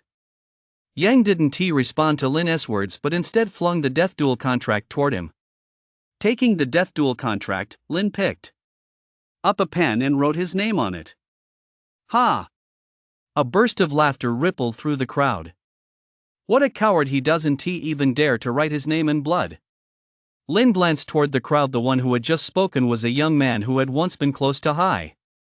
Those words have suddenly killed my desire to duel, Lin said, raising his hand to tear the death duel contract to shreds. Lin, what are you doing? The middle-aged man glared at Lin, his eyes blazing with anger. I want him to slap himself in the face and apologize to me. Lin pointed at the young man and said with a smile. The young man looked at Lin with utter derision. Are you out of your mind? You think I apologize to someone like you? Isn't what I said the truth? Then forget the duel. Lin tore up the death duel contract without hesitation and turned to leave. Apologize, the middle-aged man snapped coldly at the young man. The young man's expression froze as he stared at Lin. After a long moment, he reluctantly said, I am sorry. And slap yourself. Smack. Smack. Gritting his teeth, the young man slapped himself twice across the face. Actually, just once would be been enough. Lin shook his head. You slapped yourself twice, TSK. The young man's face instantly flushed red with anger. He glared fiercely at Lin, then after a long moment, turned and stormed off. Feels much better. Shall we continue? Lin picked up the fragments of the death duel contract, selected a blank one, and wrote his name on it. Death duel contract. You fill in the rest yourself. Lin flung the fragment at Yang. Yang glared fiercely at Lin, then bit his finger and wrote his name on the fragment, along with those 8 characters from before. Can we duel now? Yang stared coldly at Lin. Since you're so eager to die, I'll grant your wish. Lin's gaze was icy as he stared at Yang and spoke slowly. Chapter 54, Kill. Activate Abyss Mode. Ridiculous. My son Yang is just one step away from becoming a martial warrior. What kind of nobody are you, Lin? The middle-aged man spoke with a cold laugh. The middle-aged woman standing nearby glared at Lin with even more venom. Yanger, kill him and avenge your brother. Kill. Yang roared in a chilling voice and charged straight at Lin. Roar. Tiger roar impact. A wave of sound swept toward Yang like a tidal surge. Yang's body shuddered, his head began to buzz, and his movements slowed considerably. You dare kill me? By the time Yang regained his senses, Lin was already standing right in front of him. Boom! Lin unleashed the tiger fist, and a terrifying force slammed into Yang's body. In an instant, Yang was sent flying backward, crashing heavily to the ground. So powerful, the crowd gasped, their eyes filled with awe as they looked at Lin. Even though he was clearly so much stronger than Lin, he was still being completely overwhelmed. Yanger, the middle-aged man and woman couldn't help but shout, use your weapon. Yang scrambled to his feet, a dagger appearing in his hand as if out of nowhere.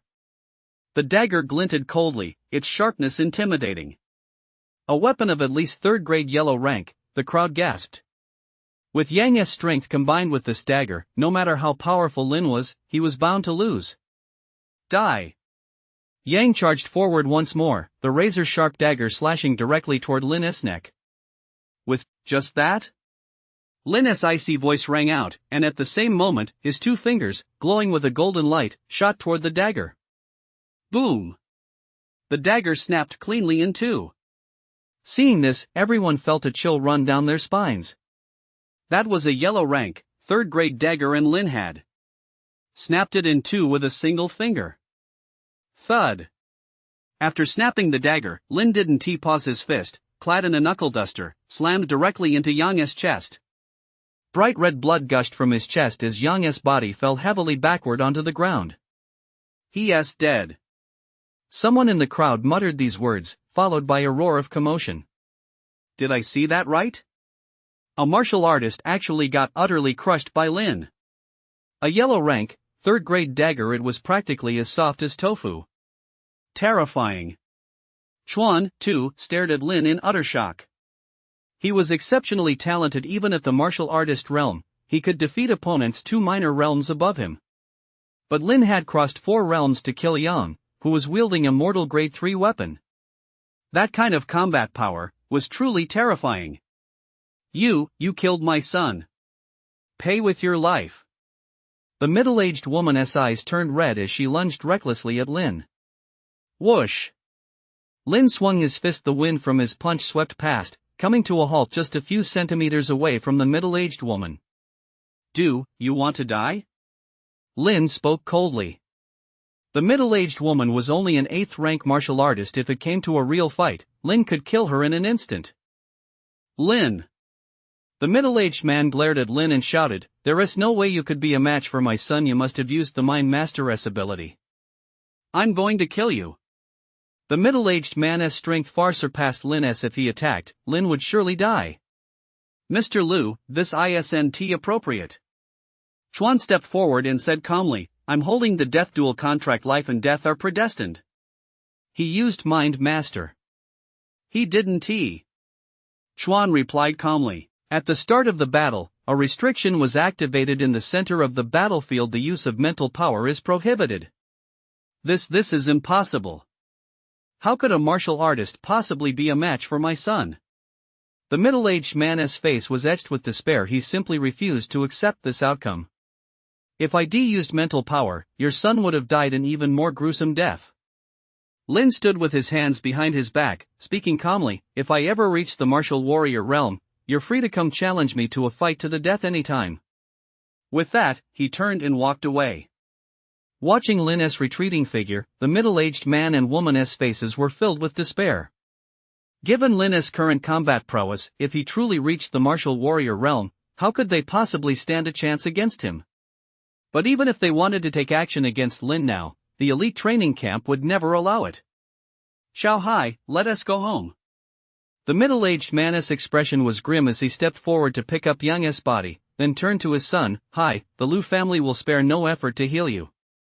We'll wait for your return so you can avenge your younger brother." Hai was a member of this group and was roughly the same age as Lin. If he killed Lin in their final showdown, no one would have a word to say. Hai wore a dazed grin on his face, completely unable to understand what his father was saying. Inside the elite training camp, the moment Lin appeared, all eyes were on him. Clap, clap, clap. No one knew who started it, but a group of people immediately broke into applause. "Lin, way to go. That's amazing. Defeating an opponent across 4 cultivation realms, you're definitely number 1 in the entire elite training camp." Lin. Faced with the praise coming from all directions, Lin smiled and nodded his thanks to the crowd. To defeat Yang without using mental power, this Lin. He is incredibly strong. Not far away, Meng watched Lin, his face brimming with admiration. Could it be a special constitution? Xia couldn't help but ask. "I've heard that the Yellow Dragon Group has recruited quite a few powerful individuals with special constitutions, including those who excel in combat. This constitution is known as the battle body. Could Lin be a battle body? War body?" Meng raised an eyebrow and said in a deep voice, "If that is really the case, we need to report this to higher-ups immediately. Let us observe him some more." This kid is already a mind master if he also possesses a war body that would be terrifying. The two looked at Lin, both unable to suppress a shudder of awe. Lin, completely unaware of all this, began practicing with weapons at the elite training camp. He specifically chose brass knuckles as his first weapon to train with. Combining them with the several fist techniques they had mastered so far, Lin felt his combat power had skyrocketed. There is no specific martial skill for brass knuckles, but all fist techniques can be executed using them. Not to mention, my brass knuckles contain that beast core, which doubles my strength. A smile played on Lin's face as he practiced the unique techniques of the brass knuckles over and over again. As night fell, in a dormitory at the elite training camp. As usual, Lin took out a vitality pill, swallowed it, and drifted off to sleep. Looking at the options before him, Lin spent 4 vitality pills and selected the martial arena. Here, he attempted to improve his proficiency with the knuckle dusters. 3 hours later, Lin opened his eyes, his face still showing a look of reluctance to stop. My proficiency with the knuckle dusters should have improved. Should I head down to the dungeon to give it a try? Lin's eyes lit up, and he finally took out another vitality pill and swallowed it. This time, Lin didn't re-enter the martial arena. Instead, he chose the dungeon. Unlike before, this time, in addition to the dungeons he had already cleared, another option had appeared before Lin's eyes. Abyss mode. Looking at those 4 blood-red characters, Lin felt a wave of fear welling up from the depths of his heart. Consumes 10 vitality pills. Lin was taken aback. He had stockpiled quite a few vitality pills in preparation for this elite training camp, but after several nights of use, he now had fewer than 30 left. If he spent another 10 vitality pills to farm the abyss. So what if it's just 10 vitality pills? I'll see for myself what kind of monsters actually appear in the abyss. Gritting his teeth, Lin selected abyss mode. In an instant, Lin felt the scene before his eyes change. The familiar scenery of the dungeon vanished, replaced by an incredibly oppressive atmosphere. There was no sunlight in the sky, yet he could still see everything around him. It was as if there were unknown light sources all around. Is this the abyss? Lin tried to scan his surroundings with mental power, but found nothing. 10 vitality pills, and all I get is a single glimpse of the scenery? Lin couldn't help but grumble. The space around him was much larger than the previous dungeon, so he simply chose a direction and set off. That's vitality grass. After walking just a short distance, Lin's eyes widened. He spotted a vitality grass not far ahead. He hurried over, pulled it up by the roots, and tried to store it in the space within his mind. To Lin's surprise, he actually succeeded. Everything you encounter inside the abyss can be taken with you. Lin was somewhat surprised as he came to this conclusion in his mind. After walking a bit further, Lin collected 3 more vitality grass plants in quick succession. Just as he thought today's haul was over, the sound of footsteps suddenly echoed from the distance. Something is approaching. Lin's expression shifted slightly. He glanced around and finally leaped onto a nearby large tree. He carefully withdrew his mental power while looking toward the direction of the footsteps. Soon, a figure slowly emerged from the distant grass. It was entirely green and carried a wooden club in its hand. A goblin. Lin let out a sigh of relief, jumped down from the tree, and looked at the goblin before him. Intruder! The goblin let out a shriek and swung the wooden staff at Lin's head. Is that all the monsters from the abyss have to offer? Lin said with a smile as he threw a punch at the goblin. Boom! After a loud crash, Lin's expression changed drastically. He quickly took a few steps back and stood there, staring at the goblin with a grave expression. A martial warrior level goblin. The moment they clashed, Lin had sensed that the goblin's strength had actually reached the martial warrior level. Good thing it's not very smart. If it were just a little smarter, I'd be done for. Lin felt incredibly lucky. Although the goblin before him possessed martial warrior level strength, it couldn't inflict much damage on him. Over the next few minutes, Lin engaged the goblin in a hit-and-run battle using his brass knuckles and eventually killed it.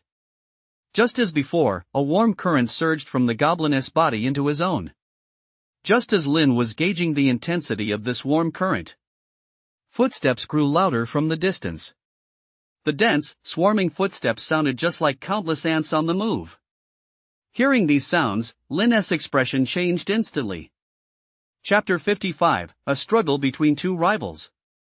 As the swarm of footsteps drew nearer, Lin felt a chill run down his spine. Peering down from his vantage point, he nearly let out a cry. Just a few dozen meters away, at least 30 goblins were marching toward him. Moreover, among them, Lin spotted several towering goblin bosses, their entire bodies reeking of blood. Please don't let them spot me. Lin hid helplessly in the tree. If all those goblins charged at him, he wouldn't stand a chance of survival. Soon, the goblins had reached the base of the tree, and Lin's heart began to race. Thud. A soft sound. One of the goblins suddenly stopped in its tracks and looked up. Lin's heart was in his throat, terrified of being discovered. Fortunately, the goblin only glanced up once before continuing on its way. It took quite a while before all the goblins had finally left. Only after they were gone did Lin let out a long sigh of relief. No way, I have to get out of here fast. A place like this isn't somewhere I should be right now. Lin made up his mind to find a place to hide and wait until the effects of the vitality pill wore off and he was automatic. The goblins outnumbered the chimpanzee. Even though they were weaker individually, their sheer numbers gave them a slight edge. Thud. One of the goblin bosses plunged the bone knife in his hand straight into the chimpanzee's thigh. Roar. The gorilla roared, pounding its chest with its powerful arms like a drum. The sound was blood-curdling. Thud. Its massive body leaped into the air and crashed down heavily onto the goblin boss. With a squelch, green liquid spurted out, and the goblin boss was crushed to death on the spot. So powerful. Lin couldn't help but exclaim in admiration. This chimpanzee had likely reached the martial king tier. If he'd encountered it, he would have been killed and devoured in a single exchange. Just as Lin was reeling from the shock, he suddenly felt another warm surge coursing through his body. What's going on? Lin sensed an increase in his vitality and wore a puzzled expression.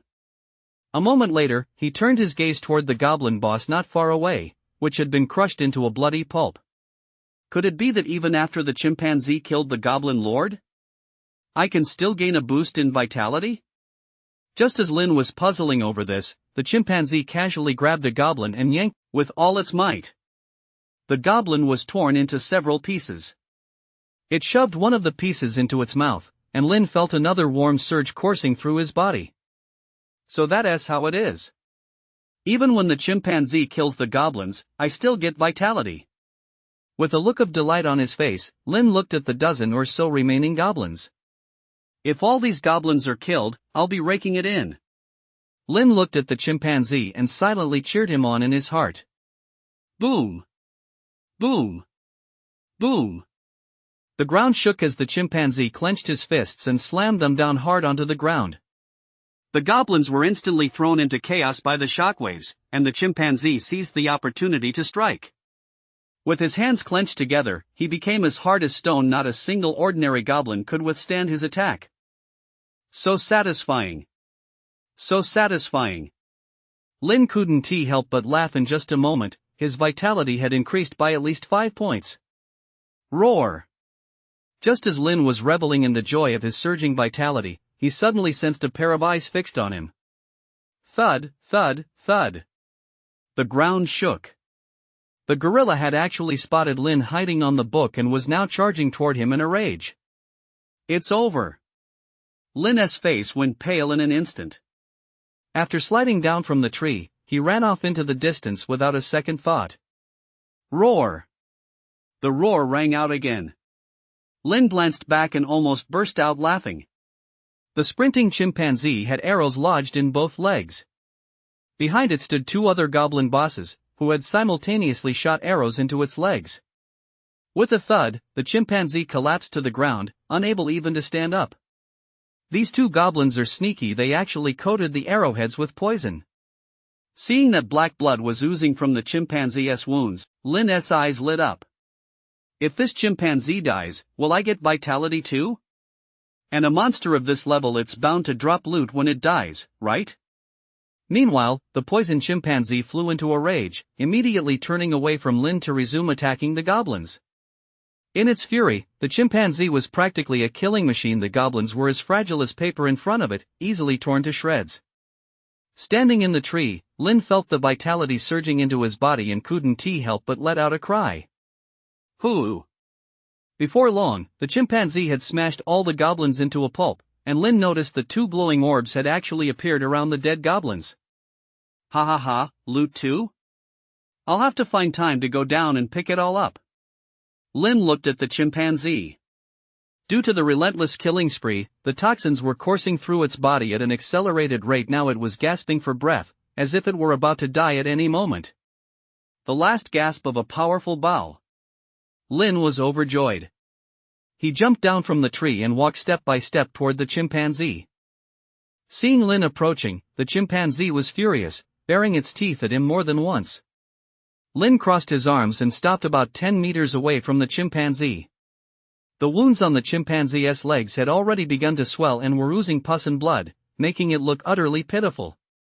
Lin also noticed that the chimpanzee's breathing was steadily growing weaker.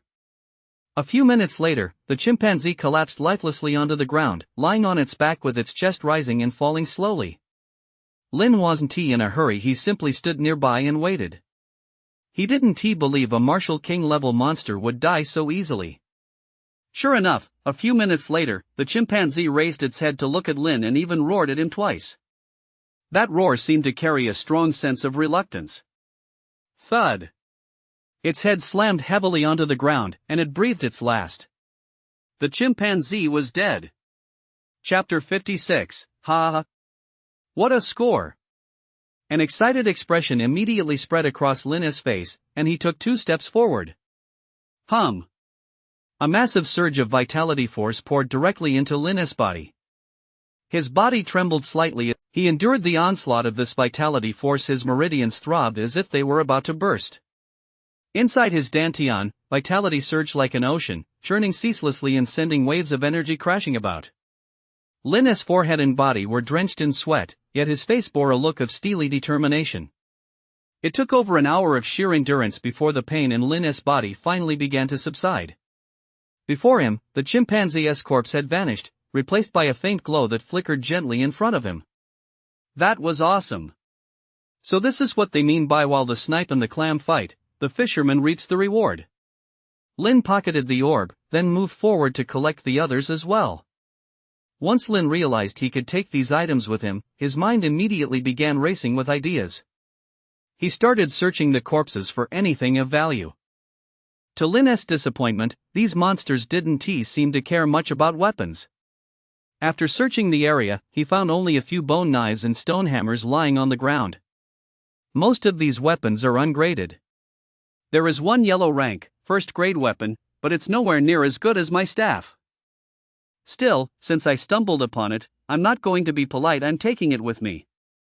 A yellow rank, first-grade weapon was worth over 500,000, a windfall of 500,000, and Lin felt absolutely elated. This has to be something good. Lin's eyes sparkled with excitement as he immediately retrieved all 4 glowing orbs. Vitality grass. Look at that incredible quality. It's even mid-grade vitality grass. Drawing on his previous experience refining vitality pills, Lin had gained some experience in identifying vitality grass. Based on his assessment, this was an orb dropped by the chimpanzee. The chimpanzee was incredibly powerful. If it hadn't been poisoned, these goblins wouldn't have been enough to fill its teeth. It was just a shame that it all came crashing down at the last moment. Lin felt a twinge of regret, but deep down, he was genuinely happy. If the chimpanzee hadn't been poisoned, he wouldn't have gotten so many good items. A smile spread across Lin's face. In his heart, he was grateful to both the chimpanzee and the goblins. Putting his thoughts aside, Lin opened the last glowing orb. Looking at the object inside the orb, Lin fell deep in thought. It was a palm-sized yellow card with no writing on it. What is this? Lin stared at the yellow card. Did that chimpanzee play soccer when he was alive? A yellow card? He reached out and took the yellow card in his hand, and information about it instantly appeared in his mind. Empowerment card. This empowerment card can empower the holder with the Earth attribute. Lin mulled over the information in his mind, a look of utter bewilderment on his face. Earth attribute? What the heck is that? That gorilla didn't look like an Earth attribute monster at all. Staring at the card in his hand, Lin hesitated. Empower.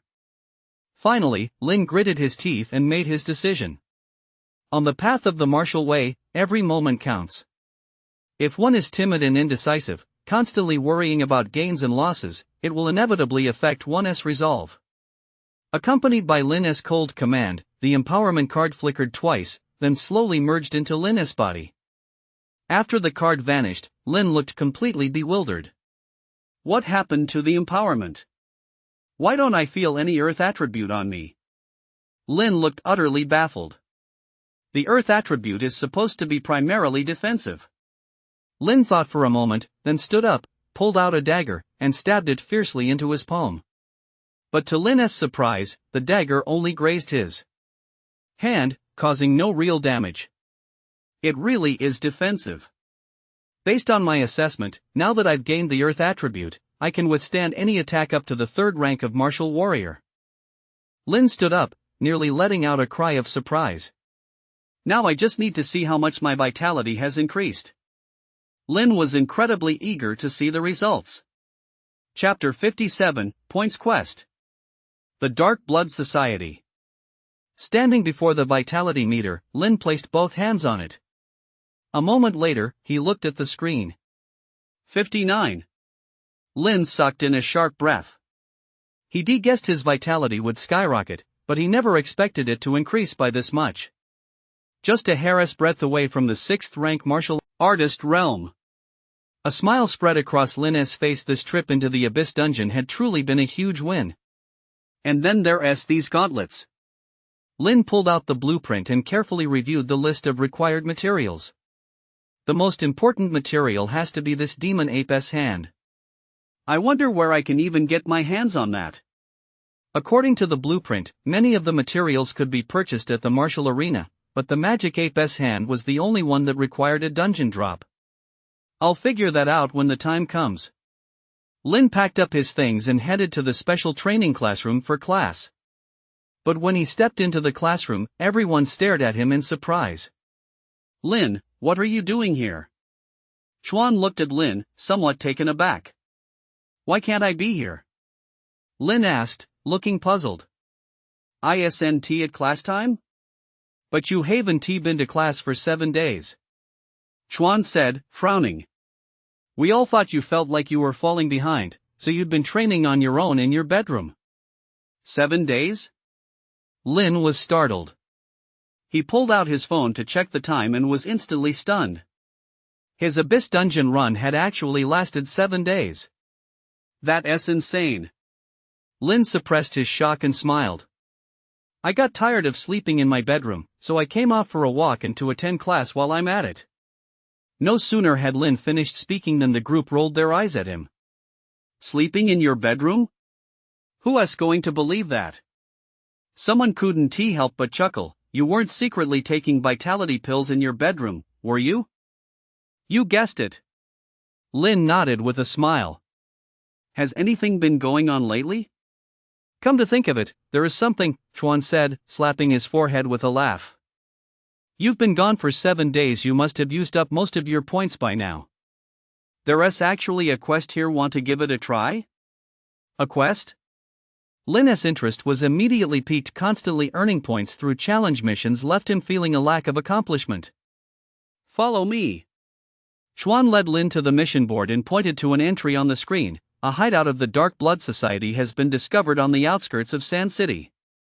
After reconnaissance, it was found to contain 5 third-rank martial artists, 1 martial artist, and about 20 other martial artists in total. Here's the mission briefing. Take a look. If you're okay with it, you can accept it. Once you complete it, you'll earn over 200 points. It's such an easy mission. Why don't you guys take it? This mission is clearly meant for you. If any of us took a mission like this, we'd definitely get talked about behind our backs. Chuan placed the briefing in Lin's hands and turned to leave. Lin opened the briefing and read it carefully. According to the description, members of the Dark Blood Society had abducted numerous children near Sand City. Those children were likely being held captive at the Dark Blood Society's hideout. Therefore, the objective of this mission was to cooperate with the Public Security Bureau to rescue the children and eliminate the Dark Blood Society members. It would be best to eliminate them all. Lin looked at the mission requirements, remained silent for a moment, and then decided to accept the assignment. Over 30 martial artist level fighters, with the strongest among them at the martial artist realm. It's certainly a challenge for me, but it shouldn't be too dangerous. After accepting the mission, Lin immediately received a phone number on his cell phone. The number belonged to Lang He, Deputy Director of the Sand City Public Security Bureau and one of his partners on this mission. Lin dialed Lang He's number, and to his surprise, she turned out to be a woman. After Lin explained the reason for his call, Lang He simply gave him an address. Under normal circumstances, leaving the elite training camp was prohibited, but after Lin accepted the mission, he was granted permission to do so. The moment he stepped out of the elite training camp, Lin took a deep breath, raised his hand to hail a taxi, and gave the driver the address of the Public Security Bureau. "Young man, if you admit your mistakes and make amends, you still have a chance. Once you're inside, work hard to turn your life around. I'm counting on you." After dropping Lin off at the entrance to the Public Security Bureau, the driver said with a sincere look on his face. Lin was instantly speechless. This idiot driver had actually mistaken him for a criminal coming to turn himself in at the Public Security Bureau. What kind of twisted logic is that? As he entered the Public Security Bureau, 2 security guards immediately approached him, eyeing Lin warily. "What are you doing here?" one of the guards barked at Lin, his hand reaching for his waist. "I'm here to see Lang He." Lin pulled out his phone and dialed Lang He's number again. A few minutes later, Lang He emerged from inside the Public Security Bureau. When Lin saw her, his eyes widened in surprise. She was wearing black knee-high boots and a form-fitting leather outfit that perfectly accentuated her figure. "Are you the person Meng was talking about?" Lang He looked at Lin with a scrutinizing gaze. "How old are you?" 18. Lin said with a smile. "Hello, Captain Lang." He held out his hand to her, but she merely glanced at him before reluctantly pulling out her phone. A moment later, the call connected, and Lang He barked into the receiver, "Meng, are you messing with me? I told you to suitable backup, and you sent me some little kid. Look at how scrawny he is. Once we're inside the Dark Blood Society, not only will he fail to kill a single person, but we'll have to divert manpower just to look after him." Lin stood to the side, and by now he'd figured out what was going on. Lang He thought he was too young and was worried he'd lose his nerve when facing the Dark Blood Society. Lin's gaze swept around the Public Security Bureau, and he finally walked over to a punching bag in the hall. Boom! Lin slammed his fist into the sandbag. With a dull thud, the entire thing burst open, spilling sand all over the floor. Lang He, who was still on the call, instinctively wanted to curse when she heard the noise, but when she saw Lin standing in front of the sandbag, her eyes lit up slightly. This sandbag was actually custom made from special materials. Half the required attack power wouldn't even be enough to break it. To shatter it, one would need at least 1,000 Dao of attack power. Could this kid look young but actually be a martial warrior level powerhouse? Lang He watched Lin, silently weighing her options. "Director Lang, have I passed the test now?" Lin blew the sand off his hands and looked at Lang He. "Welcome to our task force." Lang He hung up the phone immediately and held out her hand to Lin. Lin glanced at it, then reached out to shake it. This woman looked bold and dashing, but her small hand was incredibly soft and smooth. "Captain Lang, please fill me in on your plan. I'll do my utmost to cooperate with you." Lin withdrew his hand and looked at Lang He. "For now, our plan is to first find someone to pose as a child and infiltrate the enemy's ranks, then coordinate with our inside man to take them all down at once. According to our statistics, the Dark Blood Society only kidnaps children between the ages of 10 and 16. You're exactly 18, so with a few minor adjustments, you should look young enough. We'll make some changes to your appearance based on the results of our analysis. As Lung He spoke, she nodded to the security officer standing nearby. Before long, several people emerged from the back, pinned Lin down on a stool, and began applying makeup to him. Over an hour later, Lin looked at his reflection in the mirror and felt like crying but couldn't. His naturally wheat-colored skin was now alarmingly pale after being covered in foundation. To emphasize the soft, feminine look of Lin's new image, the makeup artist had even applied lipstick and eyeshadow. I can't show my face to anyone. If I complete my mission, will TV reporters be there to interview me? I definitely don't want to give an interview then. Lin looked at Lung He and said with a smile. Don't worry. Even if there were an interview, it wouldn't be your turn. Lung He shot Lin a glance and replied casually. However, after speaking, Lung He couldn't help but take a few extra glances at Lin. It had to be said, a handsome person looks good no matter how they're made up. At that moment, with the lipstick and eyeshadow applied, Lin actually exuded a unique kind of beauty. Zhang He, Li Quan, you two go round up the team and have them assemble in the lobby. This time, I want everyone to be prepared to die in battle. Lung He's voice was grave. They participated in similar operations more than once, and each time, countless familiar faces had fallen before their eyes. Lung He really didn't want to see her comrades die right in front of her, but when the time came to step forward, she had never backed down. Go to the address we gave you and hold your ground there. Remember, don't make any rash moves until you've entered the Dark Blood Society. I know you're pretty strong, but if a whole group charges at you, there is no way you'll stand a chance against them. Lin nodded to show he understood. After glancing at the address, he left the Public Security Bureau alone. Half an hour later, Lin arrived at a park in the sandy dust suburbs. Since it was close to the outskirts, the park, despite its large size, was still largely deserted. Plus, with the sun about to set, most people had already gone home, leaving the entire park completely empty. Lin found an open spot and pretended to be taking photos. Just then, he sensed footsteps behind him. A martial artist. Lin sensed the person's strength and breathed a slight sigh of relief. Don't move, kid. Dare to move, and I'll kill you. From behind, something cold pressed against Lin's lower back. Given this situation, Lin had at least 10 ways to dodge the attack and subdue the person behind him. But Lin chose to forego the opportunity to subdue the person behind him. Soon, Lin was forced into a car and quickly arrived at the Dark Blood Society's branch in the suburbs. Chapter 58, Incorrect Intelligence. Pushing open the iron gate, Lin saw a small courtyard surrounded by high walls, with 4 tiled roof houses directly facing the entrance. Go inside. The middle-aged man behind him pressed a dagger against Lin's lower back and barked in a deep voice. Lin pretended to be frightened as he walked forward. As he neared the houses, Lin caught a whiff of a foul odor. Lin activated mind perception and scanned the house ahead.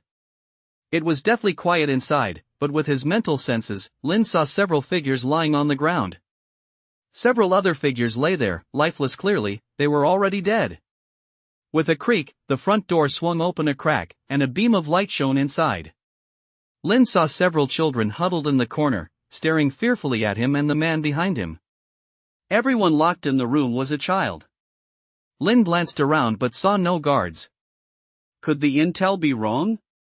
Are there not that many martial artists here at all? Lin furrowed his brow, then was kicked into the room. Lin used the momentum to land directly on the floor, then turned to glance outside. There was only this one man in the entire courtyard. Lin's eyes flickered as he silently weighed whether to strike now, kill the man, and then take everyone away. Something's off. Soon, Lin noticed something unusual. He shifted slightly to the side, then raised his hand and tapped the ground. Thump, thump, thump. The sound coming from the ground was highly unusual. There was a secret chamber beneath it. Lin tried to gradually extend his mind perception downward. In just an instant, a look of shock spread across Lin's face. Beneath the house was actually a massive secret chamber, and inside stood a group of people. Among them, 3 emitted the most terrifying auras. They had at least reached the martial warrior realm. I've been tricked. The intel was wrong. A bad feeling welled up inside Lin. Lin didn't know cold his exact strength, but he was certain she couldn't be stronger than Qian. Yet even if Qian were here, facing 3 martial warrior level powerhouses, she'd likely be defeated. First, they sent people to spread false information, then lured the Public Security Bureau here to round up everyone in one fell swoop. These Dark Blood Society members are so cunning. Lin's eyes flickered as he gazed toward the entrance, constantly mulling over a countermeasure. A martial artist with my current strength, I could take them out instantly. But after I do that, will I be able to escape myself? He turned and glanced at the dozen or so children left lying on the ground, trembling with fear. No, if I leave, they all die. Lin cast a glance at the corpse in the corner, and his gaze hardened. When Ling He arrives, I'll find a way to warn them. By then, if Ling He and her team step in, they might be able to save these hostages. Lin made up his mind. Soon, Lin heard footsteps outside the main gate, followed immediately by a smoke grenade being thrown inside. Lin activated his mental power perception and saw a group of security officers scaling down the courtyard wall, advancing step by step with their pistols drawn. Leading the group was Ling He. At that moment, her vitality was on full display. Lin instantly assessed her approximate strength, a 6th rank martial warrior. A 6th rank martial warrior. Might not be enough, there were martial warriors among their group. Creak. Accompanied by a soft sound, Lin saw a door appear on the ground, and the powerful figures from the secret chamber slowly emerged. The 3 at the front were exceptionally powerful. Their vitality had already reached the martial warrior realm. They've taken the bait, the leader sneered. These idiots actually thought we were kidnapping children for a sacrifice. Little did they know that our real target is you people from the Public Security Bureau. Chairman, can I have a little fun with that woman up front first, and then kill her for the sacrifice? Another man, his face twisted into a sinister grin, spoke eagerly. Wipe that smirk off your face. To open a momentary rift, all sacrifices must be of the purest kind, the man addressed as the chairman said coldly. If the higher-ups find out you're thinking like that, do you know? Though also a 7th rank martial warrior, this man's physical toughness was far more terrifying. With a crisp snap, the rod in Lin's hand actually broke in two. That was a yellow rank, 1st grade weapon. And yet it had been snapped by a mere flesh and blood body. Captain Lang, watch out. There is still one martial warrior left. Lin bellowed toward the entrance. Boom! Just then, the bloodthirsty man landed a punch squarely on Lin's chest. Even though Lin was prepared, the blow still sent him reeling backward several steps, spitting blood. Outside the gate, Ling He froze for a moment upon hearing that furious roar, for she had recognized it as the tiger roar strike. And I'll handle the strongest one. There is still one injured left. Everyone at the martial warrior rank or higher, attacked together. At this point, saving face was no longer important. What mattered was rescuing the hostage.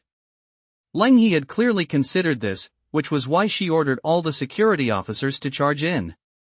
Accompanied by a clatter of footsteps, a group of security officers charged toward the weaker martial artists.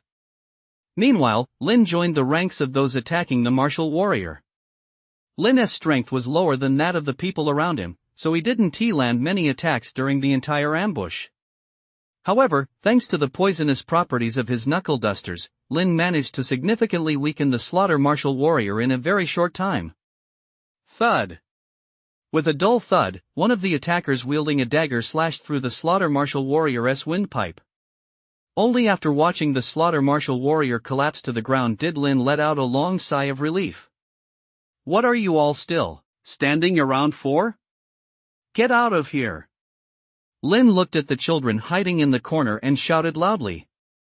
Perhaps startled awake by Lin's voice, the group of children shuddered, then ran outside crying. Meanwhile, the battle between Ling He and the branch chief was nearing its end. The branch chief was clearly stronger than Ling He, so she had sustained multiple injuries and was on the verge of defeat.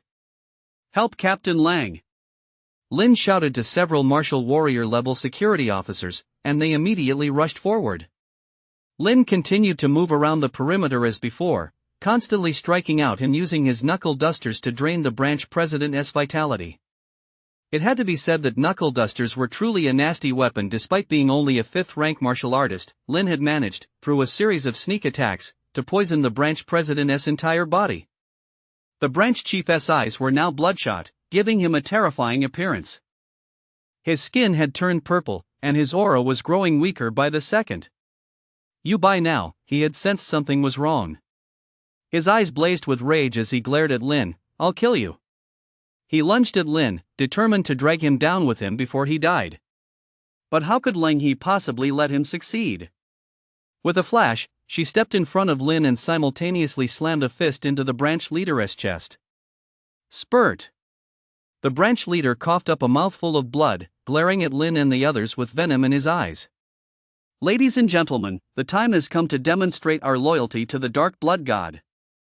Since we cannot summon the Dark Blood Goddess descendant with the enemy's blood, we shall use the blood of us, his faithful followers." As soon as the words left his mouth, the branch leader raised his hand and smashed it against his own head. With a dull thud, his head exploded, and his body collapsed to the ground, quickly ceasing to breathe. The Dark Blood Society members who had been fighting the security officers witnessed this scene and, in a fit of rage, took their own lives with their weapons. The blood kept spilling, and in an instant, the entire courtyard was covered in it, creating a truly terrifying sight. The stench of blood was nauseating, and some of the younger security officers turned pale on the spot. "Captain, they're all dead." As for the hostages, aside from the ones they brutally murdered at the beginning, everyone else is fine, just shaken up. "Our people are calming them down." A security officer stepped forward to report the situation, but before he could finish, he let out a startled cry and pointed toward the tile-roofed house, ca. "Captain, what is that?" Chapter 59, The Monster Has Arrived. The young security officer's eyes widened as he pointed fearfully into the thatched cottage. Following the direction of his finger, everyone turned around. As the sun set, the interior of the thatched cottage seemed shrouded in a black mist. 2 fist-sized orbs of light flickered, and faint sounds of chewing mingled with breathing. Thud! A blood-soaked arm was flung out and landed on the ground. Everyone's pupils contracted, and expressions of horror spread across their faces. "Be on guard."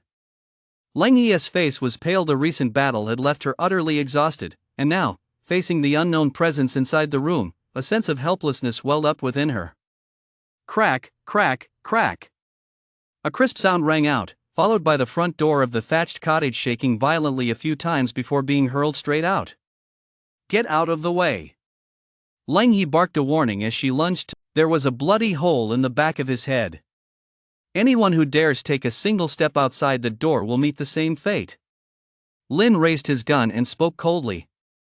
After uttering those words, Lin tossed the gun back to the security guard standing nearby, who had been scared stiff. Then, wearing his brass knuckles, stepped forward one step at a time to block the monster's path. "Lin's right. Anyone who dares to leave will be treated as a deserter." Lang Yi stood beside Lin. "If we let this thing get out, everyone around here will suffer. I've already notified the Public Security Bureau." Lin heard a faint cracking sound. Roar!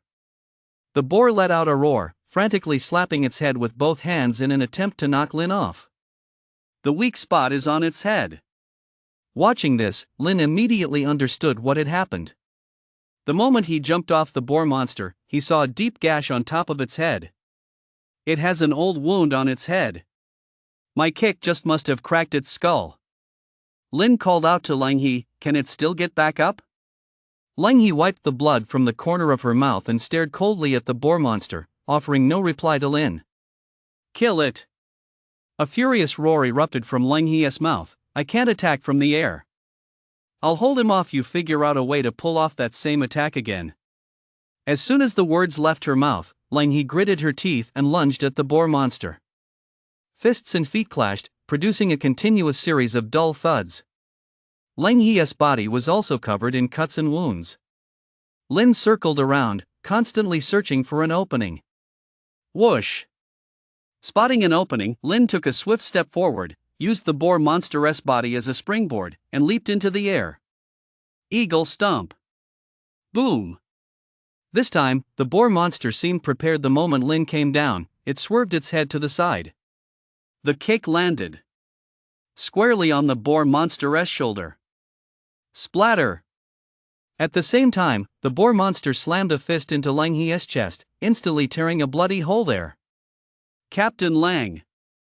Lin's eyes turned cold. Lang He was in grave danger from that blow. Kill it! A fierce gleam flashed in Lang He's eyes as she fiercely grabbed the boar monster's hands. The boar monster went berserk, and at the same time, the wounds on Lang He's body multiplied. So be it! Lin roared in fury, using the boar monster's shoulders as a springboard to leap straight into the air. Whoosh! Lin channeled his mental power, condensing it into a single beam that swept toward the boar monster's head. In that single instant, blood began to flow from Lin's nose and mouth, and his eyes turned bloodshot. Thud! Just as Lin landed, he felt a warm stream splash onto his face. It was blood flowing from the boar's body. The concentrated beam of mental power was utterly terrifying. It had literally blown half the boar monster's head to pieces. Boom! Lin crashed heavily to the ground. The last thing he saw was the group rushing toward him. Somewhere in the distance. Roar! A roar echoed through the air, sending birds screeching in flight from the dense forest. Standing beside a massive corpse was an even larger black bear. If Lin had been there, he would have recognized the corpse on the ground as the giant bear he'd seen earlier in the abyss. The standing giant bear was still clutching a goblin in its paw, one wearing a crown, clearly one of the goblins that had fled from the original group. The goblin boss's face was contorted with fear as it waved its arms, gesturing frantically at the black bear. Splatter! Having received its answer, the black bear clamped down with both paws, tearing the goblin clean in half before shoving it into its mouth. As for the giant bear's corpse on the ground, the black bear tore it to pieces bit by bit and devoured it clean. Roar! Human! You'll be back. The moment you return, I'll tear you to pieces. Human-like words actually emerged from the black bear's mouth, and the entire dense forest was instantly shrouded in an atmosphere of terror. Chapter 60: One man wipes out an entire hospital. Severe vitality depletion. Mental power compromised. He is covered in injuries. In a daze, Lin heard many voices ringing in his ears. Save him. At any cost. And Lang He save her at any cost too. A commanding voice rang out, and then Lin slipped completely into unconsciousness. At the same time, inside Sand City's top hospital, a group of doctors was examining the young man lying on the hospital bed. That's incredible. Under those circumstances, he forced himself to use mental power to kill a monster comparable to a martial king. Save him. Do everything in your power to save him. He is still young. His future holds endless possibilities. You don't have to tell us that. If that monster had escaped, who knows how many people would have died.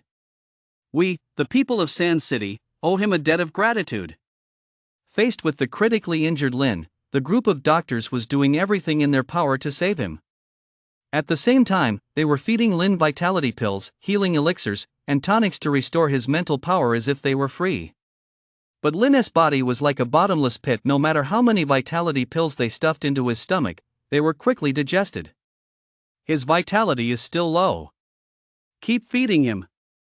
But we've already given him nearly 20 vitality pills. I said at any cost, don't you get it? Got it. Game loading. Lin, who was still unconscious, looked at the screen that appeared before him and felt a bit confused.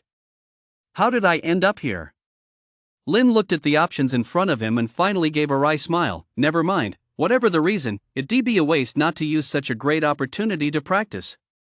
Looking at the constantly flickering gate to the next dungeon, Lin walked in without hesitation. Vitality pill consumed 10. Seeing the prompt, Lin's heart sank. He didn't have many vitality pills left. After entering the dungeon, Lin couldn't help but raise an eyebrow. Everything he saw before him was completely different from what he'd seen before. This dungeon wasn't set in a forest. Instead, he had arrived inside a temple built of stone. The entire temple was in ruins, with crumbling walls and debris everywhere. Lin walked through the temple's interior, unsure of its exact size. Whoosh! Just then, a whistling sound cut through the air, and Lin quickly dodged to the side. Although he moved quickly, he was still struck on the shoulder. Lin stood to the side, staring at whatever had just attacked him. It was a pale pink tentacle, as thick as a calf, covered densely with suction cups. Anyone with trypophobia would definitely faint at the sight of these things. An octopus? Lin blinked, slipped on his brass knuckles, and charged toward the base of the tentacle. He ran a long distance in one go, but the tentacles before him seemed to stretch on forever. Whoosh! The sound of the wind cutting through the air rang out as a dagger was hurled at Lin from behind.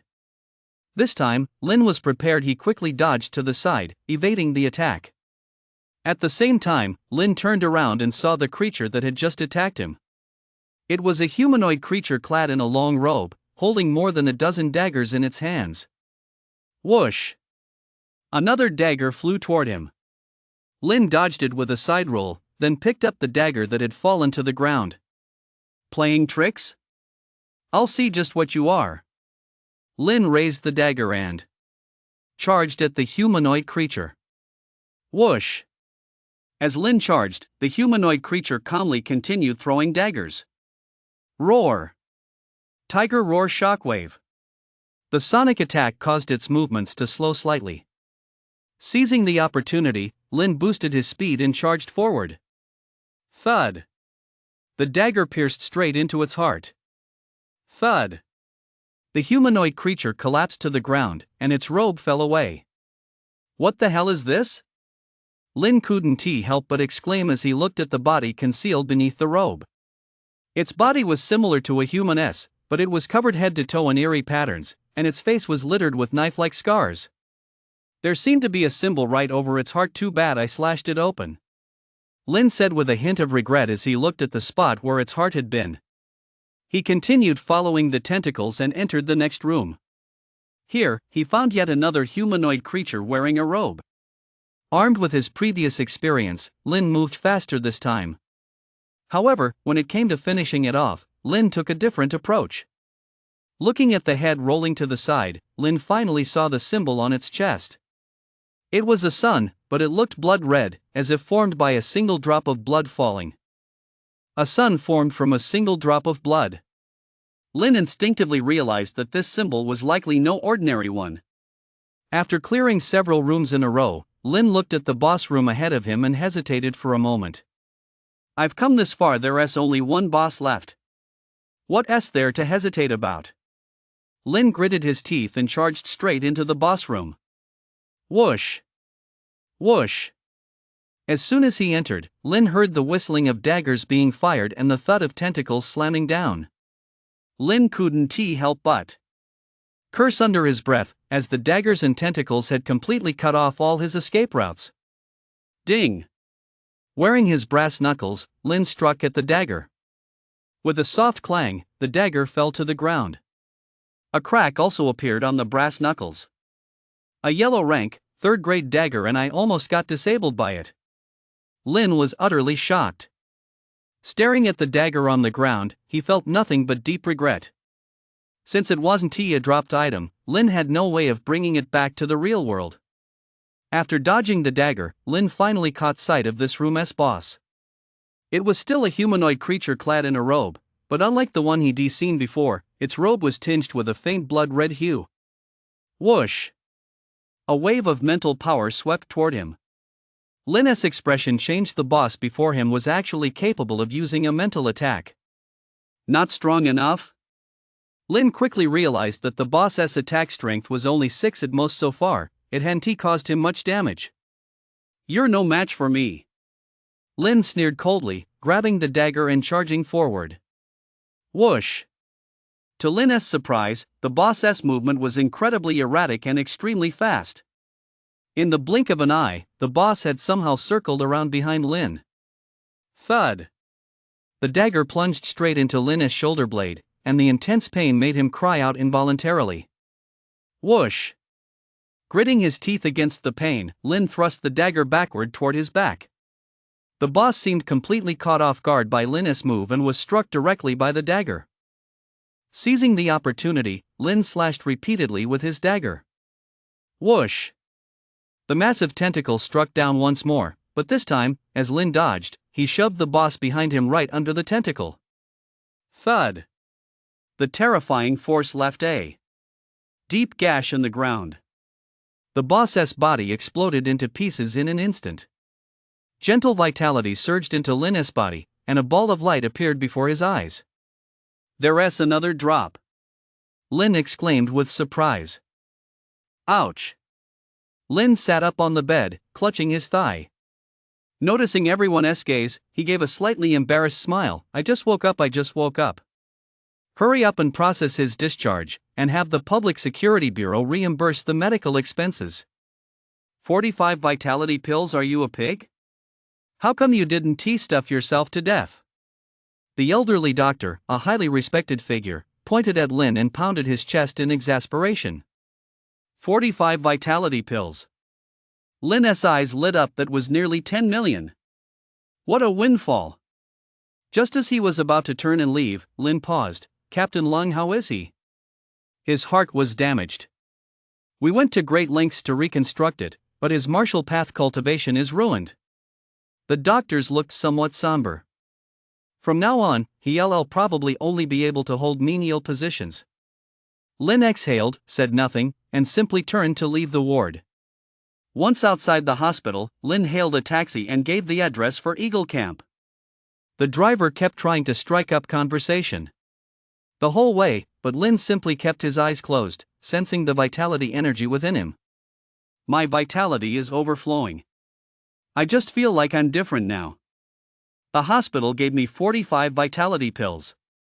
Could my martial path rank have already reached the martial warrior level? The martial warrior level, that means over 100 points of vitality. Counting his time at the hospital, it took Lin just over 2 months to transform himself from a good-for-nothing into a martial warrior.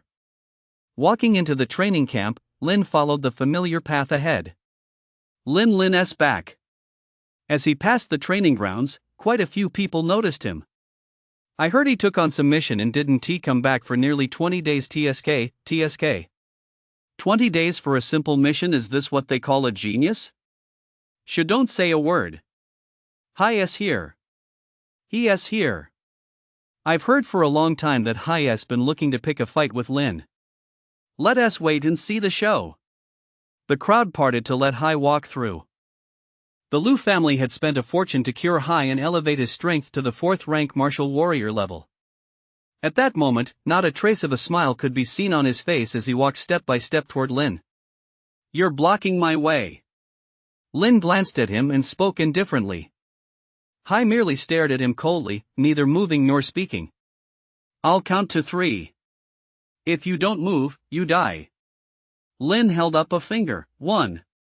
As the words left his mouth, a wave of murderous intent surged from his body, enveloping the space ahead. Hai felt as if his entire body had plunged into an ice cave, filled with biting cold.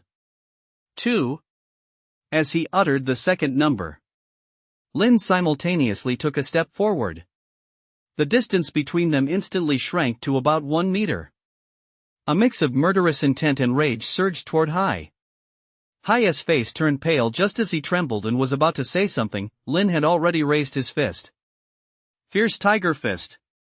As the last digit was spoken, Hai had already turned and was running in the opposite direction. Just as he ran off, Lin unleashed a double punch. Boom! The sound of the air being torn apart was like thunder. Hai even felt the ground trembling. With a thud, Hai fell to the ground in terror. Useless. Lin walked past him, tossing out that utterly indifferent remark. Hai curled up in a ball, not daring to say a word. Watching this scene, everyone couldn't help but feel a sense of sorrow. From that moment on, Hai's resolve to walk the martial path had been shattered, and he would never make any significant progress in the future. After dealing with this minor incident, Lin headed straight for the vitality testing room. Lin, you're back? Inside the testing room, Chuan looked at him with a face full of surprise and delight. I heard you slayed that wild boar monster in a fit of rage and saved quite a few lives. I heard the higher-ups are going through the proper channels to award you a certificate of honor. I heard the reward is a medium vitality pill. That's a whopping 2 million. Seeing Lin, the others all gathered around him, looking at him with envy. It's just a shame that Captain Lang, who was on the mission with me, was seriously injured, Lin said with a hint of resignation.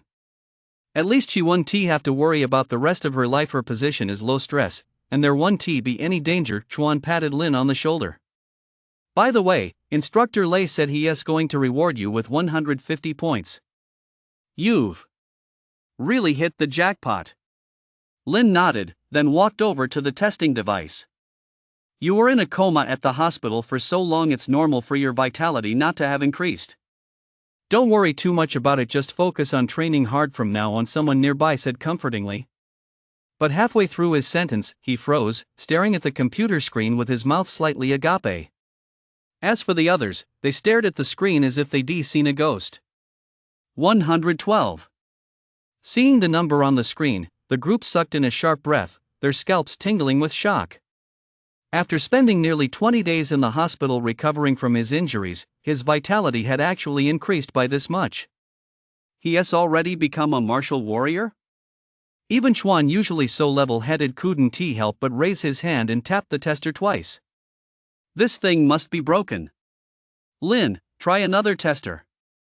Lin smiled, walked over to another tester, and placed his hand on it. Still 112. You really have become a martial warrior, kid. Everyone looked at Lin, not knowing how to react. I guess so. Lin nodded. Can I take on challenge missions at this rate of improvement? I guess so, Chuan nodded stiffly. Then they watched as Lin pulled out his phone, selected the challenge mission, the one for the fastest vitality increase, and accepted it. Shortly after accepting the mission, the screen displayed challenge successful, and Lin earned another 100 points. I'm afraid no one will break this challenge record for many years. Chuan muttered, staring at Lin. With the completion of the Defeat the Dark Blood Society quest, Lin earned another 150 points, and by the end, he had become the person with the highest point total in the entire camp. You're set for the rest of the month. Chuan looked at the points on Lin's card with an envious expression. By the way, according to camp regulations, now that you've become a martial warrior, you're eligible to choose a martial skill. Remember, you must choose the martial skill that suits you best, not the one with the highest level. After thanking him, Lin went, based on Lin's current most powerful skill, Tiger Fist. If he were to reach perfect proficiency, a single punch would pack nearly 9,000 in attack power. Such terrifying power, even a martial warrior at the peak of their abilities might not be able to withstand it. I'll take this one. Lin held the selected martial skill and turned to leave. Chapter 62, The College Entrance Exam. Jinling, High-Speed Rail Station. That night, Lin enjoyed a hearty meal with his family.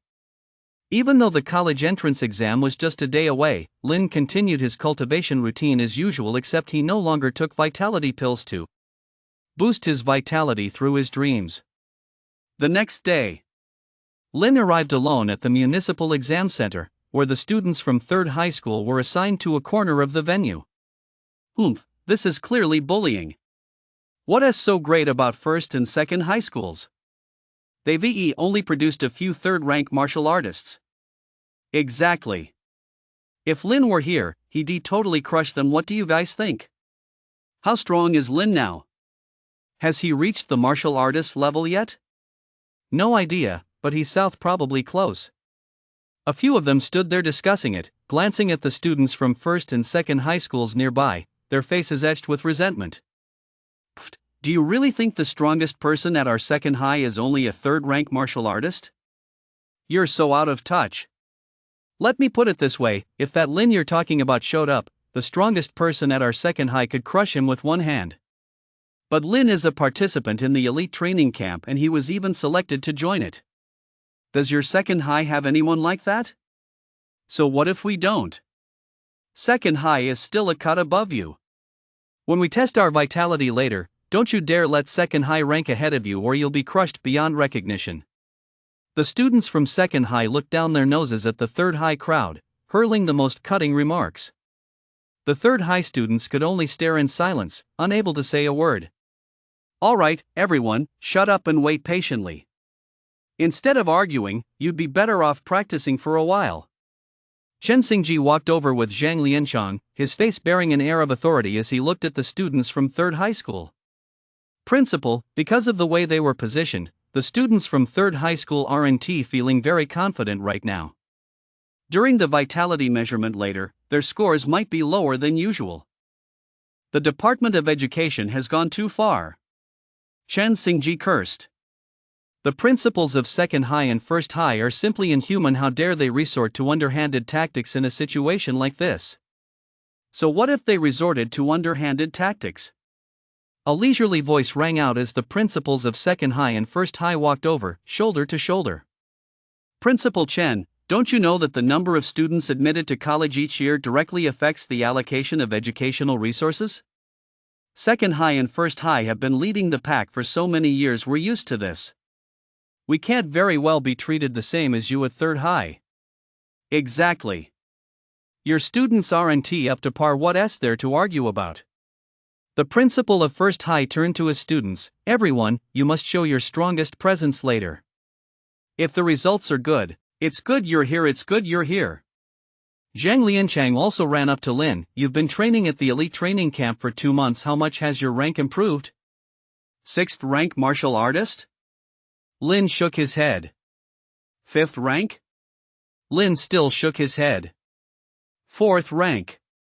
4th rank isn't bad either. Zhang Lianchang sighed. We'll arrange for you to go up early for the test. Remember, you must give it your all. Let your vitality inspire everyone, and while you're at it, show those guys from 1st and 2nd high what it means to be terrified. Ha ha ha, a martial artist dares to say he'll terrify us? The principal of 2nd high, having overheard the conversation, sneered, you guys at 3rd high might as well give up this year. Isn't it just fine to be at the bottom of Jinling? Principal, I think we should let him go first. I'm worried that once our students from 1st and 2nd high take the stage, there won't be any room left for 3rd high. The principal of 1st high said with a faint smile. Chen Xingji remained silent for a moment, then looked at Lin and said through gritted teeth, Lin, you'll go first. Don't feel any pressure, just show everyone your true strength. Whatever happens, we won't blame you. That's right. Even a martial artist is pretty strong at the very least, it'll inspire a lot of people. Zhang Lianchang patted Lin on the shoulder. Go for it. Lin hesitated slightly and asked, are you sure you want me to go all out against them? I'm worried that when my vitality erupts, I won't be able to control it. It won't be good if I hurt them. Ha ha ha, hurt us? The principal of number 2 high school burst out laughing. I'd love to see how you'd manage to hurt us. Listen up, everyone. When Lin goes up to test his vitality in a moment, all of you get closer and watch carefully to see how he fails to control that little bit of vitality. Same goes for 1st high school. Everyone, move closer and get a feel for what the aura of a true powerhouse is like. The principal of 1st high school chimed in, also laughing heartily. The students from 3rd high school glared at them one by one, their faces filled with anger, while Chen Xingji and Zhang Lianchang's expressions turned grim. Just then, the chief examiner walked up, accompanied by 2 deputy examiners. I now declare the college entrance exam open. This exam will assess you across 3 dimensions. The first item, Vitality Burst. We will determine whether you pass based on your Vitality Burst readings. The rankings have just been updated as required. Now, please come forward, Student Lin, to take the test. Go for it. You've got to exceed expectations. The students from 3rd high school looked at Lin and couldn't help but speak up. Meanwhile, the students from 2nd and 1st high school stared at Lin as if he were a clown. Lin walked step by step on stage. Lin slowly withdrew his vitality. Looking down at the fallen crowd, a smile played at the corners of his mouth. You're the ones who made me go all out. The students from 1st and 2nd high schools were ashen-faced, and the 2 principals glared coldly at Lin. Vitality 114. Based on the burst of vitality Lin had unleashed in an instant, the chief examiner announced the final measurement result. 114. Hearing this number, the crowd's eyes widened in shock. Martial warrior? Lin has become a martial warrior? That unlucky kid, so he has actually become a martial warrior already. Zhang Lianchang's face was lit up with wild joy. Earlier, when he asked Lin about his rank, he felt a bit disappointed, but he never expected Lin to bring them such a huge surprise. Ha, my third high school has actually produced a martial warrior. Even in those big cities where the martial path flourishes, you might not come across something like this. Chen Xingji's old face broke into a wide grin. His mouth stretched into a chrysanthemum-like smile as he looked at Lin with more affection than he show his own son. As for the students of third middle school, they stared blankly at Lin before erupting into cheers. You've actually become this strong. In the crowd, Yi Qing's eyes flickered as she murmured to herself, gazing at Lin. Earlier, she still had the courage to walk side by side with Lin, but now, Lin had long since left her far behind. Ha, what more can you say now? You guys are in such a sorry state, all lying on the ground, looking so pathetic. Don't let us down in the upcoming test. The students from third high school's confidence soared as they looked toward first and second high schools.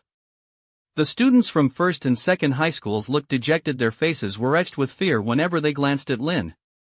This drop in morale will inevitably have a massive impact on the vitality test.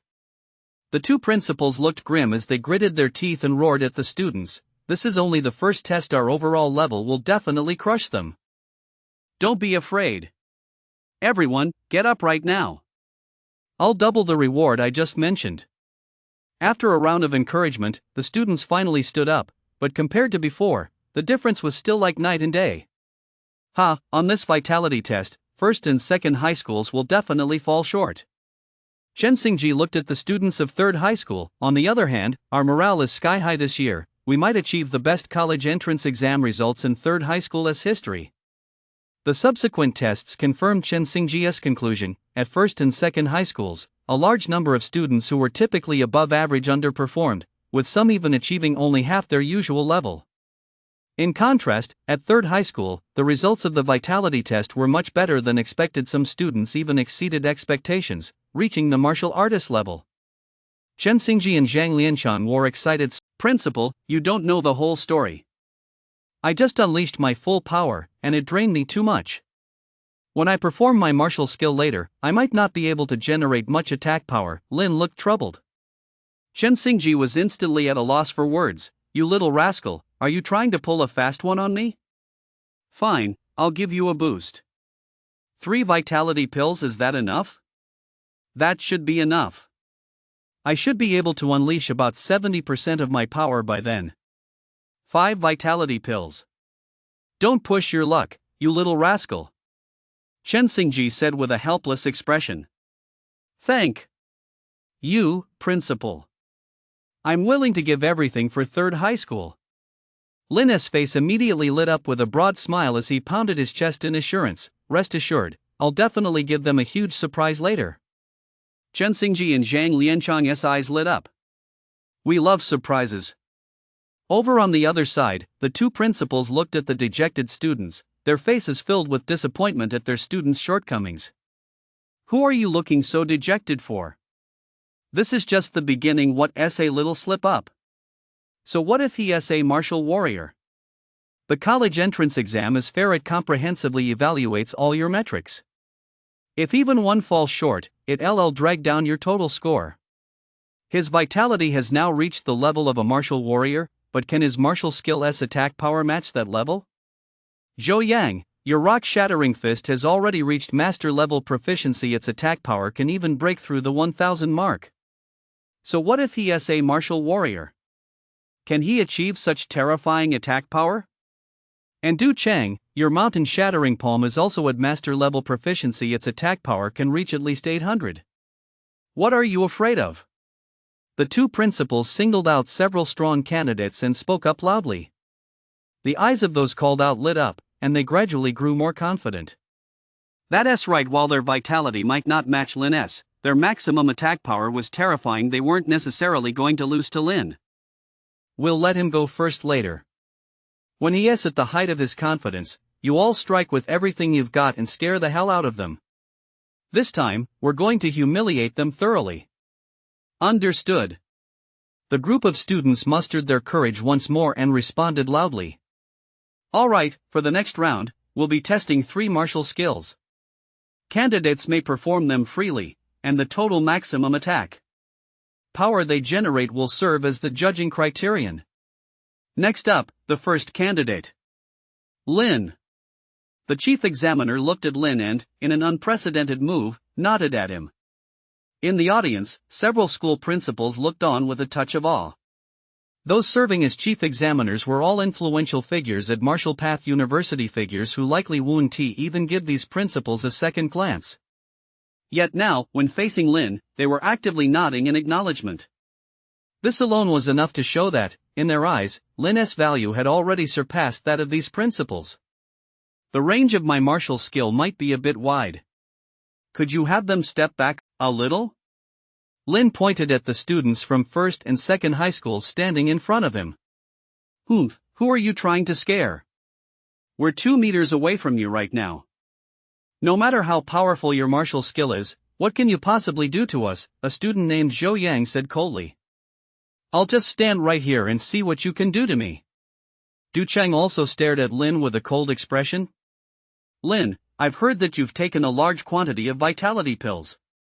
While you have this current level of vitality, your true strength may not be that great. So, go ahead and attack. If anything happens, we'll take full responsibility ourselves, the 2 principals said indifferently. You really are the type who won't cry until you see the coffin. Lin shook his head and sighed softly. The next moment, his expression turned incredibly solemn as he looked ahead and unleashed a punch. Shattered Stone Fist. Master level proficiency. Boom! As the punch struck out, it actually produced a sonic boom, a sign that its speed had reached an utterly terrifying level. Thud!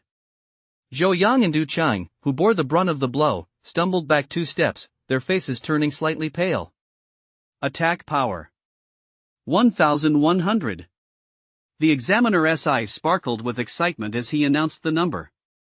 For them, the examiners, witnessing the birth of a true powerhouse firsthand was something to boast about. As things stood, Lin could already be counted among the very top students. Tiger Fist. Roar. Lin let out a soft shout as he slammed both fists forward, accompanied, surprisingly, by a tigress roar. Ah! Zhou Yang let out a startled cry. For a split second, it seemed as though he'd seen a ferocious tiger pounce toward him. He staggered backward and ended up falling flat on the ground. As for Du Cheng, he gritted his teeth and stood his ground, though anyone could see his legs trembling. 1080. The examiner announced the attack power figure once more. His voice trembled, for this number signified that Tiger Fist had also been cultivated to the master level. Eagle Stomp. Lin struck again, planting his foot on the platform, leaping high into the air, and then stomping down with all his might at the peak of his jump. Crack! Several cracks immediately appeared in the hard floor tiles beneath his feet. Attack power. 657. The attack power of this martial skill was clearly much lower than that of the previous 2, but the examiner's excitement was no less intense than before. That was because they had recognized the uniqueness of this particular martial skill Lin had demonstrated. It was a technique that struck from above, an extremely rare ability among low-level martial artists. Not only had Lin mastered this martial skill, but he had also cultivated it to an exceptionally high level. Examiners, why don't I just take the 3rd test right now as well? Lin turned to face the examiners. After all, I'm sure they'll have me go first again later. Several examiners looked at Lin. This proposal clearly went against the rules, but after discussing it face to face for less than a minute, they all nodded in unison. They had actually agreed to Lin's request. The 3rd test allows candidates to demonstrate a special ability of their own as a bonus. The chief examiner looked at Lin with an encouraging expression. Go ahead and show us what you've got. With your current scores, you'd likely rank first in Jiling. The bonus points don't really matter that much anymore. Lin stood on the stage, looking down at the students from first and second high schools. How about you all step aside?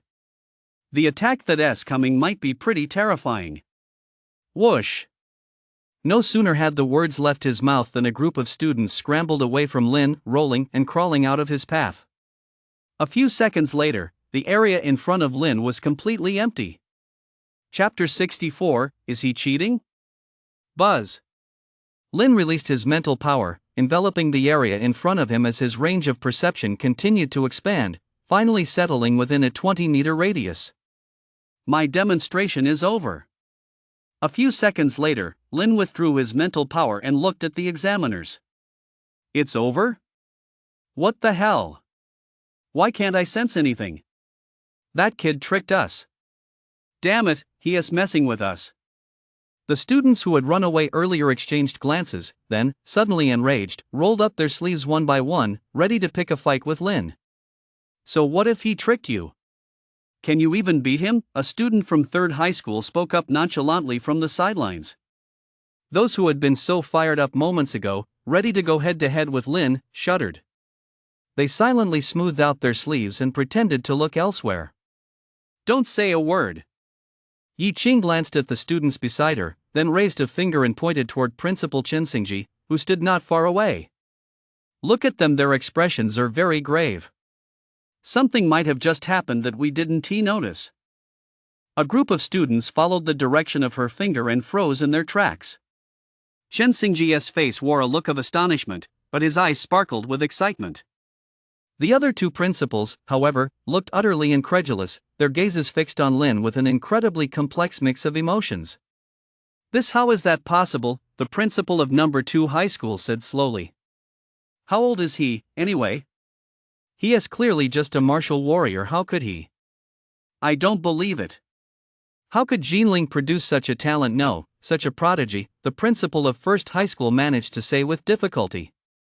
Chen Xingji's look of astonishment gradually faded, replaced by one of excitement. Ah, this is great. This is great. 3rd high school is going to be all the rage now. Ha ha ha. Chen Xingji took 2 steps toward Lin, but then, as if realizing it might be inappropriate, he stopped in his tracks and to everyone's surprise clasped his fists together in a traditional martial arts bow, performing the customary greeting between martial artists. This scene stunned most of the audience. The principal, of all people, was performing such a gesture toward a student from his own school. To their even greater surprise, the 2 principals who had previously been critical of Lin also let out a soft sigh before mimicking the same gesture. Zhang Lianchang and several other teachers followed suit. A martial arts practitioner's salute. Lin stood on the stage, watching the scene below. His expression grew solemn as he clasped his fists in return. What on earth is going on? A group of students were completely baffled, staring at them in bewilderment. Excellent! At that moment, the 3 examiners on the stage shouted in unison. The chief examiner, his face lit with an excited smile, stepped forward and patted Lin on the shoulder. This is rare, truly, it's a once-in-a-lifetime occurrence. You may go now. Over the next few days, quite a few schools will likely contact you, but I hope you'll choose Capital Martial University. I have the authority to decide. As long as you choose Capital Martial University, your tuition for all 4 years will be fully waived, and the university will provide you with a scholarship of 500,000 per year, as well as 5 junior vitality pills. Old Jean, you're being way too stingy. Another examiner chuckled softly and stepped forward. Lin, if you choose Tianlong Martial Arts University, your tuition will be fully waived, and you'll receive a scholarship of 1 million per year, plus 5 medium vitality pills. Zhou Yang, you have to admit that in this world, some people are simply born to be the protagonists. You're already very strong, but you have to accept that there are those who are even stronger than you. Principal, please tell me what is going on. I can accept that he is stronger than me, but I want to know exactly where his strength lies. Zhou Yang's face betrayed his reluctance. I need to know exactly where the gap between us lies. That's right, Principal, please tell us why. Several top students gathered around him, their faces reflecting the same sense of reluctance. They were all top students, who usually held themselves aloft at school, looking down on the many other students. Yet now, for the first time, they'd been ruthlessly trampled underfoot. He just used mental power, and he also unleashed mind perception, a mental martial skill capable of sensing everything that happens within a certain range. You're all top students, you should know exactly what this means. Mental power. Mind perception? A group of students wore expressions of despair, as if they'd lost their very souls. Zhou Yang glanced at Lin standing on the stage and felt that figure had grown incredibly towering. Even just one glance left him with an overwhelming sense of suffocation. Mental power. He has actually mastered mental power. In the third high school student formation, Chen Xingji explained what had just happened. The students were stunned at first, then burst into cheers. How incredible! Someone at the martial warrior realm has actually mastered a mental martial skill. For years, third high school had been suffocated by the pressure from second and first high schools. This was the first time they'd ever had a chance to hold their heads high. I can't believe you've already become this strong. Yi Qing looked at Lin with a somewhat complicated expression. Which school will you choose in the future? Lin walked down the platform step by step and approached Chen Xingji and Zhang Lianchang. Principal, Teacher Zhang, I hope I haven't let you down. Ah, you've done more than just not let us down, kid. Chen Xingji patted Lin on the shoulder. You've really made us proud. Lin, you're the pride of your teachers. Zhang Lianchang said with a smile, his eyes reddening. All right, your assessment here is over. Go back now. Chen Xingji glanced at the testing platform and lowered his voice. There should be quite a few schools reaching out to you during this period.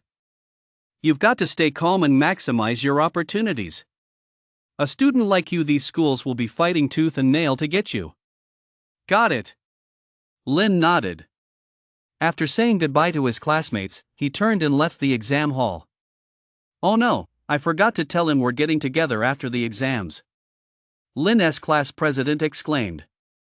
Wait until after the exams, I'll get in touch with him for you. Yi Qing bit her lip and spoke up first. Sounds good. With the beauty Yi Qing stepping in, that guy Lin is sure to show up.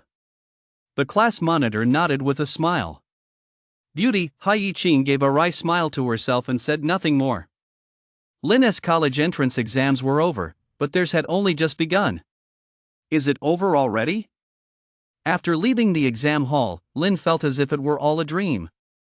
Looking back 3 months ago, he had been a poor student with a vitality of only 0.8, but now, he had reached the martial warrior realm and was being vied for by several universities right at the exam site. These universities had been out of his reach just 3 months ago, but now he could choose anyone he wanted. Standing at the entrance to the residential complex, a few elderly ladies looked at Lin, their eyes lighting up once again. Xiao Mo is back. I remember you guys had the college entrance exam today. How come you're back so early? I came back as soon as it was over. Lin said with a smile. It ended before 10 o'clock? My grandson's exam last year lasted until past 5 in the afternoon, and he got into Tianlong Third Martial Arts University, a first-tier institution. One of the elderly women said, her face beaming with pride. Your grandson is really impressive. Lin gave her a thumbs up. It's nothing special. Xiao Mo, if you get into the third Wuda, I'll have my grandson. Look out for you. He is a student council officer at the school right now. He has got a lot of clout. Thanks, ma'am. I just finished my exam and I'm a bit tired. I'm going upstairs to rest for a bit. Lin nodded politely and turned to head up the stairs. Tisk, TSK. That kid from the Lin family, his exam results this year probably won't be very good. Exactly. If he'd done really well, how could he have finished in just an hour? He probably won't get in. But I heard this kid was pretty good. He even went to the elite training camp. How could he have failed the college entrance exam? He probably had the wrong mindset. Let me tell you, mindset is crucial for the college entrance exam. My grandson had a great mindset back then, and he ended up getting into Tianlong's Third Martial Arts University, that's a first-tier school, just a hair's breadth away from the top-tier ones. Lin could still hear the chatter of a few middle-aged women in the hallway. He couldn't help but shake his head. Back then, Li Daming and his son must have listened to these women and mistakenly thought that he, Lin, had become an idiot. As a result, they came to his door to provoke him, only to end up both killed. Rumors can really kill people, Lin mused to himself as he pushed open the door and walked into the living room, where he saw his parents sitting on the sofa, staring at him. You guys didn't go to work? Lynn asked with a smile. You had your college entrance exam today, so we took the day off. We didn't go to work because we didn't want to make you nervous, Wang Ping explained, then stood up and asked, why did it end so quickly? Did you not do well? Don't talk nonsense. Daeyoung glared at his wife, then smiled at Lin. Son, how did it go? Will you get into the provincial martial arts university? Not bad, Lin said with a smile. Don't worry, Mom and Dad. Your son here is being fought over by several universities. Both Capital Martial University and Tianlong Martial Arts University are offering me scholarships. You're such a braggart, it's not even time to fill out college applications yet. Wang Ping playfully slapped her son on the back, but seeing that he was just joking with her, both she and her husband breathed a sigh of relief. Just then, a commotion suddenly erupted downstairs. Outside the main gate, more than a dozen cars drove into the residential complex. The group of middle-aged women who had been chatting animatedly moments earlier immediately perked up and rushed over. What are you doing here? This is a high-end residential complex. One of the middle-aged women, a member of the Homeowners Association wearing a red armband, stepped forward. Hello, ma'am. We're here to see Lin, one of them said with a smile. Chapter 65, Other People's Kids. Watching the large group march up the stairs, the middle-aged woman's curiosity was once again piqued. What is going on? Could that kid from the Lin family have offended someone? These are all top-tier martial path universities in Huaxia. What are they doing here looking for Lin? It really is the admissions offices from those universities. Could it be that the Lin family's kid has been accepted early by these schools? Impossible, absolutely impossible. When my grandson was admitted, everything went through the proper channels. We had to wait for the scores to come out before filling out the application. No school ever came knocking on our door like that. The elderly woman who had been bragging about her grandson looked utterly incredulous. The other elderly women simply shook their heads and said nothing. Just then, Wang Ping heard a knock at the door and hurriedly got up to open it. Then he stared blankly at the dozen or so people standing at the door. Who are you? Hearing Wang Ping's words, Daeyoung assumed another troublemaker had come calling, so he pulled a baseball bat from under the table and walked over. What do you want? Daeyoung said coldly, pointing the bat at the crowd in front of him. You two must be Lin's parents. We're from the admissions office at Capital Martial University. We're here today to invite Lin to apply to our school. The head of the admissions office from one of the leading universities at the front of the group said with a smile. At admissions office? Daeyoung and Wang Ping exchanged glances, their faces full of confusion. Here are our credentials, along with some information about our university. The head of the Capital Martial University admissions office pulled out business cards and supporting documents, presenting them to Wang Ping with both hands. Hello, Director Hua. Wang Ping glanced at the name on the card and quickly greeted him with a broad smile. I'm from Tianlong Martial University. My surname is Zhou. I'm from. Quick, please come in. Wang Ping and Daeyoung hurriedly ushered the group inside. My place is too small to seat so many people. Please forgive me, Wang Ping said apologetically. Lin, get up quickly and let the professors take a seat first. No need. No need.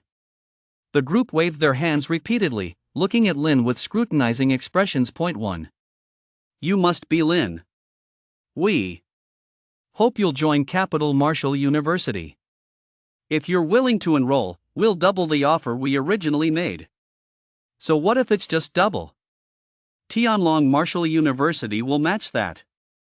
Nanwan Martial University will certainly go all out as well. Inside the room, a group of martial arts university admissions directors vied with one another to offer all sorts of generous terms, as if afraid Lin wouldn't choose their school. At the same time, downstairs, the elderly women heard the voices coming from upstairs, and one by one, their faces lit up with envy. The Lin family are Tianlong Martial Arts University and Capital Martial University among the best schools? They're considered the top universities in Huaxia. But if you're asking about the very best universities, they don't quite measure up. Her grandson's words instantly brought a look of excitement to the old lady's face, then which two schools are the very best? Huaxia Military University and Huaxia Martial Arts University. As the old man's grandson spoke the names of these two schools, his tone was filled with deep reverence. Ah, I knew Lin wasn't exactly an outstanding child. Knock, knock, knock. At the Lin residence, the group's conversation was suddenly interrupted by a knock at the door. The door was open, so I just walked right in. Please forgive me, the elderly man said with a cheerful smile. Old Master Han. The directors of the admissions office, upon seeing him, quickly stood up and made room for him on the sofa. The group was stunned. Old Master Han had effectively been semi-retired, yet here he was, personally conducting admissions today. This clearly showed that Lin's potential had caught Old Master Han's attention. Sir, Daong and Wang Ping had never witnessed such a grand reception before. Seeing this, they quickly stood up. You are Han Yi from Huaxia Military University, the elderly man said with a smile. Han Yi? Daong paused for a moment, name sounded vaguely familiar. Your son is exceptionally talented, so we've come today in the hope that Lin will join Huaxia Military University. Han Yi explained their purpose with a smile, then turned to Lin standing nearby. Lin, join the military university, this is your only choice. What can the military university offer me? Lin asked with a smile. The military university can offer you countless challenges, allowing you to push past your limits through constant challenges. Han Yi spoke with a smile. Capital Martial University, Tianlong Martial University, and Nanwan Martial University are all among the top institutions in Huaxia. But these schools still prioritize student development above all else. Talented individuals like you require a different approach to development. And our military university can offer you the very best of all possible approaches. We can even take you deep into the abyss to seek out those monsters and hunt them down with your own hands. A smile played on Han Yi's face as he spoke these words slowly. Enter the abyss. Hunt monsters. Lin's eyes lit up instantly. Hunting monsters could rapidly improve his combat skills. That was exactly what Lin wanted. Other schools have offered quite a few attractive terms. I wonder what kind of terms the military academy has in store for me. Lin looked at Han Yi impassively and spoke slowly. All Huaxia Military University can offer you is a challenge. Han Yi shook his head. You'll even have to earn vitality pills by completing missions or buying them with your own money. Lin was momentarily at a loss for words. The old man before him wasn't offering any perks at all, yet Huaxia Military University held a powerful allure for him. Old man, you've got to offer me some kind of incentive, Lin said with a look of resignation on his face. Otherwise, it'll be really hard for me to decide. You young rascal, you've already made up your mind. What else do you want from an old man like me? The old man said with a laugh. I'm going to wait a little longer. Lin shook his head. Huaxia Martial Arts University hasn't made their offer yet. Maybe they'll offer even better terms. No need to wait.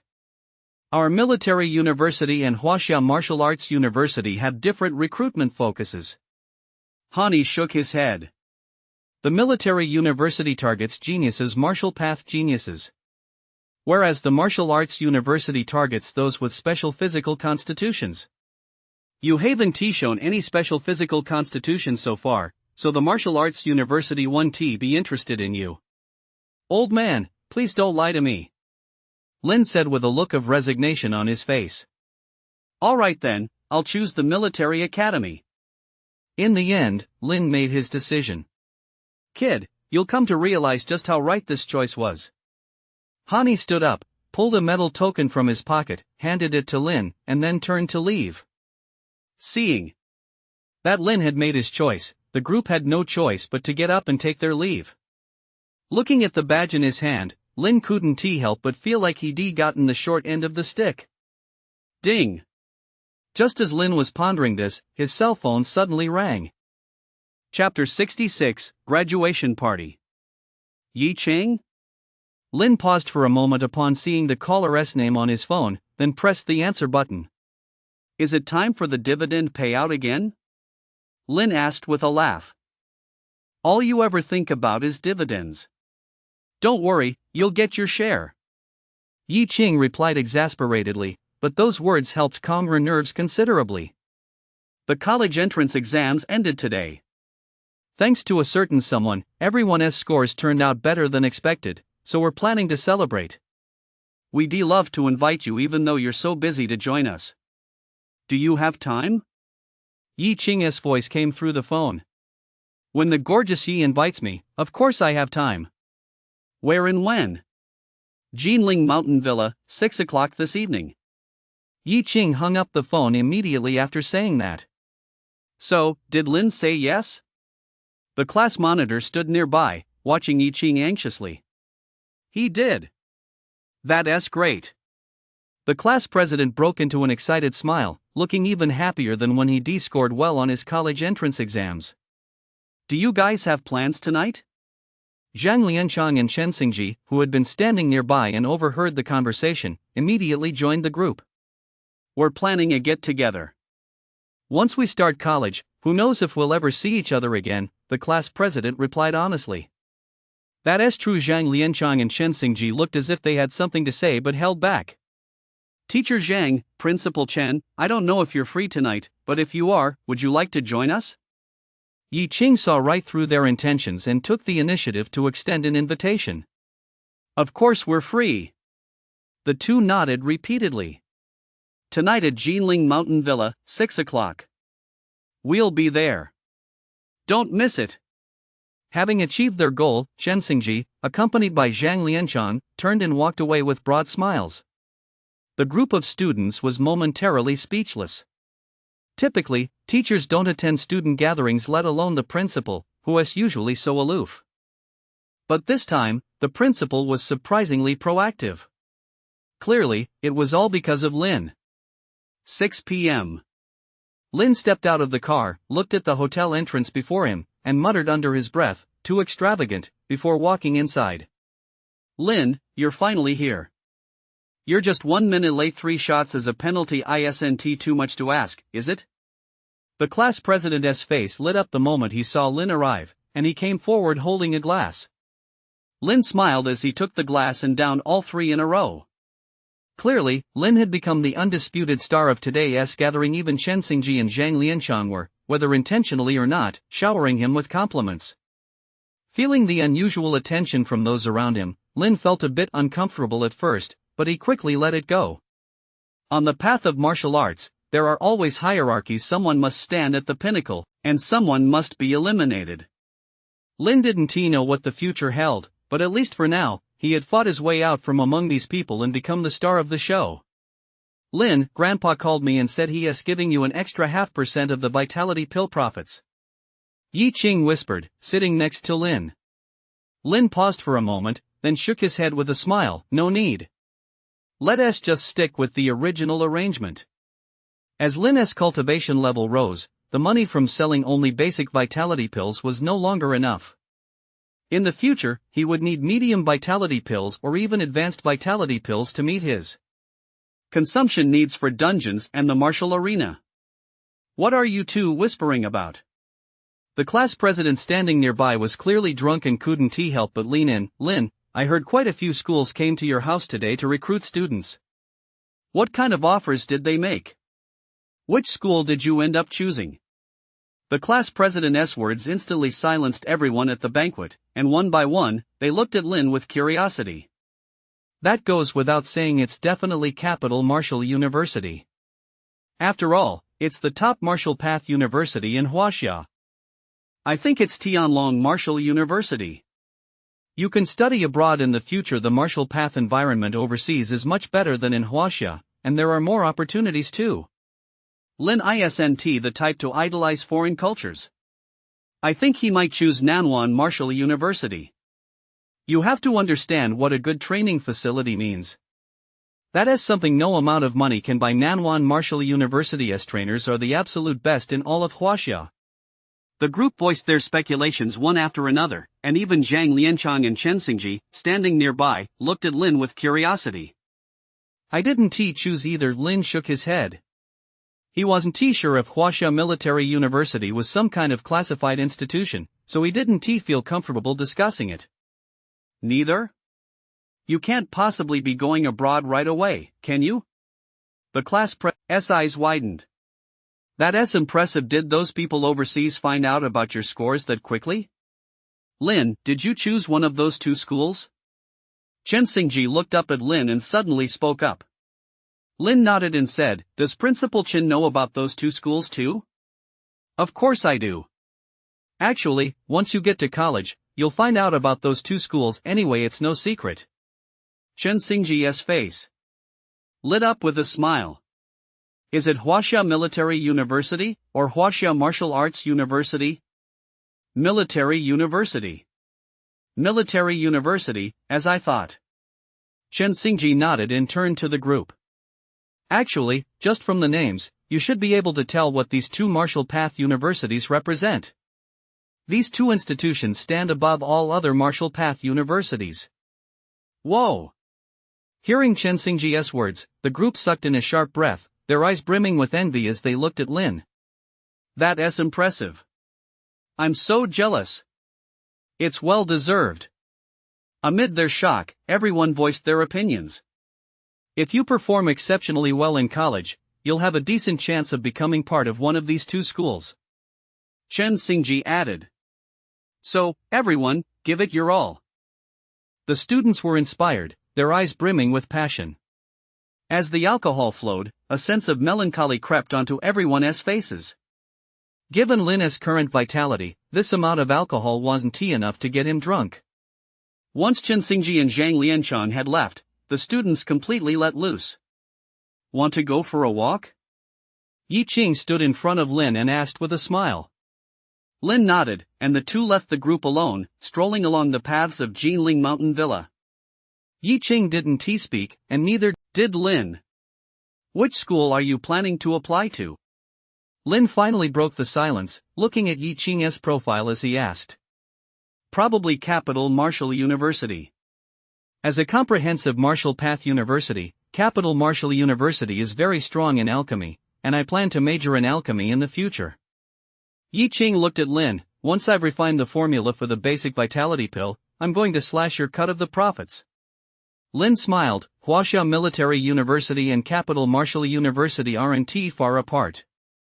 If you need anything, feel free to come find me anytime. Yi Qing nodded, and the two fell silent once more.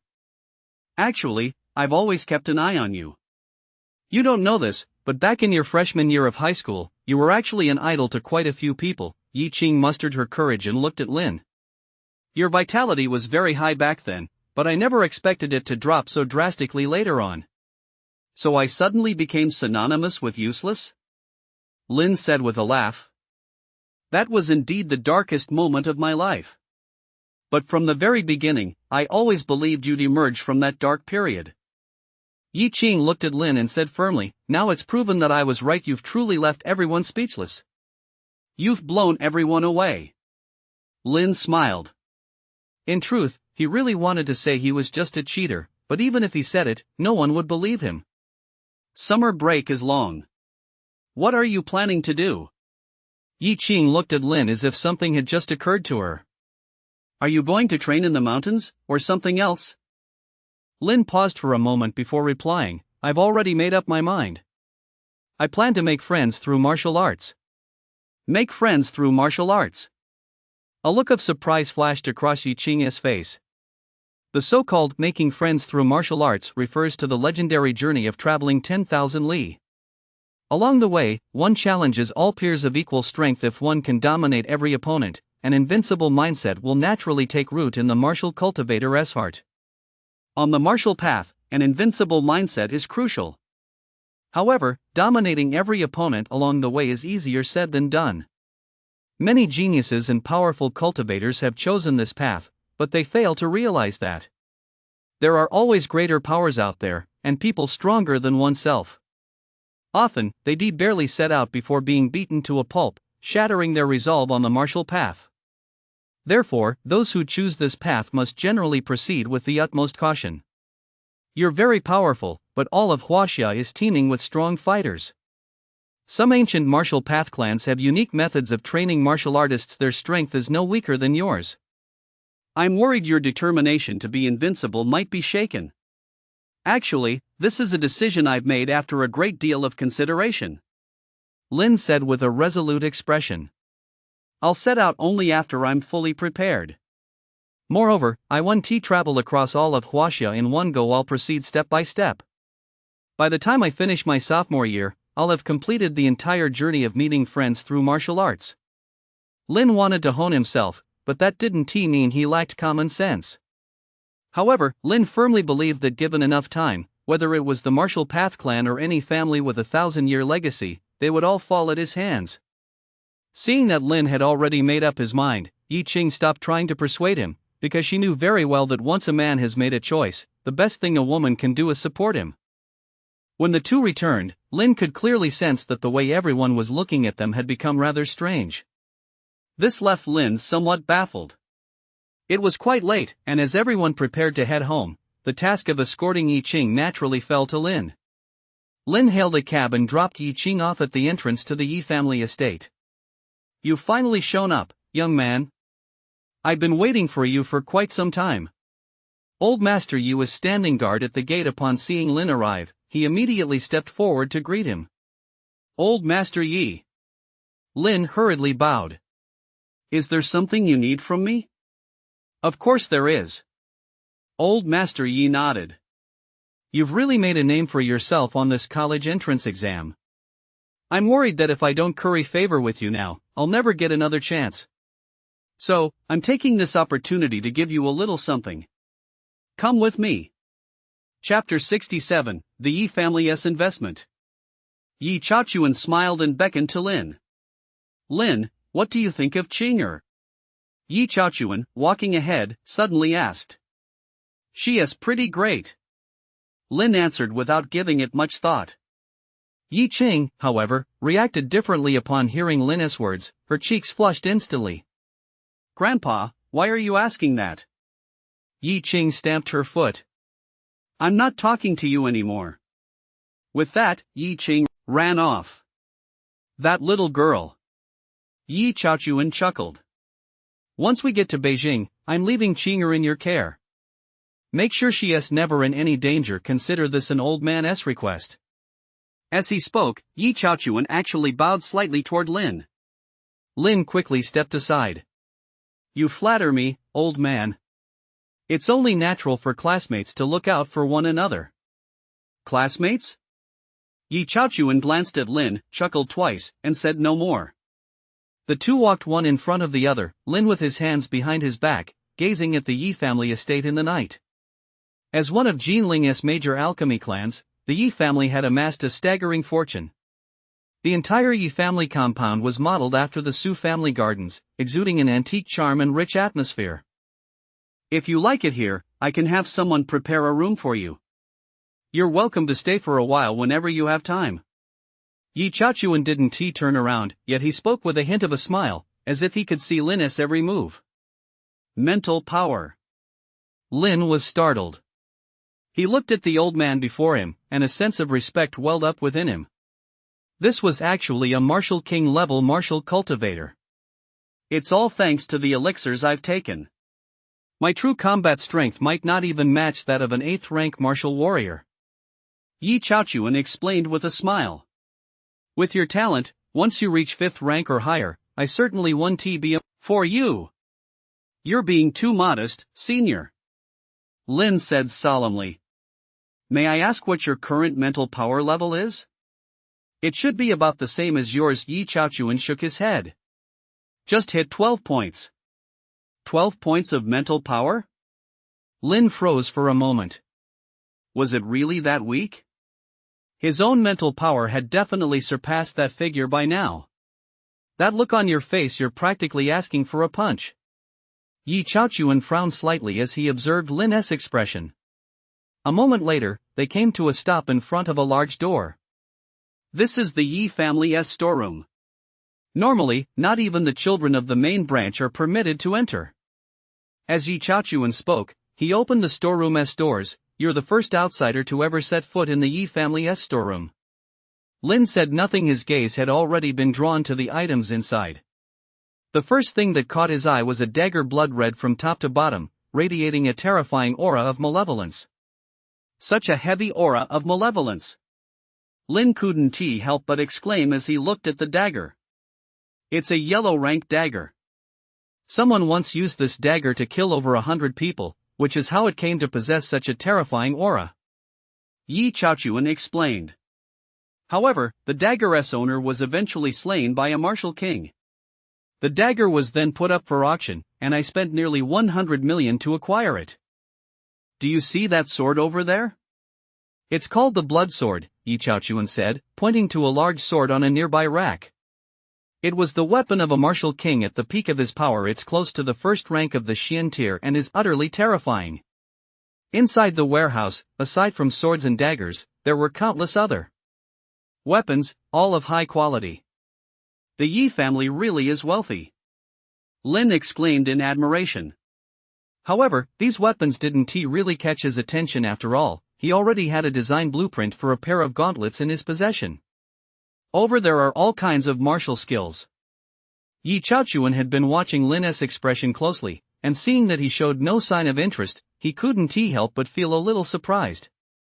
After all, most people, upon seeing these weapons, would have wanted to claim them for themselves long ago. This kid is no ordinary person. Yi Chaochuan led Lin to the martial skill section, where an entire row of bookshelves was arranged into 4 major categories: heaven, earth, mystic, and yellow, with each category further subdivided into 9 ranks. There isn't a single one at earth rank 1st grade or higher. The highest is only mystic rank 9th grade. See if there's anything that interests you? Yi Chaochuan explained with a smile. Lin's gaze swept row by row across the martial skills. He had always wanted to find a movement-based martial skill. Unfortunately, such martial skills were far too rare. Even the Yi family didn't possess one. 5 elements fist, Xian tier, 9th grade. Lin's eyes settled on the highest ranked martial skill. You want to choose the 5 elements fist? Yi Chaochuan looked at Lin, paused for a moment, then sighed in resignation. This martial skill requires you to reach the peak of the martial king realm before you can tap into the transformations of vitality. Until then, even if you master this martial skill, it'll be useless. I advise you to choose something more practical. No need. I'll take the 5 elements fist. Lin shook his head. You should know that, at my current cultivation pace, reaching the peak of the martial king realm is only a matter of time. Reaching the peak of the martial king realm is no easy feat. Yi Chaochuan shook his head, especially since you've already been admitted to Huaxia Military University. You might not realize what that school represents. Lin had been hoping to learn more about Huaxia Military University, and upon hearing Yi Chaochuan's words, he immediately looked at him with curiosity. Old man, tell me, I'm all ears. Huaxia Military University is certainly one of the 2 top schools in all of Huaxia, but you need to understand why it's considered elite.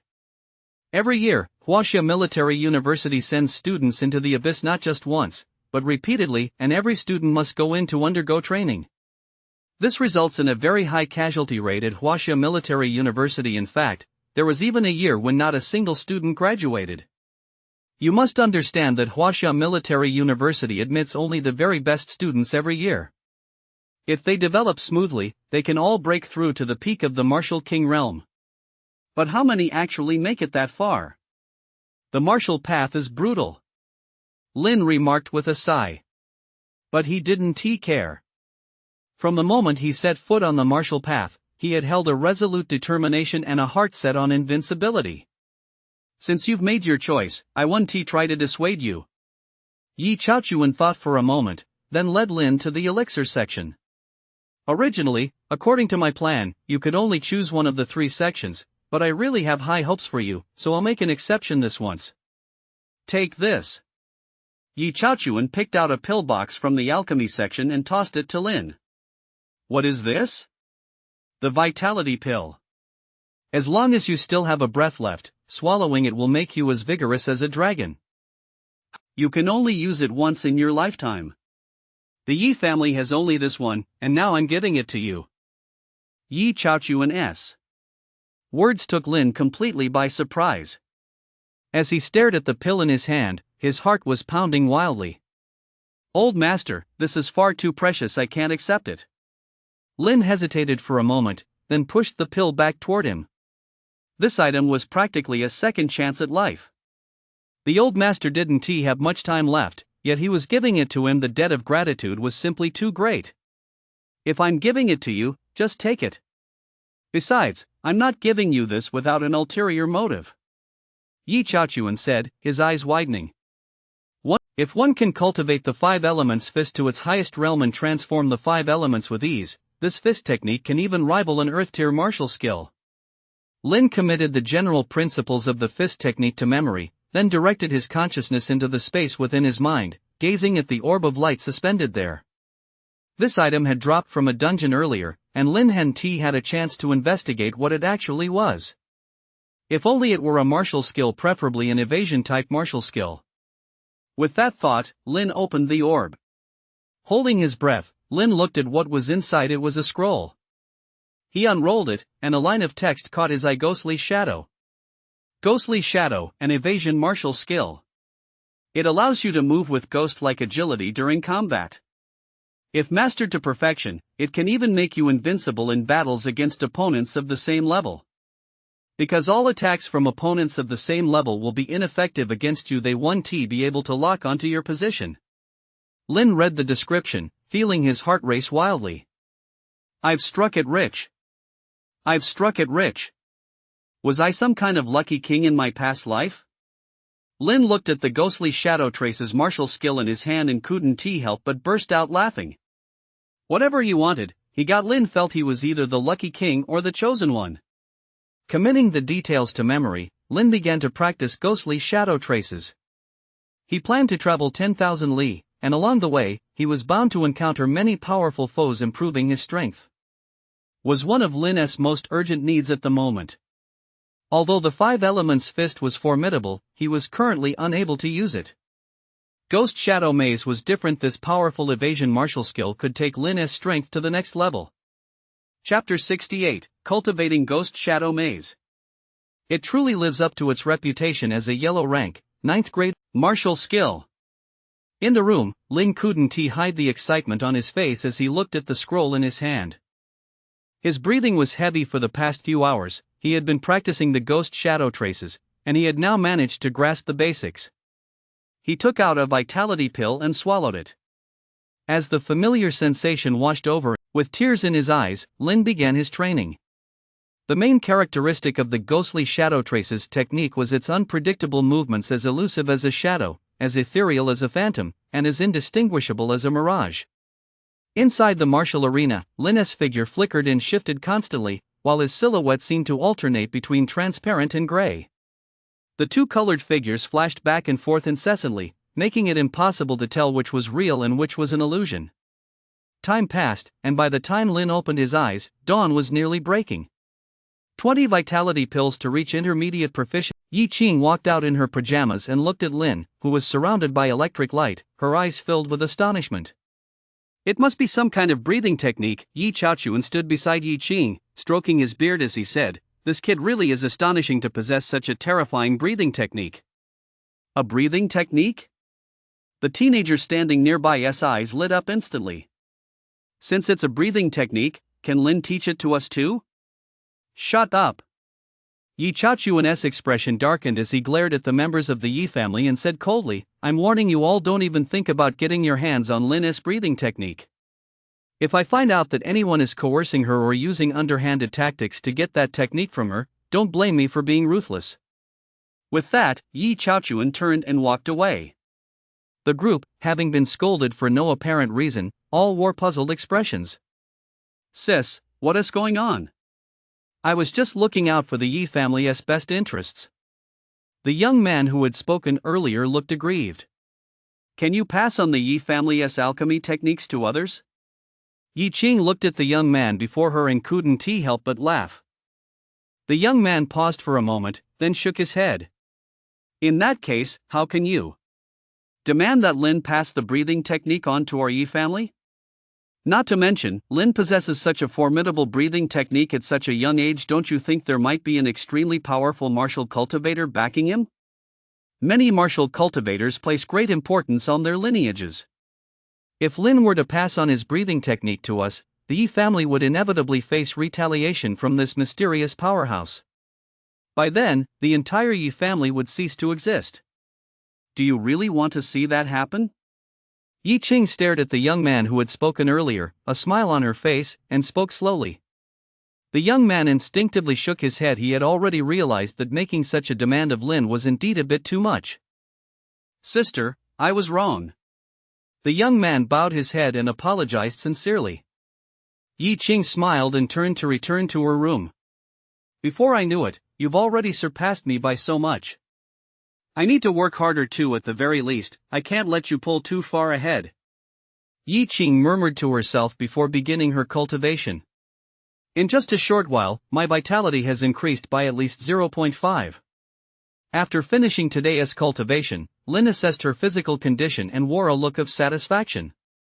After exchanging a few words with Yi Chaochuan, Lin got up to leave.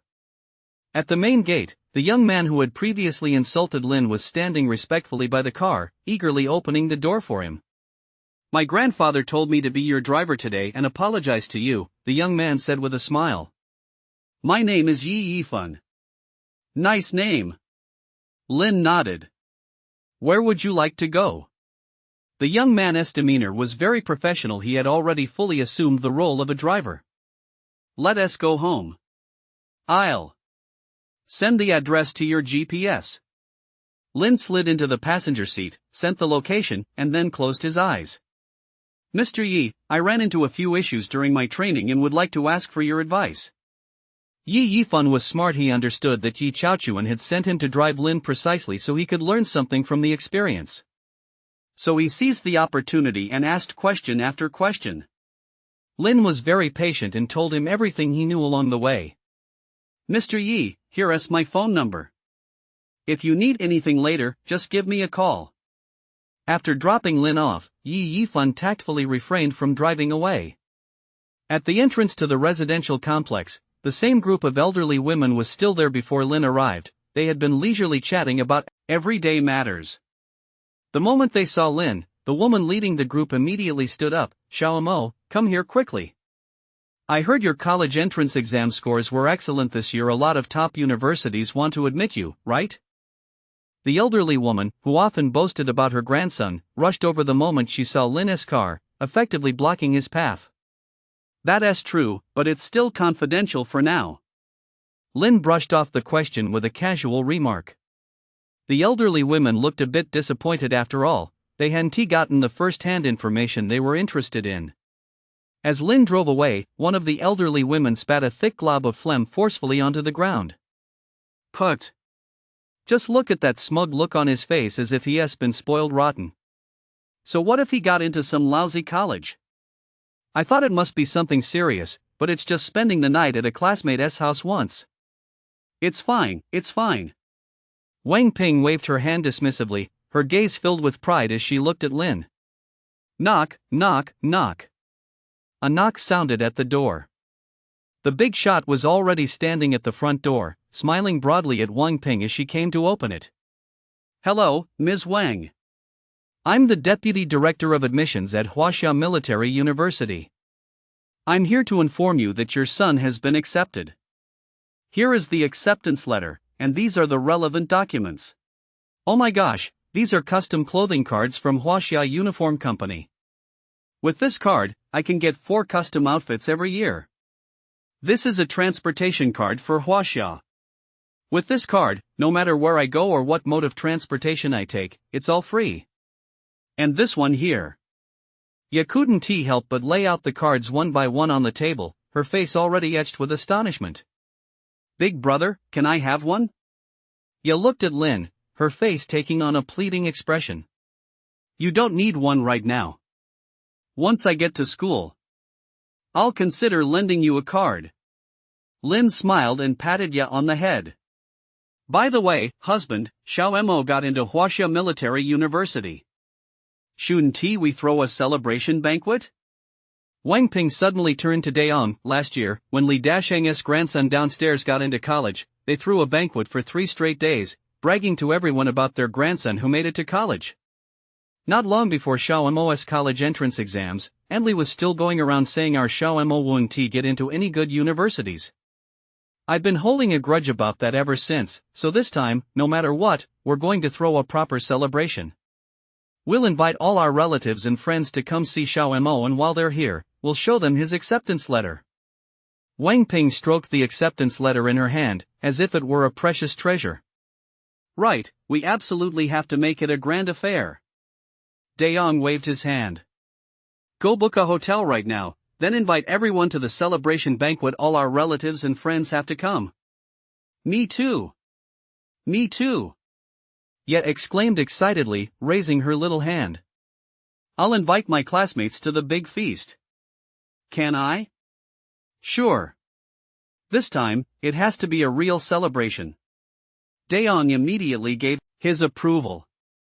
Xiao Mo, you absolutely have to invite Teacher Zhang and Principal Chen. We need to thank them properly. Lin nodded, understanding his parents' over-the-top behavior. After all, they worried endlessly about his low vitality score earlier on, and they been teased about it from time to time in front of relatives and friends, leaving them feeling ashamed. Now that Lin had excelled on the college entrance exam, it was only natural for them to want to throw a grand celebration. As for Zhang Lianchang and Principal Chen, as long as Lin invited them, they would certainly be more than happy to attend. After receiving Lin's approval, De Yong immediately began making preparations with great enthusiasm. Since the celebration banquet was to be held at a hotel, booking the event was quite simple. With just one phone call, the hotel manager arrived at their doorstep in less than 15 minutes. Every cultivation session consumes at least 10 vitality pills, which amounts to over 2 million. The rate at which the Yi family pays out dividends is nowhere near fast enough to keep up with Lin's consumption. So for Lin, it was a matter of saving wherever possible. After finalizing the details of the graduation banquet, Lin got up and went straight to his bedroom to prepare for cultivation. According to his plan, after the banquet, he would leave home. He roughly estimated that, traveling from Jiling to the capital, he should be able to make it to school before the semester started, even if things didn't go perfectly. For this 1,000-li journey, Lin had even prepared a detailed map, marking the locations of strong peers his age in every major town along the way. Lin planned to fight his way through the entire route, forging his invincible spirit with an unbeatable demeanor. Until then, he had to keep improving himself at every moment. After taking out a vitality pill and swallowing it, Lin logged back into the game. This time, Lin chose to enter a dungeon to accumulate vitality and combat experience. As soon as he set foot in the new dungeon, Lin felt a wave of heat wash over him. Not far away stood a figure entirely engulfed in flames. This figure was immense. Its entire face was shrouded in flames, making its features impossible to discern. It held a whip in its hand, and upon spotting Lin, it swung the long whip toward his back. Flames surged upward, shooting more than 10 meters high in an instant. After Lin dodged, the whip struck the ground, instantly igniting the grass and causing it to vanish from the entire room. Lin let out a soft snort and immediately engaged the fire monster in combat. Combining ghost shadow traces with master-level techniques like Tiger Fist was enough to astonish even many powerful warriors. At that moment, Lin pounded the fire monster with his fists from various angles. After just a few minutes, much of the flame on its body had died down, revealing its true form to Lin. Another humanoid monster, it retains most of the characteristics of the human race. Lin couldn't help but exclaim as he looked at the fire monster. The monsteress face was that of a woman. The flames were slowly fading from her proud bosom, revealing a curvaceous figure. Is this a mutated human? Standing at the entrance to the boss room, Lin paused for a moment before realizing he couldn't continue farming the dungeon. To enter the boss room, he would have to consume more vitality pills. But the maps Lin had just cleared all required at least 20 vitality pills each. Knock, knock, knock. A knock on the door startled Lin. When he opened it, he saw Ya, all dressed up, standing charmingly at the doorway. The hotel's booked. Dad said we should head over early. Our relatives and friends should be arriving first thing in the morning. Ya had become much more talkative lately, and the bond between the brother and sister had grown much closer. As soon as Lin and Ya arrived, all eyes at the table immediately turned toward them. Lin spotted Yi Qing, Zhang Lianshan, Chen Xingji, and others, as well as several of his classmates. Xiaoya, come here for a moment. Just then, Lin heard someone behind him quietly calling A's name. Bro, I'm going to greet my classmates now. After dropping that line, Ye sat down next to her classmates. Xiaoya, you told me last time that your family has quite a few things your brother has worn. Are they still available if I buy them now? A girl asked, blushing. I want your brother's underwear. Lin's feet faltered. He fought the urge to turn around, his mind reeling. My God, are young girls these days really this bold? Chapter 70, A Journey of 10,000 Li. Have you guys heard? That kid from the old Lin family threw a celebration for his college acceptance yesterday. All the bigwigs in Jinling City were there. We've heard. He received quite a few gifts, too. That deputy leader of the Martial Alliance even gave him 3 medium vitality pills, a whopping 6 million. 6 million? That's nothing. The Yi family gave him a yellow rank, 3rd grade martial skill. I hear it's incredibly powerful. In Lin's residential complex, a group of elderly women had gathered to discuss the matter loudly. The old lady who used to brag about her grandson was no longer there since the recent conversations had all revolved around Lin. She'd been thoroughly annoyed and had already cut ties with the group. Speaking of which, where's that kid Lin? We haven't seen him since the celebration ended yesterday. I heard he went on a trip. Look at other people's kids, they know how to balance work and play, unlike that good-for-nothing of ours, who does nothing but play video games all day long. The elderly women kept discussing everything about Lin, their faces filled with envy. Meanwhile, the very person they were talking about was heading north with a backpack on his back. His first destination was Zhucheng. Rumor has it there's a prodigy in Zhucheng, a sophomore in college who is incredibly strong and has already reached the martial warrior realm. I might as well try challenging him, Lin muttered to himself. His vitality had now reached 132, still some distance from the martial warrior realm, but he was determined to test his skills against a martial warrior nonetheless. Zhucheng wasn't too far from Jiling, but Lin chose the slowest possible route. He walked the entire way, using the journey to continuously expend his vitality while slowly practicing the ghost shadow tracing body technique. During this process, Lin had thoroughly mastered the thunder breathing method, reaching an advanced level of proficiency. As he channeled the breathing technique, thunder danced around him, and an endless stream of vitality flowed into his body, causing his vitality to grow ever stronger. The thunder breathing method really is powerful. Lin marveled once again. With every increase in his proficiency, he gained a new appreciation for the technique's might. On the national highway, Lin was suddenly blocked by 2 young men on motorcycles. Hey kid, all by yourself? One of the young men squeezed the brake while twisting the throttle, causing the motorcycle to roar like a beast. The other young man peered at him defiantly from behind his helmet. What's up? Lin replied nonchalantly. We're 2 brothers traveling around, but we're running low on cash. We're asking you to chip in a little, the young man said casually, his gaze already fixed on the backpack behind Lin.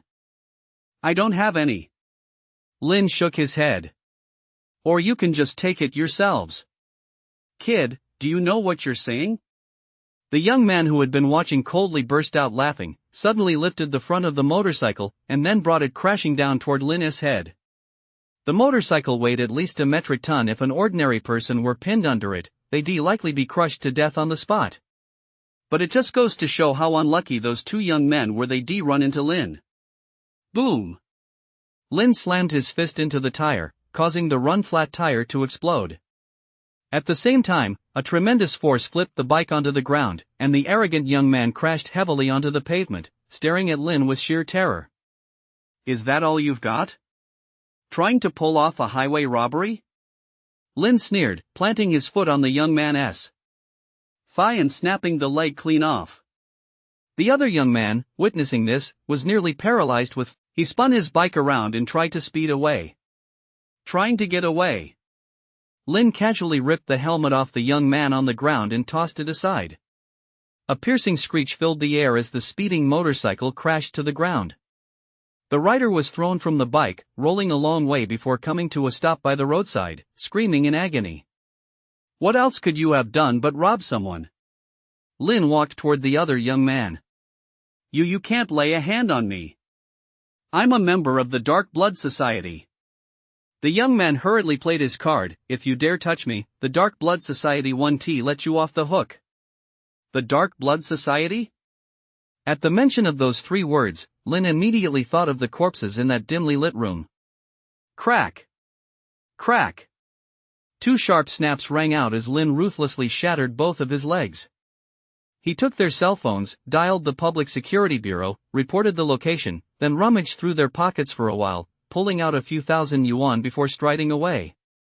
Of course, before leaving, Lin gently pressed his motorcycle down onto the 2 young men's severed legs with the bike in the way. It was virtually impossible for them to escape. Watching Lin's retreating figure, the 2 young men looked utterly desperate. Who would have thought that even though they were the ones who had intended to rob someone, in the end, they were the ones who got robbed? 2 good for nothings. They've got no real skills, yet they dare to try robbing others. Looking at the bills in his hand, Lin couldn't help but grumble. Though the amount wasn't much, it was at least enough to cover his expenses for the next few days. In the early stages of martial cultivation, the focus is on increasing vitality, so dietary requirements are enormous, primarily consisting of meat. Before nightfall, Lin arrived in Chucheng, a city located between Jinling and Zhucheng. "I haven't heard of any genius-level peers around here." Lin checked into an inn and ordered a table full of meat. "Miss, are there any genius martial artists in Chucheng?" Out of 1,000 people, it was already quite good if one could become a martial cultivator and reach the martial artist realm. Out of 100,000, if one could reach the martial warrior realm. To reach the martial warrior realm at Lin's age was a probability of 1 in 10 million. "I still need to go to college. Only there can I see geniuses from all over Huaxia," Lin murmured. "But it's summer vacation right now, so college students should all be on break. This is the perfect chance to see just how powerful they really are." Lin quickly finished his meal, returned to his room, swallowed a vitality pill, and drifted off to sleep. Consumed 10 vitality pills. Lin entered the dungeon once more. He was only halfway through the previous one. Upon entering the boss room, Lin saw a humanoid creature. It stood a full 2 meters tall, clad entirely in pitch black armor that even covered its face, revealing only a pair of blood-red eyes. Sensing Lin's arrival, the boss snorted coldly and charged straight at him. Its speed was so great that it reached Lin in almost an instant. Whoosh! Its fist, accompanied by the sound of tearing air, slammed down toward Lin's head. Lin tried to dodge using his ghostly shadow technique, but his path was blocked by another fist coming from a different direction. Boom! With no other choice, Lin raised both hands and forced himself to take the blow. The terrifying force surged through his hands and into his body. He shifted his feet and took a few steps back. Before Lin could regain his footing, the boss had already charged at him again. Boom! Lin kicked out at the boss's arm, executing the eagle stomp technique. The boss winced in pain and kept backing away. Then, "I have the upper hand." A cold smile curled at the corners of Lin's mouth. Relying on ghostly traces and the experience he accumulated from gaming, he kept circling around the boss. Thud! Lin tried using the rock-shattering fist to strike the boss's exposed skin, and it worked. Large pools of foul blood began to flow from the boss's body. "Since it works, you'd better get ready to die," Lin sneered. When Lin opened his eyes again, he had already successfully defeated the boss, and a faint glow had appeared in his mind. "The boss wasn't weak. I wonder what good loot it'll drop." Lin's eyes sparkled as he looked at the glowing orb he retrieved. The ghost shadow evasion he obtained from the last drop had already been a huge windfall for Lin. Surely this one wouldn't be any worse. He opened the glowing orb to find a ring inside. The ring was pitch black and looked very ordinary, but at that moment, it was floating in front of Lin. It can't be like that ring in Fighter of the Broken World, with an old man sleeping inside, can it? Lin stared at the ring, unsure. After hesitating for a while, Lin reached out, took the ring in his hand, and slipped it onto his index finger. Buzz! In an instant, Lin felt a surge of power relentlessly washing over his body. This power, like scorching magma, flowed from his finger into his meridians, then raged wildly through his body. The sensation was excruciating even with Lin's current strength. He couldn't help but let out a blood-curdling scream. Click! Lin quickly pulled the ring off, his face etched with a look of relief mixed with fear. A mark had already appeared on his finger, a hideous, menacing imprint left by the ring while it was on. What the hell is this thing? It almost cremated me. Still shaken, Lin looked down at his arm. That searing power had entered his body through it. Something's not right. Why is the old skin peeling off my arm? It looks like impurities my body is expelling after being tempered. Lin's eye lit up as he realized the changes happening to him. Chapter 71, The First Battle of the 10,000 Li Journey. Lin stared at the ring suspended before him, a look of astonishment spreading across his face. It's this thing that's tempering my physical body, causing the impurities within me to steadily diminish. Lin quickly figured out the cause of it all. What a gem! Lin couldn't help but grab the ring, clench his teeth, and slip it back onto his finger. Whoa! He couldn't help but suck in a sharp breath as that searing sensation swept over him once more. It felt as if molten lava were flowing through his meridians. Lin had been keeping a close eye on the time. In less than 3 minutes, he felt as though he couldn't take it anymore, as if his body were about to split apart. He took the ring off and put it away. Noticing another layer of dead skin on his body, he quickly got up, washed up, and changed into a fresh set of clothes. It feels like the strength of my physical body has increased significantly. Lin sensed the changes in his body and smiled. The path of martial cultivation is all about using the power of vitality to strengthen one's physical body. Now it seems this ring is accelerating that process. I've struck gold. Overcome with joy, Lin glanced at the pale sky. After washing up and having breakfast at the restaurant, he set off again. By noon that day, Lin had arrived in Zhucheng. I'll head to the martial arena first. Usually, gifted students like this spend their entire summer break there. Lin hailed a taxi, gave the driver the address, and the driver stepped on the gas and sped off. You're still pretty young, aren't you? Why are you heading to the martial arena so late? Young people have to work hard at their training. Don't end up like me once you get older. All you can do is drive a taxi. The driver was a nice guy and offered Lin some earnest advice. Thanks, driver. Actually, I'm pretty strong, Lin said with a smile. Young man, don't brag with me. How strong can you really be? Are you as strong as that kid named Lin from Jiling? And what about our genius, Kang Shun? He has already reached the martial warrior realm. I heard he's at the martial arena today, too. You'll get to see what a true genius looks like. Zhucheng wasn't very big, and after about 10 minutes, Lin arrived at the entrance to the martial arena. A single word from their idol was more effective than anything their own mothers could say. The group of girls, who had been screaming and wailing just moments before, immediately fell silent, gazing dreamily at Kang Shun on stage. Thank you all for coming to my lecture. Today, I'd mainly like to share some reflections on my personal cultivation journey. Kang Shun began with a smile, then started recounting some of his insights and experiences at Capital Martial University. Lin watched as the crowd excitedly pulled out paper and pens to take notes.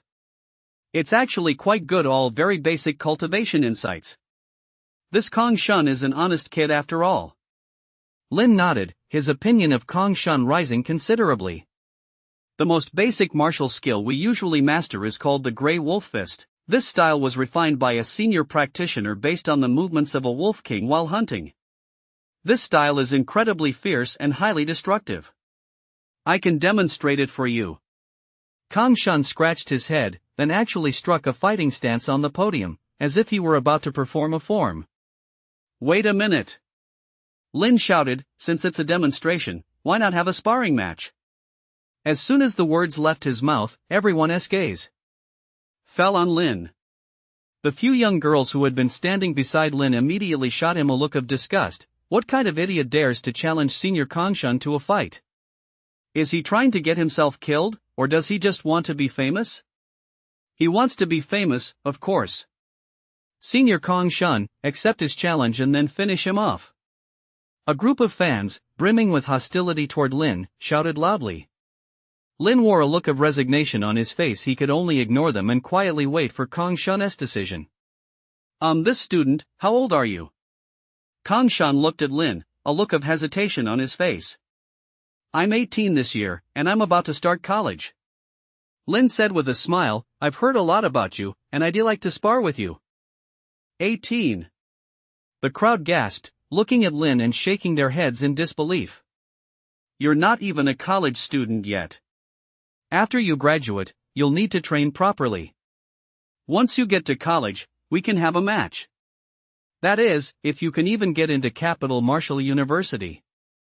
Kongshan smiled, not taking Lin's challenge seriously. He simply saw Lin as a kid looking to challenge a stronger opponent. Senior Kongshan, I think you might want to reconsider. Lin took a step forward, simultaneously releasing his vitality energy, which surged toward Kongshan. In an instant, Kongshan's expression shifted slightly, and his gaze toward Lin was filled with shock. You. Kongshan raised an eyebrow, then finally nodded. Alright, let us head to the training grounds. What? Senior Kongshan actually accepted his challenge. Senior Kongshan probably doesn't want to make him lose face. This is the perfect chance to see how Senior Kongshan is going to crush him. The crowd hadn't sensed the vitality energy Lin had just unleashed. Under the control of his mental power, Lin's mastery of vitality energy was far superior to that of the average person. The group set off in a grand procession toward the training grounds. Lin walked onto the training platform step by step with his hands behind his back, while Kongshan approached from across the way with a solemn expression. 10,000 li journey? Kongshan looked at Lin and asked. Lin nodded. Kongshan's expression grew even more serious. Impressive. I wouldn't dare go as far as you have. The 10,000-mile journey requires an invincible heart maintaining the belief that I am invincible at all times. However, such a conviction shatters instantly the moment one suffers a single defeat in combat. That is why Kongshan lacked the courage to undertake the 10,000-mile journey. He held immense admiration for Lin, who dared to take this step. I will give it my all. Kongshan declared loudly, simultaneously clasping his fists in a martial salute toward Lin. A gesture of respect among martial artists. Lin returned the salute with solemn dignity. The next moment, both men assumed their stances, and the entire training arena fell suddenly silent. The crowd below found themselves holding their breath involuntarily as an inexplicable sense of pressure washed over them. What's up with this guy? Standing right in front of Kongshan, he doesn't look the least bit afraid. He is not just fearless. I feel a little scared just looking at him. What's going on? This guy might not be as simple as he seems. Didn't you notice how Senior Kongshan's expression has changed? Not all the students were mindless fans. Sensing the atmosphere on the stage, one by one, they began to sense that something was off. Whoosh! Kongshan struck first. With a cold bark, he unleashed the Grey Wolf Fist. The moment he launched his attack, he charged at Lin with the fierce gaze of a wolf king. What an intense killing intent! Lin couldn't help but marvel. The essence of the Grey Wolf Fist must be this very killing intent. It erupts like that. Anyone with a weak mindset could easily be terrified into paralysis. Roar! Tiger Roar Shockwave. Lin let out a tigeress roar, and a visible shockwave shot out from his mouth. Kongshan's expression shifted slightly. He immediately halted the blue wolf fist, somersaulted once in midair, and then crossed his arms across his chest. Boom! A dull thud echoed as the shockwave was blocked by his arms. What incredible defense! Lin said with a smile. I'm second rank. Your first rank. Are you insulting me by saying my defense is strong? Kongshan looked exasperated. Let us go again. He charged forward once more, but this time, he unleashed his martial skill, splitting into 3 afterimages on the stage. It's impossible to tell which is real. If I could use mental power, this martial skill would be useless against me, but I can't use it," Lin said with a faint smile. Thud. Lin stomped hard on the platform and leaped into the air. He soared to a height of over 3 meters. Just then, Kang Shun's figure appeared where Lin had been standing. Boom! The punch came down from above, slamming directly into the ground. On the martial arts platform, a massive crack spread out in all directions. Kang Shun's single punch had smashed a huge hole right through the surface. As his strike missed, Kang Shun instinctively sensed danger and tried to dodge, but it was already too late. It was as if Lin had anticipated his very anticipation. The eagle stomp came crashing down from the air.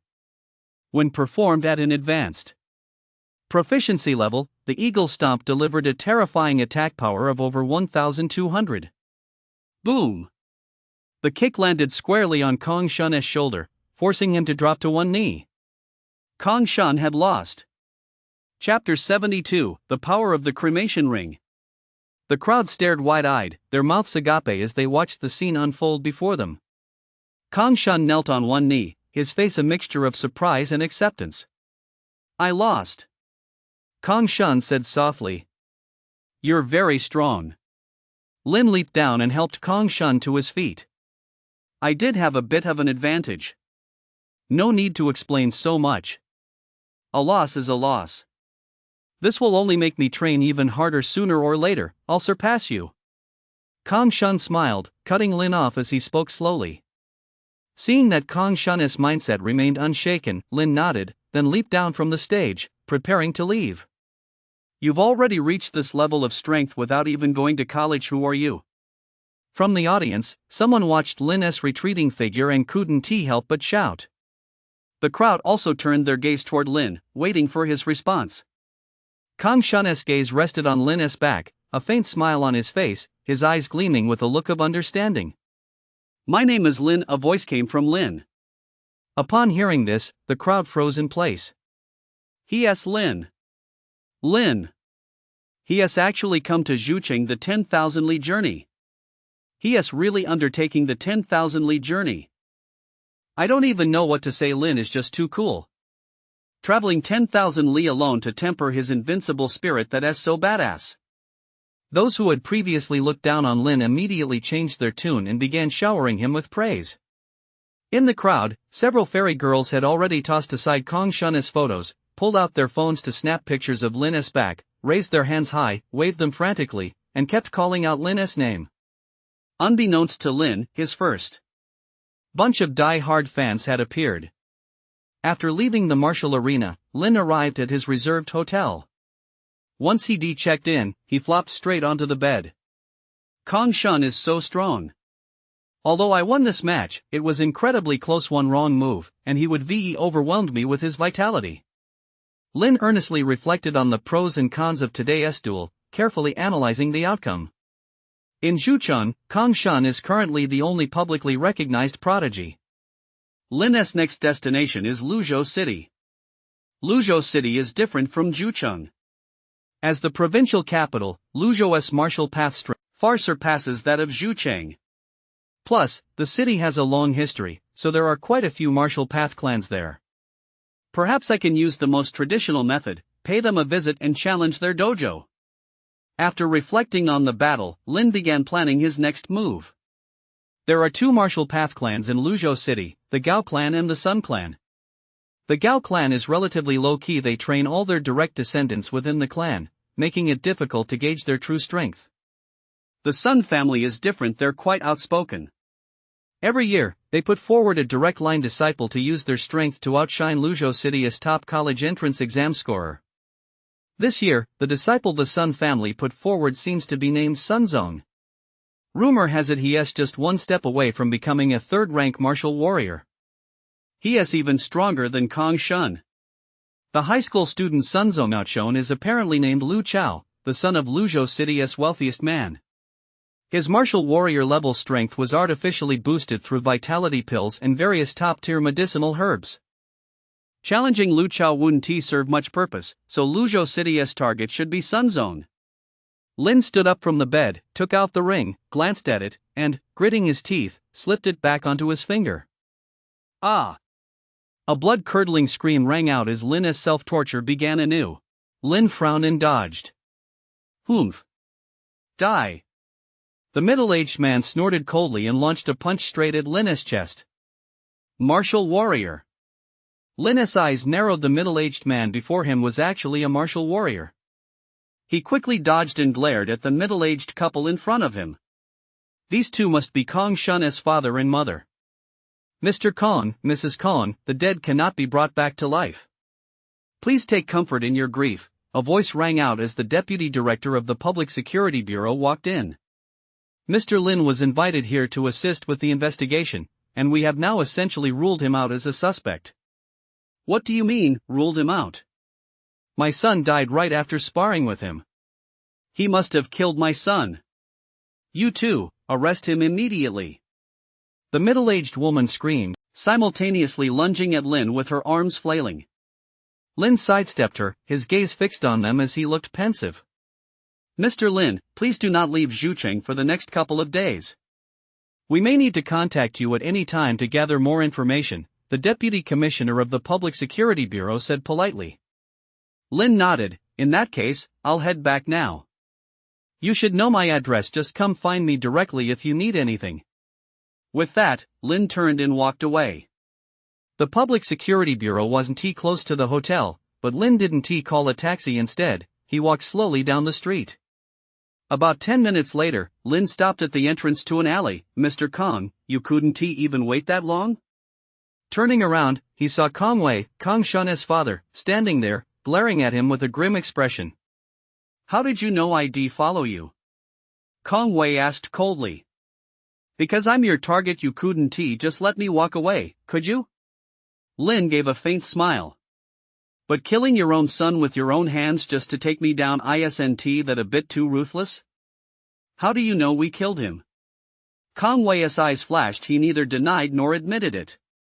That punch just now was exactly the same as the one that struck Kong Shun. Besides the injuries I left on him during our sparring, the only mark left on his body was from that punch. So whoever killed him must have struck when he was completely off guard. You're his father. You fit all the criteria perfectly. Lin presented his theory, his gaze fixed on Kong Wei. If you can't even beat someone at a lower cultivation level than you, living is just a disgrace.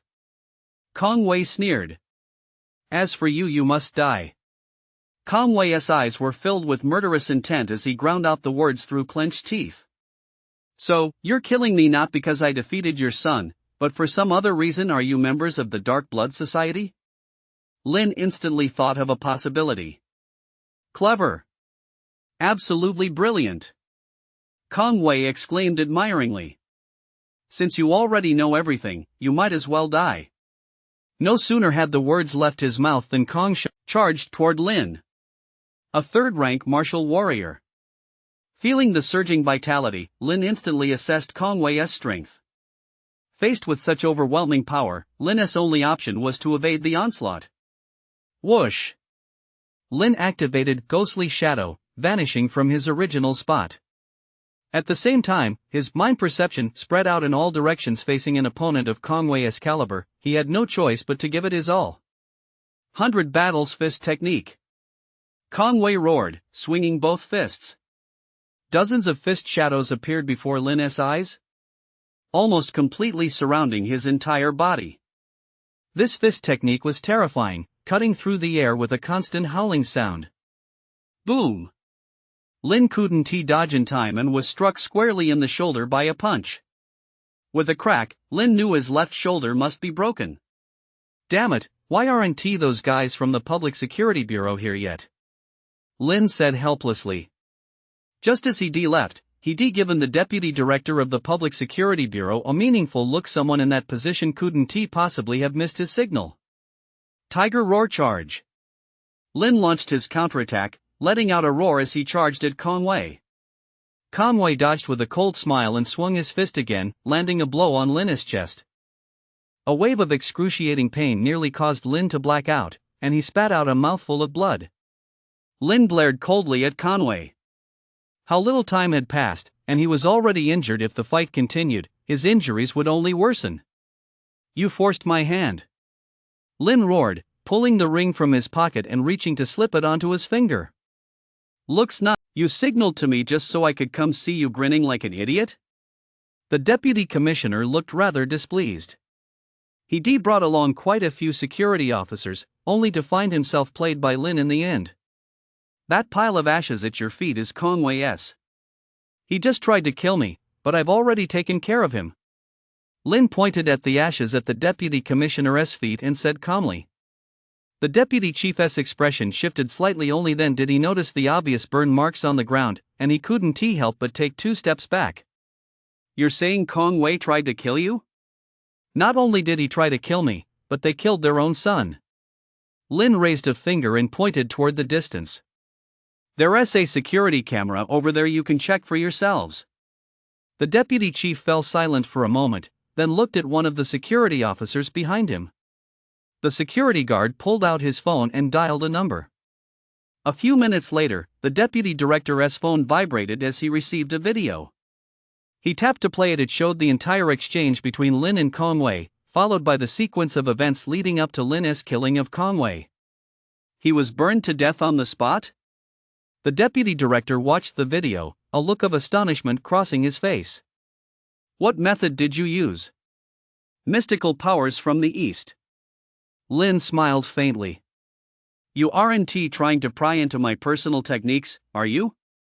Among martial artists, prying into each other's techniques is a major taboo. The deputy commissioner realized he had just said the wrong thing, so he could only clear his throat and let the matter drop. "I want to know why Conway wanted to kill you," the deputy commissioner said, frowning. "I can't find a single reason."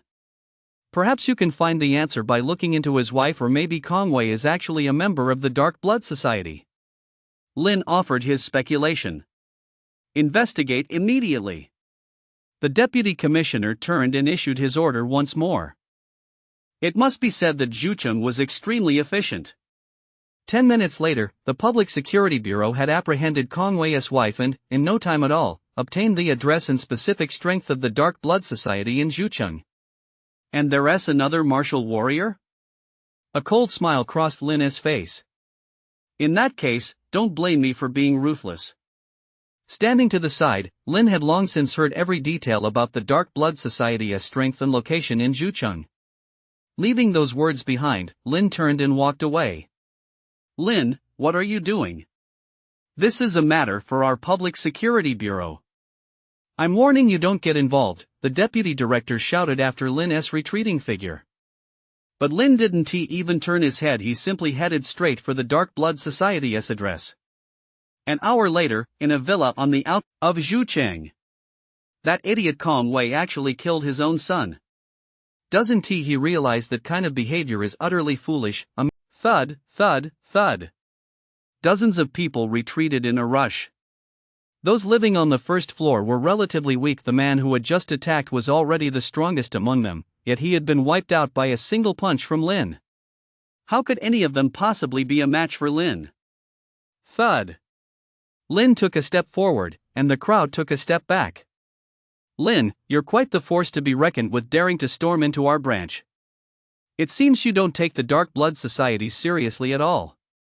President Zhu walked down the stairs step by step, followed by a young woman. She wore light makeup, yet exuded an alluring charm. "I'm the kind of person who always settles scores. With your lot's strength, I can easily handle you. A mere branch chapter, is it even worth my attention?" Lin's voice was filled with contempt, and President Zhu's face instantly turned ashen. Boom! President Zhu leaped straight down from the second floor. The moment he hit the ground, he lunged forward and pounced on Lin. Whoosh! Lin dodged the attack with the ghostly shadow technique, simultaneously circling behind him and landing a punch right into his back. "President, watch out!" The female assistant who had been following President Zhu turned pale and couldn't help but shout. Whoosh! Lin pulled out the dagger he carried on him and flung it forward. With a dull thud, the female assistant fell silent forever. However, that loud shout did serve to startle Chairman Zhu. Chairman Zhu spun around abruptly and swung a punch straight at Lin's chest. Whoosh! Lin's eyes flashed as he channeled his mental power, instantly weaving a vast net of it that engulfed Chairman Zhu. Thud! Chairman Zhu's body trembled. He stood frozen in place for a moment before coughing up a mouthful of blood and collapsing straight to the ground. Is there anyone among you who wants to avenge Conway and your president? Lin asked with a smile, looking at the crowd before him. The group exchanged glances, but not a single person was willing to step forward to avenge President Zhu. A rabble. Lin coldly delivered his verdict, then strode straight toward the second floor. The Zhucheng Dark Blood Society branch had been established a long time ago. It should have left behind quite a few valuable items. In full view of everyone, Lin entered the president's room. The first thing that caught his eye was a large bed capable of accommodating at least 4 people, followed by a rocking chair by the window. These two sure know how to live the good life. Lin's mind perception had not yet faded, so as soon as he entered the room, he discovered the dirtiest spot. The entire room was permeated with the auras of Chairman Zhu and the woman Lin had just killed. Lin walked straight to the safe next to the desk. After a few attempts, he still couldn't open the lock. You're forcing my hand here. Lin stood up and whispered, if you come out now and play nice, there might still be room for negotiation. I'll count to 3, and if you don't come out by then, 1. 2. Just as everyone thought Lin would count to 3 as planned, he suddenly slammed his fist into the safe. With a loud thud, the immense force shattered the safe, revealing its contents before Lin's eyes. Vitality pills. Healing pills and cash. Lin gave them a quick count. There were at least a dozen vitality pills in the safe, and he had more than enough healing pills to spare. These guys were already extorting businesses and bullying the market. The fact that they managed to amass this much loot showed they had some skills after all. Since I found this, I'm not going to be polite. Lin smiled as he pocketed everything he collected, including the cash. There's actually a secret compartment in the safe. Just as Lin was about to get up and leave, he suddenly felt an inexplicable urge to scan the entire room again with his mental power. This time, he really did make an unexpected discovery. Having just retrieved the cash and other items, Lin discovered a secret compartment inside the safe. Without hesitation, Lin opened the secret compartment and looked inside. Martial skill. Lin recognized what it was at a single glance. He took it out and examined it, a smile spreading across his face. It's actually a cultivation technique for strengthening the body. Perhaps I can use it alongside the fire transformation ring. Lin had already made up his mind. He opened the martial skill and glanced at its contents. Crane form fist. A brand new martial skill created based on the immortal crane, incredibly powerful when cultivated to its peak. It can even kill a martial king with a single punch. Once he reached an advanced level of proficiency, he should be able to unleash half the power of the crane form fist. Even just half that power would be unmatched by almost anyone at his level. I've struck gold. The crane form fist is a treasure on par with the tiger fist. Both are imperial grade, and both are incredibly powerful. Lin felt a surge of delight. Aside from a few major clans, there were still many reclusive masters throughout Huaxia, but how many of them possessed a complete martial skill? Chapter 74, 5 Beast Fist. I'll leave this to you. Lin looked at the bewildered deputy director of the Public Security Bureau, smiled, and then turned to leave. The group watched Lin's retreating figure, nearly driven mad with rage. Didn't we agree that once you took our money, you'd let us go? Why did he just hand us over to the Public Security Bureau? Someone couldn't help but shout. I said I'd let you off, but whether the Public Security Bureau will let you off is another matter.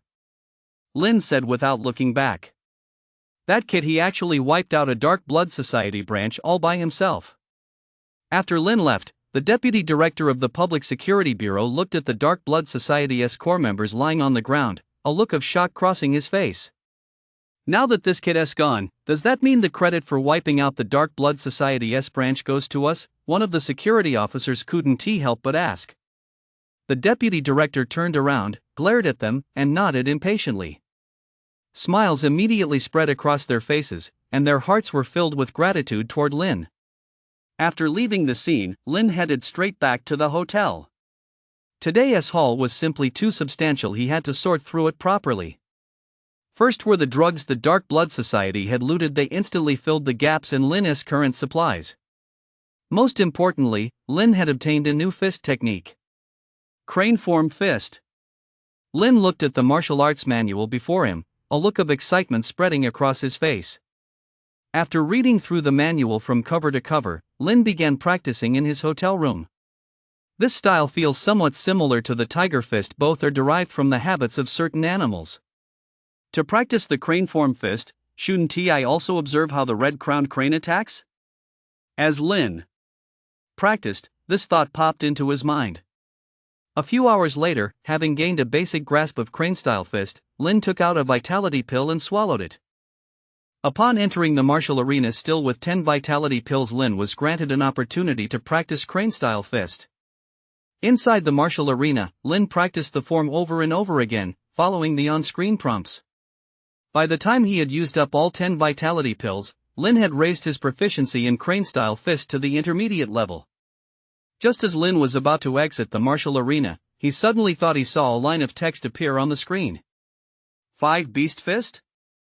Lin was certain he had seen those characters, but as for the specific details that followed, he could only make out the general gist. 5 Beast Fist, what on earth is that? Lin furrowed his brow and opened his eyes, waking from his slumber. After thinking for a moment, he reached into his pocket again, pulled out a vitality pill, and swallowed it. Inside the martial arena, Lin looked at the options before him, a look of surprise and delight spreading across his face. 5 Beast Fist, 2-5. This time, he could see the entire description. Does 2-5 mean I've already mastered 2 of the 5 Beast Fist techniques? 2, could they be the Tiger Fist and the Crane-style Fist? Lin immediately thought of the 2 fist techniques he had mastered, both of which were associated with specific beasts. 5 Beast Fist. If I master all 5 styles to the master level, a qualitative transformation will occur, evolving into an entirely new martial art that reaches the 3rd rank of the Earth Tier. A 3rd rank Earth Tier martial art. Lin couldn't help but gasp in astonishment. A martial skill capable of reaching this level would be incredibly formidable. I wonder what the remaining 3 styles are. I can't just go around collect them aimlessly. Lin felt somewhat helpless. I'll worry about that once I get to college. As one of the top 2 universities in Huaxia Military University might have information on the 5 Beast Fist. Lin finally exited the martial arena. By then, dawn was breaking. After changing his clothes, he left Zhucheng and set out for Luzhou City. Still traveling on foot, Lin's speed had improved significantly this time. By that evening, he had already arrived in Luzhou City. Sun Zong is no slouch, he is just a hair's breadth away from becoming a 3rd-rank martial warrior. I can challenge him first, then figure out a way to find out who the Gao family's top fighter is this year. Lin pulled out his phone and dialed Yan Kai's number. Wow, you actually thought of me, kid. Yan Kai's voice over the phone was full of excitement. I heard you chose Huaxia Military University, so we won't be on the same path anymore. Yan Kai was someone Lin had met back at the elite training camp. He came from the Yan family in the capital. It wasn't until later that Lin realized just how wealthy this guy's family was. The Yan family is one of the major martial path clans in the capital, producing one genius after another. Over a century of accumulation has allowed the Yan family to master numerous powerful martial skills. There is even a saying that the Yan family has been passing down the All I know is that this year's powerhouse in the Gao family seems to be a mind master. His vitality probably isn't as high as yours, but his mental power is definitely much stronger than yours. A mind master. Lin's eyes lit up. Ever since becoming a mind master himself, he had very few opportunities to interact with other mind masters. If the Gao family really did have a mind master, Lin could use this chance to have a proper exchange with him. Is there any way to challenge this mind master? Lin asked. Challenge the Gao family's mind master? Yan Kai paused in surprise. You're out of your mind, kid. You should know full well just how terrifying mental power is. If you actually clash with him using mental power, you'd stand no chance. Wait, why on earth would you challenge a mind master? Are you on the 10,000 li journey? A clatter came over the phone as something was knocked over. You're out of your mind. Starting the 10,000 li journey before even going to college?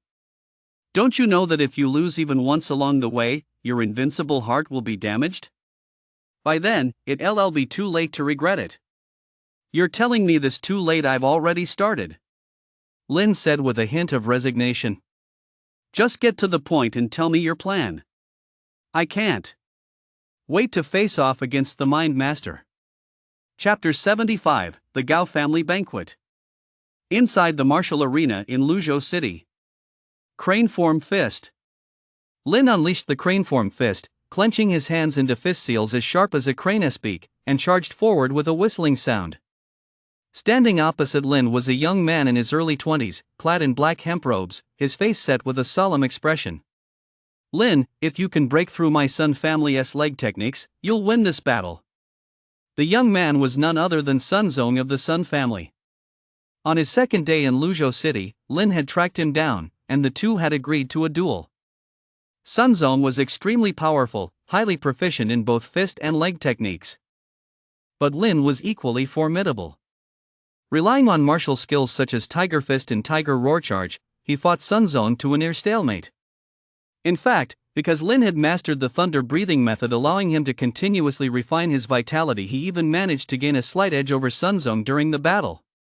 After image leg.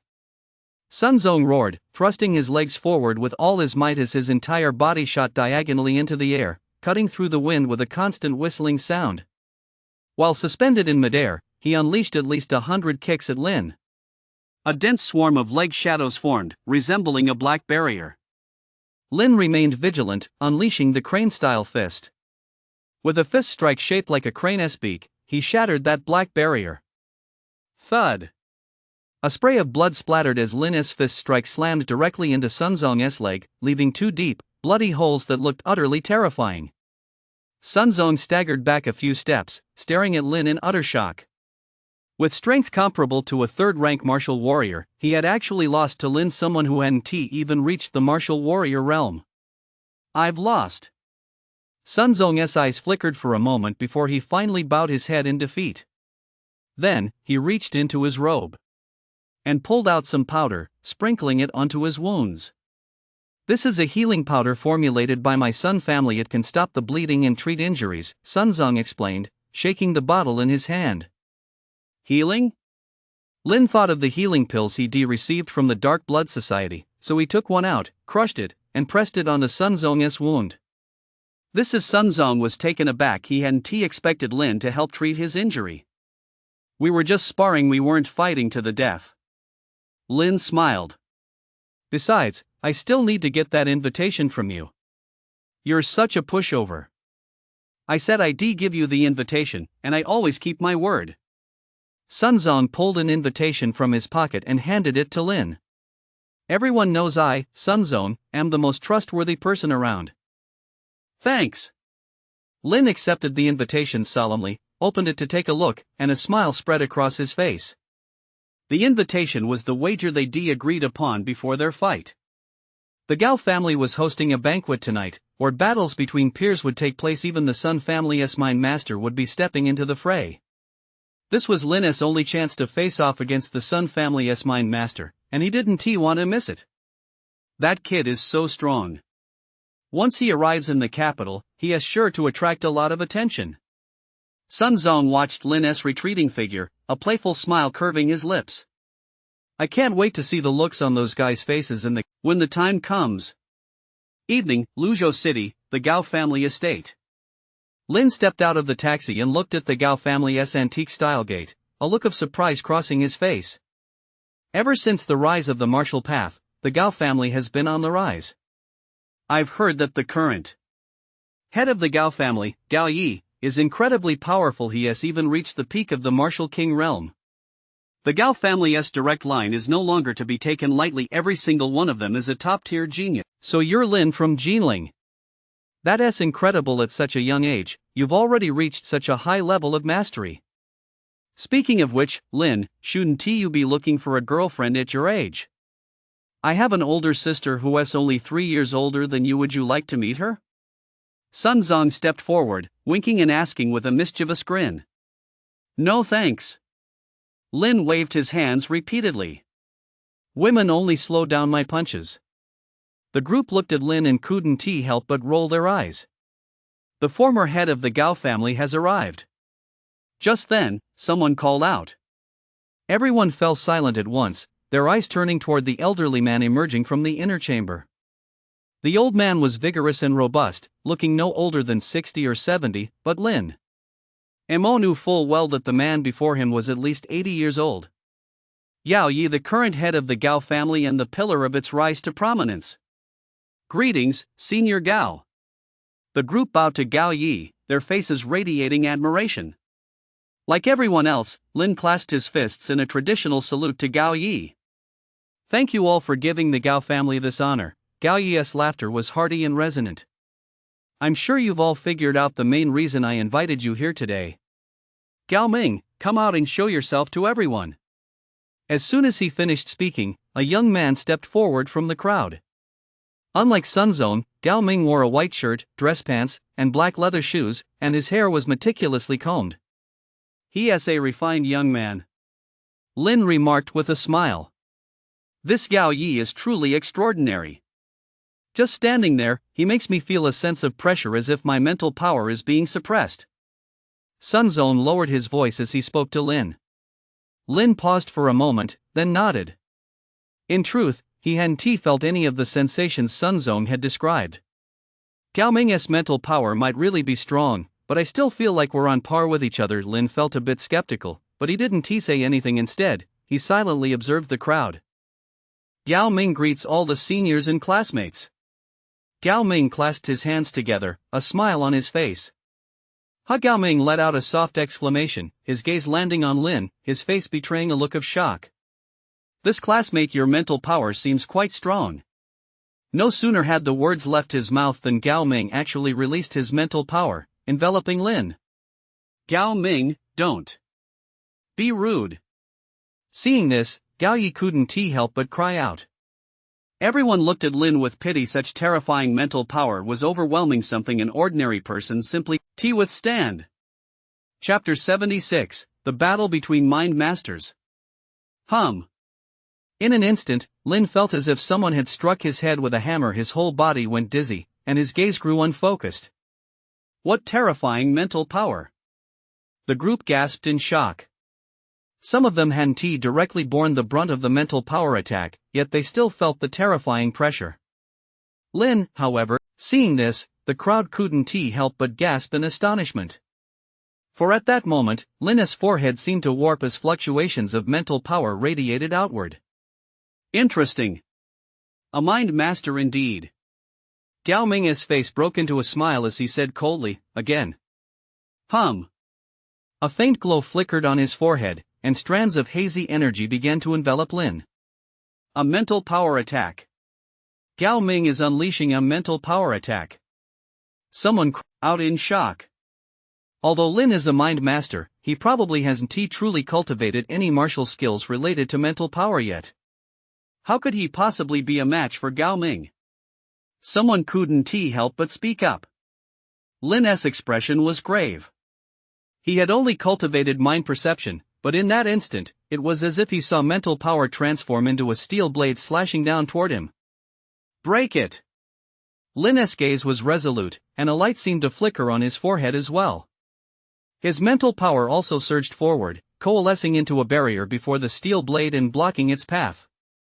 A clanging sound seemed to echo throughout the entire hall as the barrier Lin had formed and the steel blade rubbed against each other ceaselessly, causing both of their mental power to dissipate at a frantic rate. What terrifying mental power! This kid's mental power is no weaker than mine. Gao Ming's expression grew grave as he sensed the mental power emanating from Lin, unable to suppress a cry of astonishment.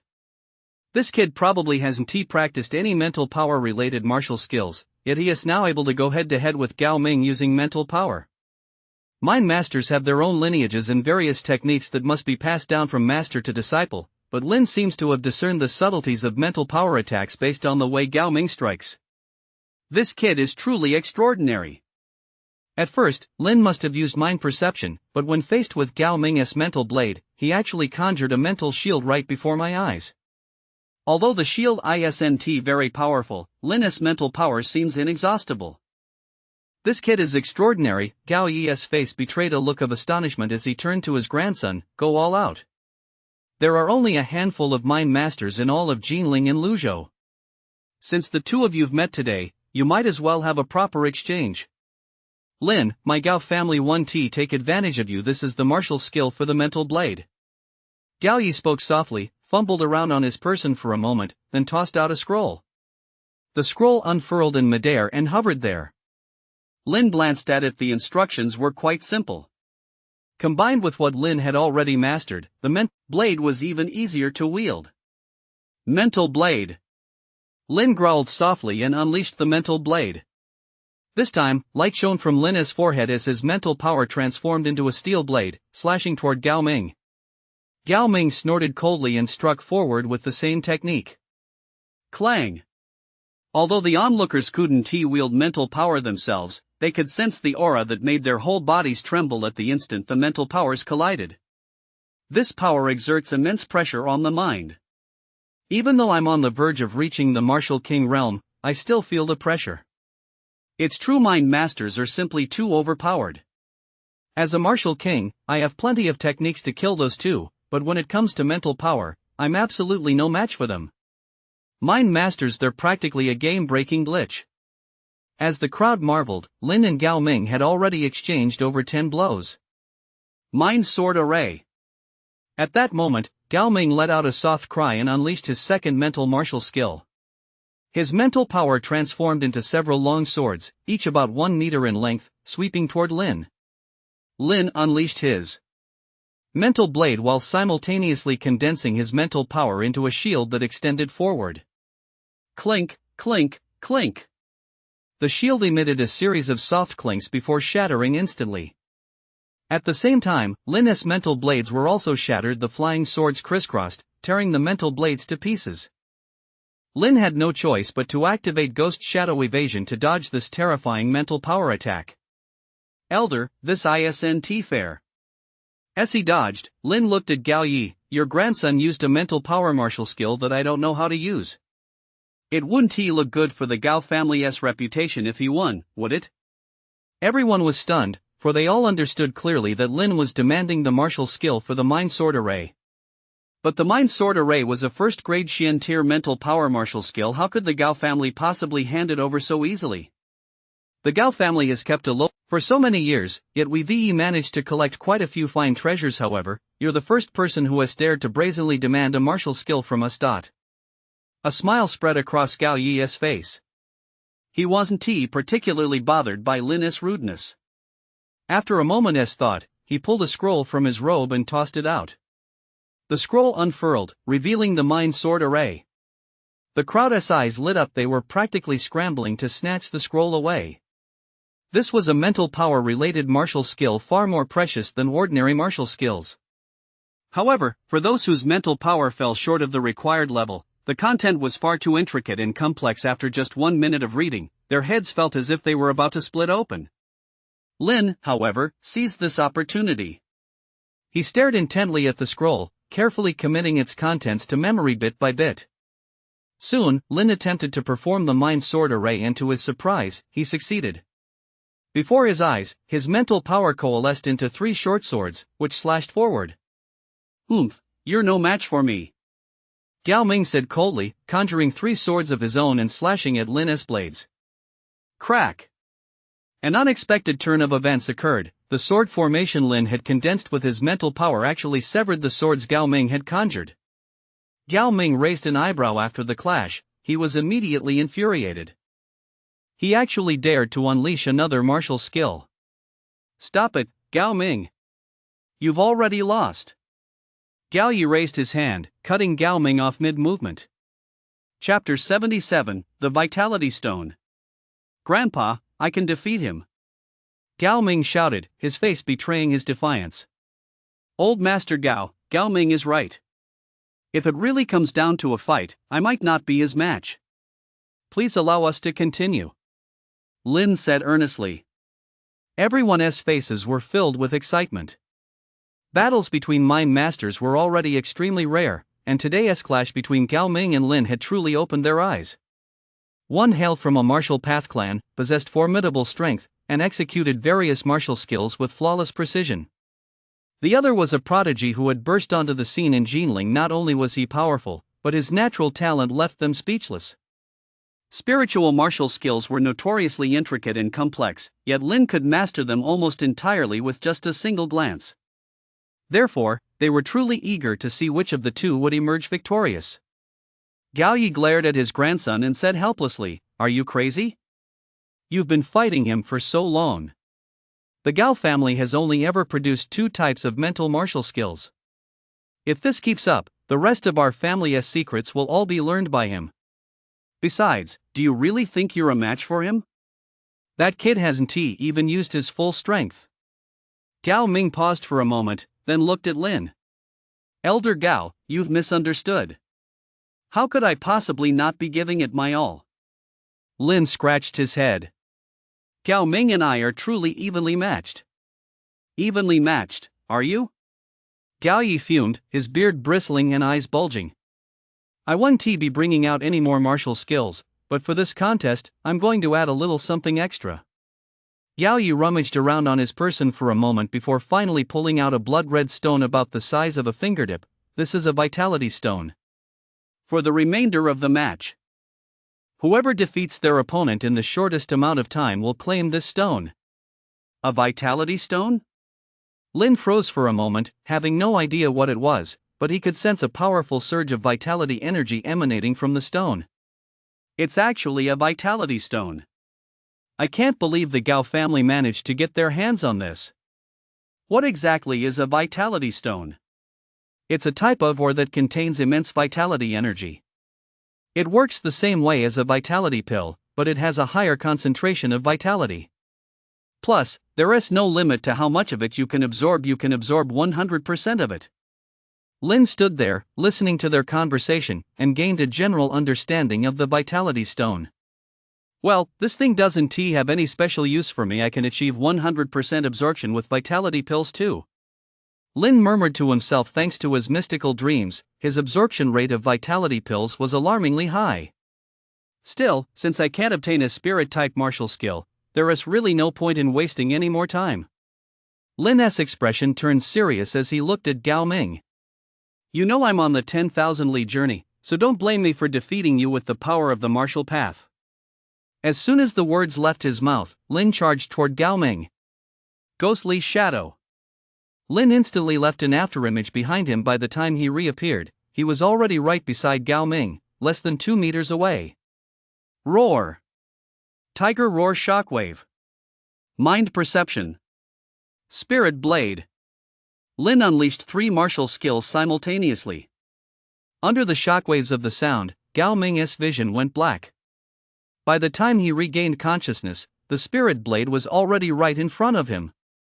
By this point, it was already impossible for Gao Ming to dodge.